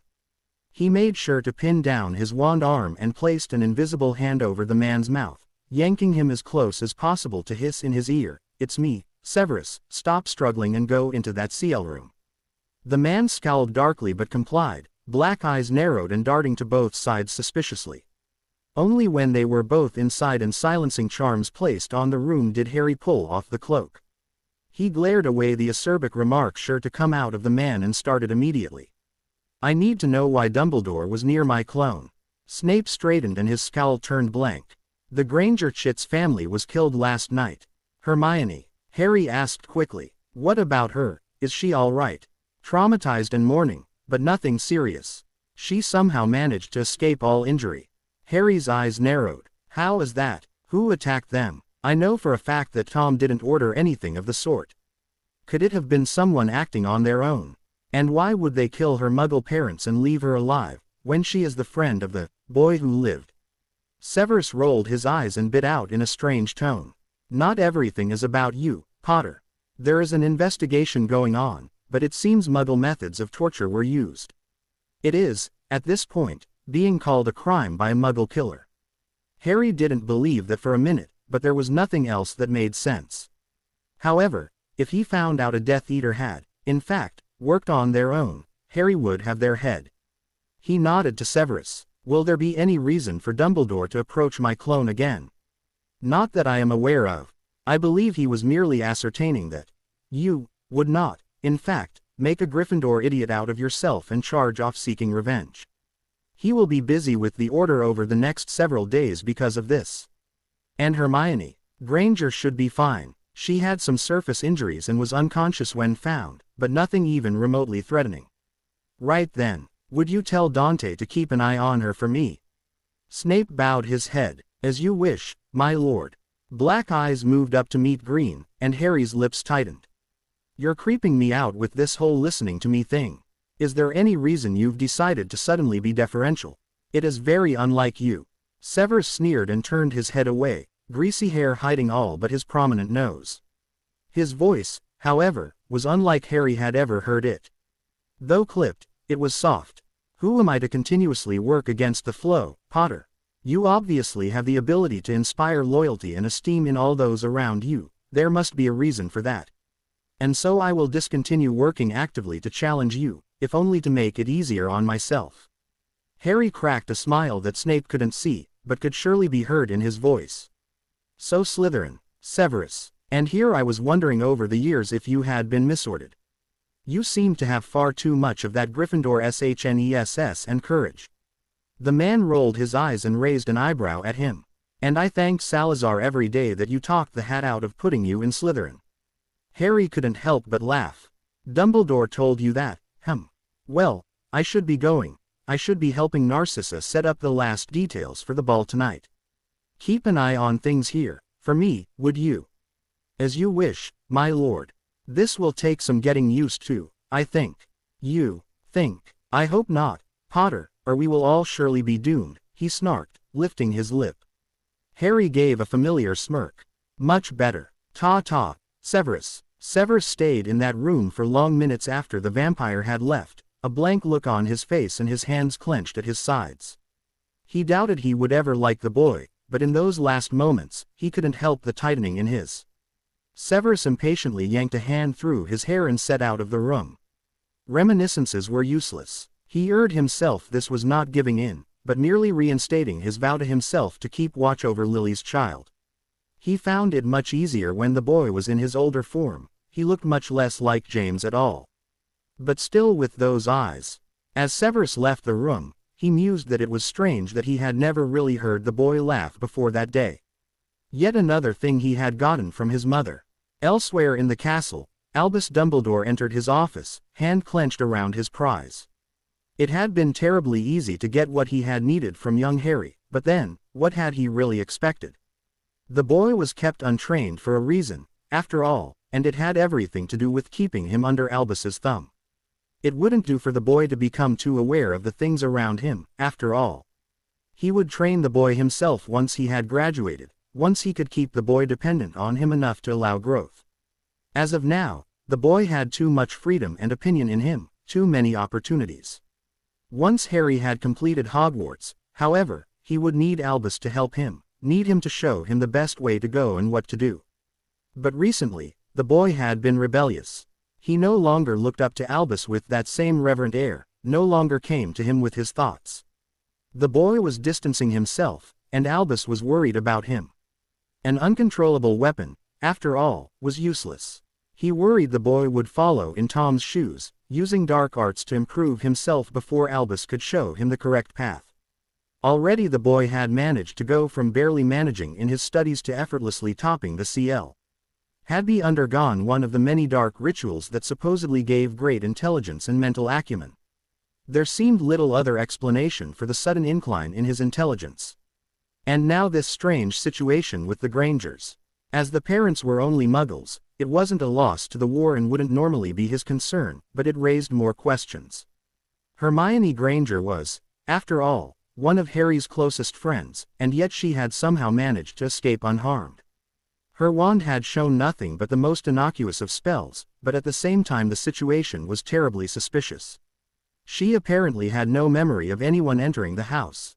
It could, of course, be explained by the girl being knocked out before the attack began, but it could also be a sign that the young Miss Granger was dabbling in the dark arts along with her friend. Albus pulled out a vial from behind his desk and placed the hair he had procured from young Harry into it. It was a simple test, though perhaps more complicated than it needed to be. But it would tell him unequivocally whether his young charge was anything less than human. Dark arts stripped away at the soul, and therefore also at humanity. Polyjuice was perhaps a rather complicated means of finding out, but it was certainly the most instant way he had on hand. Polyjuice, after all, was only for human transformation. Even the slightest shred of creature blood or dark arts use would cause the potion to fail quite spectacularly. Albus downed the potion with a grimace and summoned a mirror to study his new appearance once the change had settled. Incontrovertibly human, this was good, but it only meant there was quite possibly something more devious afoot. Albus would have to keep a close eye on young Harry. The fate of the wizarding world depended on it. The Minister of Magic had disgustingly sweaty hands. Harry shuddered. He put on a polite face as the man greeted him and rambled on about one thing or another. As an honored guest of the Malfoys, he was automatically afforded some degree of respect, even if these people knew nothing about who he was. He had been introduced by the doorman as a relation to Lucius and had been set upon immediately by simpering fools, much to his chagrin. Mylica was known now and thought of with fear, but his appearance was still unknown. And so, for the night he was Red Yaptor, distant relative of the Malfoys from the continent. He found it terribly amusing that he was using Voldemort's own trick, though his name didn't come with any fancy meanings like Flight of Death. He finally managed to escape the maddening minister and made his way towards where Narcissa and Lucius stood greeting the partygoers, all polite masks and proud bearing. Harry was amused. He slid up to Narcissa during a lull in genuflecting guests and bowed low over her teasingly proffered hand, ing the inside of her wrist with a roguish grin. "Ah, the most beautiful lady in the mortal realm. Might I have this dance?" Lucius' eye twitched in an urge not to roll them and Harry gave him a smile as well.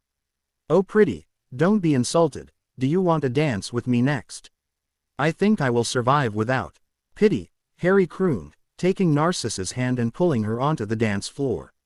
"Ah, well, we'll have more fun without him anyway, won't we, my lady?" Narcissa's lips twitched into a smile. "Why would we want that boring man bothering us anyway?" "Well, he can be rather entertaining." They shared a sly look, and Harry was once again thankful for Narcissa's easy humor. "But alas, were it not that you were the hostess of this gala, I would whisk you away to the shadows and we could have some real fun." He twirled her with a grin. "You think you are such a charmer, Rhett, but it is good that I know you better than that. You'd much rather be whisking away my dear husband. But he is my cousin," he said with a laugh. "Then she didn't even bother acknowledging his interruption. "Or perhaps you would rather be spiriting away whomever left those marks on your neck." Harry couldn't help the tinge of pink that crept up his neck. "Ah, yes, there's always him." Narcissa's voice was sly but very quiet as to be sure no one would overhear. "I was under the impression that you were working with my lord to catch him up on all he's missed since he was away." Harry coughed and twirled her rapidly, looking away. "Yes, well," Narcissa dropped the subject as the song came to an end and Harry bowed over her hand once more. "I thank you for the dance, Lady Malfoy." Narcissa rolled her eyes. "You're not getting off that easily, you know." I know. Harry grinned and darted away into the crowd, making his way towards the magically maintained drink bar. "Oh gods, you." Harry plopped down on a seat beside the groaning youngest Malfoy, shooting him a grin. "Yes, me. Get used to it, little pretty. I swear, Rhett," Harry hissed with a dark look. "Look, Rhett, I don't understand why you are so intent on ruining my mood all the time." "Do shut up, Malfoy," Harry cut in, glaring, his voice nearly inaudible even thought here was no one near to them. "I've been putting up with your impudence far more than I should. You are allowed to have your own opinions, and I can even put up with your mouth, but you will learn that there is a time and place for it. If you ever hope to be a Death Eater, you would be held under the Cruciatus for even looking at Voldemort wrong, and by proxy me when in his presence. Now, learn to curb your tongue, Draco."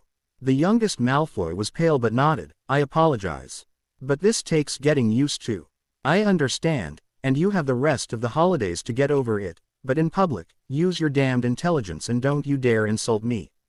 Another nod. "Yes, my lord." "Very good." The conversation turned over to the next term and things to expect from an innocuous standpoint. sure that to any listening ears it was merely Draco complaining about his schoolmates. Harry took it in stride and answered the questions as well as he could in the company they were in, his eyes constantly moving over the crowds. His eyes happened to fall upon the ballroom doors as they opened, and his breathing hitched as a grin spread over his lips. "Good Merlin," Draco cut off in the middle of a tirade about the weasel, and looked to where Harry was looking, a confused furrow of his brow making itself known. "Who is that?" The doorman's posture straightened as the figure gave their name, a look of fear clouding his face even as he bowed and his magically enhanced voice rang out, introducing the Marquis Valerian. Harry's grin didn't fade even as Draco gasped out a disbelieving, "Bloody hell," from his side. Vampires were feared automatically by society, but the title of the Vampire Marquis had held respect even to wizards. It was a respect born more of fear than any real admiration, but effective nonetheless. No matter the speciesism of the wizarding world, even the minister wouldn't dare stand against the Vampire Marquis. They wouldn't be allowing him any political input, of course, but interrealm relations were kept up through stiff respect and niceties. Harry ignored Malfoy entirely and stood, making his way towards the regal figure with a smile he couldn't hope to smother. Most of the room was too terrified to approach him, so Harry was able to cut through them easily as they went back to what they were doing, casting fearful and intrigued glances towards the imposing vampire lord. The man looked as he always had, long inky hair unbound and a dry smile curving his lips just enough for a fang to peek through. It amused Valerian terribly to intimidate, the silly mortal hoi polloi. Harry stopped directly in front of the man, who looked him over with an amused glint. "You've grown up well, pet."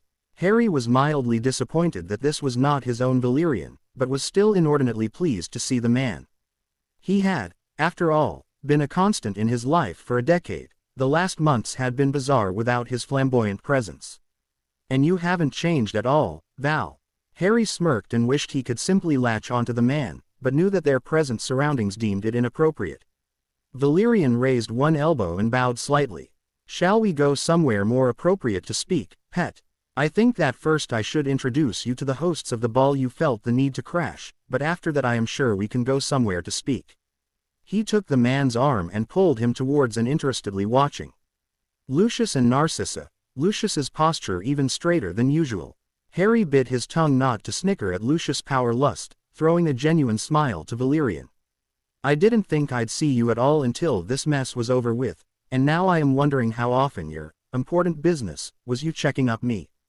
Valerian laughed as the crowd parted before them. "I can't say for sure, but time will tell, will it not?" Harry rolled his eyes. "Vague prat. Goodness, pet, do I always allow you to talk to me in such a way?" Such CR for a chilled. Harry couldn't help but chuckle as he threw the older vampire a wink. "Don't worry, you never cease complaining." They reached the couple and Harry bowed with a flourish. "Pretty, Narcissa, may I present to you Valerian?" Golden eyes rolled skyward. "I really must remember to try harder to instill elegance in you." Lucius tipped his head gracefully. "It is an honor to meet you, Sir Marquis. We welcome you to our home. Please, call me Valerian," he purred, giving both blondes a smile. "It is a pleasure to meet you both. I am glad to see someone taking care of dear Mylika." "I don't need to be taken care of," Harry said with a scowl. "Shush, pet, we adults are talking."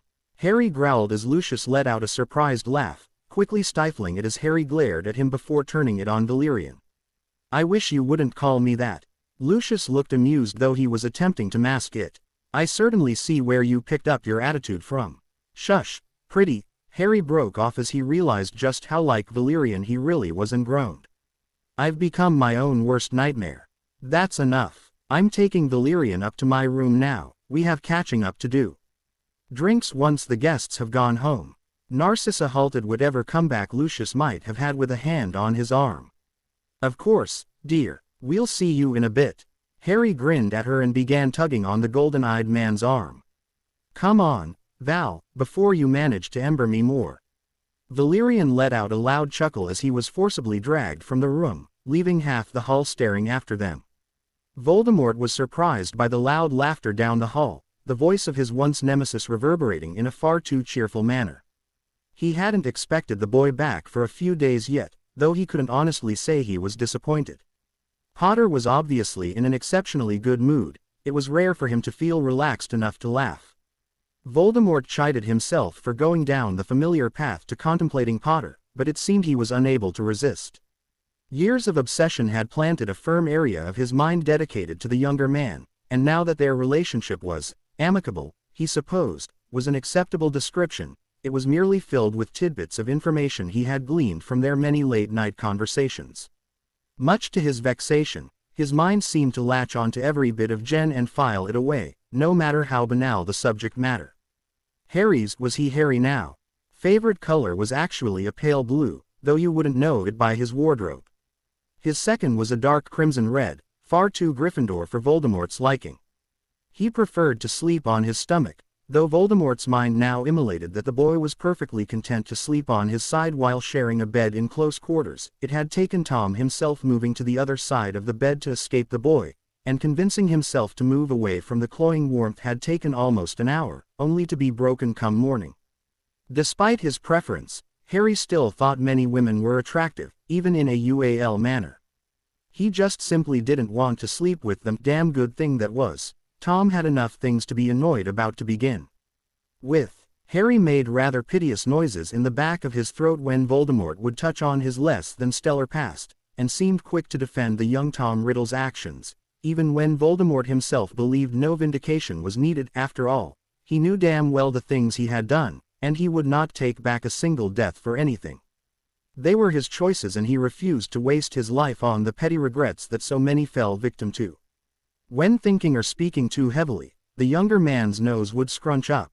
If things became too grave, he began to nibble his thumbnail. Somehow, Harry didn't seem to notice this, though Voldemort was disgustingly aware of how he had blurted it in his drowsy state. For all his false veto, Harry still had many issues with his confidence, likely a combination of his upbringing and the fluctuating viewpoints of the wizarding world in his teens.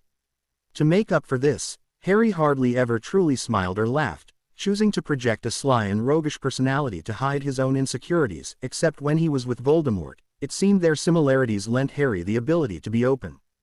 But there it was again, that laugh. Rich and delighted, adding depth to the dreary manse that was totally unnatural.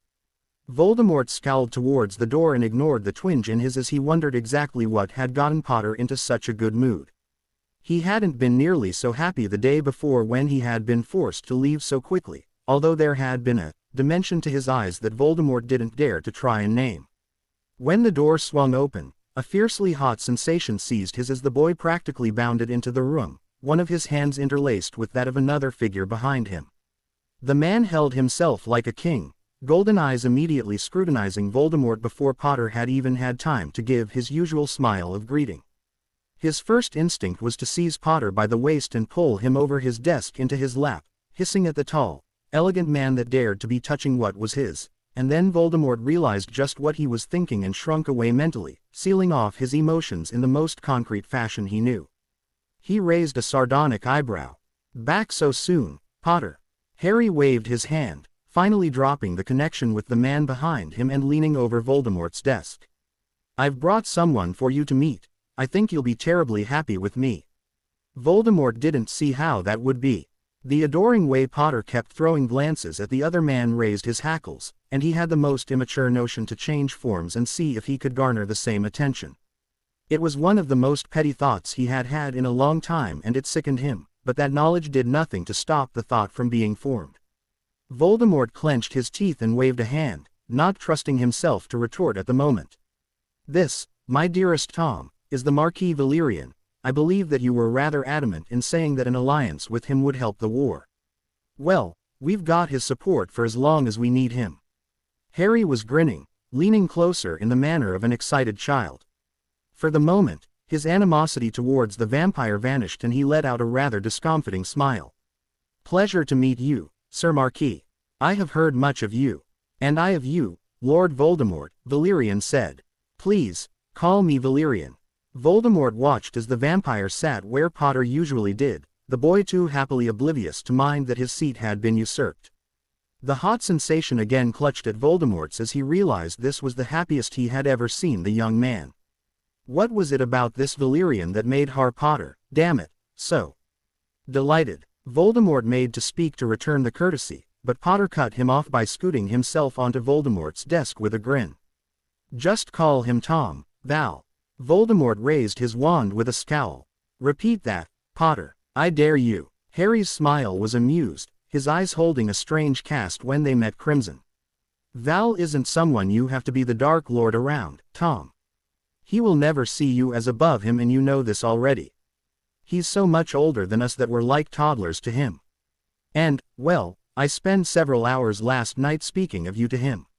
So why not attempt being yourself for 10 minutes, Voldemort's eyes narrowed to slits and he jammed his U-wand under Harry's chin, ignoring the raised eyebrows of their guest. Potter's glare was murderous, but Voldemort ignored it easily. I have put up with many things from you, Potter, and I am quite sure I will continue to. But do not assume that because you are able to get away with the disrespect you show that I will ever be anything less than the Dark Lord. No matter your disillusion, I am no longer Tom Riddle, no matter the form I take. Now, care to change your suggestion? Potter growled, lip lifting into a snarl. Voldemort had no time to react before Potter's own wand, the strange one that was not the brother to his own, was pressed into the hollow of his throat. And you, Tom, need to realize that intimidation does nothing to affect me. I have remained respectful to you in front of the Death Eaters, but I will not be cowed into submission. You will show me respect in front of others no matter their standing. This is just Val. He is one of my closest companions. He is the Vampire Marquis. Voldemort roared, standing from his seat and leaning closer to the younger man, Potter's nose nearly brushing the flat plane where his own should have been. I will not be made a fool in front of anyone. No one's making you into a fool but yourself, you old git. Stupid Gryffindor child, slimy bastard. Oh, young love, Valerian crooned from behind them, snapping both men's attention to him as he clapped his hands with a wide grin. I knew you spoke of him fondly, Mylika, but I had no idea of how adorable you two were. Both of them bared their teeth at the ancient vampire. Keep out of this, they hissed in unison before turning on the other and glaring heatedly. Valerian laughed. So sweet. You have a skewed perception, sir, of what is sweet, Voldemort growled, shifting away from Potter and refusing to acknowledge the emberment that was flooding him. He had never been one to blush and was suddenly glad for it. But I digress. There are more important things. Once Voldemort had sat back down, Potter's wand lowered and he stared away from both of them, obviously reining in his temper as a dull flush of red crept up his neck. Voldemort pointedly refused to look towards him. Valerian continued grinning from his seat, golden eyes flicking back and forth between them. The two amused him greatly, and he found that no matter their response, there was one major thing they had not done. Deny it. Harry sighed as Valerian and Voldemort settled the details to their alliance, Valerian himself being unable to stay but donating several dozen soldiers to their cause. 17 vampires, 9 dark elves, 4 dwarves, 14 werewolves, and 7 sirens were certain, and Valerian promised to send along any volunteers from amongst the other species within Seaduway. Voldemort was obviously thrilled, crimson eyes bright and a quirk to his lips that he was unable to suppress. Harry, too, was very thankful, though he knew that Valerian could actually spare double the number he was promising. I will also send one of my Kenrali to East U in military.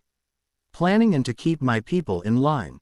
They will defer to Mylika here as my heir, but even he would have trouble commanding them. Harry's eyebrows rose unnoticed in response. He had been trying to recall everything that had happened around his first Christmas in Seaduway, though he had not been very deep in the know so early in his tenure. However, he did recall a dark elf named Emil who had gone on a mission from Valerian in his first year there. She had left him discomfited at first with her pitch-black skin and hair and the nearly glowing crimson vines that tattooed her skin in a symbol of her elemental affiliation. He had been distinctly uneasy whenever she so much as entered a room and had avoided her gaze like the plague. He had, however, grown used to the different immortals that inhabited the citadel, even the disconcerting dark elves. The werewolves had been more aggressive and fierce than his solitary acquaintance with Remus had led him to believe, but pleasant enough, barring the dignitaries that had made fun of him all those years ago for his affected moniker. Harry still held a grudge against them. He had never had much contact with the dwarves, feeling unable to reconcile their childlike appearance with a wise, long-lived race. It was the same with the sirens. They were rather vicious away from their prey and their stories were usually rather gruesome.